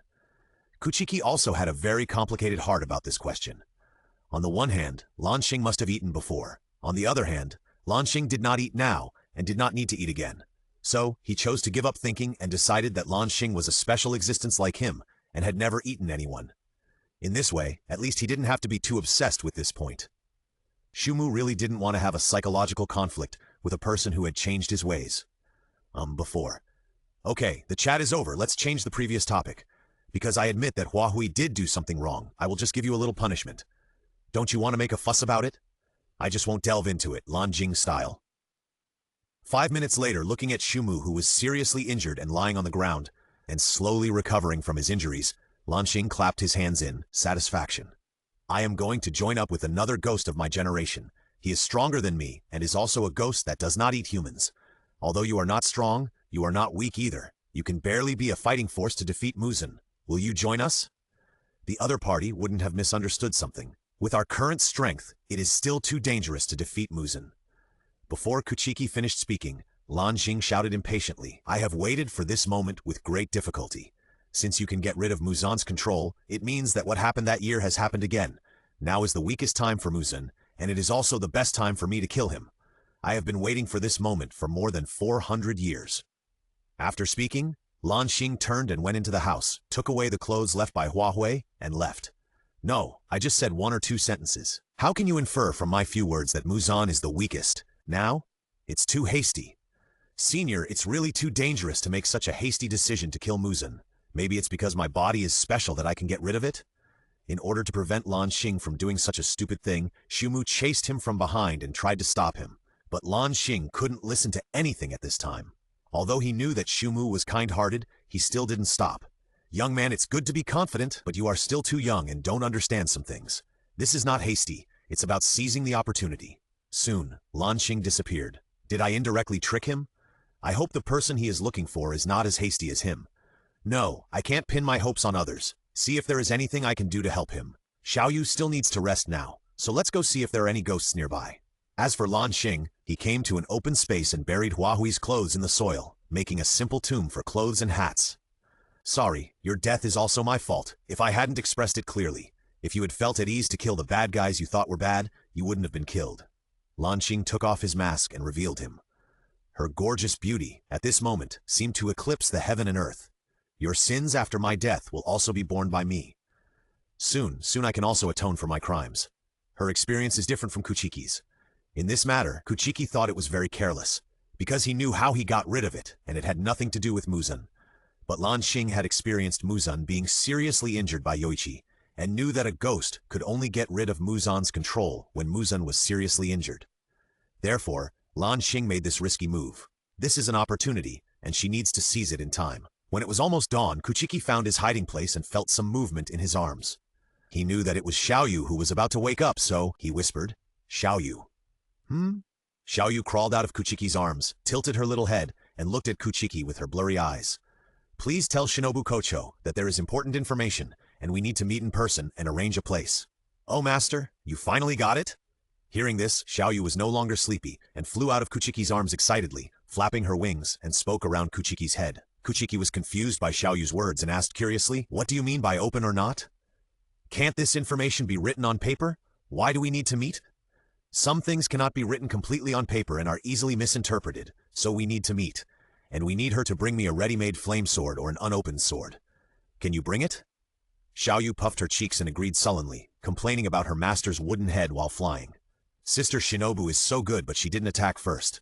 Woo, wow, when can I have a mistress? Xiaoyu looked dejected. Was it because I said she couldn't move the Nichiren sword? Kuchiki thought about Xiaoyu's little figure, holding the Nichiren sword in her mouth, and laughed unkindly. The little trick to avoid failure is still not to check. As long as you chat with the editor every day and build a good relationship with him, you will find that chatting with the editor is so interesting. You can write any novel and it won't fail. During the day, having just completed a mission, Shinobu Kocho and Kanao were walking down the street, preparing to buy something to relax. At this moment, Shinobu Kocho was one step ahead of Kanao and sensed Tama's aura. Not only was she more sensitive than Kanao, but she was also familiar with Tama's aura. Otherwise, a normal person would not pay much attention to a crow flying by, unless they happened to see it. Kanao, wait here for a while. I have something to do. Shinobu Kocho said to Kanao she didn't dare to expose her relationship with Kuchiki to more people, but she had a feeling that the time would come soon. Okay. Kanao agreed, but she wanted Shinobu Kocho to stay and walk a few more steps with her. She liked being with her master, and it felt like having a family member by her side. However, she didn't say it out loud, and she obediently agreed, standing here without saying anything. Xiaoyu, why are you here now? I don't see any ghosts at this time. And you get intelligence at night and during the day? Aren't you tired? Qing Shui is too much. Kocho Shinobu walked into a small alley, asked Kocho Shinobu, and picked it up, gently stroking its little head. So comfortable. Now Kocho Shinobu wishes she had a strand of hair on her head, so it would be more adorable when it stands up. No, because of that battle last night, I spent the whole day looking for my master. I was so tired, and my master felt sorry for me and let me go to bed at night. I got up at dawn, so my master didn't let me get tired. Comfortable, but Kocho Shinobu refuted all those who said bad things about their master. You just protect your master. But you're going to make a wasted trip. I don't have any information. No. Then Kocho Shinobu repeated what Kuchiki said to Kocho Shinobu. Kocho Shinobu felt a little embarrassed after hearing it, but didn't show it in front of Kocho Shinobu. Okay, you go back. Yes? The cute Xiaoyu didn't notice Shinobu Kocho's strangeness and left after hearing her words. Looking for a sword, isn't that making things difficult for me? How can I find a sword so quickly? I can only go back to the headquarters first to see if there is a ready-made Nichiren sword in the headquarters. And what important information is there? Alas, I can only go shopping with Kanao later. Back on the street, Shinobu Kocho apologized to Kanao. I have something urgent to do and need to go back to the headquarters. I can't accompany you shopping here. Okay. But what I want to ask is whether we can shop for a little longer. Master finally has some free time. Why is he busy again? On the other side, at the butterfly house, because the injuries were not serious, Tanjiro and Inosuke got up early to exercise. They returned to the ward at noon. Where is Mr. Rengoku? Tanjiro saw that there was no one on the bed and asked anxiously. Mr. Rengoku's injuries have not healed yet. How can he run around casually? At this time, a crow called at the window, and Tanjiro realized that Kyojiro's messenger crow was still here. When Tanjiro saw it, the messenger crow flew back, as if it was waiting for him. This is... Do you want me to follow it? How can I know? Why are you asking me? Seeing Tanjiro asking him a question, Inosuke put his hands on his hips and exhaled. This bastard with big eyes must have been unable to find the person with the breath and ran away. Inosuke, then you stay here, I'll follow Mr. Rengoku's crow. After saying that, Tanjiro ran in the direction of the crow. Huh? Wait, it also ran away with big eyes, and then Tanjiro followed it. Are the two of them secretly training something? This old man is really too smart. You two's little tricks can't fool me, a very smart boss. Pig Rush! I can't let you go alone, I have to follow you too. On the other side, at the Rengoku family, Kyojiro was kneeling at the door of his father Rengoku Makijiro's room with the door half open and said, Father, I came here this time in the hope that you can return to the Demon Slayer Corps. None of the 9 pillars can be missing now. Aren't you still alive? Makijiro lazily lay on the mat, said slowly, and took a big sip from the wine pot. But I have become a disabled person. Although my left eye has recovered, I can't see anything clearly. 4 or 5 ribs are broken, and both hands are fractured to varying degrees. Even if I recover, my Sugen will be greatly reduced. In addition, when I fought against the flute demon before, I disabled my ears, and now I can't be a fighting force. From his brother's performance outside the door, Kyojiro knew that his family didn't know that he was seriously injured, so he repeated his injuries to Makijiro. That's because you don't have enough talent. You obviously don't have any talent, but you still want to be a swordsman. Now you are seriously injured and come to bother me again. Are you a useless person? What do you care about me? Makijiro put down the wine pot suddenly and smashed it on the ground, splashing wine foam and spilling it on the sleeping mat, leaving a deep color. People's abilities are determined at birth. There are only a very small number of geniuses. The rest are just some rubbish and worthless scum. Kyojiro, you are a guy with no talent. Since you are seriously injured, don't care about the Demon Slayer Corps anymore. Father, I'm leaving. I hope you can drink less and take care of yourself. Kyojiro stood up and said to Makijiro in a lost voice. Since he was seriously injured, his voice began to lose its energy. Do I need you to take care of my drinking? Makijiro sat up suddenly, grabbed the wine pot and threw it at Kyojiro. Although he dodged it easily, the splashing wine still spilled on Kyojiro's cloak. The broken wine jug shattered into pieces like Kyojiro's heart. Similarly, Makijiro's heart was also broken, piece by piece, as the wine jug fell. Seeing Kyojiro leave in disappointment, Makijiro finally couldn't help it, and couldn't control his emotions. Tears flowed from his eyes. I am a waste. I don't even deserve to know that my child is seriously injured. Do I need the person involved to tell me in person? Kyojiro. I'm sorry. The person who Makijiro scolded and the one who was scolded was always himself. Because of his wife's death, the waste became like this. I have always been the one without talent. Outside the house, Kyojiro's younger brother, Rengoku Chijiro, was cleaning the door. Hearing the movement in the house, he sighed. His brother finally came back, and his father got angry with him again. Can't he talk to him nicely? At this time, Kyojiro's crow landed at the door and looked at Chijiro. Because it had stayed with Kyojiro for a long time, the look it gave Chijiro was also very gentle. Brother's crow is back. Does brother have another mission? Tips to avoid failure. Just tell your relatives and friends about writing novels. In this way, under their advice, you will not write novels anymore, and it will not be your turn to fail. The crow shook its head and pointed at the person who caught up behind. Chijiro looked there in confusion and saw a boy with a scar on his forehead, running towards him breathlessly. Who are you? Chijiro asked Tanjiro in confusion. Are you Chijiro? Mr. Rengoku mentioned you to me. By the way, is he here? Although the three people in the family here all have the surname Rengoku, Chijuro can tell who the other party is talking about. Brother is here. He just talked to my father. May I ask who you are? Tanjiro could smell the sadness of Senjuro, but it was not the kind of sadness that came from hearing that his brother was seriously injured. Tanjiro had a misunderstanding about his stepson, thinking that he would only take him in if he was seriously injured. After all, Mr. Rengoku only told him that his stepson would be his successor after he retired.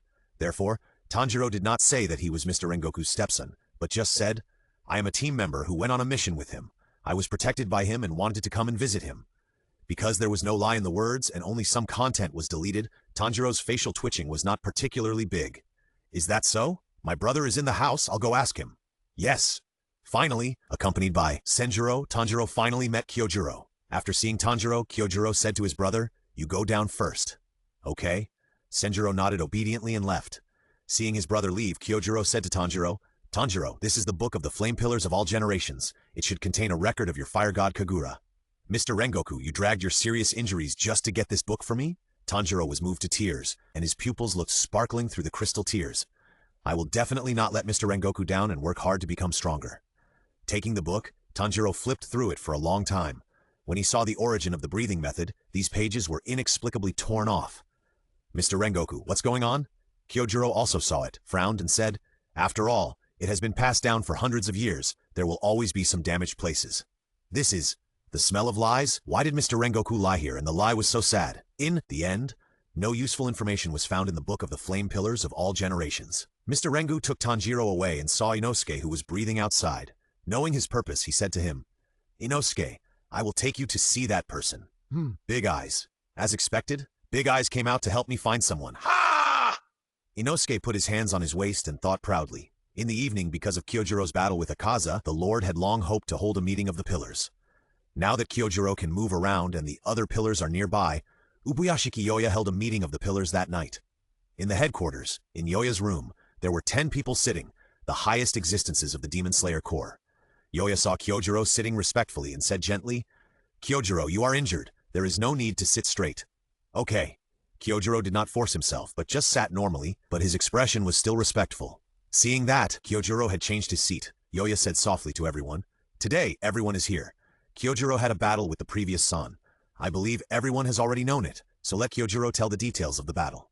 Amitabha, are we finally going to talk about that sad battle? Xingming clasped his hands together and shed tears of sadness.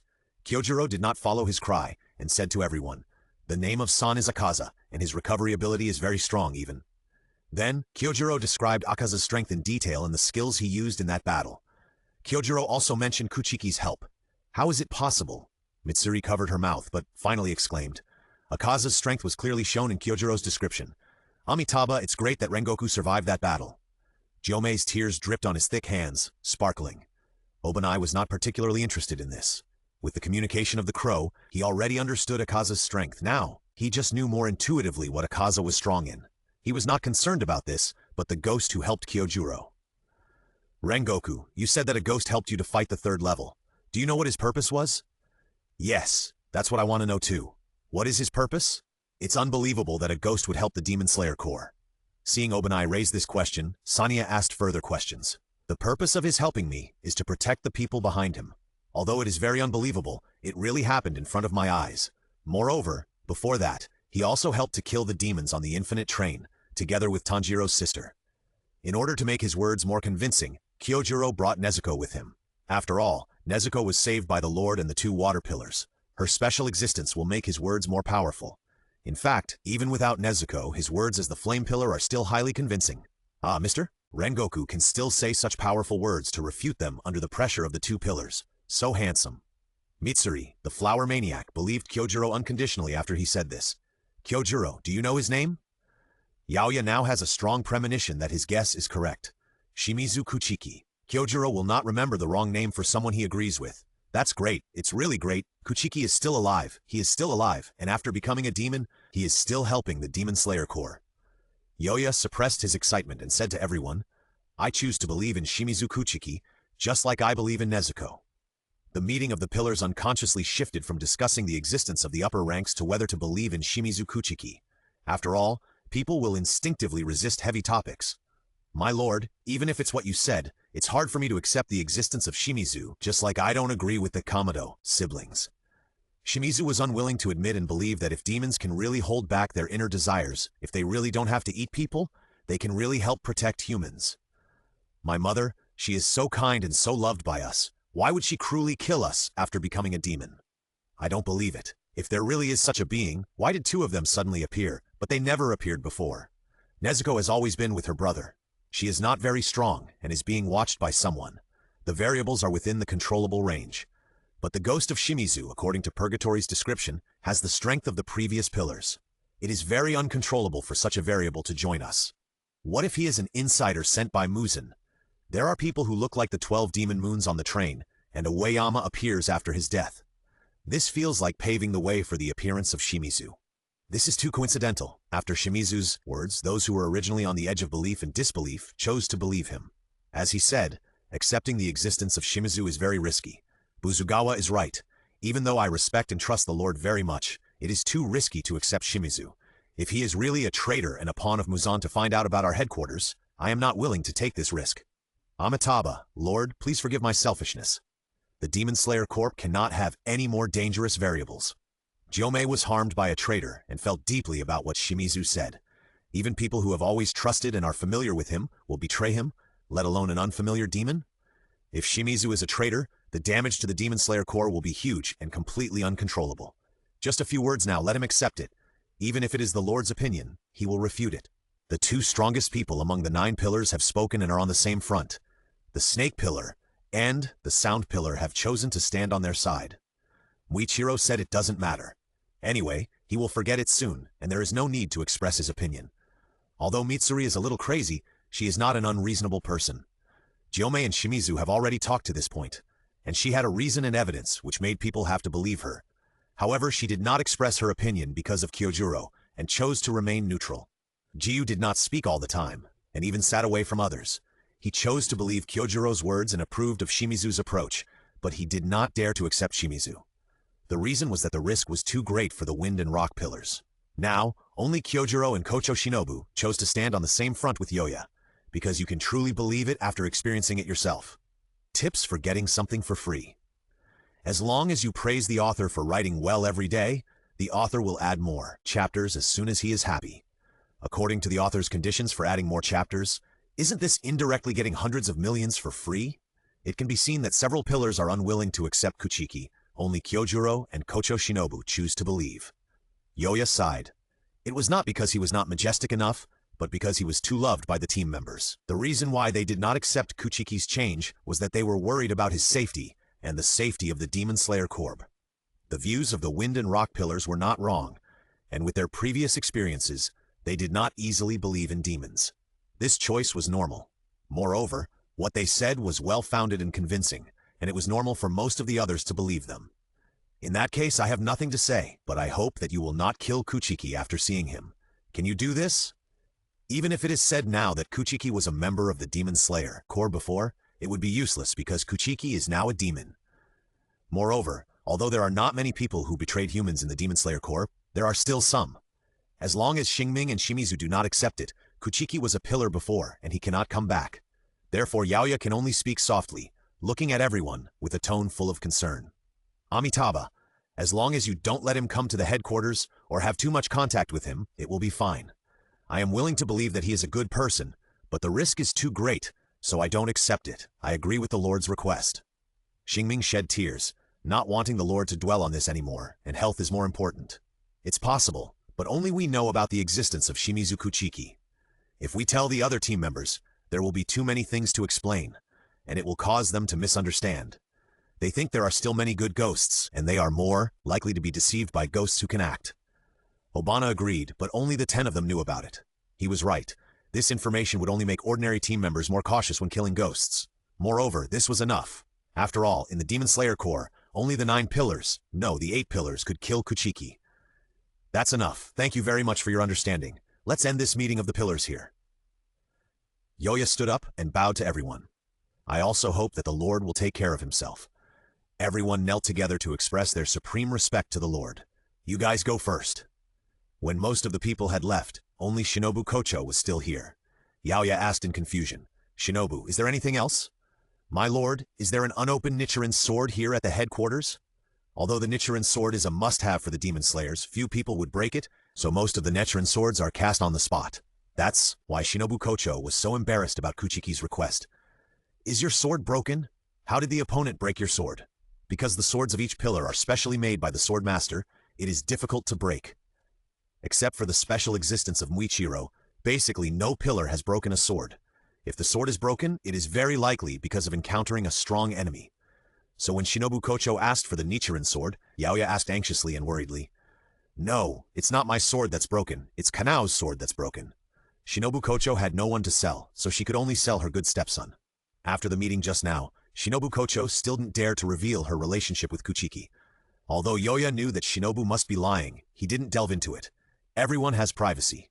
But this time Yaoya paid attention. First, he asked for the unopened Nichiren sword, and then he stood on his side in the meeting. This was a very incredible thing. After all, Shinobu's hatred for demons was no less than anyone else. I happen to have a knife here, but it has never been used. Yaoya took out a knife from the cabinet next to him and handed it to Shinobu Kocho. I don't need this knife either, so consider it a gift for him. Isn't it too expensive? Shinobu Kocho couldn't believe that the Lord would give her his sword, and was a little surprised. No, it's not expensive at all. Yaoya subconsciously thought that Shinobu knew Kuchiki and they had a close relationship. Even if it wasn't, it would be worth it if he really gave it to Kanao. Anyone who took it would be better than him, he thought so. Thank you, Lord. Shinobu Kocho took the knife with both hands, said nothing more, and turned away. She also had a vague feeling that the Lord seemed to know something. Seeing Shinobu Kocho walking away, Yaoya walked to the back door, put on his coat, and was about to put on his shoes. His wife Tianyin saw him and asked in confusion, Are you going out so late? Well, let the children rest early. Seeing his wife, Yaoya said softly, put on his shoes, and prepared to go out. Let me hold you, the children have already fallen asleep. Tianyin was worried about her husband's health, so she held him and walked out. When they arrived at the cemetery, Yaoya could barely see the road under the moonlight, so as not to step on the soil where the team members' clothes were buried. Saki, Eguchi, Karasawa, Nagasawa, Matsushima, Shiraishi, Suzuki, Domoto. Yaoya walked along the way, reciting the names of the team members. He knew the name of every team member. Every time he said a name, his heart felt like being scratched by dogtail grass. Although it might be because of the passage of time and the death of too many people, he was a little numb and his heart was not as painful as a knife. But he still felt very uncomfortable, and the pain was more dull than the direct pain of a knife, so he was a little too sad and started coughing. Why don't we go back? Tianyin felt sorry for her husband and held Yaoya, with a little anxiety in her soft tone. No, it's almost there. Ninomiya, Ishigaki, Komatsu, Oguri, Tanaka. Finally, Yaoya stopped in front of a tombstone and stroked it for a long time. The night wind weakened, the insects quieted down, and the moonlight softened. After Yaoya sighed deeply, he said in a sadder tone than ever before, Go back. The next night, Kuchiki came to the agreed place, and not long after, Kocho Shinobu arrived. Seeing someone waiting here, but his face was different from before, becoming more handsome, only the aura remained unchanged, still making people feel at ease.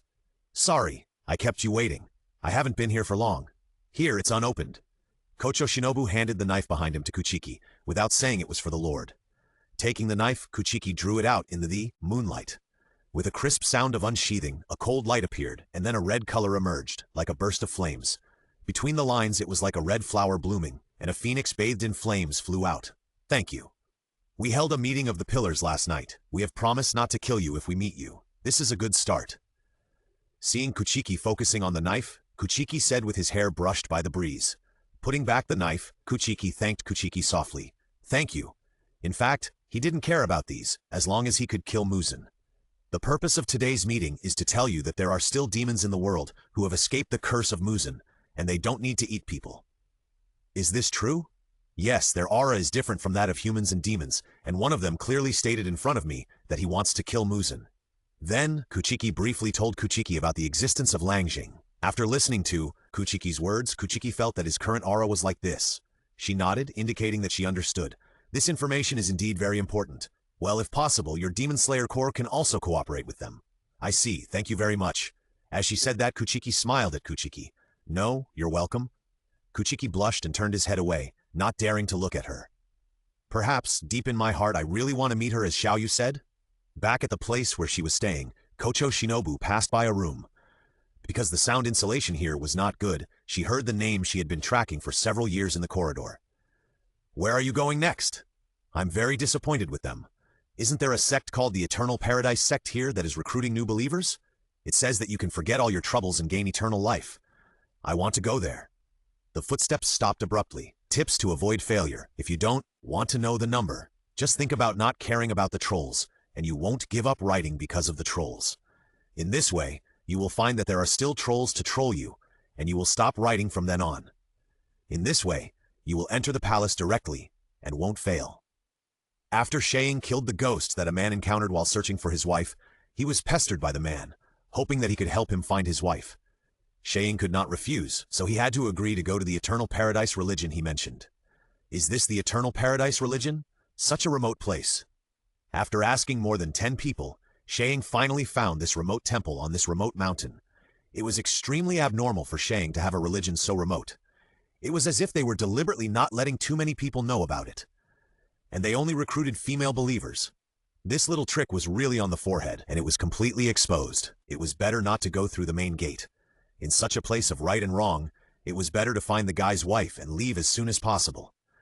When he came to the door wall outside the backyard, Shaying gathered his strength in his legs, and yellow lightning appeared faintly, and thunder sounded faintly across the sky, and he jumped onto the wall.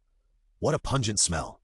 Just now, although it was only for a moment, this feeling was like falling into an ice kiln, freezing cold.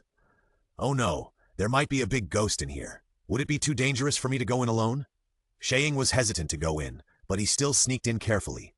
As he went deeper, a faint smell of blood came gradually. Is there something wrong?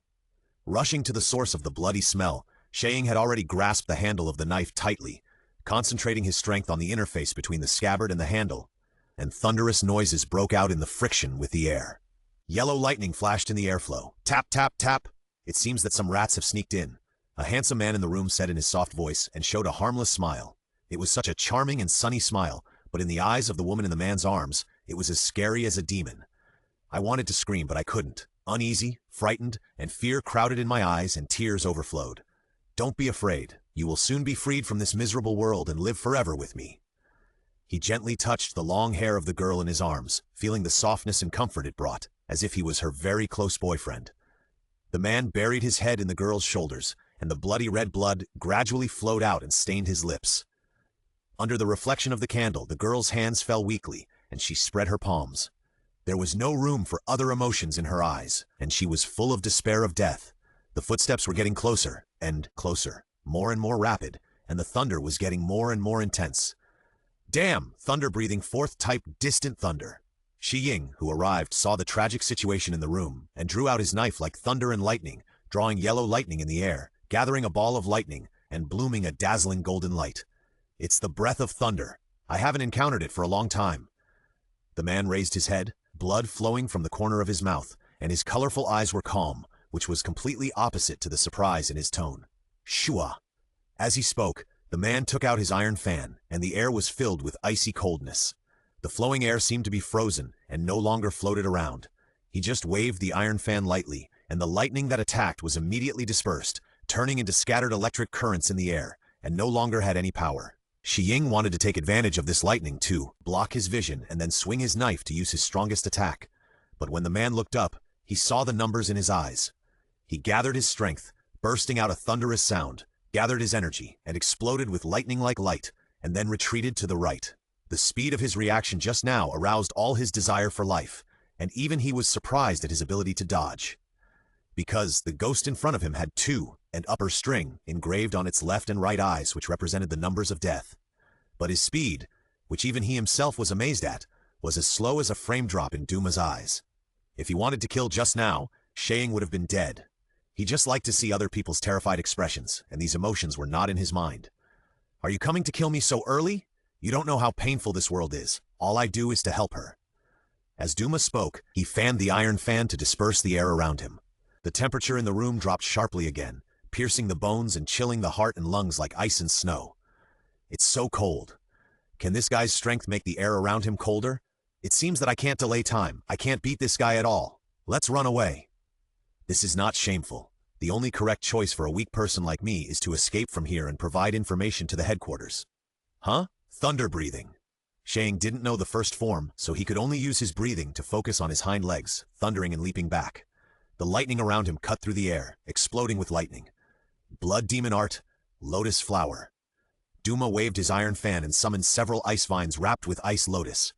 They circled behind him like living things, trying to bind his arms and legs. The biting cold made the lightning around him disappear and turned into sub-zero ice mist. The cold current made it difficult for Shang to breathe. Full concentration. Thunder breathing, third form, gathering mosquitoes into thunder. Shang endured the pain that felt like being strangled by the neck and focused his breathing.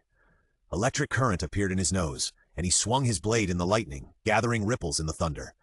It was like 1,000 mosquitoes were chirping around him, and lightning slashed in all directions, cutting off the several ice vines in an instant. But this also forced him to fall back to the ground, and he put the sword back into the sheath in the lightning of the thunder shadow. The chaotic electric currents were still running around, annoying the eyes and ears like a swarm of mosquitoes. I can't let you escape. Blood Demon Art, Scattering Lotuses. Duma waved the iron fan with one hand, summoning a large number of tiny ice flowers, each petal exuding an icy breath, revealing the sharpness of a blade. Whether it was this attack or the previous one, Duma was like a cat playing with a mouse, not using all his strength. Thunder Breathing, Type 4, Far Thunder. Shi Yingzhong drew out the Sunwheel Sword, gathered the surrounding electric current into a ball, and emitted it during the thunder. Wherever the lightning ball passed, the ice flowers scattered. But the rest, without a single one left, all passed through his body and pierced his skin, and the biting cold froze his limbs. Only these two moves can't kill me. How dare you go on a mission alone when you are so weak? Duma pretended to mock Shi Ying, mocking his weakness. This guy didn't fight seriously at all. Maybe he was too strong in his daily life, always killing his opponent in seconds, which was too boring, and he began to play with his opponent over time.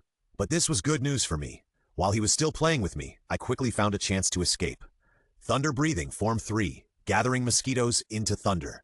Shang gathered a swarm of electric currents like mosquitoes and slashed them around. While swinging his sword, he gathered energy in his feet and leaped back again. Cough, cough! In midair, Shang suddenly felt a sharp pain in his lungs. He coughed up blood, which was scattered in the air, splashed on his clothes and the ground. What was going on? Shang, who fell to the ground, covered his chest. His lungs were so uncomfortable and stuffy, and now it was painful like a knife when he used the breathing method. To be able to hurt the lungs so silently, there must be something wrong with the air. That's it? Duma easily dispersed the electric currents with an iron fan.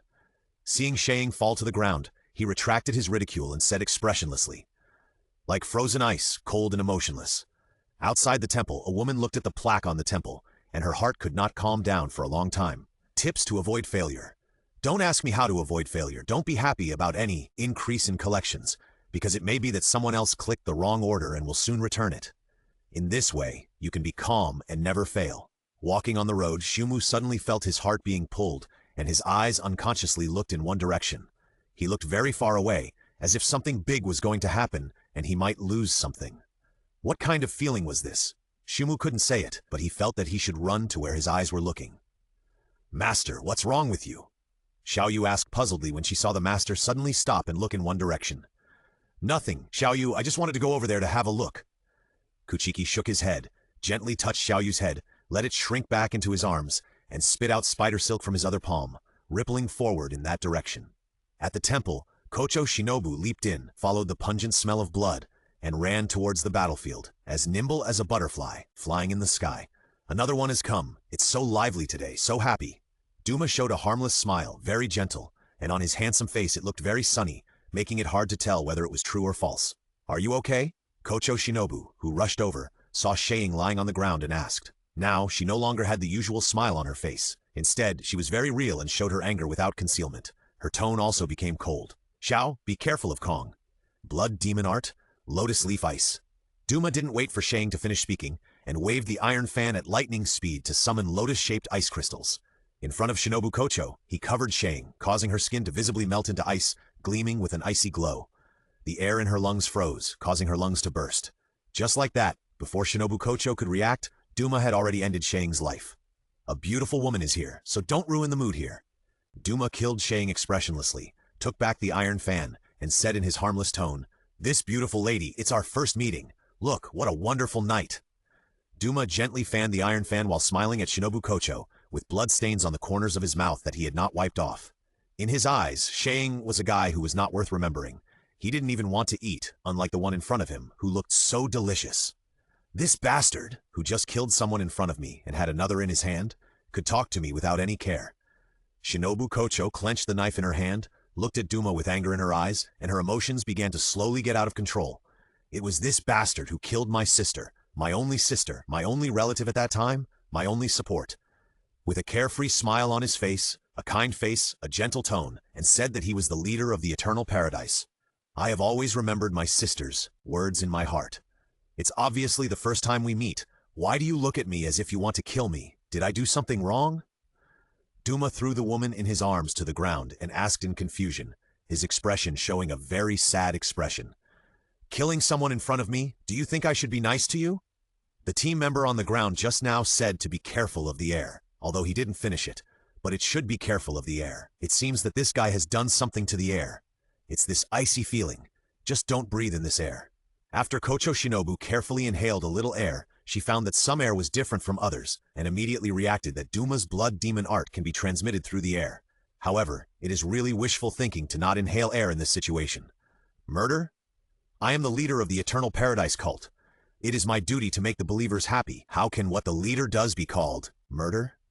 Duma covered his mouth with his hands sadly, acting like he was heartbroken. Make the believers happy? The woman you just threw on the ground doesn't look happy, and the demon slayer you killed before was also in great pain. Shinobu Kocho adjusted the poison on the blade to the maximum, making a strange sound of clacking. So I let them escape. Look at them. Are they in pain now? I was kind-hearted. Now, no matter how sad, painful, or fearful they are, they have all left them. Duma heard the sound of Kala and guessed that the other party was looking for an opportunity, but he didn't take it to heart and continued. Everyone in this world is afraid of death, so I eat them so that they can live forever with me, and I will accept everything about the believers, their thoughts, flesh, and blood. And in the eternal time, I will lead them to the most noble salvation. Even the one on the ground, although he is not my believer, I have freed him from this painful world for free. Enough! Kocho Shinobu didn't want to listen to Duma's words anymore. It was just nonsense. I think you are really abnormal. Is there anything wrong with your brain? It makes me want to vomit. I have clearly explained it to you. Why are you still so thorny? It makes me feel so uncomfortable. I get it, poor child. You must have painful memories in your heart that you can't let go of. You're welcome. Just tell me. I'm all ears. Duma said this, raising his hands, as if to hug her like God, to give her compassionate care. Right now. Breath of insects, dance of bee fangs Messiah. As soon as the sound of the sword was unsheathed, Shinobu Kocho appeared in front of Duma, stabbed him in the left eye and pierced through his head. Bright red blood splashed out, stained Shinobu Kocho's hands, slid down her fingers, dripped on the ground, and scattered countless blood flowers. The turquoise blade glowed with poisonous light and exuded the faint fragrance of wisteria flowers. Behind him, there was still an afterimage left by the excessive speed. What a sharp stab! I didn't even have time to block it with my hand. You are the pillar, right? Duma praised this stab, as if Shinobu Kocho was not stabbing him. Blood demon art lotus leaf ice. Under the iron fan, ice crystals dispersed and lotus flowers blossomed, attacking Shinobu Kocho with endless cold. It was like a blizzard in the ice and snow, cutting people's skin, penetrating people's livers, and going straight to people's lungs, freezing people's alveoli. After several consecutive jumps, Shinobu Kocho dodged the attack, but her skin was still frozen by the sudden drop in temperature. It was so cold, the air was so cold, that it seemed to be able to freeze the liver. Shinobu Kocho, who had just landed, marveled at Duma's horror, worthy of being an upper rank. What a pity! What a pity! You can't kill a demon with only the stabbing technique. Neck, neck, neck. It turns out that you still have to cut off the demon's neck. Duma healed the wound instantly, easily dispersed Shinobu Kocho's poison, slapped his own neck with the iron fan, and tempted her. See? Use a knife to cut it here. Neck, neck. Free tips number 39. As long as you learn the quantum wave reading method, put your face close to the phone, and feel it with your heart, you can read the whole book without increasing the amount of reading for the author. Is it still not working? This is the most poison that can be applied to the blade. Why is he still not reacting? Am I too impulsive? As soon as I heard about the whereabouts of the ghost who killed my sister, I rushed here without considering how powerful he was. Even my sister couldn't kill Shang-Er. How could I, who is weaker than my sister, kill him? At that time, I should have pretended that I didn't hear it, so I wouldn't come here. Now, even if I fight to the death, I may not cause any harm to him. But I can't pretend that I can't hear it. The murderer who killed my sister is nearby. How can I calm down? In order to kill Shang-Er, Kocho Shinobu has been conducting a year-long experiment and has thoroughly studied the wisteria flower poison. She is only one step away. As expected, killing Shanger is the last step of the experiment. Unfortunately, I may not have the chance. Shinobu Kocho looked at Duma with increasingly cold and angry eyes. Her usual gentleness and friendliness were gone, and all that remained was her hatred for Duma. Duma, who had wanted to applaud Shinobu Kocho for her wonderful dodge, saw that Shinobu Kocho was still looking at him angrily, and this hatred had exceeded the usual range. He put away his cynical smile, took out another iron fan, and asked Shinobu Kocho, "Your hatred for me is not just because I killed someone in front of you, right?" Now, he no longer wanted to talk about liberation or not. He didn't believe that there was any paradise or hell in this world. Whoever wanted to believe it or not, he had never believed it anyway. Talking about liberation in front of others was just his evil taste. He just liked to see other people's angry expressions, but the expression of the person in front of him was so creepy.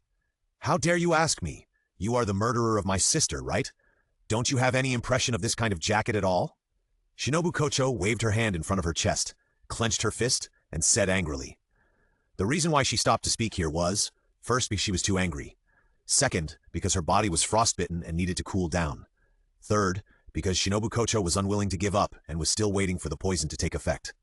Soon we should know whether the poison I prepared has any effect on the upper strings. Please bless me, sister. Huh? Kill your sister. I have killed so many people. How can I remember clearly? Duma held his chin with his hand, pretending to think, and after repeatedly observing Shinobu Kocho's appearance. Finally, from the butterfly hairpin on her head, he recalled what happened at that time. Ah, it's the girl who uses the breath of flowers, right? You wear a butterfly hairpin on your head like her. She was a gentle and lovely girl. I really wanted to eat her at that time, but it was almost dawn, so I couldn't do it. I remember it clearly.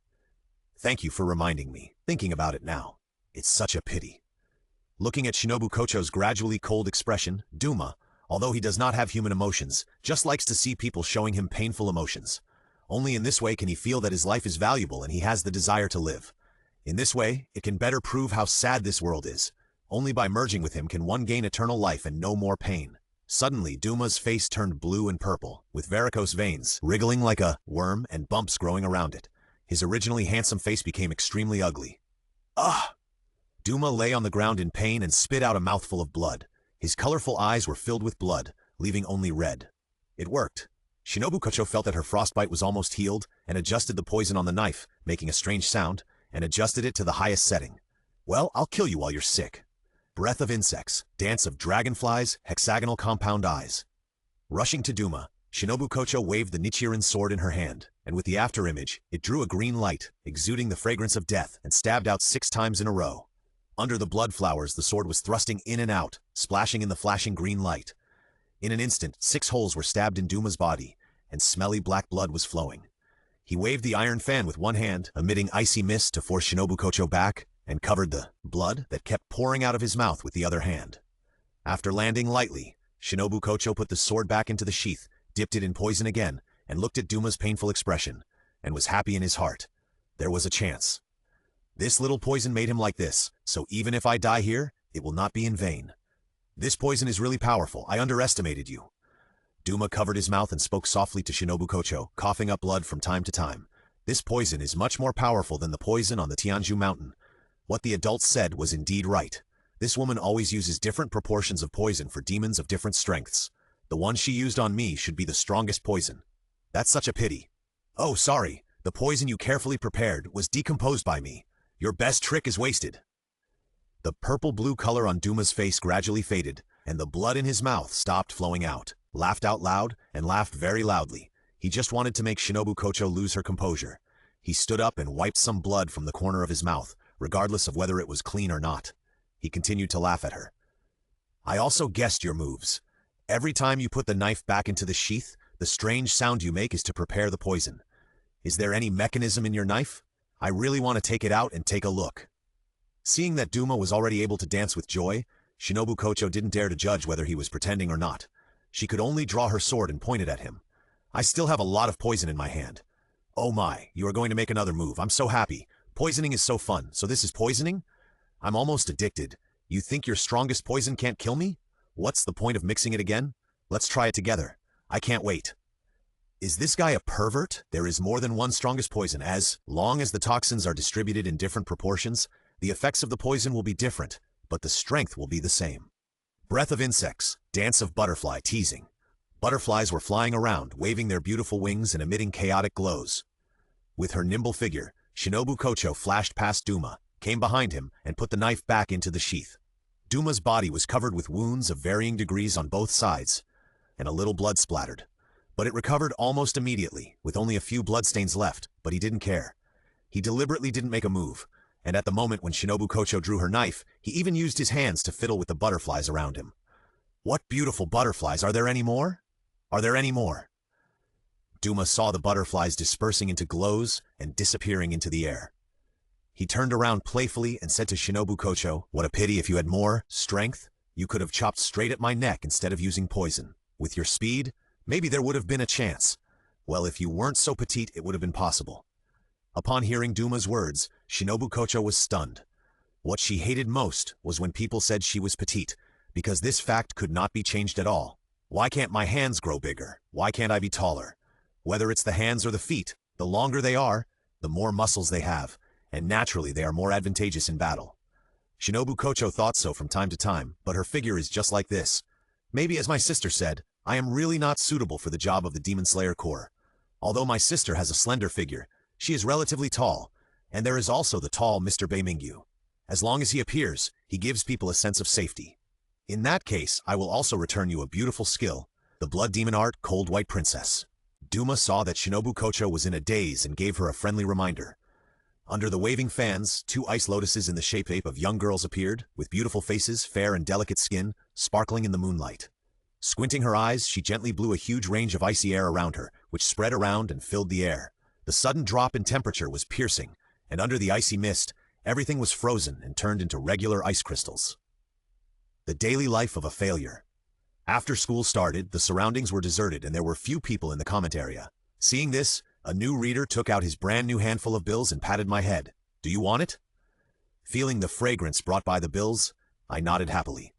I didn't expect that a new reader would be so nice to me. Oops, my hand is shaking. I clicked the wrong button. Let's talk about it tomorrow.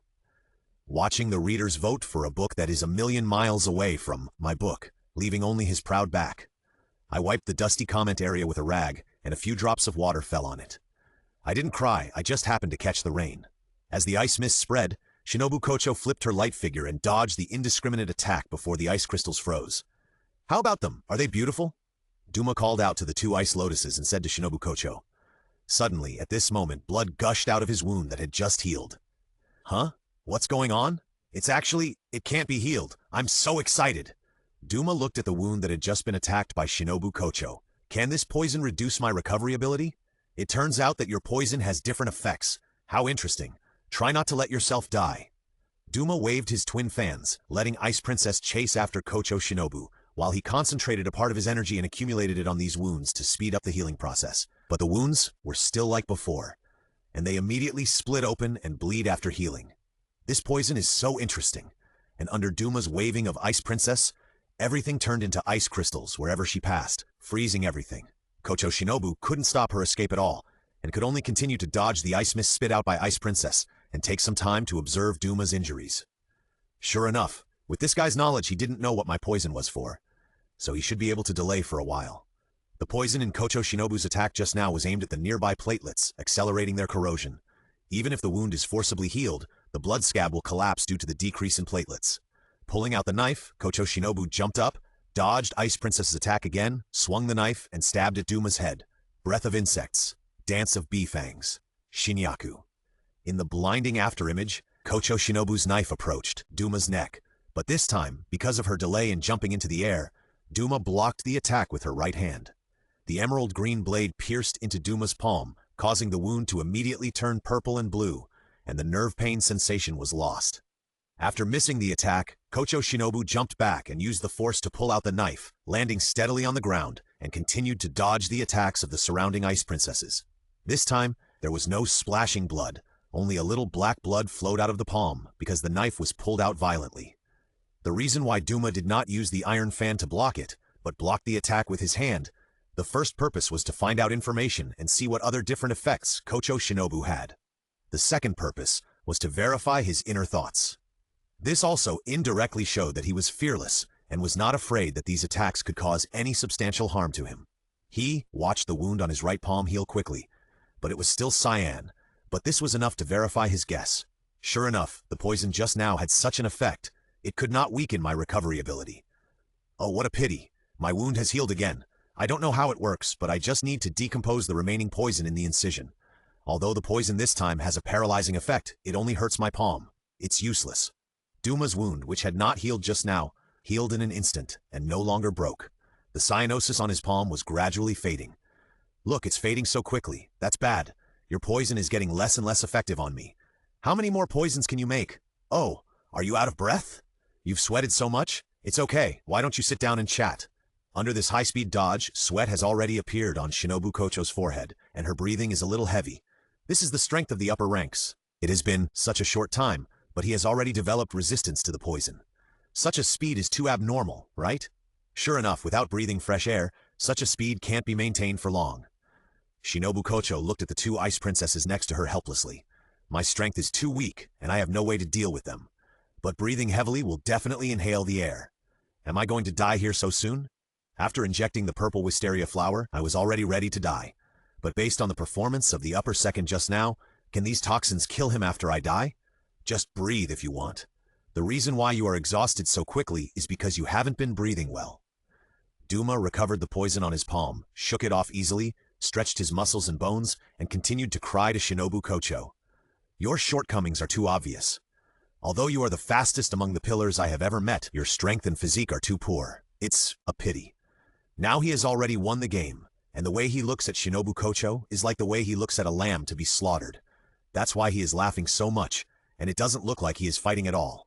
This guy, he doesn't take me seriously at all. Shinobu Kocho once again dodged the mist of Ice Princess and used her energy on her hind legs, mixing poison with her scabbard, making a crackling sound like the accompaniment of death. I've had enough fun. Even if you keep breathing carefully, you will definitely absorb the misty blood I have frozen. In just a moment, Duma retracted his cynical smile and said expressionlessly, Blood Demon Jutsu Lotus Leaf Ice. A lotus-shaped ice crystal was summoned from the waving double fans, and the cold temperature froze everything it swallowed and rushed towards where Shinobu Kocho was. It tore through everything around it like a blizzard, freezing Shinobu Kocho's exposed skin. Swish! Rushing forward in the ice crystals, making the sound of wind and leaving after images, Duma drew out the blade, revealing a green gleam. Drawing an emerald green arc in mid-air, it froze in front of Duma, and then stabbed out 6 times as fast as a rainstorm. Breath of insects, dance of dragonflies, hexagonal compound eyes. But this time, because Shinobu Kocho was a little exhausted and didn't swing at the same speed as before, Duma could capture the trajectory of her attack with the naked eye. After dodging 5 consecutive stabs, Duma deliberately let Shinobu Kocho stab him, but took the opportunity to take away the butterfly hairpin on Shinobu Kocho's head. Before Shinobu Kocho could take back the butterfly hairpin, Duma waved the iron fan with his other hand, emitting a white-blue ice mist, forcing her back. Because Shinobu Kocho's hairpin was taken away, her hair was a little messy, and she looked a little embarrassed. This hairpin is very beautiful. Don't damage, let me keep it. Duma fiddled with the butterfly hairpin and launched what he thought was the final attack on Kocho Shinobu. As Duma waved the iron fan in his hand, the 2 ice princesses approached Kocho Shinobu on both sides at a faster speed than before. Oops, the lotus leaf ice just now caused the ice crystals that I accidentally inhaled to expand. My lungs seem to be bursting now, and it is difficult to breathe. If I force myself to use the breathing method, my lungs will definitely be torn. Damn it, I will use my last trick to dodge this attack and pierce his neck with the poison. However, just when Kocho Shinobu was ready to fight to the death, a vortex of flames shot out. The fire spirit that burst out gently wrapped around Kocho Shinobu and violently attacked the ice princesses on both sides. The flames burned fiercely, shining like the scorching sun, gently melting the ice crystals in Kocho Shinobu's body, illuminating her eyes and making them as warm as being by the stove. Sparks burst out from the twisting flame blades, and sparks exploded, instantly cutting off the 2 approaching ice princesses, melting them into water, and turning them into steam in the burning flames. Tips for getting something for free. Just buy a Doraemon at 40, and after reading the novel, travel back to a time when you haven't read the novel, so that you won't increase the amount of reading for the author. Although in order to allow the ice princess to move faster, and Duma not using his full strength, the ice princess's defense ability is indeed very weak. But when the ice princess blew out the ice mist, he was able to use the flames to protect Kocho Shinobu, and the heat wave blasted away the surrounding ice mist, so that the fire blade cut off the ice princess on both sides in an instant. Such strength would have been a pillar level in the past, and Duma had never met the current pillar before. Seeing the burst of flames, he thought there was another flame pillar. But after carefully smelling Kuchiki's breath, Duma asked him with great interest, "You are a demon, but your breath is different from that of a demon. You are actually with the people of the Demon Slayer Corps. How interesting. Are you okay?" Kuchiki held the knife and looked at Duma cautiously, but asked Kocho Shinobu worriedly. Although he did not turn around, his concern and anxiety were full in his words. Shinobu Kocho hid behind him, looking at his solid shoulders, and suddenly felt like she wanted to be protected by him all the time, just like the feeling her sister gave her when she was still alive. Such a warm and reassuring feeling. "It's okay, Shimizu-kun. Be careful of the ice crystals in the air." Shinobu Kocho shook her head slightly and reminded Kuchiki, wondering in her heart why Shimizu came here. After hearing Shinobu Kocho say that she was fine, Kuchiki finally let go of his worries. As for the misty blood around him, Kuchiki didn't take it seriously. With the blessing of the breath of fire and the super strong physique of a ghost, these little tricks really didn't work. When he just arrived outside the temple, Kuchiki felt a strong breath inside. He asked Xiaoyu to hide outside and hurried into the temple. Thinking about it now, Kuchiki was scared. If he had come a few steps later, what would have been the consequences? He didn't dare to imagine. "I'm so sad, you didn't even answer my question." Duma fiddled with Shinobu Kocho's hairpin. Although he wanted to express sadness in his words, his face was filled with a smile. Seeing the hairpin in Duma's hand, Kuchiki's pupils shrank and the air around him was entangled, gradually turning red and rotating in the center. The system identified his panel. "Okay, Master. Duma's position? Upper rank 2 strength, 82, agility 81, oneness 89. 91 skills, Blood Demon Art Lotus Leaf Ice LV8 Blood Demon Art Spreading, Lotus LV8 Blood Demon Art Scattered Lotus LV8 Blood Demon Art Dead Garden Weeping Snow LV8 Demon Frozen Cloud LV8 Blood Demon Art, Mysterious Winter Icicle LV8 Blood Demon Art, Frosty White Princess LV5 Maximum 6 Blood Demon Art, Crystal Princess LV2 Maximum 3, Blood Demon Art Mist Ice Water Lily Bodhisattva Maximum 3, Strength, take people and run away, Master. The chi of this upper rank 2 actually broke through the 90 barrier, and his special move, in front of him, if you can avoid using the Ice Bodhisattva, don't use it. Shinobu Kocho, is there anyone nearby who needs to be rescued? If not, find a way to escape from here. The person you want to rescue is already dead. Really? I see. Let's retreat, Kuchiki said with some sadness, but he still didn't have time to save others. He originally wanted to take back the hairpin, but now seeing Duma's strength, which is more terrifying than Akaza, Kuchiki can only choose to retreat first. Leaving so soon?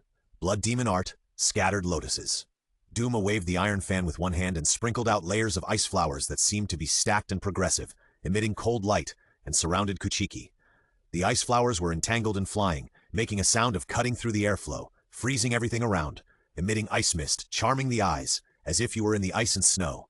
Flame-breathing Type 6, Fire Roar. In the horizontal flames, birds emerged, carrying red flames, circling around Kuchiki, and the jumping sparks seemed to be able to burn everything.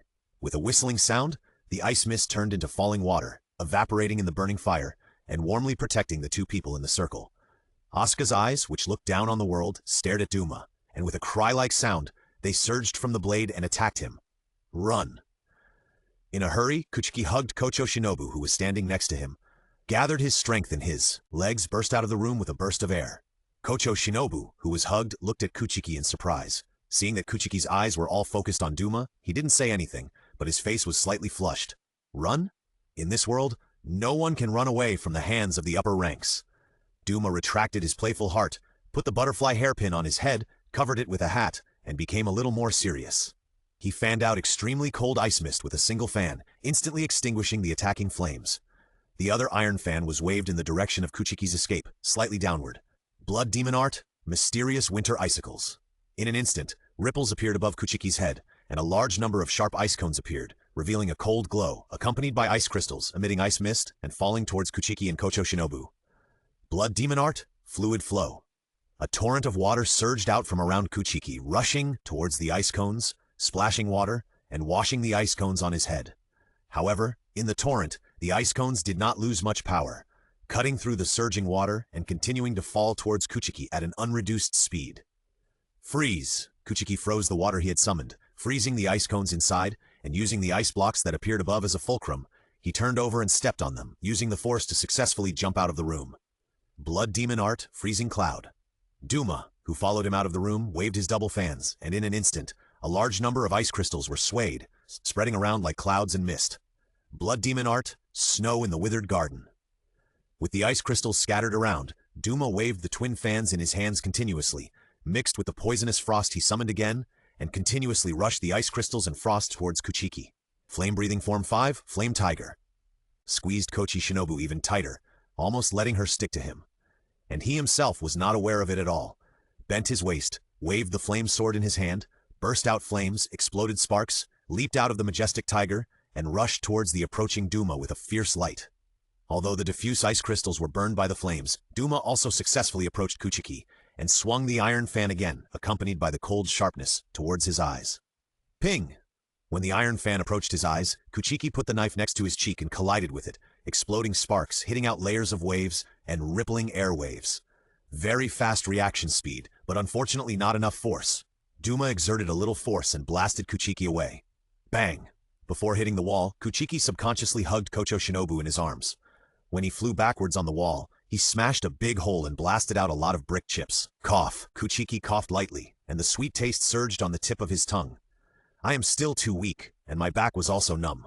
Finally, at the moment of hitting the wall, Kuchiki finally felt Kocho Shinobu lying on his chest. The soft touch was very comfortable.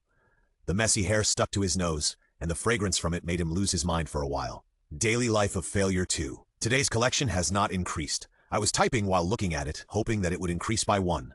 Finally, it increased by 1, but before I was happy and waved my hands to celebrate, the collection fell back. It was cold and deserted. Until I fell asleep, it never increased again. Because Kuchiki was there to protect her, Shinobu Kocho was not hurt. She quickly stood up from Kuchiki's arms, drew her sword, and cautiously looked at Duma, who was not chasing her in the distance. Her cheeks were flushed red with anger, although Kuchiki didn't feel anything just now. But just now, as the softest part of a woman, she was pressed against Kuchiki's shoulder, and she felt it clearly.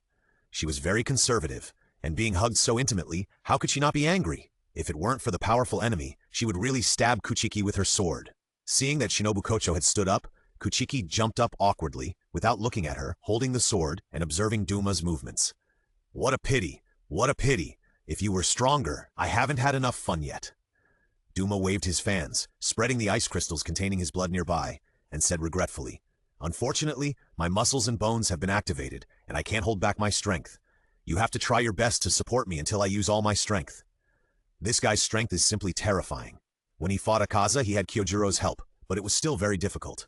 Now I only have Kocho Shinobu by my side, and her strength is not much stronger than mine. It is impossible for me to hold on until dawn and escape.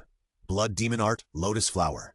While Kuchiki was still thinking, Duma had already swung several ice lotus vines to attack him, emitting ice mist that could freeze the surroundings and entangled him. Flame Breathing Type, Flame Uzumaki. Kuchiki twisted the Sunwheel Sword, bursting with flames, cutting off the approaching ice vines and evaporating the surrounding ice crystals. But at this time, he couldn't escape, whether it was his personal speed or the speed of his skills. They were too fast. If I just run away, I will probably be killed after my energy is exhausted. Although I may be able to escape successfully by using the Void Hole, I can only escape by myself. Shinobu Kocho is the only one left, and there is no way to escape. While thinking, he dodged Duma's attack again. Because of the density of the attacks and the sudden drop in the temperature around him, it was difficult for him to think, Kuchiki used the heat energy of the enhanced flame breathing to gradually warm up his body, and looked at Shinobu Kocho, who was also dodging the attacks next to him. It was unclear whether the blush on her face was due to anger or cold. Shinobu Kocho, did the poison work during your previous battle? It worked, but his resistance to poison is very high, so it was quickly decomposed. Although Shinobu Kocho was very dissatisfied with what Kuchiki had just done, she still answered quickly. What are you guys talking about? I can hear you all. Poison has no effect on me at all. Don't try to use poison on me. I'm still alive and kicking. Duma said this, twisting his body with a grin, and then waving his fans again. Blood Demon Arts, Scattering Lotuses. A large number of tiny ice flowers were scattered from the iron fans, mixed with ice crystals and ice mist, and swept towards the two people with a biting cold wind. Kohiko Shinobu, how much poison do you have now? Keep some for yourself, and give me the rest. As long as it's useful, it's fine. Poison resistance should just be because there's too little poison. Kuchiki, who has seen Kocho Shinobu's moves, knows that she only uses poison to apply poison on the blade, and the amount of poison that can be applied is very small. If a large amount of poison is injected into Duma's body, he will be half crippled and it will be difficult for him to take care of us to escape. Okay, I'll give you this first, Shinobu Kocho said as she took out a leather bag from her bosom and threw it to Kuchiki. Kuchiki nodded in understanding and ran towards Shinobu Kocho. Swoosh! An ice spike quickly and accurately cut through the air and pierced it, leaving a hole. Some of the liquid inside froze into ice, and the rest all spilled out, clear and transparent, and you could tell it was water at a glance. When the leather bag was thrown at Kuchiki from mid-air, Shinobu Kocho had already dodged the attack of the ice lotus vine and ran towards Kuchiki, who was running.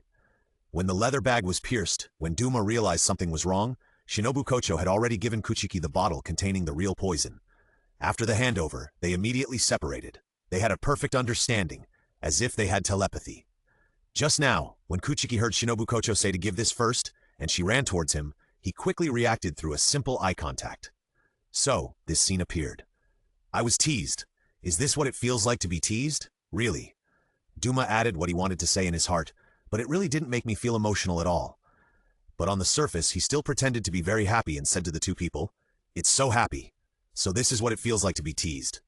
Blood Demon Art, Cold White Princess. He waved two Ice Princess lotus flowers as big as a person, shining with cold light and emitting a cold breath, blowing out ice, mist mixed with poison, and attacked the two people respectively.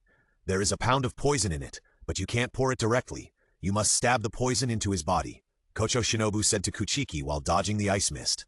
I know, at that moment, please find the right time and escape from here immediately. There is only one chance, you must seize it. Kocho Shinobu did not answer, but just dodged the attack of the Ice Princess, because she was not sure. Seeing that Kocho Shinobu didn't say anything, Kuchiki held up his sunblade, and flames burst out, sparks burst out, and tigers emerged, slashing at the attacking Ice Princess. Flame-breathing Form 5, Flame Tiger. The whistling heat wave rolled in, melting the attacking ice mist, and the flame blade cut through the air, wrapped in red airflow, slashing at Ice Princess. With one slash, along with the dispersed fire mist, Ice Princess's head was cut off. But before Kuchiki could breathe a sigh of relief, the ice gathered a head that looked like a girl, squinting with coldness, and smiled at him. It won't work this time. I strengthened Ice Prince's recovery ability. It won't be so easy to be chopped off, Duma said with a smile, and patted the iron fan easily. Now he was trying very hard to resist the urge to kill the two in 1 second. It's useless to keep hitting these summons like this. Because I don't eat people, my physical strength is easily exhausted, and I can't fight a long-lasting battle with ghosts. Then, I can only fight. In the spiraling red airflow, a shadow suddenly rushed forward and approached Duma, who was tapping the fan. Flame-breathing Type 2, Flame Rising. The rising flames passed by and a beautiful red arc appeared. The line of the exploding flames just brushed past Duma, who dodged in time, but did not hurt him.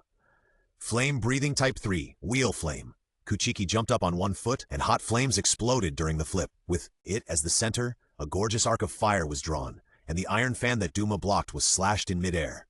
Ping! In the flying sparks, the fire mist sprayed towards Duma's face, but it dispersed in the ice crystals scattered around it and became powerless. Duma's other iron fan seized this opportunity and slapped Kuchiki's head, but at this time, a butterfly emitting a fascinating fragrance flew beside him, dazzling the eyes. Tips for getting something for free. 41. If you find that you can't buy Doraemon, then just please Nobita and use the method from last time. This will also not increase the number of readers for the author. Breath of Insects, Dance of Butterflies, Teasing. Like a butterfly dancing in the air, blood splatters under the dancing sword light. One of the swords cut through Duma's other hand, going particularly deep. Behind him, Shinobu Kocho put the sword back into the sheath and adjusted the poison again. During the pause after Duma was scratched, Kuchiki added more force to the sword and used the force to flip away. Great, really great, you two must have cooperated like this often. Not only the teasing before, but also the cooperation just now. They are all so tacit. I happen to have nothing to do today, so I will play with you again. Duma once again suppressed his murderous intent and said to them, not really just for fun. For many years, there has not been a toy that has been played with. On the other hand, Shinobu Kocho used a different poison in her attack just now. This is the 4th one, right? How many poisons does she have? I am really looking forward to it. I can get a lot of information about the Demon Slayer Corp tonight. This is very valuable knowledge in the future, which will give me more skills to target the Demon Slayer Corp. Therefore, I can't use Crystal Princess and Water Lily Bodhisattva now, otherwise they will definitely die. And after this special demon appeared, the mist-like blood I spread around has no effect because of his flame breath. If I use Lotus Leaf Ice, the effect will be very poor. Although it can fight longer, it is too embarrassing for us upper strings. Then don't use these 3 skills. Duma thought while controlling Ice Princess to approach the two. The wounds and poison caused by Kocho Shinobu just now have been restored and decomposed. Kuchiki dodged Ice Princess's attack while observing Duma. He didn't care much about Ice Princess beside him. Her attack was too monotonous. Although the range was wide, the speed was not fast. After a long time, you will get used to the attack routines, and the worst that can happen is you just keep running. In these rounds, Duma has been acting very well, smiling and playing. Just like playing. No, he is playing. Although it is good news, it is also bad news. The good news is that it is not easy to die, and the bad news is that I never know how much strength the opponent will use next. After dodging the mist of Bingji again, Kuchiki looked at Kocho Shinobu, who was panting beside him. He couldn't hold on any longer. Kocho Shinobu is even less suitable for a protracted battle than me. I need to burst out with strength several times stronger than before. Bless me, Master, in that state, I should be able to use that move. Blood explosion? Use the Blood Demon Art liquid flow to make your blood boil and strengthen your body functions in an instant.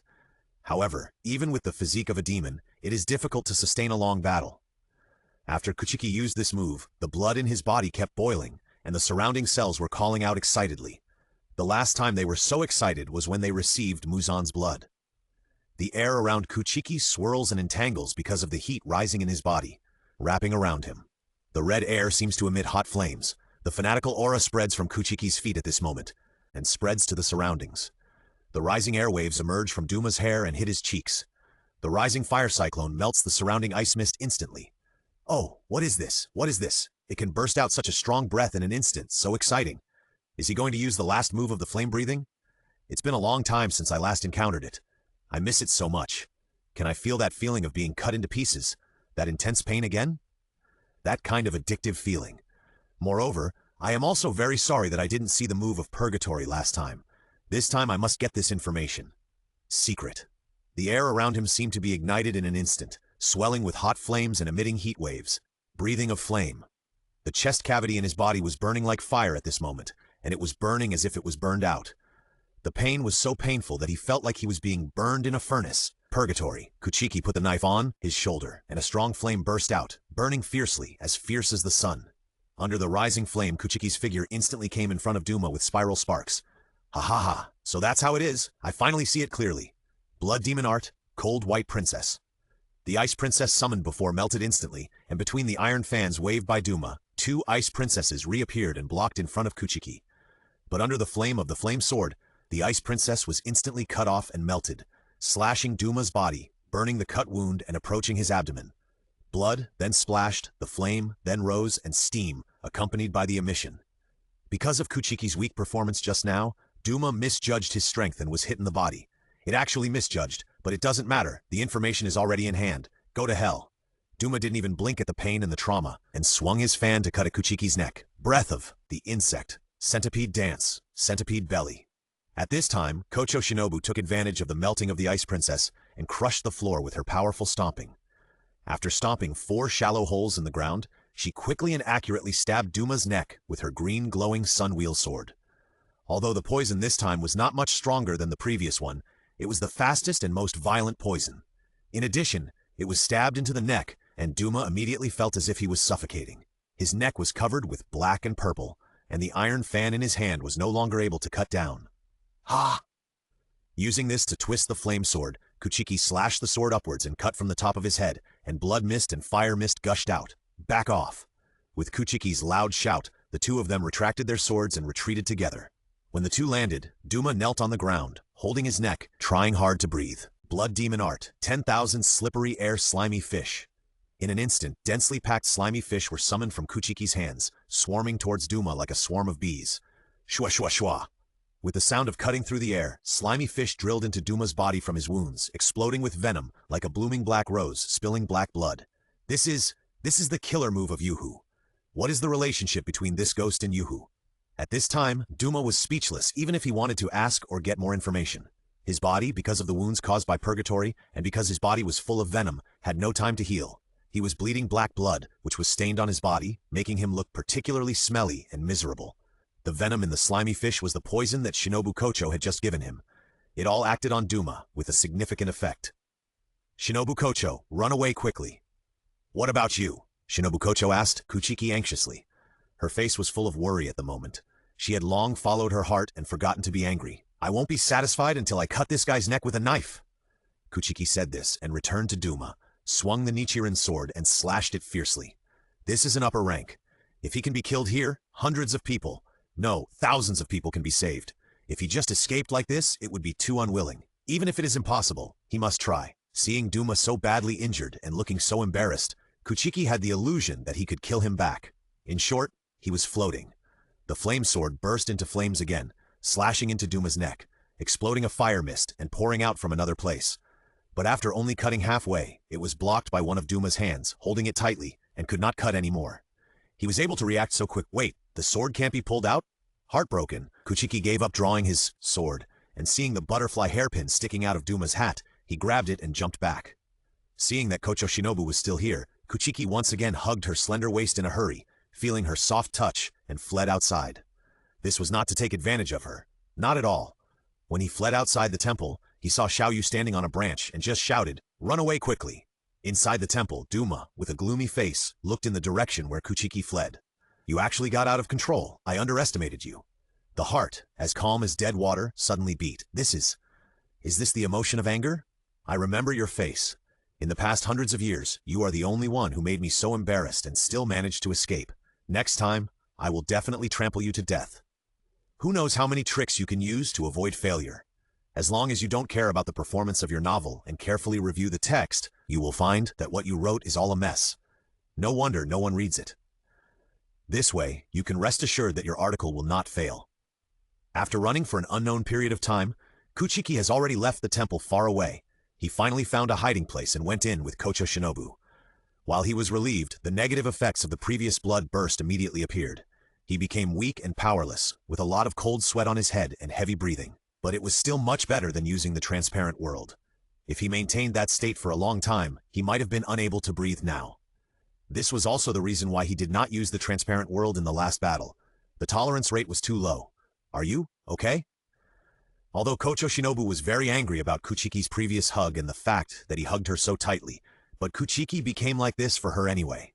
If it weren't for him, Shinobu Kocho knew that she would have died at the hands of Shanger. So she blamed herself and felt guilty for this. If she hadn't been so impulsive, it would have been fine. It was impossible for her not to be moved by Kuchiki. Seeing that Kuchiki was sweating so much, Shinobu Kocho used his hand to support her shoulders and carefully helped him sit down, and asked worriedly. Because they were a little too close, the fragrance he exhaled tickled Kuchiki's heart. His face was swollen like a pig's hoof, and it seemed that hot smoke was about to come out of his head. No, it's okay. As a virgin in 2 lives, he was still so close to such a beautiful girl, and Kuchiki stuttered in a very useless way. The feeling now was completely different from the previous battle or escape. During the battle or escape, his nerves were tense, and even if he had some feelings, they were not as real and sensitive as now. After noticing Kuchiki's abnormality, Shinobu Kocho realized that she was a little too close to him, and quickly stepped back. At this moment, she was in a very complicated mood. She was angry at Kuchiki for hugging her, ashamed of being too impulsive, and powerless to beat the upper rank. But more of it was gratitude to Kuchiki. Now, I won't be angry with him. I'll be angry again when I go back. Well, that's it. It's not that I'm not angry. Kocho Shinobu thought so. Seeing that the atmosphere was a little awkward, Kuchiki handed the butterfly hairpin in his hand to her and said weakly, "This hairpin is for you." When handing it to her, Kuchiki found that there were many small cracks on the hairpin, and there was a small gap on the butterfly wings. "Sorry, I didn't expect that the fight just now affected it," Kuchiki said embarrassedly. "You just cut Shanger's neck just to take it back?" Kocho Shinobu took the hairpin. Her hands trembled a little, her voice trembled a little, her eyes flashed with crystal light, and her face was different from before. "Ah, there is this reason, right? But more of it is to kill the other party." But Kuchiki didn't say what he really thought. Out of selfishness and inexplicable emotions in his heart, he turned his head and said with a red face, His face was red because he told a little lie, and also because of an inexplicable emotion that only virgins would care about. "This is a gift from my sister. It is very important to me. I thought I would lose it forever in this battle, but I didn't expect." "Thank you." Kocho Shinobu wrapped the broken hairpin in her palm, wrapped it tightly, squinted her eyes, and shed tears. Her eyelashes were stained with crystal tears. Is this thing so important? Kuchiki was just very upset that someone else took Kocho Shinobu's things, and it was a big ghost like Duma, who had eaten many people, so he snatched it back. No thanks then, since this hairpin is broken, I have another one here. Do you think it's suitable? Gentle people are also very sensitive to emotions. If it is not given by a deceased relative, they will not value and cherish it so much. In order to prevent her from lingering in these sad memories, Kuchiki tried to change the topic and attract her attention. So, he took out the girl's hairpin that he had hidden for a long time from his arms and handed it to Shinobu Kocho. When Shinobu Kocho heard what he said, she looked at the hairpin in Kuchiki's hand. This is a relatively small hairpin that can only be used to fix a small bunch of hair, not her hairstyle. But she still accepted it. This should be the first gift that Kuchiki gave her. Thank you. At this time, Shinobu Kocho's heart had some different emotions. After that, there was a long silence. Kuchiki and Shinobu Kocho were both emotional idiots who had never been in love. In this sublimated emotion, the two of them thought it was an awkward atmosphere and didn't know what to say.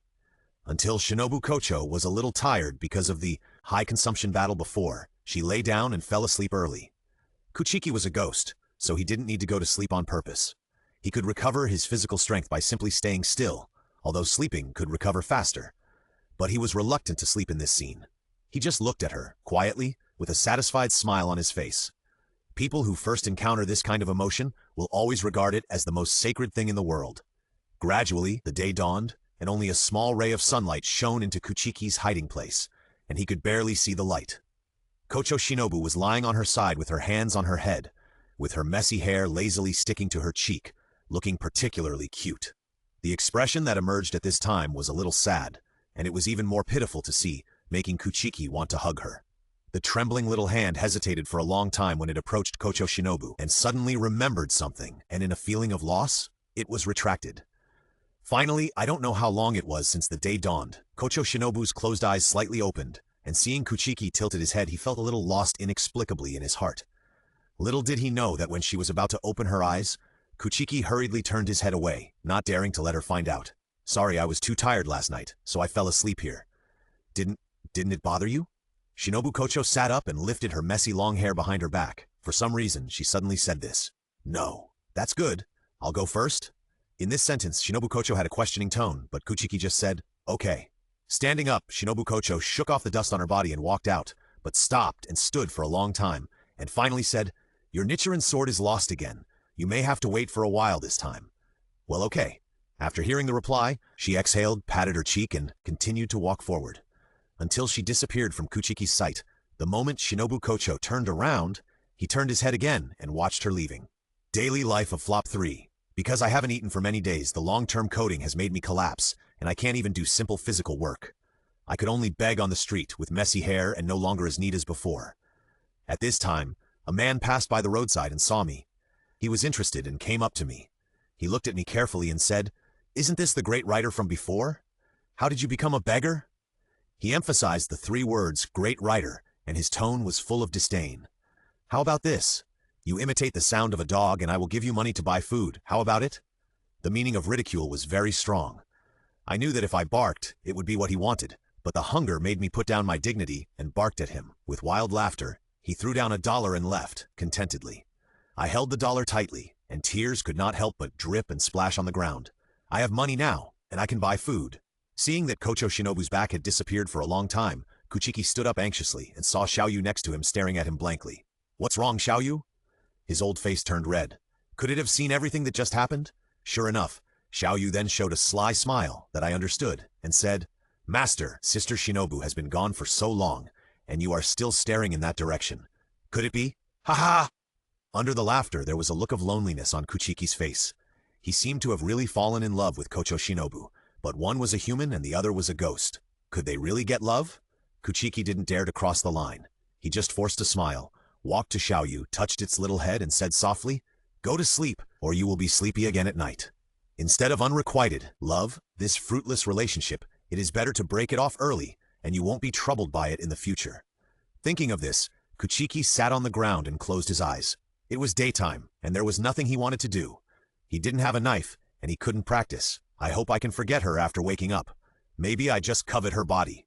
Thinking about it this way, I am still quite hateful. Well, let me forget her with this guilt. Seeing that Kuchiki did not answer its question directly, Xiaoyu tilted her head in anger, not wanting to look at its master. Humph, I will not sleep in your arms today.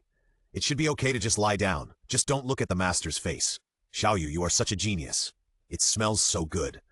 On the other side, Shinobu Kocho returned to the butterfly house near the headquarters. The three little ones in the hall were training with Tanjiro and his friends. Although Tanjiro and Inosuke have become the stepsons of the Flame Pillar and the Wind Pillar respectively. Although Kyojuro can no longer fight, in order to prevent other demon slayers from losing hope, he is still the Flame Pillar on the surface, and there is still a lot of work to do in terms of logistics. Not to mention Sanea, who wants to kill all the demons in the world. He disappears at night and comes back very late during the day. The two are busy with their work and rarely have time to teach Tanjiro and his friends in person. So when they are not there, Tanjiro and his friends always come to the butterfly house to find the three little ones, and then force Zenitsu to train with them. They are also regular visitors. Master! Kanao smiled when she saw Shinobu Kocho coming back. Shinobu Kocho simply hummed, forced a smile, and said to her, "Train with them. I'll go into the house first." What happened to the master today?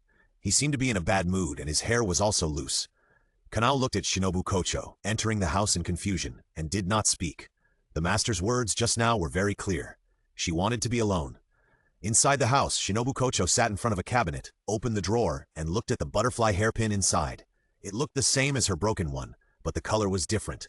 It was originally a pair, but Shinobu Kocho gave one of them to Kanao, and she never wore this one. Sister, I feel so conflicted now. His personality is really similar to yours. Shinobu Kocho said to the hairpin softly, put the broken hairpin in her arms in it, and then picked it up. I seem to have some feelings for him. But after this battle, I found that the upper rank that killed you was very strong. She put the hairpin close to her chest and continued to talk to herself. At that time, you actually had one sentence that you didn't say to me before you died. I'm afraid it was "you can't beat him." As she spoke, tears flashed in Shinobu's eyes, and she let the tears flow down and drip on her hands, cold and icy. Sister, I can't beat him. I'm afraid it will take 3 or 4 people, including Mr. Beimingyu, to kill him, and it will cost a lot. So in order to kill him at the lowest cost, I may really not be able to live well, as you said. Tears kept dripping, splashing on the back of her hand, as if hitting her heart. Kocho Shinobu still held the hairpin in one hand, and opened another drawer with the other hand, which was filled with syringes for injecting medicine. The syringe was filled with wisteria flower poison medicine, and so far no side effects have been found to the human body. However, after the injection, what the future result will be is self-evident. In the past, she would inject it without hesitation, but that was in the past. She always regarded it as a trump card, a backup plan that she would use after failure. But now, after this battle, it is no longer a backup plan. After the potion is injected, it means that what will be faced in the future will be death. After finally finding a boy she likes, Shinobu Kocho really doesn't want to die. Who in the world wants to die? If there is no Duma, there will be more happy people in this world. Shinobu Kocho doesn't know what mood she was in at the end when she injected the potion into her body. In front of the makeup mirror, she tied her hair, put on her sister's hairpin, and took out the hairpin that Kuchiki gave her from her arms. The hairpin is very small and the color is very delicate.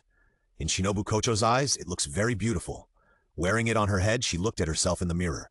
Her eyes were red from crying. I don't deserve to wear such a beautiful hairpin. She took off the hairpin and put it back in the drawer, together with her broken hairpin. It was just a sprout. It should be easy to pull it out. Let's stop here. Let's start it. At noon, Tanjiro finished training and was about to eat the lunchbox prepared for him by the 3 little ones. Suddenly, he felt a chill on his back and looked behind him in horror.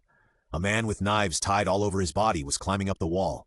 He was wearing a strange mask on his face and was looking at him ferociously. Mr. Tetsuzuka. Tanjiro pointed at him in surprise and said, "How did you fall down from the wall?" "Smelly boy, how did you lose your knife? This is the second one." Tetsuzuka fell down from the wall, stood firmly, and pulled out his knife, which reflected the light in the sun and was extremely sharp. The knife he was waving on his body was also emitting a cold light, facing Tanjiro. "I deserve to die. I deserve to die. Damn it." Kanao saw that her master finally came out, and she was happy but also a little worried. She quickly said to Shinobu Kocho, "Master, you finally came out. I'll ask Xiaokui to bring some cakes. You haven't eaten anything since noon." Because she was worried about her master, Kanao almost spoke words that took her a month to utter. "No, I have something very important to report to the Lord. If I go too late, the Lord should be asleep. You can take those cakes and eat them." Shinobu Kocho said to Kanao with a smile, and then walked towards the Lord's residence. Why is the master's smile more sad and lonely than usual? Kanao looked at Shinobu Kocho's leaving figure. For the first time, she felt that the master's back looked a little helpless. When she arrived at the Lord's residence, Shinobu Kocho knocked on the door. It was Hinai who opened the door. She saw that the insect pillar came after dark, and knew that there must be something important to report.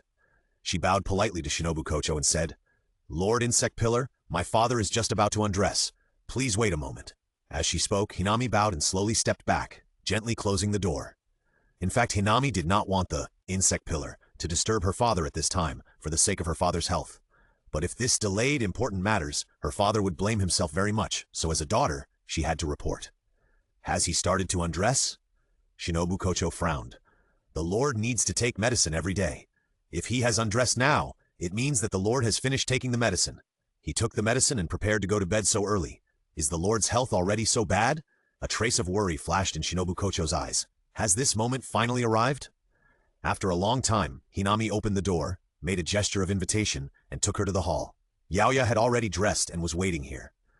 When he saw Shinobu Kocho coming, he apologized. "Sorry, Shinobu, I'm a little tired today, so I want to go to bed first. Is there anything important?"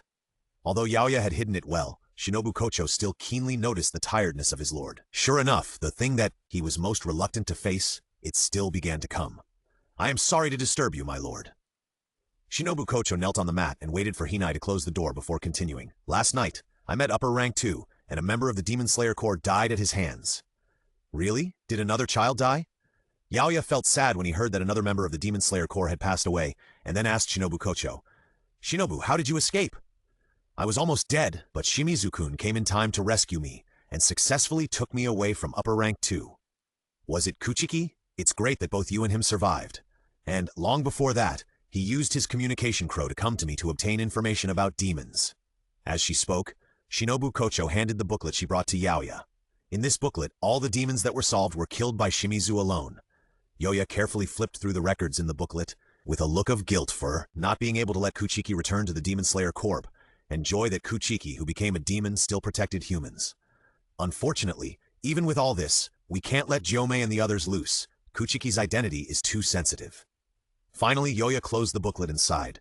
Kuchiki's strength is too strong, and he is a demon.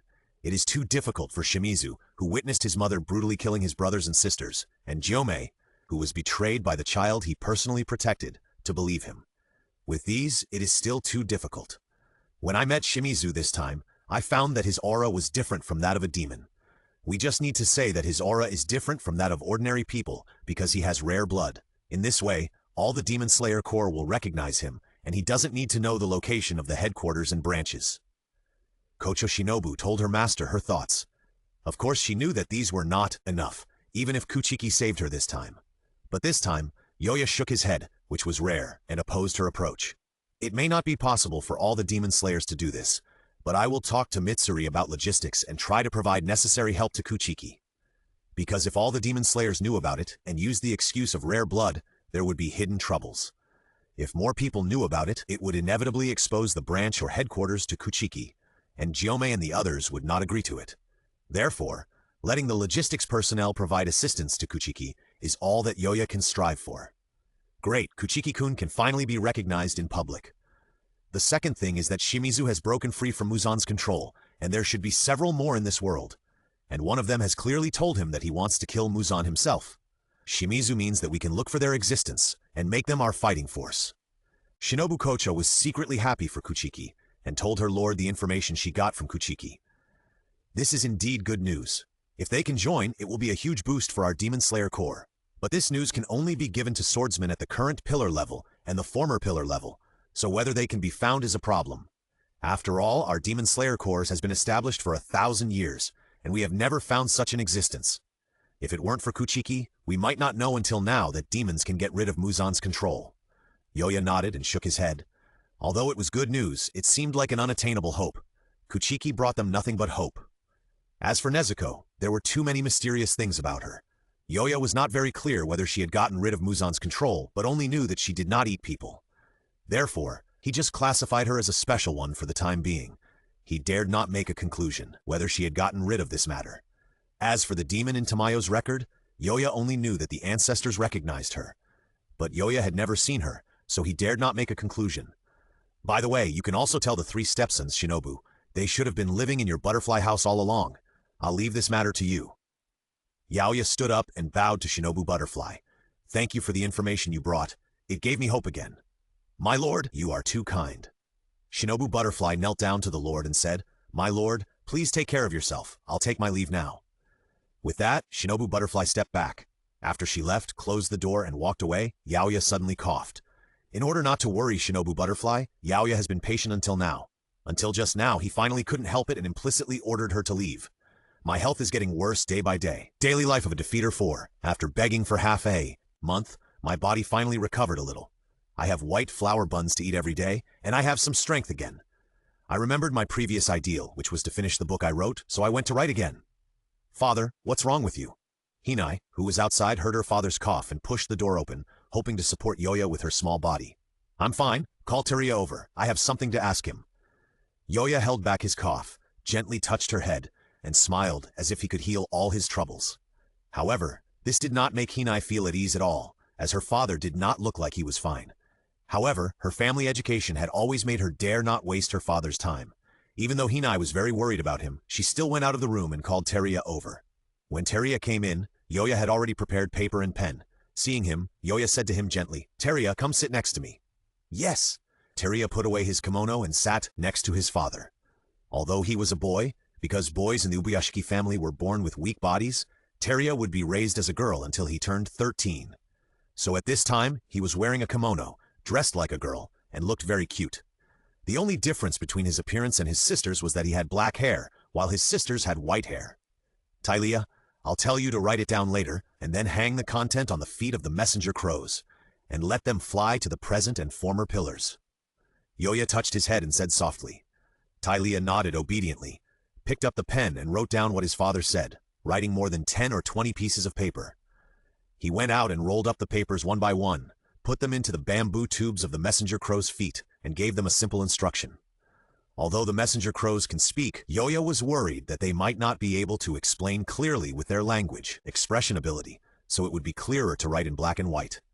And Tylea was very careful to explain the content on the paper to each messenger crow, so that they could explain it to the people who received the letter. Huilia, is it finished? Yaoya asked him when he saw Huilia returning to the house.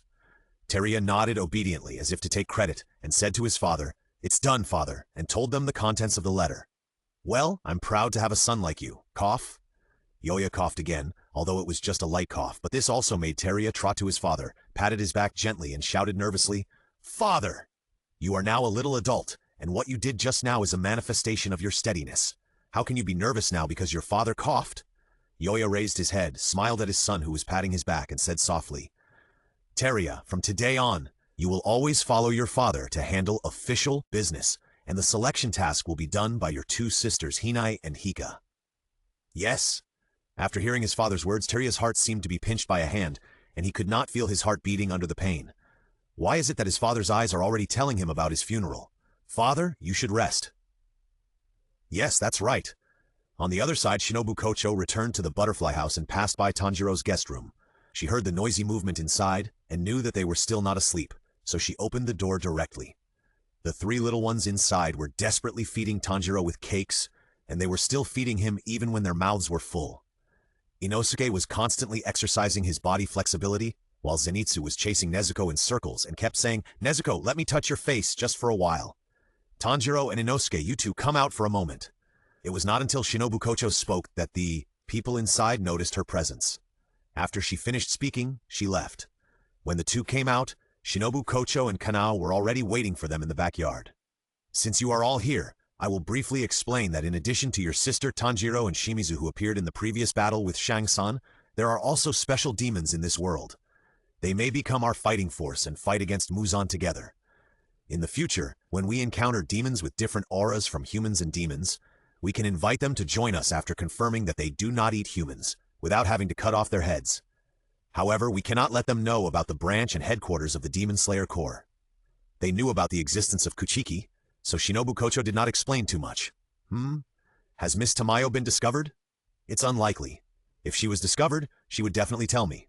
Then should we tell Sister Shinobu about her existence? However, it is very rude to tell others about her existence without Miss Tamayo's consent. It is better to tell her cat about this next time when we draw blood and let her make her own choice. Tanjiro thought so in his heart when he heard Shinobu Kocho's words. Although he didn't say it out loud, his expression immediately made Shinobu Kocho see that he was worried. This kid seems to have a lot of secrets. His expression shows that he knows more than one special ghost. It seems that we still need to pay close attention to him. Then, Shimizu has been recognized by the Demon Slayer Corps. As long as we don't tell him about our headquarters and branches, we can provide him with necessary help. After saying the last thing, Shinobu Kocho dismissed this simple meeting and returned to her room. Kanao saw that her master had left, glanced at Tanjiro, and then left, leaving only the two of them in the open space in the backyard. Great, the senior was finally recognized, so touching. Tanjiro was happy about this, and Inosuke's brain circuit was surprisingly thinking that this meant that he could take ghosts as his younger brothers. Haha. As expected, they knew that it was not enough for me to have only 2 younger brothers, so they agreed to let me catch a special ghost as my younger brother. I am so smart! As the two returned to the guest room, they saw an incredible scene. Zenitsu was actually training without anyone forcing him. Come on, brother Zenitsu! Come on, come on! 78, 79, 80. One of the 3 little ones sat on Zenitsu's back, increasing the burden on him to do push-ups. One was encouraging him, and one was counting the number of push-ups he did. Zenitsu, you are actually practicing very consciously. Tanjiro watched this scene happily. It was really great. Slug, you are so despicable, you actually practiced secretly. I also want to practice, I can't let you surpass me. Inosuke said, supporting himself with one hand and doing push-ups quickly. What you can do, I can do, and do it better. Okay, then I will join in. As he said, Tanjiro also started practicing with him, leaving Nezuko alone, watching blankly beside him. Tips for getting something for free. 42. After finishing the novel, pull the time on your phone back to before you finished reading the novel. This way, you won't add more readings to the author after finishing the novel.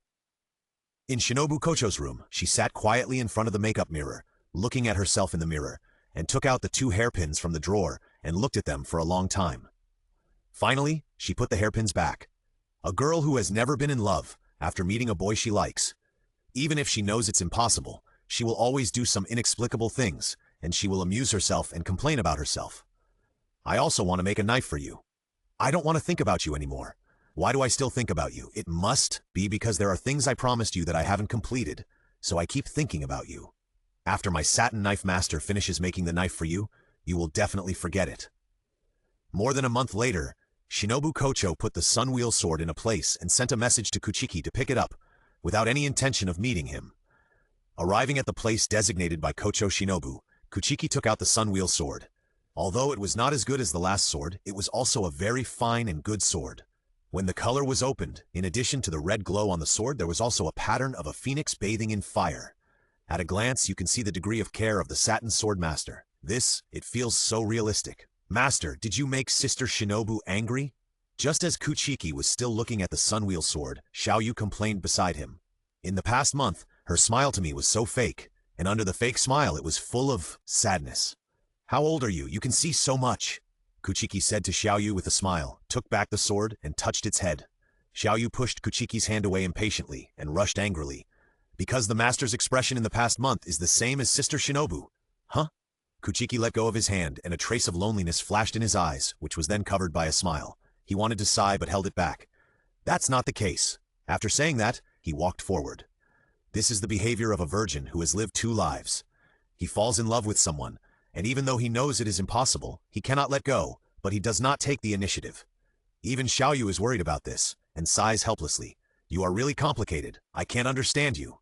The footsteps of Shumu, who was walking in front, paused slightly, but it was not obvious, and it was not noticeable without careful observation. When we arrived at the entrance of today's destination, it was a village. It was said that 3 people had disappeared mysteriously recently, and it was suspected that there were ghosts. Just at the entrance of the village, Shumu heard someone talking on the street. 3 of the people who were with us have died in the past 2 days. What should we do? What do you mean? Do you really think it's because of that? Don't be silly. She was originally doing that thing. Don't think about it. It's just a coincidence. But this is too much of a coincidence. I'm afraid she turned into a ghost to take our lives. What are you afraid of? What is there to be afraid of? If you're not afraid, why did you come out like me and go to that place to worship? I'm afraid you're still apologizing to her in your heart. I was going to dig her out, but I forgot to take the tools, so I'm going back to get the tools now. The voices became farther and farther away, and the 2 people spoke very softly, so Shumu began to not hear them. But Shumu put the words they said together, picked out some key words, and roughly guessed what the 2 people had done. Moreover, this sin was not small. The 3 people who died before were all considered to be retribution by the 2 people. The part about turning into a ghost and digging her out especially concerned Shumu, who decided to follow them. When he arrived at the door of the room the two men went to together, he heard the sound of rummaging. "No way, are you really going to find something to dig her out? Are you going to die? Doesn't that mean you don't have to be suspicious? Here, dig it up. I'm scared." "What are you afraid of? It's already been done. What do you have to be afraid of?" the people inside said as they walked out of the house. Shumu dodged a corner and secretly watched the two of them. The two men were holding two shovels in their hands and walking in one direction. One of them seemed to be timid and shrank very low. Could it be? Shumu's pupils shrank slightly, and he continued to follow them and came to an open space. With the help of the weak moonlight, the two men dug towards a raised earth slope in the open space. In the end, after they dug for an unknown period of time, the earth slope had been dug into a pit, and mud splashed around and stained the two men, making them as dirty as rats. "Are you sure it's here? Why can't we dig it up?" "It's here, and didn't you choose this place?" "Then why hasn't her body been dug up yet?" Sure enough, these guys really killed someone. Although Shumu had guessed it from the previous words, he couldn't help but clench his fists when he heard it from their mouths. At this time, a discordant breath appeared. "You two, I finally found you two. Go to hell." Behind the two, a ghost appeared, with bloody eyes full of anger that could not be hidden. Under the moonlight, the hideous face was very terrifying. Under the splattering blood, the female ghost's hands stabbed out from behind the two people, staining her hands red. After pulling it out suddenly, the bodies of the two fell down weakly, raising a wave of dust. Shumu could have stopped it just now, but he didn't do it. The moment the female ghost appeared, her anger made Shumu stop drawing the knife. But if these people didn't kill people, Shumu might really ignore the ghost's anger. "Finally, I finally killed you." Seeing that the two were finally dead, the female ghost covered her face with her bloody hands and cried. Tears flowed from her eyes, ran across her cheeks, stained with blood, and dripped down like blood and tears. "I finally got revenge, little puppet. Mommy helped you get revenge. These beasts are finally dead. System, take a look at her panel." "Okay, Master. Shaolin Hanasai Strength 17, Agility 16, Body 13, Force Strength, Helpless." The reason why Kuchiki wanted to see her panel was not just to know her strength, but also to use her strength to infer the time she turned into a ghost and how many people she ate. Obviously, her words were exactly the same as her strength. She really just took revenge, and the time she turned into a ghost should not be long. And with this strength, she should have only eaten one person or never eaten at all.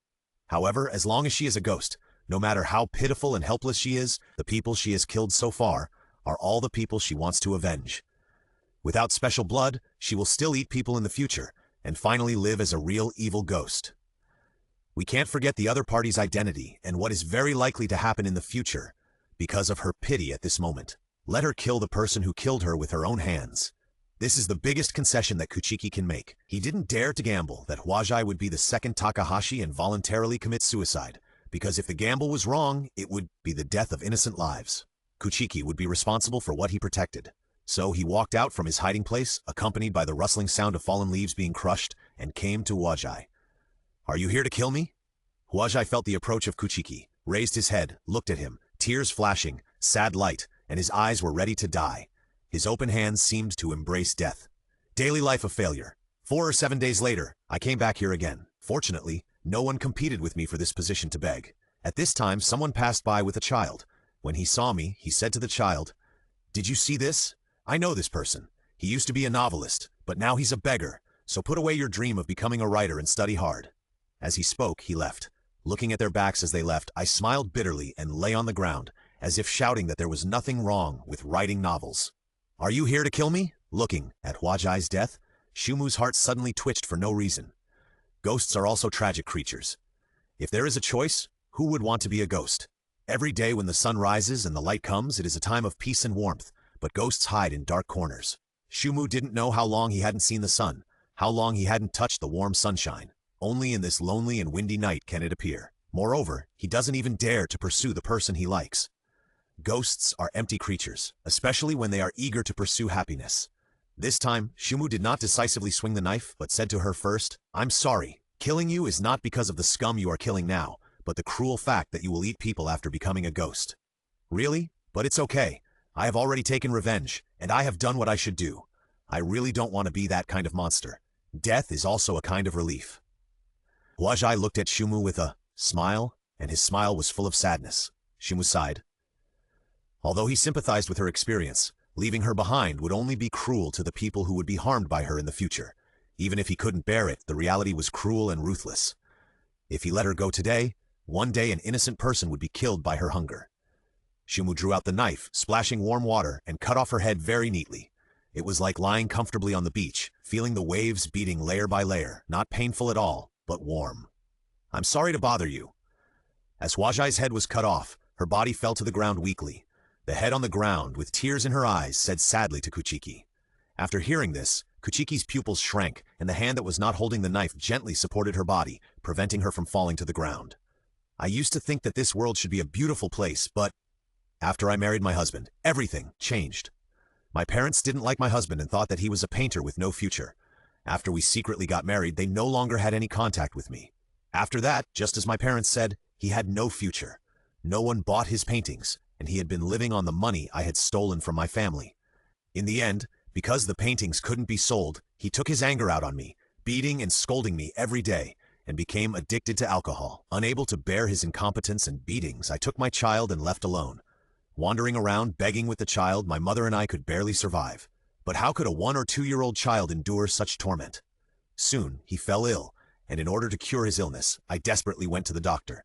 But they only cared about themselves, so how could they care about me, a person without money? And what other ways could a useless woman with such poor vision, who eloped for a useless man, make money quickly in this world? That was the only thing I could do. In the end, watching my son's condition getting worse and worse, I still did that. Soon, I used the money I earned to treat my son's illness, but it was still a little late. Even though I saved his life, the long delay made him a little demented, and he could only be held in my arms. So I gave him a nickname called Puppet, which means that he is like a puppet when held in my arms, and I hope that he will be free of worries and diseases like a puppet. But things did not go as I wished. I needed expensive drugs every day to support his pitiful life. I could only continue to do that kind of thing, but how could I take him with me when doing that kind of thing? I rushed between 2 places every day. Although I was tired, I endured it for the sake of my child. Originally, all this would have been done like this. Although it was hard and there was no dignity, I survived, and my child could survive too. But that day I will never forget that day. Because there were many customers that day, the reception time was longer. In order to get home earlier, I went back through the small path, but those 5 beasts took me down the path. When I woke up, it was already dark. I hurried home, but found my child. He was lying on the ground, and the blood around him was cold. He fell off the bed because he couldn't wait for me. That night, I collapsed. I survived so hard, lived so shamelessly, and was pointed at every time I went out on the street. Why? I hugged him and cried for a long, long time, and my voice was hoarse. It was all their fault. I picked up the knife at home and wanted to kill them. But what can I do to them as a woman? After finding them, I was almost beaten to death by them and buried in the wasteland outside.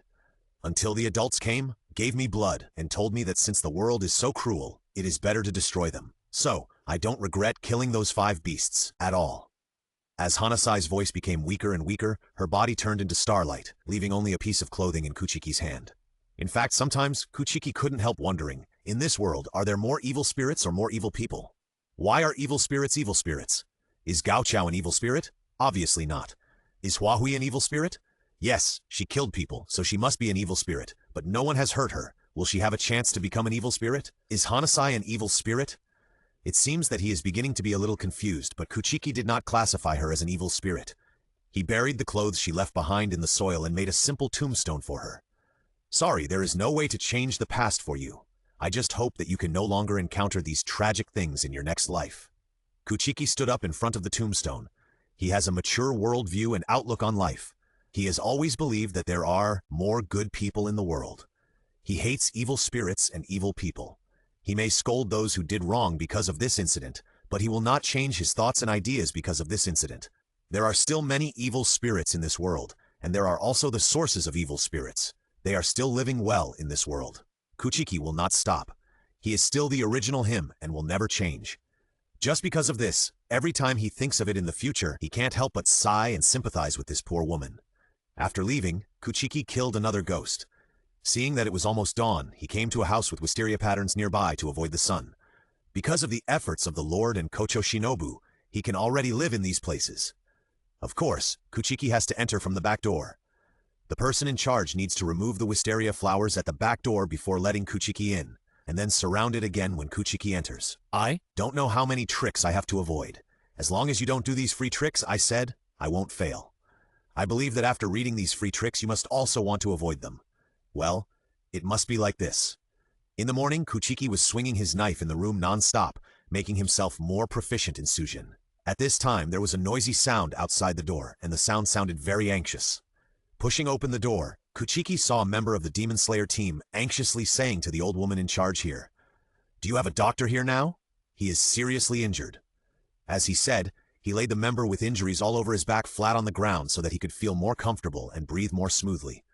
"Okay, please don't worry, the doctor is here today. I will go call him." After the old woman finished speaking, she immediately took a step forward. Although she was still not fast, she had done her best, because they have to stay here all the time, waiting for the arrival of the Demon Slayer team members and serving them selflessly. Therefore, most of the people who stay here as the responsible persons are old ladies or grandfathers who have no management ability, and they are considered to be retired here. Seeing the old woman struggling, Shumu wanted to help, but he couldn't. After all, there was sunlight in the corridor, and going out would mean death. "Drag him in. I will bandage him simply," Shumu said to the team member who was only slightly injured. Although there was no sunlight in the corridor, there was still light coming in, and Shumu didn't dare to go out. He only dared to open the door wider to let others in and avoid the light coming in. Although the team member was a little puzzled by Shumu's behavior, he still dragged the seriously injured teammate on the ground into his room and said gratefully, "Thank you for your trouble." He looked around and the light was very dim, asked puzzledly, "The room is so dark, can you see the wound?" "I have a strange disease and can't see the sun. As for the wound, don't worry, I am familiar with this kind of light." While Shumu was talking, he took out a bandage from the drawer and bandaged the seriously injured team member. Now it would be good even if he bleeds less. Because most of the team members who came here were injured, it is normal to have bandages for their own use in the room. After hearing Kuchiki's answer, he did not think of Kuchiki as a ghost. After all, ghosts would not be so kind as to bandage people. And most importantly, there were wisteria flowers all over the house. So how could a ghost come in? Could it be that the old woman had nothing better to do, so she deliberately opened the wisteria flowers to let the ghost in? When the doctor came, he heard Kuchiki say that someone was there, so he first knocked on the door carefully, and then opened it only a little. Seeing that, Kuchiki had already hidden in the corner. He barely opened an opening wide enough for one person, and called for the helpers behind to carry the injured away for treatment. Before leaving, he carefully pulled the door closed with his foot. "You have also suffered some minor injuries. I will bandage you," Kuchiki said as he bandaged his wounds. Seeing Kuchiki's gentleness like a brother was reassuring. Even in this dim room, he could still imagine Kuchiki's eyes as warm as fire. "Thank you, senior. My name is Kinoshita-mang. What is your name?" Because of Kuchiki's elder brother-like aura, Kinoshita-mang directly regarded Kuchiki as a senior. "You can call me Ching Shui." "Okay, although it's just a minor injury, you can't over-exercise in the future." "Yes, thank you, Senior Ching Shui." Kinoshita-mang nodded gratefully. Since Baiyu and Shaying died one after another, he hasn't felt this kind of warmth for more than a month. It's like sitting around a stove on a cold night, making people feel that there is still warmth in this world. Hearing Kinoshita-mang's thanks, Kuchiki put the bandages back into the drawer, smiled knowingly at him and asked, "How did you get injured? Is there any big ghost nearby?" "Ah, yes, there are big ghosts in this area recently who are specifically hunting down the members of the Demon Slayer Corps. I just led the team to defeat a ghost, and when it was almost dawn, I was going to find a place to rest. As a result, the big ghost rushed out and killed 4 of us. If the sun hadn't risen, Guli and I would probably have died there." Kinoshita-mang couldn't help but feel a little sad when he said this, but because there were so many such things, he was numb. Although he was sad, he was not sad. "Really? 4 people died? But it's great that you two were able to save your lives." Kuchiki heard that 4 members were still dead, and he felt a little sad. But he still comforted Kinoshita-mang. Thinking about it now, Kinoshita-mang still felt a little scared and said, "If I hadn't experienced it myself, I would never have imagined that a ghost would kill us so desperately. Indeed, it was almost dawn, and the ghost still came out to kill people, which was a bit unreasonable. Moreover, there was no ghost who specifically killed members of the Demon Slayer Corps. Even if they were weak, if they died too many times, the ghost's position would be exposed. In this case, the ghost would be easily killed by the pillars that came. No ghost would be so stupid." Usually, Kuchiki nodded, indicating that he agreed with Kinoshita-mang's idea, but did not speak. He couldn't think of any reason that would make a ghost kill members of the Demon Slayer Corps at dawn, and kill them at the risk of being exposed. It was as if this ghost had some great grudge against the Demon Slayer Corps. But no matter what the reason was, he must not be kept anymore. He must stay nearby for the next few days to look for the ghost. System, call up his panel. Okay, Master. Kinoshita strength 27, agility 23, body 17, energy 21, skills, water breathing 1, 2, 3, 4, 6, type LV3, water breathing 5, 7, type LV2, water breathing 8, 9, 10, type LV1, strength. This teammate is very unreliable. The leader has only this strength and the others should not be strong either. If it is an upper rank, they must have died even if it is almost dawn. It may be a newly promoted lower rank, and it is still easy for me to kill him alone. After speculating like this, Kuchiki asked Kinoshita Mang, where did you meet that ghost? It was southeast of my position, about 1 or 2 kilometers away from here. Kinoshita Mang said, and at the same time he was not sure about his expression and pointed in that direction. Okay, I'll go there tonight and take a look. You should leave here as soon as you recover from your injuries. No, you should leave now at dawn. Since there are demons targeting you in this area, it must be dangerous for you to stay here.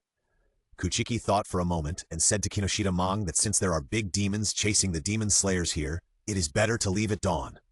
What about you, senior? You won't fight that demon alone, will you? Kinoshita Mang asked nervously. Thinking that Kuchiki had just asked him where the demon was, he guessed that the senior might want to defeat the demon, and immediately advised Kuchiki. Senior, that demon is very strong. You can't kill him without a pillar level. Me? I can't leave during the day. As soon as it gets dark, I will flee from here immediately. Don't worry, I asked where the demon is just to avoid running there. In order to prevent Kinoshita Mang from worrying about him and staying, Kuchiki smiled and told him a white lie. Then I won't leave either. I will leave with my senior at night. As for his teammate, it is normal for him to stay here for 3 or 4 months to recover from his injury. By the time he recovers, the big demon should have been killed by the pillar. Therefore, Kinoshita Mang was not worried about him. Seeing Kinoshita Mang's serious look, Kuchiki smiled bitterly and said, Okay. With my ability, I can still protect a member of the Demon Slayer team. Tips for getting free stuff for free. Number 43. Just read the novel you are reading out loud. If you are a social dead, the system will not put you on the reading list. In this way, reading the novel will not increase the author's reading volume. At night, Shumu led Muxiamang to the northwest for a long time. He felt that they were almost there, so he stopped and said to Muxiamang behind him, We should be almost there. You just need to go forward. Let's say goodbye now. What about the senior? I have a logistics mission that has not been completed in that direction. I need to go there now. Shumu pointed to the left and said to Muxiamang, he deliberately said that he just had a logistics mission that had not been completed, just to prevent him from following him. Is that so? Then senior, let's say goodbye now. In the future, we will definitely have a chance to meet again, right? Muxiamang asked with some regret. He felt very at ease when he was with Shumu, but he did not doubt Shumu's words. During the day, Shumu's skilled bandaging skills made him believe that the senior was from the butterfly house. There must be a chance. After saying that, Shumu waved to Muxiamang and ran to the left. When Shumu could no longer see Muxiamang, he immediately turned around and ran in the direction where the big ghost had appeared. Meanwhile, Kinoshita Mang was running forward when he suddenly received a message from a crow issuing a mission to him. East, east, east. There are ghosts haunting Ichinen Mountain. There are ghosts haunting Ichinen Mountain. It's urgent! It's urgent! East? Kinoshita Mang stopped and looked to the east, thinking, I shouldn't be so unlucky. No, I can't think too much. I have to go there quickly. Thinking like this, Kinoshita Mang ran towards Ichinen Mountain. On the other side, after a while, Kuchiki arrived at the destination and saw the remains on the ground. 4 members of the Demon Slayer Corps were lying in a pool of blood, with the broken Nichiren sword stuck beside them. They looked so desolate in the cold night wind. Even though he already knew that someone had died here, Kuchiki still felt a little distressed. He straightened the bodies of the 4 members and laid them flat on the ground. Rest in peace. Soon, members of the Demon Slayer Corps should come to collect the bodies. At this time, Xiaoyu hurriedly flew from the north and said anxiously, Master, there is a ghost in the north, Yinian Mountain. Seeing Xiaoyu so anxious, Kuchiki knew that the situation was a bit bad, so he asked Xiaoyu to stay here first, and he immediately ran to the north. In the woods, Kuchiki's figure kept appearing and disappearing in an instant, rushing to the north like teleporting. In Yinian Mountain, in the woods, on a huge rock, a ghost sat on it. Under the moonlight, he looked at the members of the Demon Slayer Corps who were dying on the ground, licked the blood on his hands, and let the blood drip on the stone surface. The blood of these people in the Demon Slayer Corps is really smelly, dirty, and unpalatable. Why does this kind of organization still exist in this world? Water Breathing 1 type Water Surface Slash. With a roar, a figure appeared behind him, swung out a knife, splashed endless waves of water, and slashed fiercely at his neck. Bang! The sunblade was caught by the ghost very easily, and the splash of water was dispersed, making a metallic collision sound. He had already noticed the existence of Kinoshita Mang, but he didn't want to turn his head to look at his hateful face. Ping! With just a little force, Kinoshita Mang's sword was immediately crushed into pieces and scattered. Without the support of the blade, Kinoshita Mang, who was still exerting force, could not stop and pounced on the ghost. In the surprised eyes of the ghost, he threw a punch indifferently. In the reflection, Kinoshita Mang's head, under his fist holding the broken blade, was like a broken watermelon, which was unbearable to describe. The splattered blood sprinkled on his clothes, splashed on his face, and stained his whole body. And Kinoshita Mang's body rolled down from the stone weakly and fell to the ground, making a rustling sound as it rolled. Another one died, and there is one less sin in this world. Uzawa muttered to himself without turning back to look at Kinoshita Mang, as if the death was just some creature that was not worth seeing. He jumped off the stone and landed on the ground. He stepped on the withered leaves as if playing the pack accompaniment of death. Looking up at the crows flying in the sky, Mao Ze laughed out loud. Come on, bring more members of the Demon Slayer Corps. This should have been done a long time ago. I don't have to look for them one by one. He deliberately let these crows go, just to expose his coordinates. He seemed crazy and was doing stupid things to seek death. About 5 minutes later, Mao looked to the south and smiled wickedly. Here they come. Another one. As expected, why look for the Demon Slayer Corps? Wouldn't it be faster to let them come to find me? Between the gaps in the trees, a wave of fire surged forward, emitting a scorching airflow, splashing dancing sparks, illuminating dazzling spots, and sweeping towards Mao Ze's eyes. Flame-breathing Type 1 Shiranui. Flames burst out from the red blade like a flaming dragon slashing towards Mao Ze's neck. Blood Demon Art Steel Arms. In an instant, Uzawa's arms glowed with metallic luster, blocking Kuchiki's slash, exploding a large amount of sparks, making a violent metal collision sound, and a cloud of scattered fire mist emerged. At this encounter, the two were evenly matched. Two auras of the same strength tore and entangled in the air, colliding like waves, creating layers of ripples. Blood Demon Art, Flowing Shadow Clone. 3 water clones appeared around him, swinging the water blades in their hands, emitting cold water splashes and slashing at different parts of Uzawa's body. Blood Demon Art, Cutting Gold Blade. A sharp blade appeared beside Uzawa, circling around him quickly, cutting through the air, flowing in the air, cutting through the 3 water clones, and heading straight for Kuchiki. Blood Demon Art Fluid Flow Ice Block. A water wall surged out in front of the blade. When he easily cut through the water wall, it formed an ice wall and wrapped around him, but he still broke through it, shattered it into ice crystals, and attacked the rotten wood with an unstoppable force. Ping! When the blade was about to touch the rotten wood, he immediately retracted the knife and held it in front of the blade, concentrating his breathing to block the attack. And Uzawa took this opportunity to kick the rotten wood in the abdomen, knocking him away and crashing into the tree behind him, creating a big hole and wood chips flying. Your aura is different. As a demon, you actually become a lackey of the Demon Slayer Corps. I really look down on you. Blood Demon Art Steel Cannon. Uzawa strode to the front of Kuchiki like a train running on the rails. His right fist swelled into a steel cannon, and he attacked him with a spiral of airwaves. Blood Demon Art, Hole of the Void. The figure of the rotten wood disappeared in the hole that appeared behind him. At the moment when Uzawa hit the air, a big hole was blasted straight out of the tree trunk, and wood fragments flew everywhere. He appeared from behind him and slashed out a magnificent flame. Flame-breathing Type 5, Flame Tiger. Daily life of Street Defeat 5. Today is the 2nd month of begging. I got up from the pile of newspapers early. Because it was too cold at night, I did not sleep in the place where I used to beg, but huddled in a corner. Now the place where I begged has been occupied by another beggar. I went over and patted his shoulder and said politely, "This is my place."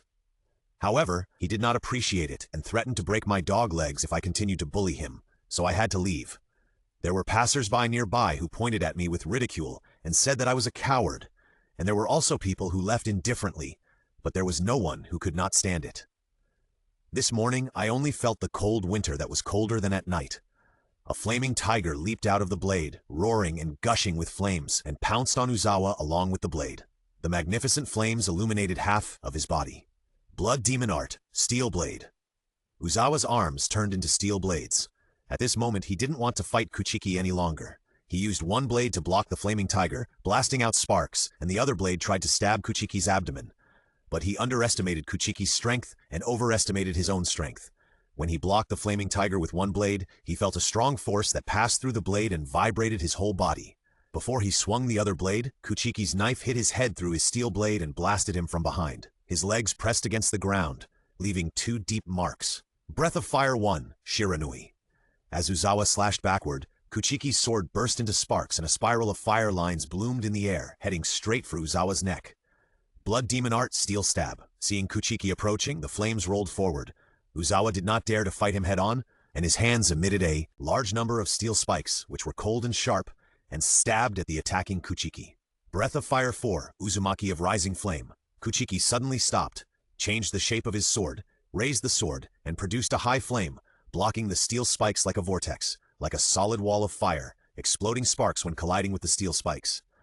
Uzawa's balance was broken because he swung his hands to shoot out the steel spikes, and with the aftermath of the Flame Tiger just now, he fell to the ground, rolled several times, and barely stopped through friction with the ground. This scum is really hard to deal with. He has the strength of a pillar, right? A demon with such strong strength is actually willing to be a lackey of the Demon Slayer Corps. Uzawa jumped from the ground, stood firmly, used his internal force to shake off the dust on his body, and asked Kuchiki, "Hey, your strength in the Demon Slayer Corps should be at the level of a pillar, right? You use the Breath of Fire. Are you a contemporary flame pillar?" He said this deliberately. He knew that with Kuchiki's identity, no matter how strong he is, he will not be one of the 9 pillars. In fact, saying this is a blatant praise. On the surface, he praised Kuchiki for his strength, having the strength of a pillar, but secretly wanted to arouse Kuchiki's self-esteem. He has the strength of a pillar, but he is still an ordinary swordsman. I am not a contemporary flame pillar. Kuchiki took this opportunity to let the system identify the opponent's panel. Okay, Master. Uzawa's strength 71. Agility 68, body 71, 71 skills. Blood Demon Art Steel Arm Elv 6, Blood Demon Art Steel Blade Elv 6, Blood Demon Art Steel Stab Elv 6, Blood Demon Art Steel Cannon Elv 6, Blood Demon Art Steel Body of 6, Blood Demon Art Golden Blade LV3 up to 6, Blood Demon Art Iron Giant LV1 up to 3, Blood Demon Art Magnetic Blast LV1 up to 3. Strengthful, right? This guy, he's clearly out of Muzan's control. Why is he still chasing after the Demon Slayer Corps? Kuchiki smelled Uzawa's breath, a breath between human and demon, a sign that he's out of Muzan's control. But this guy, he's fallen into depravity and is still committing murderous crimes. Looking at the corpses around him, Kuchiki's rage grew even stronger. In Kuchiki's eyes, this guy was just killing people for fun, and he was more hateful than those demons who had to eat humans to survive. But Uzawa was complacent that the script was starting just as he imagined, unaware that he was already hated by Kuchiki. As expected, you are so strong, but you can't become a pillar. Don't you think it's a pity? They, the Demon Slayer Corps, are completely using you, because you are a demon, a different species from them, so they won't let you become a pillar. Come with me. Kill the Demon Slayer Corps, and let these social scums know that they don't deserve to live in this world. Uzawa was even expecting Kuchiki to get angry and fight him a few times, and then join him to kill the Demon Slayer Corps together. He thought that Kuchiki must be the same as he thought, and resentful of him for not becoming a pillar. Now, as long as a fire is lit, this powder keg can be blown up. What I do has nothing to do with you, a murderer? You have already gotten rid of Muzan's control, but you're still killing people.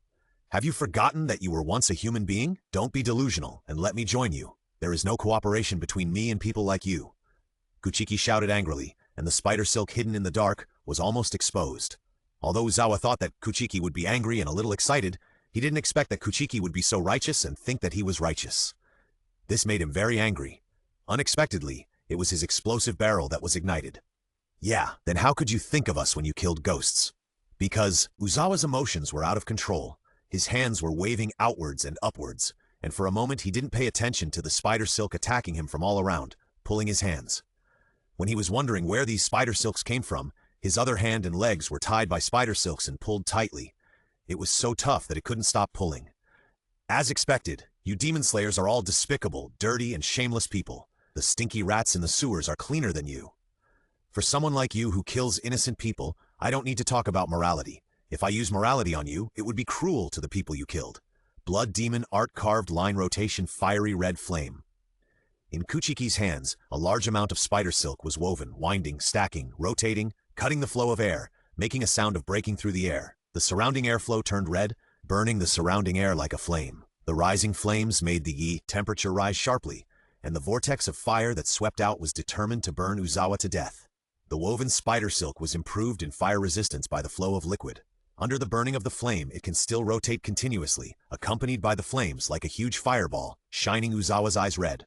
Blood Demon Art Steel Body, Blood Demon Art Iron Giant. Uzawa used two skills in succession. His body was first fully metallized and glowing, and then muscles swelled, containing powerful energy, and his body became huge, turning into a 3-meter-tall giant. Because of the huge size and the hardness, the spider silk that bound him was immediately stretched out. The originally huge spider silk fireball still lowered its head in front of Uzawa at this time. Ha! With one punch, accompanied by a strong fist wind, under the momentum of its anger, it blew away the vortex under the wind force and broke the spider silk inside. But only one punch was thrown, and Uzawa didn't have time to throw the next punch. The remaining spider silk, accompanied by flames, all scratched his whole body, cutting out traces like white marks. After the rotating spider silk dissipated, Uzawa untied the giantization, and the white marks that were relatively scattered just now became much denser. Tips for getting free stuff for free: 4. Wear a dog headgear to read novels, and the system will think it is a dog reading novels. How can a cute little dog understand novels? This will not increase the reading volume for the author. Then Uzawa untied the metallization, and the white marks just now turned into blood marks all over his body, but not much blood was shed, and he recovered quickly. After turning into a giant, it seems that he sacrificed speed to enhance his physique and strength. But can his skills only be unlocked one by one, or is it to see how dense the wounds are after normalization? After he untied the metallization, these white marks turned into blood marks. Is it because the burden of the skills is too heavy, or can the wounds not be restored when the skills are maintained? Looking at Uzawa's actions, Kuchiki thought in his heart that if all these defects exist, it would be good, but this is obviously unlikely. After all, when the Blood Demon art has too many defects, the power of other aspects should also be increased accordingly. In these few encounters, Uzawa's skills are not particularly amazing, but just mediocre. If there are still so many defects at the same time, his 4-dimensional panel should not be high. Do you want to do another engraving rotation to verify it? But seeing Uzawa cautiously looking around, Kuchiki knew that it was unlikely to hit him with this ultimate move. Just now, he was bound by spider silk, which allowed him to take the blow head-on. Now it was unlikely that he could repeat the same trick. Although the engraved lines rotated quickly, Kuchiki thought that Uzawa could dodge some of the spider silk, but even if he hit the rest, it would not cause much damage, and the cost-effectiveness was not high. Blood Demon Art Steel Blade. As the wound healed, Uzawa turned his hands into steel blades, emitting sharp edges. Seeing that Kuchiki held the knife without moving, as if thinking about something, his right leg slightly backed up, tensed his muscles, and rushed towards Kuchiki after stepping out of the smoke. Since you don't move, I will strike first. Blood Demon Art Flowing Shadow Clone. Kuchiki summoned 3 water clones, dispersed, and surrounded Uzawa, who was attacking. 4 swords against double blades. Uzawa did not lose the upper hand in a short time, not because Uzawa was so strong. It was because Kuchiki needed to verify his own ideas in this confrontation. It was relatively easy for Kuchiki to defeat Uzawa. Although Uzawa's 4 dimensions were similar to his skills were barely comparable to his only use of the Breath of Flame. If Kuchiki used 10,000 slippery air clams and water lily bodhisattva, Uzawa would only be defeated. However, these 2 skills were not suitable for pursuit. If Uzawa was scared and ran away, this would not be the result he wanted. Since he had encountered this kind of ghost who killed people just for the sake of killing, Kuchiki would never let him escape from his hands. Therefore, Kuchiki deliberately delayed and looked for the flaws in Uzawa's skills in order to achieve the goal of killing him. After more than 10 moves, Uzawa would gradually be cut by the sword in the hands of the water clone. But the pure water sword, even if Kuchiki compressed it to the limit he could reach, was not as effective as the Sunwheel sword, and only left a few blood marks on his body. Rather than saying that Uzawa was slashed by the water clones at the beginning, it would be more accurate to say that in order to block all the attacks of Kuchiki's real body, Uzawa gradually relaxed his defense against the attack that was several times weaker. Several more blade collisions were heard. After Uzawa slashed at Kuchiki's Sunwheel blade in succession, he found that the sword in Kuchiki's hand was shaking slightly. He immediately made a feint with his left blade to let Kuchiki swing his sword horizontally, giving up the defense against the 3 water clones behind him. He took this opportunity to use his right blade to slash at their heads vertically, and used Blood Demon Technique to achieve a pincer attack effect. Blood Demon Technique Gold Breaking Blade. Steel blades were summoned around his body again. Under the moonlight, they reflected a sharp cold light, slashing the water clones behind him, and in the splashing water, they approached Kuchiki's waist.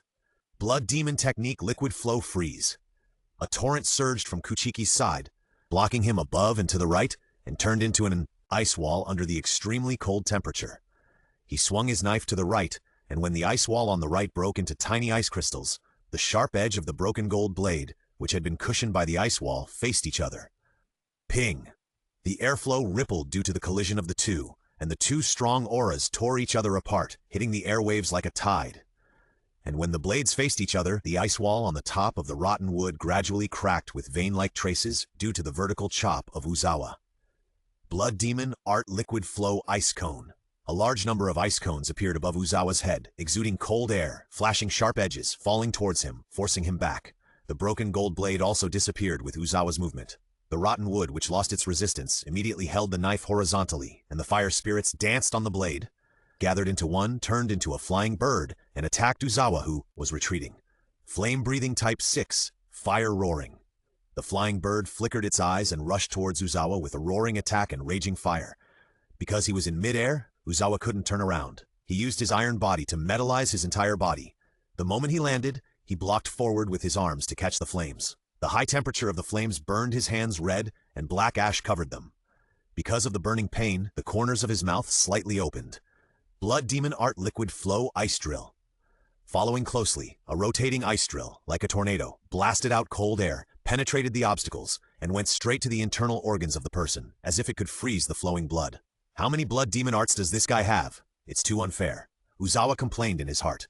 Just now, in order to block the roar of the flames, he put most of the metallization into his arms. In order not to waste it, he gathered energy in his arms again, veins bulged, muscles burst out, and he punched the ice drill in front of him like a steel cannon. As it collided with the high-speed rotation, scattered ice crystals flew around. At the same time as the ice drill was broken, his arms also revealed frost due to the sudden drop in temperature, emitting a luster under the ice. Finally, the ice drill's attack came to an end. Moose looked at the crystal-clear ice crystals scattered on the ground and breathed a sigh of relief. His arms were so cold, he had to transfer the metal back, otherwise the other parts could not be covered. But at this moment, Muzi did not expect that Kuchiki's next attack would come again. Coming out of the hole in the void, Kuchiki was behind Muz, and his flame sword burst out with flames and slashed at his neck. Ping! There was another sound of metal collision, but when the sparks exploded, the Sunwheel sword was different from before, which only cut a white mark on the neck, but gradually cut into the neck. Flame-breathing 1, Type Shiranui. Kuchiki exhaled a flame mist, and the sword in his hand burst out with a higher flame, which wrapped around the blade and burned the surrounding flesh and blood. While increasing the force on the sword, he pushed Muz to the tree trunk next to him with the sword, splashing wood chips and dust. The blade, with the tree trunk as a fulcrum, penetrated faster. Because Uzawa was leaning sideways and Kuchiki was behind him, Uzawa could only use his arms to hold Kuchiki's arms tightly to prevent him from cutting in again. A little trick to avoid failure. I don't want to know what it is. As long as I vote for myself every day, I will have the illusion that I still have fans, and subjectively I will not fail. Although Uzawa's hands clamped him like a vice, Kuchiki, who occupied the fulcrum, always had an advantage over Uzawa in terms of force. The knife still penetrated Uzawa's neck unstoppably, and it was about to cut halfway. Although the incision was still metallic, blood had begun to seep out and evaporated into steam in the flames. Blood Demon Art Iron Giant. Uzawa's body expanded again, turning into a 3-meter-tall giant, and Kuchiki was lifted into the air. At this time, his 1.8-meter figure seemed particularly short. Bang! Kuchiki, whose arms were originally grabbed by Uzawa, was easily thrown to the ground by Uzawa, creating a cloud of dust. His internal organs were hurt by the shock, and he spat out blood with a sweet taste at the corner of his mouth, which splashed on his body and the ground. At this time, Uzawa's body was enlarged, and the metal content increased again. The wound on his neck that was bleeding stopped bleeding, but it still left a shocking big cut. The whole neck had been cut in half, and there was no sign of recovery. Isn't it strange that the metal on your arms didn't return to its original position just now? Because steel will become harder due to the effect of quenching after being heated by fire, and then quenched with ice, but the corresponding plasticity will decrease. Kuchiki wiped the blood from the corner of his mouth and asked Uzawa, but did not explain the principle. This guy? Why did he say that? Uzawa looked at him cautiously, and with a psychological shadow, he glanced at the movements around him from time to time. Your blood demon art is to metallize the whole body, but when it is not enlarged, the metal content is fixed, right? Every part has the same content, and before, in order to block the roar of fire I used, you concentrated the metal in your arms, and the metal content in other parts would decrease. Am I right? Although Kuchiki said it in a questioning sentence, his tone was very sure. What you said has nothing to do with my blood demon art, right? I don't understand what you are talking about at all. Uzawa originally wanted to ask what your subsequent reasoning has to do with the first sentence, but he soon realized that there was a trap here. First, use the first sentence to attract his attention. Let him care about the reason why the metal could not go back before, and then use the tone of explaining facts to explain your reasoning. Let him mistakenly think that he knows the principle of his blood demon art. In this way, he will be eager to know why he cares about the first sentence, and ask his own question. But if you really ask it, it will be a confession, and indirectly tell the other party that your reasoning is correct. As expected, the Demon Slayer Corps members are not good people. Every time they talk, they try to get information from others. Fortunately, I react quickly, otherwise I would have been fooled. Uzawa couldn't help but hate the Demon Slayer Corps again. In the process of destroying the Demon Slayer Corps, there was another legitimate example. However, through this trap, I can also know that this guy is still not sure about my blood demon art. Even if he is sure, he only knows part of my skills, Uzawa thought. And just as he thought, Kuchiki is indeed not sure about his inference. But it is not this inference. He set this trap, which was not the trap that Uzawa thought. In the previous provocation, he was sure that Uzawa was a person with some brains. One of his purposes was to make him mistakenly believe that he was still unsure about this inference, and he was eager to verify it, and wanted to know it through trickery. In this way, he created the illusion that he still lacked information, so that Uzawa would stop thinking and infer that Kuchiki might know the information. After all, when Kuchiki slashed Uzawa's neck just now, he had already determined that the metal in Uzawa's body was limited. While strengthening one part of the body, it was bound to weaken the content in other parts of the body. If Uzawa thought about it for a while, he could have deduced it, but after Kuchiki's operation, how could he think about it anymore? He would only think that Kuchiki was just a despicable villain who loved to play tricks. When Uzawa reacted, Kuchiki knew that he had achieved this goal. The inference that Kuchiki wanted to judge was whether Uzawa could recover from the wound when he turned to metal. Since Uzawa did not undo the process of metallization when he was thinking about Kuchiki's words just now, the wound had not healed. Kuchiki had achieved his second goal. Whether it really cannot be recovered or it recovers slowly, it doesn't matter. For Kuchiki, it's the same. Then, let's verify the next conjecture. It doesn't matter if you don't understand. Just treat my inference as a mistake. But aren't you tired of maintaining the metal form like this? This bastard. Uzawa realized that this sentence was a complete conspiracy. No matter how tired he was, he couldn't unlock the Iron Giant. If it was different from Kuchiki's guess, it didn't matter whether he maintained the Titan form or not. However, the fact was that Uzawa's situation was consistent with Kuchiki's guess. Therefore, unlocking the Titan form meant that it was the same as Kuchiki's guess, telling him that it would be very tiring to maintain this state. But if he insisted on holding on at this time, it would consume a lot of energy. The Iron Giant form was not suitable for use in this battle. Although the power was greater, the speed was much slower. It was impossible to hit Kuchiki, who was about the same speed as him in his normal state. Originally, whether to unlock or not was decided by Uzawa himself, and he was active. But because of this sentence, whether to unlock or not became a passive situation. Uzawa originally wanted to hold on, but when he thought about Kuchiki's tricks just now, he thought that this guy couldn't even judge the metal content on his surface, and had to rely on cleverness to obtain information. So after considering the cost-effectiveness, Mauze decided not to hold on, and released the Titanization, and said in a disguised manner, "Put away your cleverness. Your purpose is just to let me maintain this state. I can maintain this state as long as I want, but it is not suitable for this battle. You said so because you saw it, right? I am not so stupid." Mauze said so, and the Titanization was completely released, and he released the iron body to let his wounds heal. Indeed, if you are stupid and are ready to hold on now, it may take me a long time to kill you. However, you have released the Iron Giant at this moment, which reveals a lot of information to me. And next, it depends on whether my final guess is right. Secret Breath of Fire 9th Form Purgatory. Kuchiki no longer needs to burst blood to use the last form. Daily Life of Street Failure 6 today, I found the place to beg again, and saw a man on the seat next to me, typing on his mobile phone. This familiar look made me miss it. When I didn't have any inspiration before, I also liked to type on the seat on this street, and inspiration came when I saw all kinds of people passing by. So I finally ran into a colleague, and I smiled and approached him, saying that I was also a writer, writing online novels, and I was a colleague. But this made him frown in disgust and stand up from the seat. Only then did I realize how dirty and smelly my body was because I hadn't taken a shower for a long time. Sure enough, those who write online novels are all trash, and they still have the face to beg on the street. And I'm a colleague. Can he let me have 8 girlfriends at a time? As he said that, he waved his mobile phone, and I realized that he typed so fast in order to chat with his 8 girlfriends at the same time. I ran to him angrily, wanting to beat him up and tell him that those who write online novels are not trash. But I was shamefully knocked to the ground by him with 3 punches, and he spat on my head, calling me waste. The flames were rising at this moment, burning around the rotten wood, and the air became distorted due to the high temperature. The red airflow was swirling and rising, and the airwaves spread out in layers, raising dust. The blade burst out with flares like the scorching sun, and rushed in front of Uzawa under the entangled fire line. Oops, I just unlocked the steel body, and my body is in a state of fatigue. I can't use the steel body and the iron giant in a short time. Damn, without these 2 skills, I can't block this attack at all. Is this guy waiting for this moment? Fight. The steel on my arms has not completely retreated just now, and I will gather all the metal I can mobilize here. Blood Demon Art Steel Arm Full Metallization.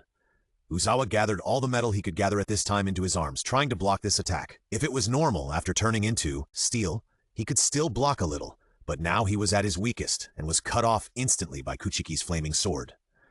But it was also a success that Kuchiki didn't cut into his neck, but only deviated and cut into his abdomen. The huge impact force caused Kuchiki's knife to deviate from the track, and he could no longer control the direction, so he could only cut down from the center of his abdomen.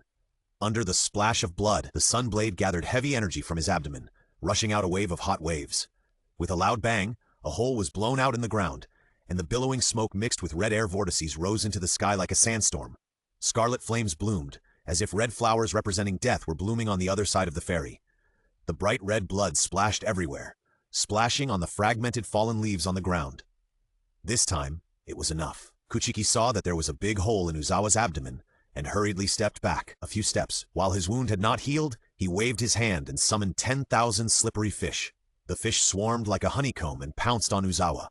The sharp beaks were shining, reflecting the cold light in the moonlight, and they attacked his wound that had not yet recovered. After the sticky fish pierced into Uzawa's skin, it immediately exploded, splashing out blue-black wisteria flower fluid, and the intoxicating fragrance concealed the highly toxic effect on demons. Uzawa's wounds were soon covered with flower poison, and black blood with bubbles flowed out. Because of metal fatigue, even if there were no wounds, his skin was pierced with dense small holes by the sticky fish's mouth thorns, and the venom that exploded penetrated into it. Purple-black became the main color of Uzawa's body. This was the poison that Kuchiki asked for from Shinobu Kocho, used to match the 10,000 sliding sticky fish, because it was pure wisteria flower poison, and the amount was relatively small. Therefore, Kuchiki was still a little worried after he succeeded, and retreated to avoid the splashing venom. The flame flower bloomed in his sword, bursting around the blade, and with a dazzling speed he accurately chopped Uzawa's neck. Demon Slayer Core, you will not die well. Since you are playing tricks on me, then let's die together. Uzawa looked at the flames, his eyes sparkling, not knowing whether it was the anger in his heart or the reflection of the flames. Blood Demon Art. When the blade came, his body glowed with light, shining brightly, and the shriveled airflow in his body expanded again, ready to blow up everything around him. Brother, don't make any more mistakes. At this time he seemed to hear a voice, as if shouting helplessly. This is the voice of his sister. Is it an illusion? His pupils shrank, and the glow gradually tended to weaken. Kuchiki took advantage of his moment of daze and slashed with a knife. The sparks scattered in the air, splashing sparks, and in the gushing fire mist was Uzawa's flying and spinning head. Congratulations, Master. You have obtained 48,300 Ghost Energy coins, and there are still 63,000 Ghost Energy coins left. Solved. This hateful guy, finally solved. Putting back the knife, Kuchiki turned around and looked at Uzawa behind him. At this time, his body had lost its radiance, and was corroded by the flower poison to the point that he looked like a human. Although he didn't know why Uzawa's blood demon technique that he was about to use just now suddenly stopped, it was at least not a bad thing. Kuchiki thought there was no need to think about it. In your next life, be a good person. After saying this lightly, Kuchiki prepared to clean up the corpses around him, and he couldn't help but feel sad. Do you think I don't want to be a good person? At this time, Uzawa's leader lay quietly on the ground with tears in his eyes and said bitterly, Don't you want to know why I'm chasing after the Demon Slayer Core? I have obviously gotten rid of Muzan's control, but I still indulge in killing people. I don't want to know, and I don't have the interest to know. Kuchiki dragged the body of a team member and sorted out his clothes. No matter what tragic experience Uzawa had, it was not a reason for him to chase after these respectable members of the Demon Slayer Corps. Really? What's your name? Hearing what Kuchiki said, Uzawa smiled bitterly and asked him. After Kuchiki was silent for a while, he replied, Shimizu. Shimizu? My name is Uzawa. I have a sister named Rongmei. More than 400 years ago, I helped her get rid of Muzan's control. In the past 400 years, she has not eaten anyone. That day, I just let her sit by the river while I went to find some fruit to satisfy her craving. When I came back, I found that my sister was dead at the hands of a member of the Demon Slayer Corps. He held my sister's head and said with a sly grin, "We found another weak demon. It's so easy to make money." That was my sister, my only support in this world, but he killed her for money, just like that. When Uzawa said this, his voice became much louder and his tears could no longer be stopped. They dripped onto the ground, reflecting the moonlight. After killing that man, looking at the relics left by my sister, I couldn't help but wonder, is it because we are demons? Even if they no longer eat humans, they still want to kill us. Is this the Demon Slayer Corps? In that case, what is the meaning of the Demon Slayer Corps' existence? So after that, I didn't know whether it was to avenge my sister or for something else. I began my life of hunting down the Demon Slayer Corps. The reason the Demon Slayer Corps exists is not as bad as you imagine. In order to kill the man-eating demons, they work harder than anyone else. They will not hesitate to sacrifice their own lives to protect the people they are supposed to protect. I sympathize with your experience, but your indiscriminate killing of innocent people is enough to send you to hell. You must repent for the evil deeds you have done. Kuchiki stopped what he was doing, looked at Uzawa seriously, and said, but his tone was no longer as disgusted as before. After hearing what Kuchiki said, Uzawa said, "Really? I used to hate killing innocent people. Even before I got rid of Muzan's control, I would only eat the bad ones. As a result, after hearing what you said, I seem to have become the person I hate. But doesn't my sister's death prove that your Demon Slayer Corps is still lacking?" As he said this, Uzawa's head gradually glowed with light and flew into the air. Brother. When Uzawa thought that darkness was waiting for him, a figure he had dreamed of appeared in front of him. Brother. Looking at the scene in front of him, Uzawa didn't know what to say at this time. He just hugged his sister tightly in his arms and kept crying. "Sister, I didn't expect that I could still see you. I'm sorry I didn't protect you well. I'm sorry. Brother, I never blame you." Finally, Uzawa smiled and disappeared into the air with the light. Tips to avoid failure. One day I just need to let my bad friends read my novel. Then the whole world will know that I wrote the novel. I will be dead before I even get to the streets. Watching Uzawa disappear with the light, Kuchiki walked to his clothes, squatted down, and muttered to himself, "Perhaps the Demon Slayer Corps is still inadequate as you said, but the inadequacies are not in the Demon Slayer Corps itself, but in the individuals in the Demon Slayer Corps. Sorry, this won't happen in your next life. At that time, there will be no more man-eating ghosts in the world, and people won't be bothered by it." Kuchiki folded Uzawa's clothes and buried them in a remote corner nearby, making a simple stone tablet. For a long time, he didn't leave. Finally, he stood up silently and continued to sort out the bodies of the team members around him. Although these problems have arisen, respectable people are always respectable. Kuchiki may sympathize with Uzawa and hate the team member who killed Uzawa's sister for money, but he will not hate the entire Demon Slayer Corps, and he will ignore Uzawa's crime because of this. In Kuchiki's heart, although the team members who kill weak ghosts for money are not respectable, they are not hateful either. It just happened that they killed a ghost that does not eat people by mistake. After sorting out everything, Kuchiki left. Soon, other members of the Demon Slayer Corps will come here according to the instructions of the Messenger Crow and take away the bodies here. Soon, more than 2 months have passed, and it has been nearly 4 months since the Duma incident. The relationship between Shinobu Kocho and Kuchiki seems to be worse than before. But if you look closely, it seems that they are just deliberately avoiding each other, but they still care about each other. Especially this guy Xiaoyu, who flies to Shinobu Kocho every few days. When she is not busy, she will mention her master all the time, and it is hard to forget. For example, when the master was practicing swords during the day, he was sometimes absent-minded, and I don't know who he was thinking about. The little joy and more loneliness that Kocho Shinobu showed were all visible. Or he deliberately made the process of the master beheading the demon very difficult. The key is that Kocho Shinobu still believed it. Although he didn't say anything, the worry revealed in his eyes was real. All of this was recorded in Xiaoyu's eyes, but it was only limited to knowing the relationship between the two. It didn't know what the reason was and how to break the situation.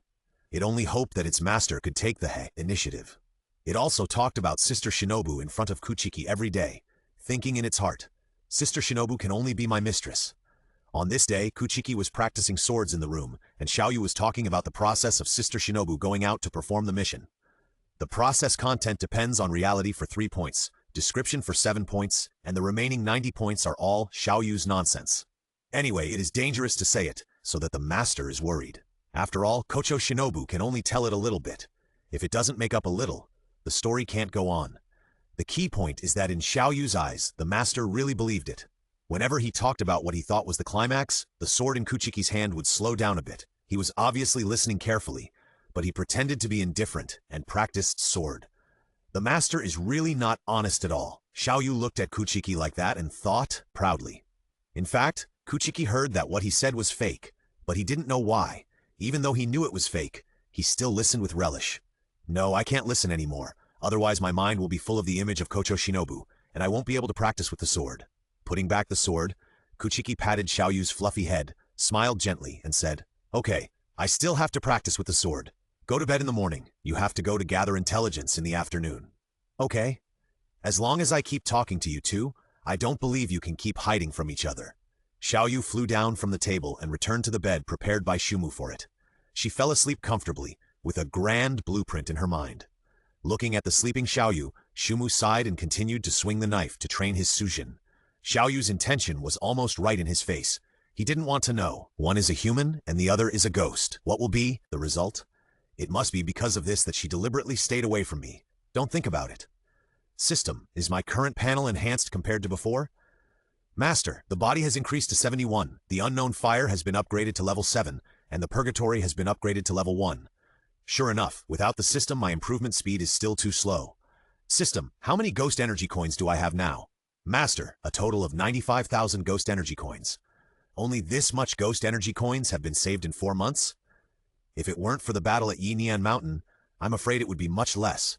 The efficiency is still too slow. System, upgrade the silk and liquid flow to level 7 first. Okay, Master, a total of 20,000 ghost energy coins will be consumed.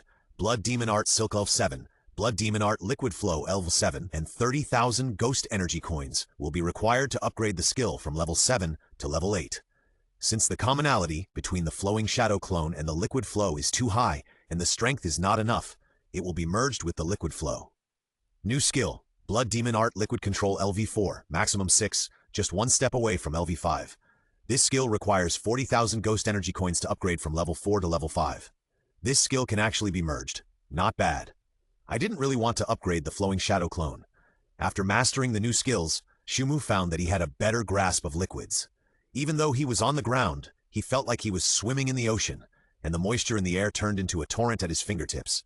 In addition to the better control of the liquid in his body, Shumu's grasp of the transparent world has also improved a lot.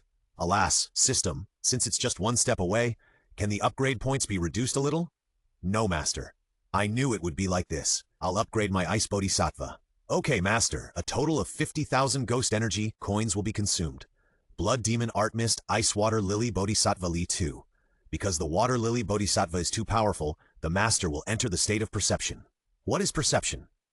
Before Shumu could ask the question in his heart, he felt his head getting more and more painful, as if something inside was about to burst out and expand bigger and bigger. Boom! In an instant, Shumu felt as if he heard the sound of an explosion. A large number of images appeared in his mind, and it seemed that the sound of Sanskrit was lingering in his ears. Shumu, who could no longer bear this kind of pain, fainted in an instant and fell backwards powerlessly. At this moment, a virtual bodhisattva appeared behind him, emitting golden light, mercifully wrapping him up and preventing him from falling. In the room, it was like entering the paradise, emitting a faint Buddha light.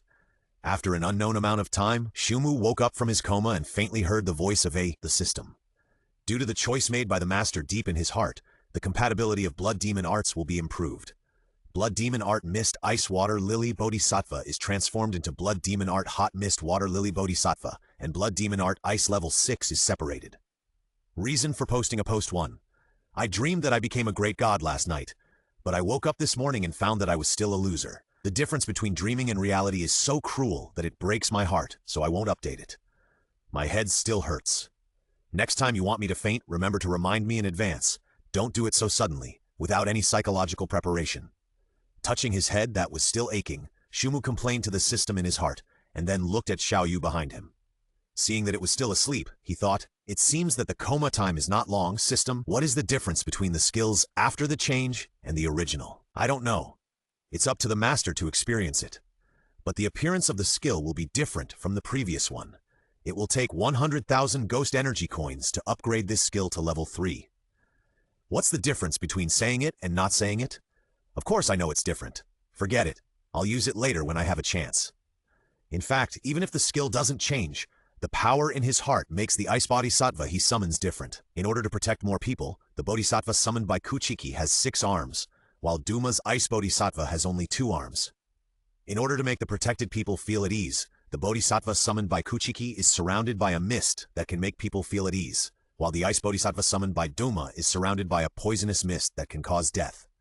Kuchiki's water lily bodhisattva focuses on bodhisattva, and his compassion for people is the warmth in his heart, while Duma's water lily bodhisattva focuses on ice fog, and his sending people is the ruthlessness in his heart. Therefore, even if the skill doesn't change, Kuchi and Duma are already on opposite sides. But these are all things that Kuchiki doesn't know. At this time, he is still considering how to make full use of the remaining ghost energy coins. Now he always felt that there was something more in his body than before, but he couldn't tell it. But it was definitely not a bad thing. He originally wanted to add the remaining ghost energy coins to the 4th dimension, but after tasting the sweetness of upgrading the blood ghost art, Shumu changed his mind. Finally, he said to the system in his heart, "Upgrade the separated ice and the void hole to level 7, and add the rest to the air." "Okay, Master." Blood Demon Art, Ice, LV7. Blood Demon Art, Hole in the Void, LV7, 71. Remaining Ghost Energy Coins are 0. Shimizu Kuchiki Strength, 71. Agility, Vitality, 71. Skills, Breath of Fire 1 Type, Shiranui LV7, Breath of Fire 2, 3, 4, 5, 6. Types LV6, Breath of Fire 7 Type, Blazing Sun. Yang Yan LV2, Max 6. Breath of Fire 8 Type, Flowing Fire. Life LV1, Max 3. Secret Technique, Breath of Fire 9 Type, Purgatory, Max 3. Blood Demon Art, Silk LV7. Blood Demon Art, Ice LV7. Blood Demon Art, Hole in the Void LV7. Blood Demon Art, Liquid Control LV4, Max 6. Blood Demon Art, Engraved Line Rotation LV1, Max 3. Blood Demon Art 10,000 Slippery Air Gluefish LV1, Max 3. Heat Mist, Water Lily Bodhisattva 2, Max 3. Passive, Bloodline of the Demon King, Semi-Awakened, Spider Sense, Transparent World. The changes are a bit big, so I added a panel and compressed it as much as possible. I finally feel a little bit like a strong man, Muzan. Just wait. Your days of enjoyment are numbered. Kuchiki clenched his fists and thought to himself. At night, when Kuchiki went out to hunt evil spirits in the Flower and Willow Street, Kyogokuya. In a very exquisitely decorated room, a young girl was sitting dignified and elegant. She was dressed in a graceful manner that did not match her age, but she perfectly showed this temperament. Standing in front of her was a woman with an older face. Although her clothes were decent and noble, she looked inconspicuous compared to the beautiful and talented girl sitting there. "I hope you can be more restrained." Mitsu looked down at the Oiran in front of her with a tone of reprimand. It was obvious that her status was higher than that of the Oiran. But when Daki heard her rebuke, she just smiled indifferently, looked at the woman with cold contempt, and said nothing. Even though she was sitting on the ground, Daki gave her the feeling of being condescending, as if the person being looked down upon was not her but herself. Finally, Daki became a little impatient and said coldly, "What do you mean?" As the words came out, it seemed as if a chill hit Mitsu's heart, causing her to tremble and take a few steps back, with cold sweat on her forehead. After adjusting her breathing several times, she was able to muster up the courage again and said to Daki, "Of course, it's the children in the store who were injured, escaped, or even committed suicide because of you. Especially those who committed suicide, they can even be said to have been forced to death by you. I didn't wrong you, did I, Warabi?" After finally finishing speaking, Mitsu took a deep breath again, hoping to calm her heart. The person in front of her was a demon who killed people without blinking an eye. If Daki hadn't gone too far, she wouldn't have provoked this owner. This time she came here to warn Daki. "What a harsh thing to say, boss lady. I always thought you were on my side. So you think the fault is not with those children who made me angry?" After hearing Mitsu's words, Daki's face was gloomy, and her eyes stared at her like a venomous snake. The air around her seemed to be covered with frost, piercing people's bones. The flames on the candles in the room flickered and wavered due to the sudden drop in temperature, and seemed to be about to go out at any time. Frightened by Daki's momentum, Sanjin retreated a few steps in fear, but because of the cold air coming from the wall, she took a few steps back. In order to prevent the children from being killed by her in the future, she had to fight. Sanjin gritted her teeth and replied, "I have been accommodating to you, but you don't know how to restrain yourself and do more and more excessive things. Now that things have come to this, I can't protect you anymore." Because of fear, her voice was trembling. "Hey, who do you think you relied on to make this store so big, you old woman?" Daki was a little angry this time. She tilted her delicate head and stared at Sanjin. The light around her seemed to be affected and dimmed, This scene reminded Sanjin of the story she heard a long time ago. So she couldn't help but speak out, as if she didn't realize that she was talking, but just thought she was reminiscing. A long time ago when I was a child, I heard the old lady in the tea shop mention it. She was old and her memory was very poor, but she remembered clearly about some courtesans. She said that those courtesans were beautiful, but they were extremely vicious. She had seen such courtesans in her childhood and middle age. These courtesans liked to use stage names with the word G, and whenever they encountered something unpleasant, they would tilt their heads and stare at others fiercely. Sanjin said to herself, and suddenly noticed that Dakimiya tilted her head and stared at her with her creepy eyes. She said tremblingly in fear, "Who are you? You can't be. Not a human?" As soon as she finished speaking, Dakimiya's figure disappeared, and the moment she disappeared, Sanjin felt that her body seemed to be floating in the air, and her head was tightly grasped by a clamp-like existence. In just a blink of an eye, Sanjin found that she had left the room and was being grabbed by the head by Dakimiya, who was leaping in the air. Even if you know about this, you should keep silent. This is the wise way to live. As Daki said this, the clothes she was wearing turned into silk strips, flying in the air like a living thing, revealing the seductive underwear inside. The words upper string and sixth string appeared in her eyes. Mitsu took out the knife that he had prepared for a long time, but because of fear, he could barely hold the knife and not let it fall, let alone stab it into Daki's body. Looking at Mitsu's embarrassing appearance, Daki smiled contemptuously. "Everyone has lived to this day like this. What a pity, Mitsu. It seems that you are much more stupid than I thought." Under the bright moonlight, a figure fell, and the huge noise woke up the people around, and they all got up and ran out, and there was a commotion under the moonlight. "Someone is dead. Who is this?" "She looks like the proprietress of Kyogokuya. Why don't you call the boss over quickly? Why did she fall down?" The person involved, Daki, was strolling on the eaves as if nothing had happened. She walked back to her room gracefully with her long black hair draped over her. However, she saw a man in a black suit sitting in the room. He smiled at her as she pushed the door open and asked, "How do you feel?" "Lord Muzan?" Daki didn't expect the Lord to appear here. She knelt down with great honor and performed the kneeling ceremony respectfully, not daring to be negligent in the slightest. Because she called out his name in front of the Lord and there was no one around, Daki was not cursed. "Your strength has increased a lot. It seems that you have eaten a lot of people. This is good, but you can't take it lightly. The smoother things go, the easier it is to make mistakes due to a moment of negligence. The 9 pillars of this generation in the Demon Slayer Corps are still quite powerful. If you are not careful, you may fall into their trap. Don't force yourself when necessary. Let your brother come out." Muzan has a lot of experience in this aspect of following the heart. During the Infinite Train incident, although Muzan was very disappointed with Akaza, it did not mean that he did not know Akaza's strength. Being able to fight with the 3 for such a long time without dying is enough to prove the strength of this generation of 9 pillars, so Muzan was worried and added the last sentence. "I will teach you. Daki, I am looking forward to your performance in the future. Don't let me down." "Yes, Lord Muzan." Daki raised her head obediently and looked at Muzan seriously, but saw him slowly walking towards her, squatting down, gently picking her cheek, his eyes full of praise. "You are more beautiful than anyone else, and you have personally eliminated 7 pillars. You are a special demon who can become more powerful and cruel.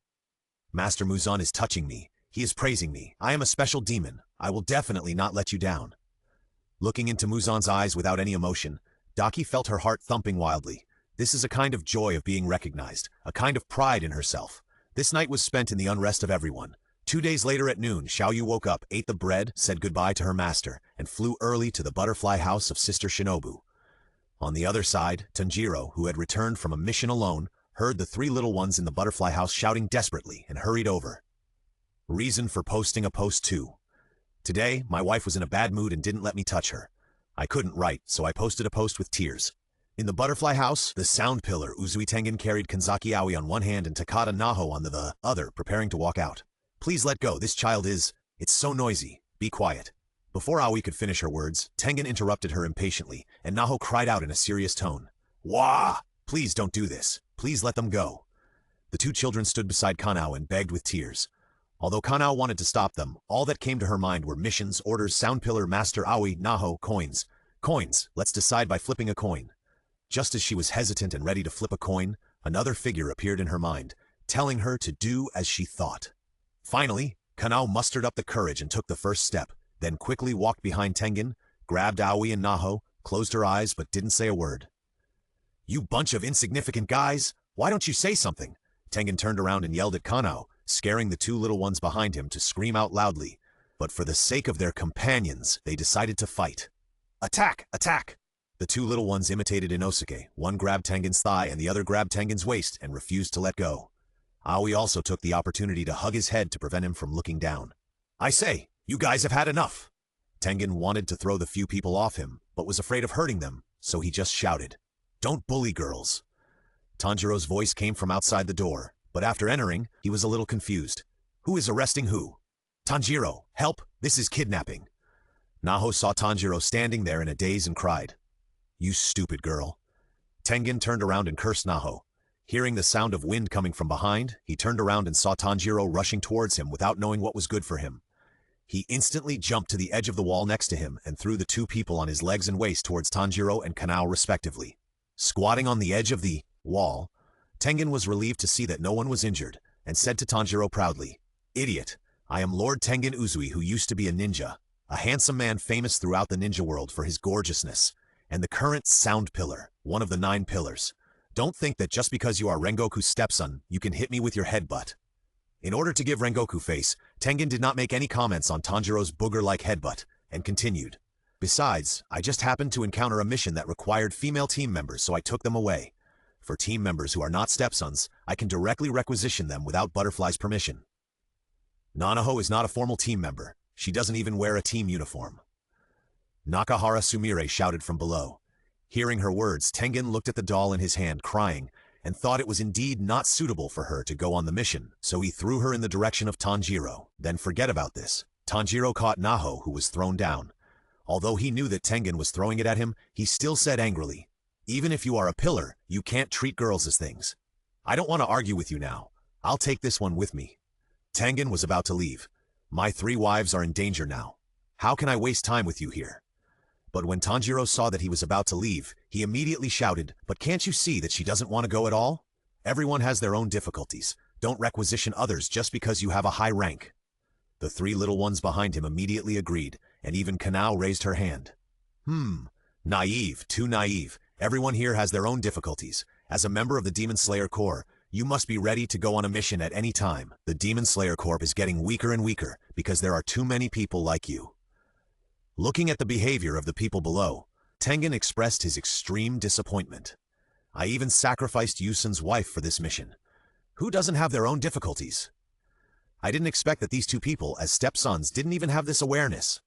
Just as Tengen was lamenting that it was because there were too many people like this that the Demon Slayer Corps became weaker and weaker, Tanjiro's voice came. I'll go with you instead of Shaogi. And just as he finished speaking, Inosuke and Zenitsu arrived because of the commotion here, standing on the wall on both sides of Tengen, in a pincer attack. Although I just completed the mission, I still have some energy left, so it's not a bad idea to go together this time. Inosuke pointed to his nostrils and said to Tengen, full of energy. On the other side, Zenitsu shrank back, holding the knife nervously with both hands, and said to him in a stammering voice, I will not back down. Looking at the people around him, Tengen's face turned ugly.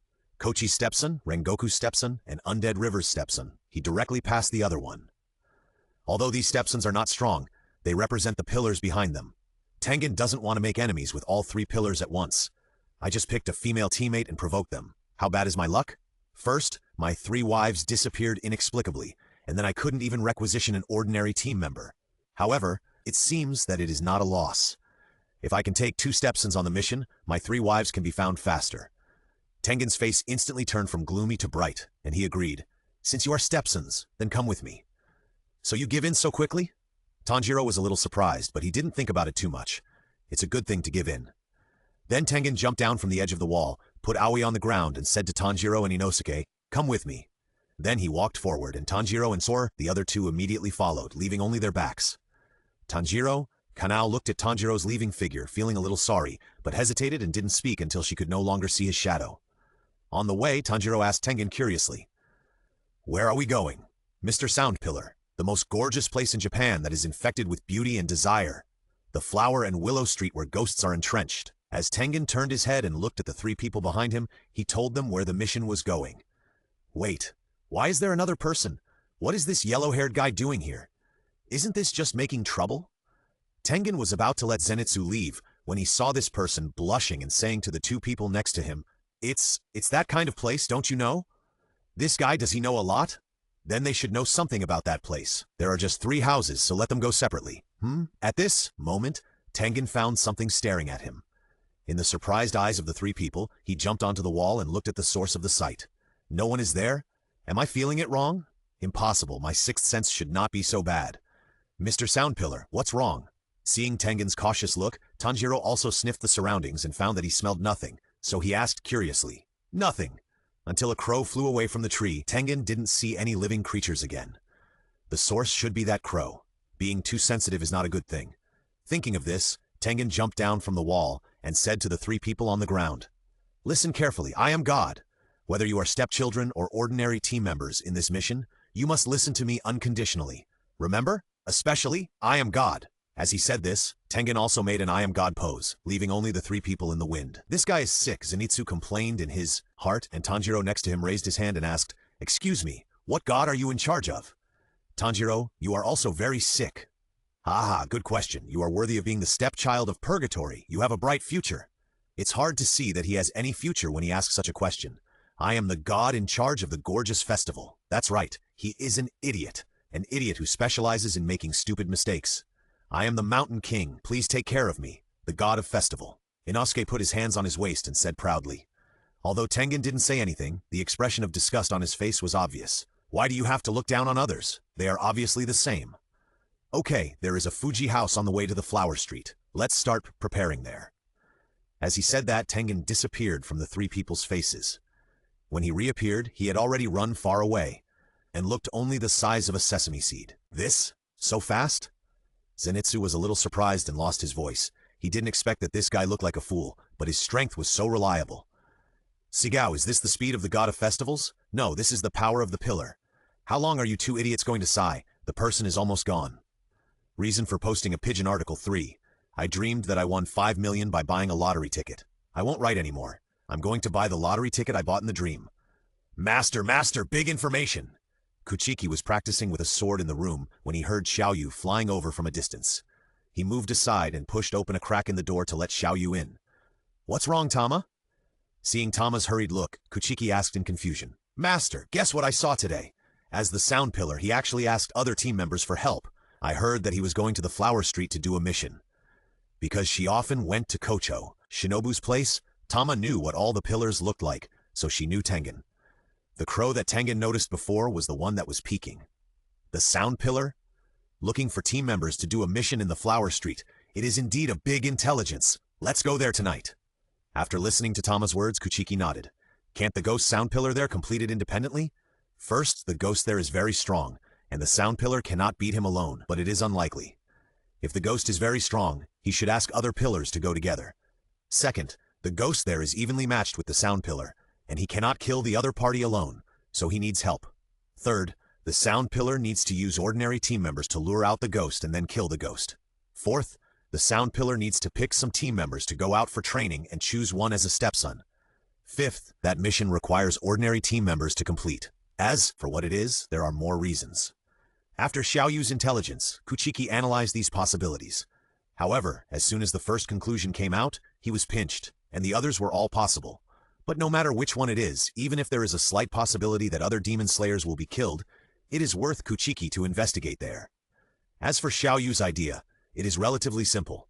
It just thinks that if the pillar is there, the mission will not be dangerous, and it can also get credit, because it also knows the master's current identity in the Demon Slayer Corps. At night, Kuchiki ran to Hanamachi, ready to investigate this mission. When Kuchiki was about to reach the Flower Street, Tengen also happened to bring Tanjiro and the other 2 out to sell them. In order to sneak in better, Tengen made up the 3 people with thick female makeup, dressed them in women's clothes, and dressed them as women. However, in terms of makeup, except for Tanjiro, who had a scar on his head and was painted white like a ghost to cover it up, the makeup of the other 2 people simply revealed Tengen's full malice. Zenitsu was made to look like a ghost because he had been arguing with him at Fujino's house, and Inosuke said that his 3 wives might be dead, so his originally handsome face was made up to look completely unrecognizable. So when Tengen brought the 3 to Tokitoya, the owner and the owner's wife were very embarrassed. Even if Tengen marked the price very low, as if it was free, you still have to consider the cost-effectiveness. It will definitely be a loss if you buy it. The two looked left and right and finally looked at each other. They still felt that the price was too cheap. They always felt bad if they didn't buy one. How about we pick one? Even if he does some odd jobs, it's fine. Yeah, that's fine. So the two picked Tanjiro, who had the most normal makeup among the three. And when they couldn't think of any words to praise him, they comforted themselves. This child looks very honest. I will work hard. Tanjiro was sold at a low price successfully. After that, Tengen took the two away and mocked them on the way. You two are really useless. No one wants you even at a low price. In fact, this was all within his expectations, and things were developing in the direction he hoped. He originally wanted to sell these three people to the spring building where his three wives stayed. Now that Tanjiro successfully sneaked into Tokido's house, it was considered to have completed 1/3. So to say, Tengen was just simply unhappy with Inosuke and Zenitsu. I don't want to talk to you. Zenitsu was also very unhappy with Tengen. He was very jealous of one person marrying three wives, and he was so handsome. God was simply blind. Hey, what are all these people doing together? Inosuke didn't take Tengen's ridicule seriously. He didn't care about appearance at all. Instead, he paid attention to the situation around him. Oh, it's the Oiran parade. Let me see. Yes, it's the Oiran Koika from Tokitoya. Tengen didn't pay much attention to it because he had been here for a long time. The movement of the crowd would definitely happen from time to time, and he was no longer sensitive to it. He also thought that his three wives were also very good. Compared with the way the passers-by looked at the Oiran, their eyes were much more indifferent. But some people didn't think so. Seeing that the courtesan Koichiya was so beautiful, he tightly grasped Tianyuan's collar, looked at him fiercely, and cried, "Could she be one of your wives? You already have three wives, and one of them is so beautiful, it's too much. No, your other two wives are also so beautiful. Are you going to let people live?" Idiot, I am your superior. How do you talk to your superior? And don't shout in the street. We are here to find ghosts, do you? No. Also, have you read the information I gave you? Which of the two words Koishiya is related to the names of my three wives? Tianyuan lowered his voice, approached Zenitsu, and growled at him in a voice that only the two of them could hear. He was regretting bringing this guy with him more and more. Tsk, you are so slow. If we were in the mountains, we would definitely die in an instant. Inosuke didn't understand what was so good about this, and said disdainfully while picking his nose. The madam of Ojimotoya nearby was attracted by Zenitsu's shouting. Seeing Inosuke's appearance, she stared at him for a long time and finally said to Tengen, "I want this child. You name a price. After many years of doing this business, I am confident that I will not lose money in this business." While the madam was proud and secretly pleased with herself, Tengen was also secretly pleased. Things were developing more and more in the direction he expected. "You are from Ojimotoya, right? Thank you so much." Then he sold it to her at a normal but lower price. After all, someone else took the initiative to ask for it, and selling it at a low price would always make others suspicious. Looking at Inosuke being taken away, Zenitsu fell into deep thought and panic. Does this mean I am the only one who is not wanted? You are really useless, Zenko. Let's go and see who else will want you. As he said that, Tengen walked towards Kyogokuya, followed by Zenitsu, who was gritting his teeth. I will definitely make you regret it. On the other side, Kuchiki came to the outside of the flower street and hid the Nichiren sword in a hidden place. Looking at the various people outside the red light district, he thought, is this the place? No wonder the sound pillar couldn't complete the task alone. With so many people, it is really not an easy task to find a ghost who is hiding here intentionally. Then, the ghost in this task should not be too strong. The difficulty lies mainly in finding the existence of the ghost. While thinking, Kuchiki walked towards the street inside and met Tengen, who had just sent Zenitsu away. After being amazed at each other's appearance, they passed by each other. Because Kuchiki's strength at this time can conceal his breath without using blood demon arts, Tengen didn't pay too much attention to his handsome appearance. Tips for getting free stuff for free 45. Just open the novel, put the phone far away, and use a telescope to look at the screen above. In this way, the system that can't see the person will not increase the reading volume for the author. In order to investigate the traces of the ghost, Kuchiki pretended to be an ordinary guest and sat in the lobby, ready to obtain information. Through observations on the road, Kuchiki found that the red light district here was not what he thought. Most of the women here are geishas, and most of the men who come here are just here to listen to songs and drink some wine in their spare time. It's a good thing that it's like this, otherwise Kuchiki really doesn't know what to do. He can't really ask for one. Sitting in his seat, Kuchiki just ordered a drink, magnified his 5 senses, and eavesdropped on the conversations of everyone inside. If there is a ghost lurking here and attracts the attention of the pillar, then he must be a cannibal. If he has eaten people, he will definitely be exposed. People who often come here should know something. Kuchiki thought so at first, but after listening here for half an hour, Kuchiki didn't hear any key information, but he heard a lot of news about geishas. What about the Oiran of Kyogokuya? The Oiran of Koichiya is very beautiful, and the Oiran of Tokitoya is also good. All about Oiran. Is it the Oiran that I want to hear? The ghosts here can't be stupid enough to become an Oiran who attracts everyone's attention. But it's true, a few grown men gathered here. What else can they talk about if not women? If it was so easy to get information, the sound pillar wouldn't ask the team members to help. Kuchiki thought so, and at this time, because of his appearance, he attracted the favor of many geishas. With his magnified senses, he could even hear the sound of them slurping saliva. Staying here would not get any information, and he might even expose himself, which would not be worth the loss. Sure enough, if it was so easy to get information, the sound pillar wouldn't ask other team members for help. Just as Kuchiki was about to leave, he heard angry curses coming from the inner room. Although the people in the hall couldn't hear the sound, Kuchiki, who had magnified his senses, could hear it. Are you kidding me? How can she go out to entertain customers with such a big scar on her head? No wonder that man painted her face so white and sold her so cheaply. If I see him again next time, I will beat him to death. In the inner room, after the proprietress wiped the powder off Tanjiro's face, she found the scar on her head and pulled her hair angrily, cursing. Because she pulled too hard, Tanjiro was in pain and shed tears, but he didn't cry out loud, just gritted his teeth and persisted. The boss felt sorry for her, gently slapped the proprietress away and said, "It's no use being mean to her, who let us be greedy for petty gains." The proprietress let go of her hand. Her previous behavior was indeed a bit excessive. It was useless to be mean to her, a sold person, but she must not be kept. Throw her away. What's the point of keeping her here? Let's not do that. Look, she looks pretty cute except for this scar. She was sold here at such a young age. There's such a big burn on her head. She must have been abused. It's too pitiful to throw her away. The boss held Tanjiro to his side, looked at the burn on his head, and pleaded with his wife. After listening to her husband's explanation, she felt that there was some truth in it. After taking a closer look at the burn on Tanjiro's head, she couldn't help but feel a little sympathetic. How could those adults have the heart to kill such a young child? Forget it. It's a pity to throw her away, since we've already bought her. After convincing herself in this way, the boss's wife said, "You are a good person. Forget it. We still have food for one more person. Since we can't receive customers, we can do more odd jobs. Thank you. I will definitely work hard." Tanjiro thanked the two people. In order to prove that he was valuable, he immediately took the rag on the ground and wiped the floor skillfully.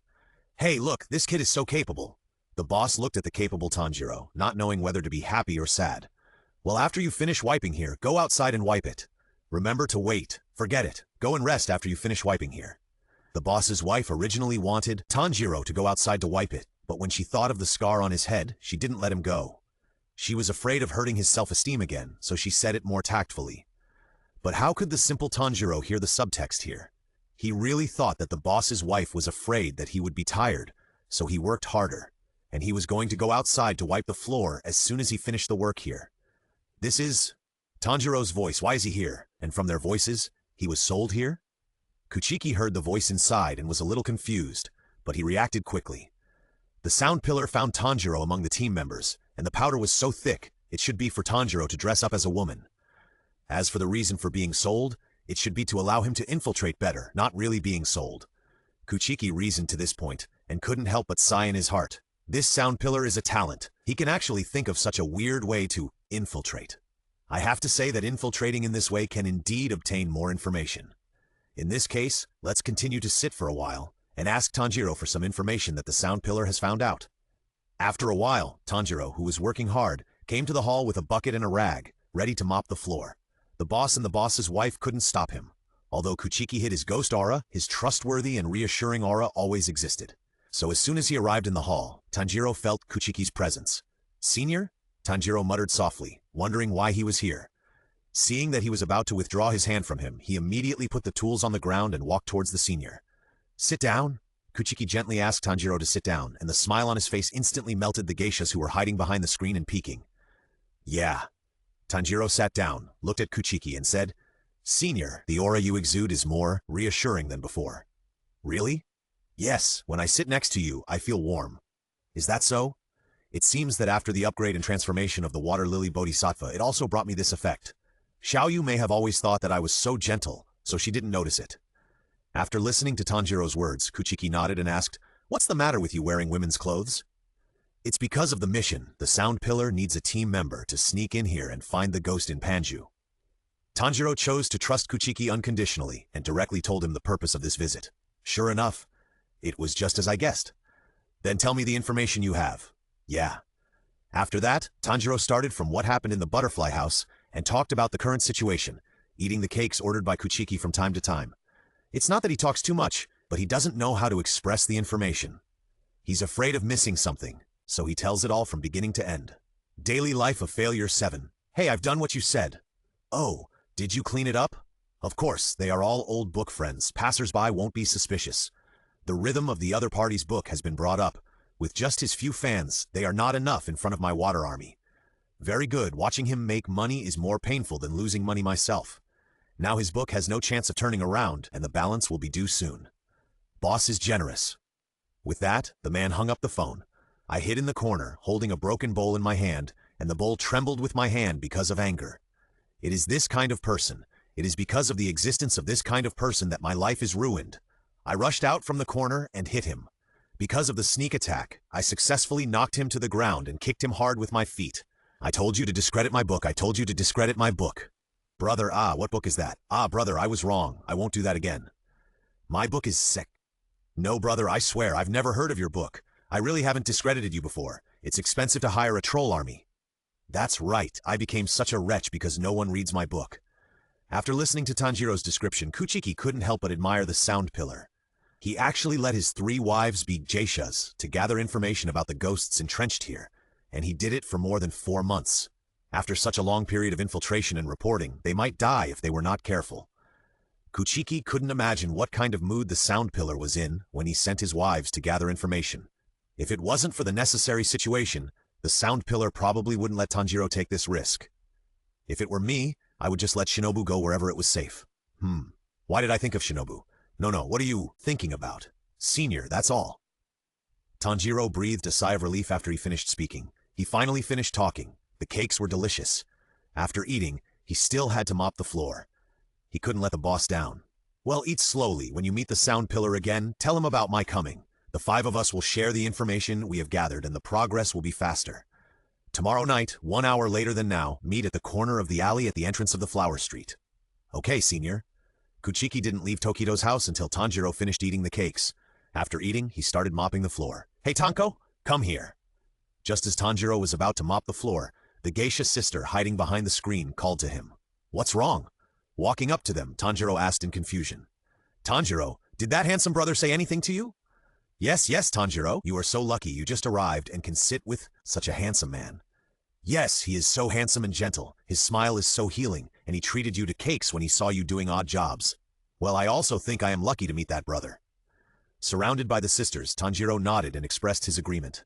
On the other side, at Ogimotoya, the madam wiped off the ugly makeup on Inosuke's face, revealing her beautiful face that could attract both men and women. She was surprised and proud to show off to the proprietress behind her. See what I said? This girl is so beautiful. You are amazing. It's great. Looking at Inosuke's beautiful big eyes, the proprietress praised him again and again, her eyes shining with excitement. She put on a messy makeup before, and now it turns out like this after wiping it off. I'm so lucky today to be able to buy such a beautiful girl at such a cheap price. The madam rolled up her sleeves and said to the boss lady with great enthusiasm, hurry up and dress her up and make her more popular than Kyogokuya's Warabi Hime and Tokito's Koichiya. What are these 2 women talking about? How can I not understand them? Inosuke said dissatisfiedly in his heart, but in the eyes of the 2, it was like a young girl's ignorant doubts. Her big, watery, and transparent eyes were full of innocence, and I felt pity for her. It's so beautiful, such tender skin. Wow, take her to dress up. By the way, isn't this child's physique a little too strong? It's okay. Girls should grow more meat. But the meat on her body feels hard to the touch. While talking to each other, the 2 pulled Inosuke to the locker room. On the street, Kuchiki thought about Tanjiro's words. Although the information was not much, it was still crucial. The sound pillar lost contact with his wives, which meant that the ghosts here had probably discovered something. Losing contact was just a euphemism. The sound pillar whose wives lost contact, no matter how determined he was the strongest among us, and the decision-making power of this mission must not be handed over to him. Even if the sound pillar was usually wise, he was no longer a qualified leader when he was confused. The places where they lost contact were Kyogokuya, Tokitoya, and Ojimotoya, so these 3 places were highly suspicious. But because the 3 places have lost contact, it means that the ghost has intelligence on these 3 places at the same time, and it is not ruled out that there are spies in more places. If we only focus on these 3 places, we may lose intelligence on other places. No, that's not right. The Red Street is so big and there are so many brothels. The scope has been narrowed down. There is no need to try our luck in other brothels like looking for a needle in a haystack. Moreover, it is not ruled out that the ghost is fishing to lure us here. If so, then these 3 places are the places he told us. Sneaking into these 3 places may certainly fall into his conspiracy, but it can also be used to lure him out. The enemy is in the dark, and we are in the light.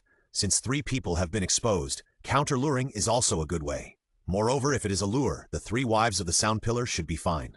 Therefore, this mission also increases the urgency of time. The longer the time is dragged, the more dangerous the wives of the sound pillar will be.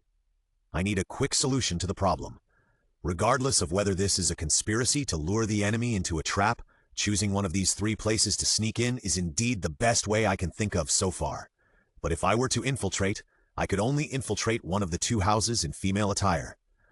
The other 2 houses would not be covered, and the sound pillar would still be needed to gather intelligence. Kuki walked to the entrance of Huaji Lane and hid in a secluded place. After judging for a while, he decided to infiltrate, by himself, and let the sound pillar gather intelligence. Because the sound pillar had been lurking here for more than 4 months, he was much more familiar with this place than he was. He was the best choice for the important task of gathering intelligence. Moreover, he was the only one who could do this infiltration mission since he was a temporary extra. As for the decision-making power, Kuki decided to meet the sound pillar tomorrow night to see what kind of person he was, and then make plans. If it really didn't work, he would have to rely on himself. Thinking of this, Kuki used spider silk to weave women's clothing, and soon weaved a pair of women's clothing that looked very ordinary. After putting it on, he felt it. Because it was made of spider silk, it was very comfortable and relatively light. The most important thing was that it did not restrict movement when worn. Afterwards, Kuki made the spider silk more resilient, made it into a wig, and put it on his head. It looked no different from a woman except that she had no breasts. Should it be okay? Because there were no puddles or mirrors nearby, Kuchiki had no idea what he looked like. He could only try to dress properly, fiddle with his wig, and then walk out. On the street, paying attention to the looks of the men passing by, Kuchiki knew he had succeeded.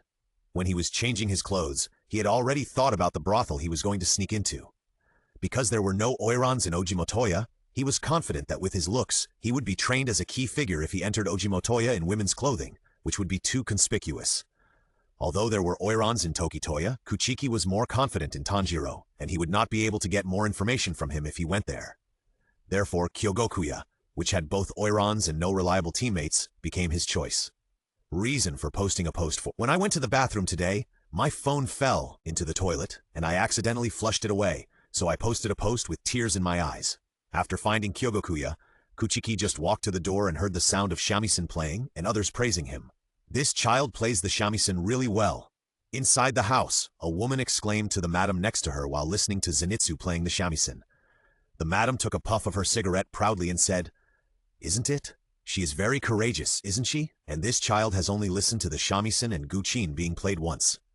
She can play so well after only listening to it once. This child's hearing and comprehension are amazing, right? However, I heard that she was sold here by a super handsome guy. Even another madam who received her in the past was fascinated by him.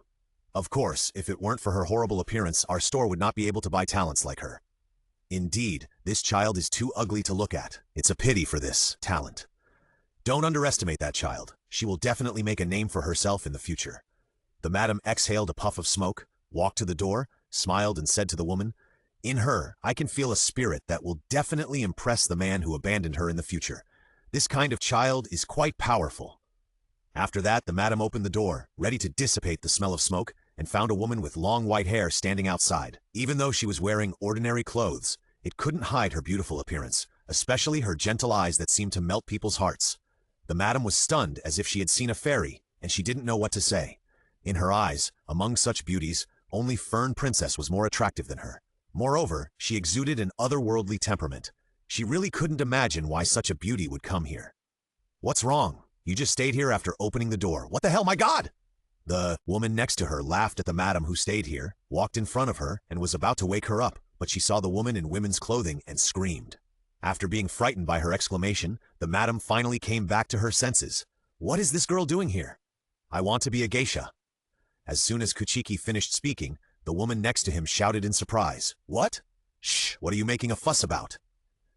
The madam blamed the woman and looked at Kuchiki's thin clothes again. She understood and said sympathetically, Another poor child, come in, let's talk in the inner room, it's cold outside.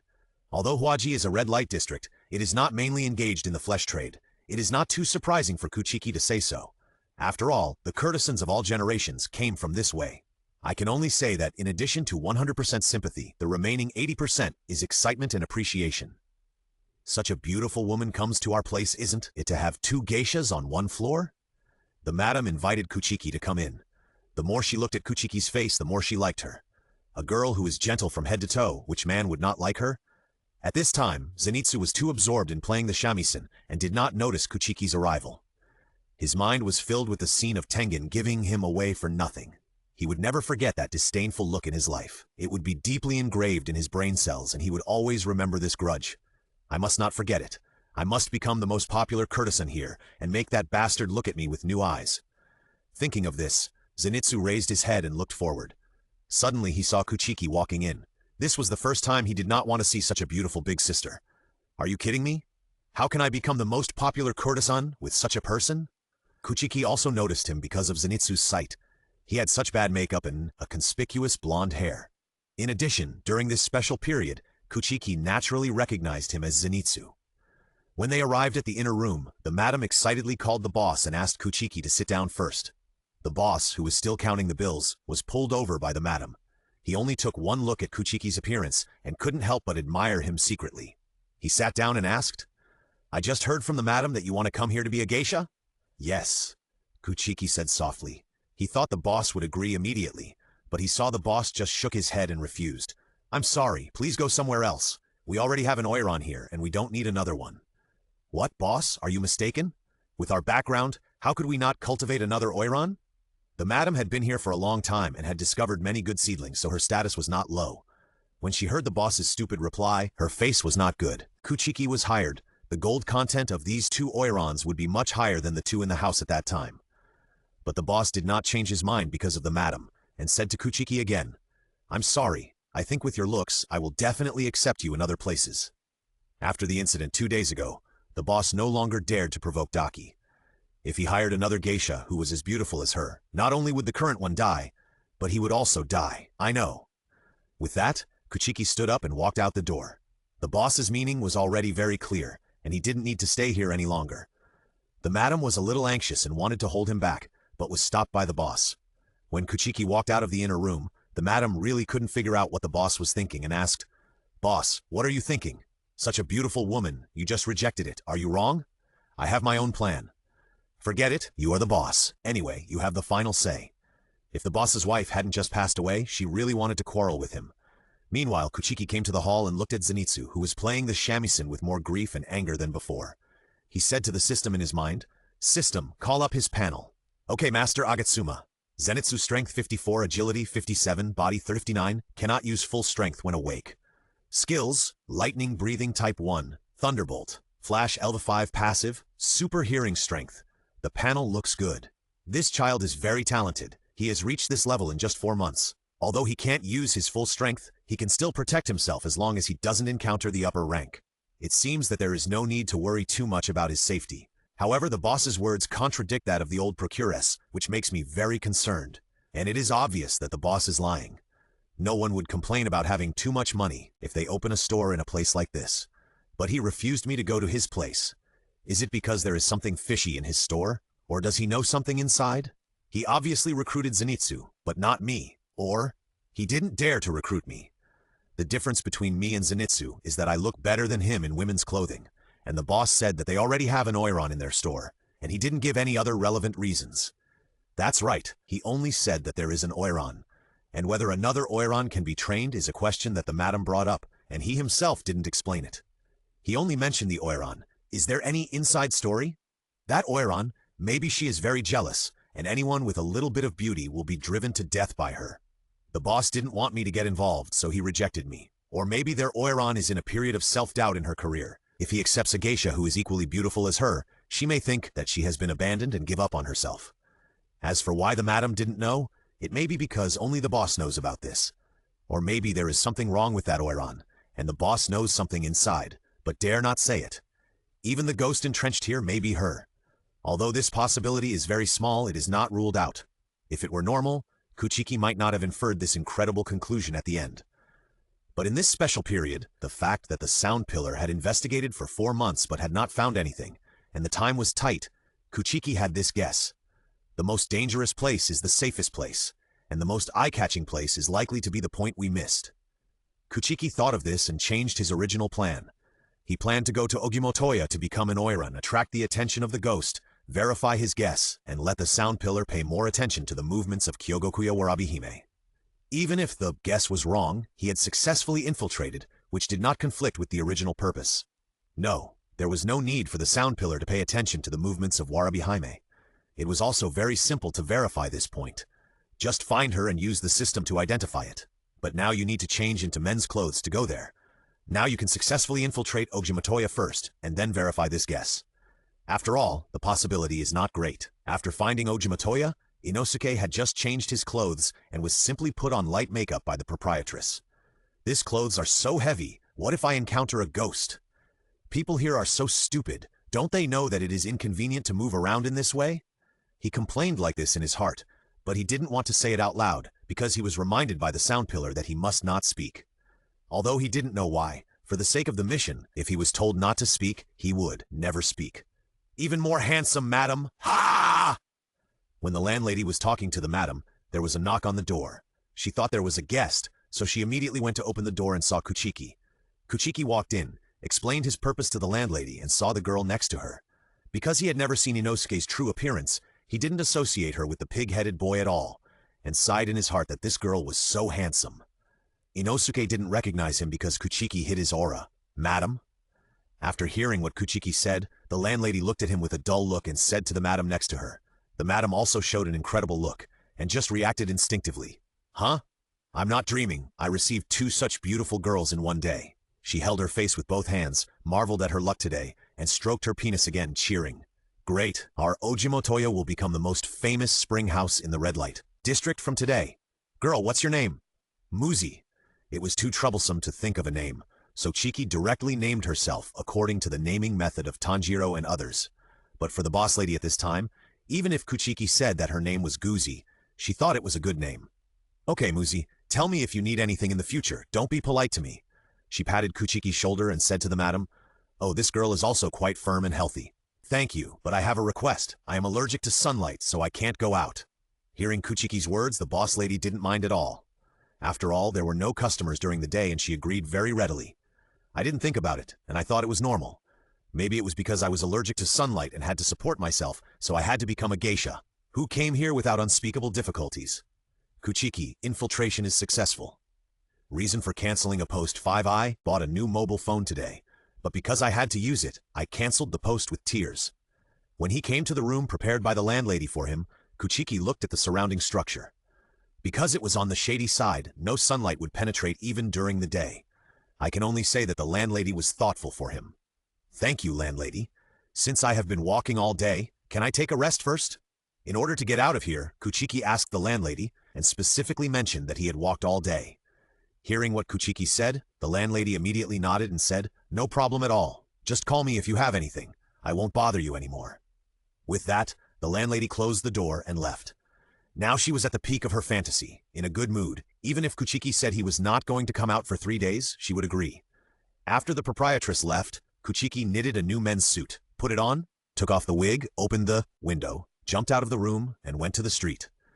After finding Warabihime, if his guess was wrong, he planned to come back immediately to find Maki in Ogimotoya. If his guess was right, he would kill her first, and then come back to find Maki slowly. Although it was evening, it was only around 8 or 9 o'clock, the beginning of nightlife. When there were many people, he did not hesitate to put on his night clothes and sneak in. When he came to Kyogokuya, because he had deliberately covered half of his face when he wore a wig before, creating a weak look, he was not recognized after changing back into men's clothes. In addition, at this time, most geishas were accompanying guests or playing musical instruments, so they did not attract too much attention. but he still found a hidden seat and asked another madam for drinks. "Excuse me, where is the courtesan Warabi Jaime in your brothel? I came here because of her reputation." When the madam served the wine, Kuchiki asked her about Warabi Hime. After all, it was much easier and faster to ask her than to find her on his own. She is playing the shamisen in the inner hall now. If the guests want to see her, they can pay more money to go in and listen. "Excuse me, which direction is she in?" The madam pointed in the direction of the inner hall and signaled to Kuchiki with her eyes. Because Warabi Jaime is the most popular geisha, her performance must not be in the outer hall. But Kuchiki was not going to go in. It was not that he had no money. Money was something he had never lacked since he broke the ice with the Demon Slayer Korb. But if he went in and came out immediately, it would be bad to attract attention. If he didn't come out immediately, every minute he stayed would be a waste. Just knowing which direction was enough. "No, thank you." After hearing what Kuchiki said, the madam did not show any expression. She put the wine on the table and left.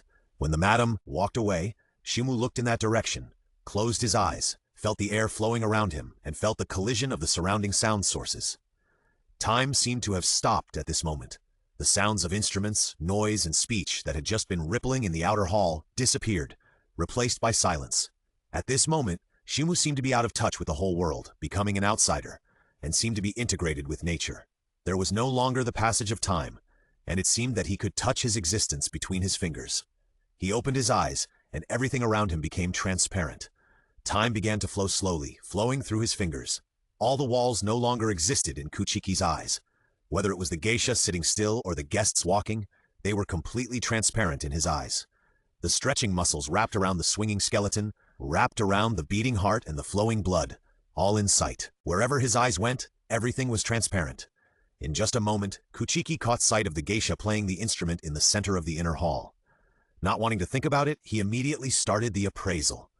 Fopper rank 60 agility, Abrudati 73 he 72 skills, Blood Demon Art Ribbon Clone LV7 Blood Demon Art 8-fold Belt / LV7 Strength, weak. Kuchiki immediately retracted the transparent world, and a few sweat stains appeared on his forehead, but not as exaggerated as before. He was out of breath as soon as he used it up, as if it took 2 hours to finish. It was still within the controllable range. Even if he couldn't believe it, the data given by the system was like this. The difference between upper land and upper 3, upper 2 is huge, just like a gap as big as the sky and earth. However, this also made Kuchiki think, if the upper ranks are as strong as the two of them, what is the point of the Demon Slayer Corps? The ranking of the upper ranks and the lower ranks may be the same. It doesn't make sense that only the numbers of the lower ranks are randomly arranged. It should be normal for the upper ranks to make up the numbers. At this time, the breath he exhaled from his mouth was due to the side effects of the transparent world and the relaxed mentality. Although her strength is very weak, it will take more than 10 moves for me to kill her with my strength, and that's even with the addition of the Heat Mist Bodhisattva. In addition, there are people around her, and going over now will accidentally hurt others, so I'd better go and meet up with Tanjiro and the others first. Kuchiki stood up and left his seat. It was just an outer hall, and the people around him were all paying attention to the geisha next to them. They just glanced at Kuchiki's back and ignored him. When he came to Tokito's house, the geisha inside were already busy at this time, and they didn't notice Kuchiki coming in, which was exactly what he wanted. "Excuse me, where is Tanjiro who was just hired today?" Kuchiki saw that there was no sign of Tanjiro in the hall, and asked a madam standing next to her. "What do you want to see her for?" Seeing the madam's puzzled expression, Kuchiki explained, "Because she looks a lot like one of my sisters, I felt very close to her when I saw her. It won't be long, and I will ask her to go back to clean up soon." After hearing what Kuchiki said, the madam was still suspicious, but she didn't say anything. After all, she was just a handyman. What could others want? After walking inside, she called Tanjiro's name, and soon she found Tanjiro who was cleaning the corridor and led him to Kuchiki. "Remember to pay the bill." With that, the madam left. In her eyes, Kuchiki was a poor bastard. No matter how handsome he looked, it was useless. He didn't flirt with her, so she didn't have a good face for him. "Tanjiro, do you know how to find the sound pillar?" Kuchiki didn't care about the old procuress's expression at all. What he had to do now was to reunite with the sound pillar and come up with a way to deal with Shangluo without hurting civilians. "I know. Mr. Uzui told me how to find him." Tanjiro nodded and said that Tengen was afraid that there would be an emergency or important information on the way and he would not be around, so he gave Tanjiro a way to find him. "Okay, now you sneak out of here and take me to find Mr. Uzui. I have very important information." "Okay?" After saying that, Tanjiro immediately went back inside, found a place to jump out of the window, and took Kuchiki to find Tengen. On the roof, Tanjiro used the method Tengen gave him, and soon a figure flashed by and stood behind the two of them. There were many diamond beads on his headscarf, and there were red patterns with unknown meanings around his eyes. He carried 2 chained double-edged swords on his back. The blades were wrapped in bandages, revealing only the red handles. What a fast speed! This speed is even faster than Shinobu. Kuchiki exclaimed in his heart, but when he turned around and saw Tengen dressed like this, he always had a bad feeling. And because of the makeup, Kuchiki didn't recognize that this was the handsome guy he met before. "What do you want to talk to me about? Tanjiro? Who is the person next to you?" Reason for posting a post again Monday, for the sake of my lovely book friends to read well, so I won't update. System, identify his panel. Okay, Master. Uzui, Tengen Strength 82. Agility 79, Body 55, Chi 81, Skills. Sound Breathing 1 type, Boom Elf 7, Sound Breathing 2 type, Sound Elf 6. Sound Breathing 3 type, Explosion Elf 7. Sound Breathing 4 type, Ringing. Slash Elf 4 up to 6. Sound Breathing 5 type, Sounding Strings 2 up to 3. Passive. Music, a unique battle calculation formula that reads the rhythm of the enemy's attack and converts it into a rhythm. The enemy's combat habits and weaknesses will be exposed in front of Tengen. The user only needs to attack in the intervals of the music, like clapping to the beat, to cause damage to the enemy. The disadvantage is that the calculation process is very long, and it is not certain that he will die before the calculation is completed. Strength, strong, not suitable for being a swordsman. The data on the panel is indeed very high, but unfortunately there is no outstanding place in the sword style. Moreover, the passive aspect is a bit restrictive. It cannot be used if the opponent is too strong or too weak. It can only play a role when the opponent is evenly matched. When Kuchiki was observing Tengen's panel, Tanjiro answered Tengen's question. "I have important information, Senior."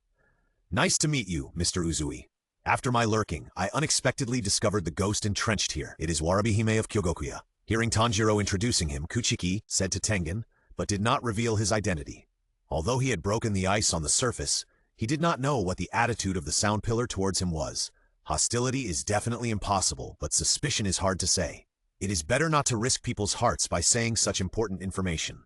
Because Kuchiki had concealed his ghostly aura at this time, Tengen only remembered that Kuchiki was the handsome guy he met on the road before. After listening to his story, he asked seriously, "How did you know?" "Not long ago, I happened to see her using blood demon art, which was about ribbons." "This can indeed be judged, but are you sure you didn't see it wrong?" Tengen asked again worriedly, and when Kuchiki nodded, he said, "Okay, in that case, then assign the tasks. I will be responsible for killing demons, and Tanjiro will continue to help me find my wife. As for you, I have sneaked into Ojimotoya and can help you find your wife." When Tengen